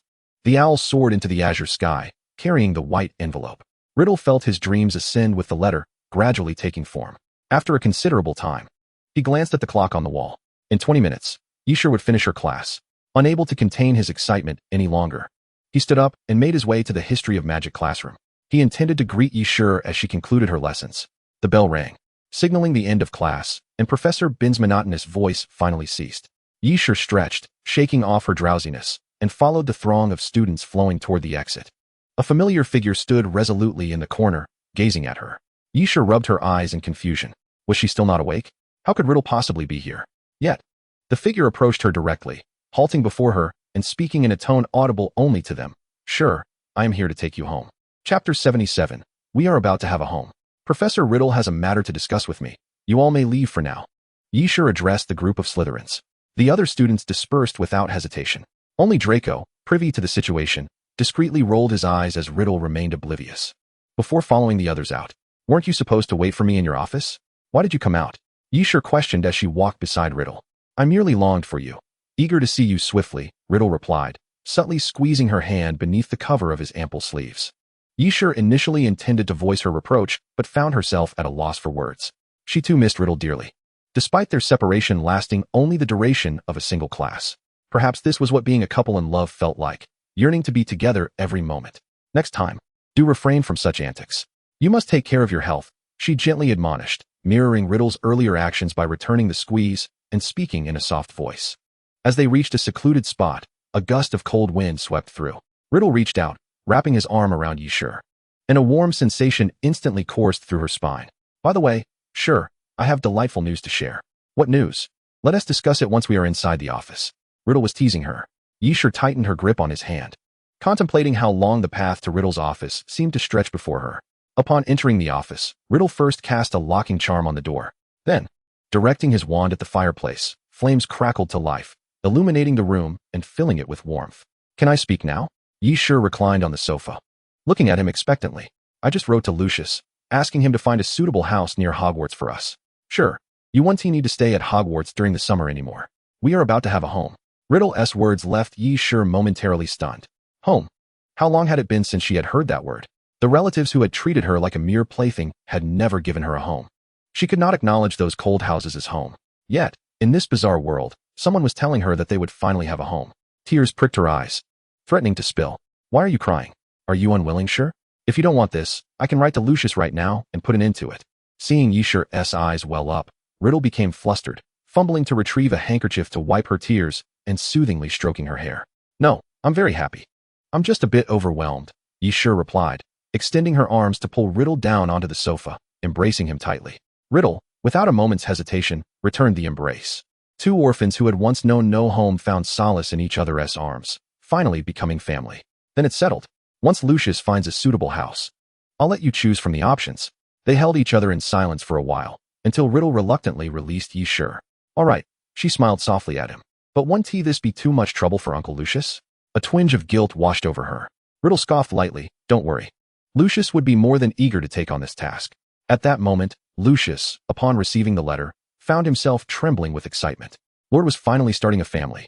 This also meant Lord would finally be leaving Malfoy Manor. He, Lucius Malfoy, would no longer have to live in constant anxiety. Lord, leave this matter to me. I will ensure to find the best properties around Hogwarts for you. Lucius hastily penned his reply. His hands shook with excitement, causing his handwriting to appear more hasty than usual. The Dark Lord's sudden desire for a house was undoubtedly for ye sure. Lucius, adept at discerning the Dark Lord's intentions, quickly grasped the purpose behind this decision. It seemed that Yishur truly was a blessing for the Malfoy family. His initial attempts to curry favor with her had proven to be the right choice. Lucius nodded with satisfaction, his lips curling into a joyous smile. Evidently, he had forgotten how vehemently he had opposed Draco's friendship with Yishur, only relenting under Narcissa's stern admonition.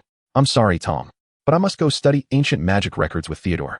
As the time agreed upon with Theodore approached, Yishur rose, casting an apologetic glance at Riddle. This matter is quite important. I must attend. But rest assured, I will be cautious. Remembering how Riddle had sulked over this issue previously, she felt compelled to explain further. Turning her head, she sought Riddle's reaction. Go ahead, it's fine. To her surprise, Riddle waved his hand dismissively, displaying remarkable magnanimity, although it seemed somewhat out of place. Yishur couldn't help but be reminded of a poised consort. Aren't you angry? What is there to be angry about? I trust you, and I also believe that this fellow cannot possibly replace my position. Riddle even waved his wand again, scribbling another note and handing it to Yishur.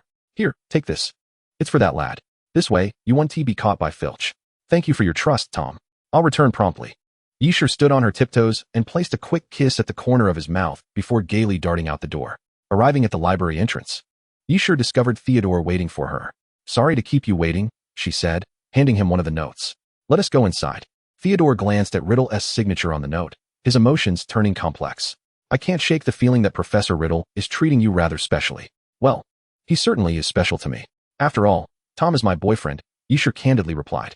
Although she had not perceived Theodore's affections for her, she felt it necessary to reassure her boyfriend, given Riddle's evident concerns. Theodore's hands trembled slightly, causing the papers he held to scatter like snowflakes. He awkwardly crouched down to gather them.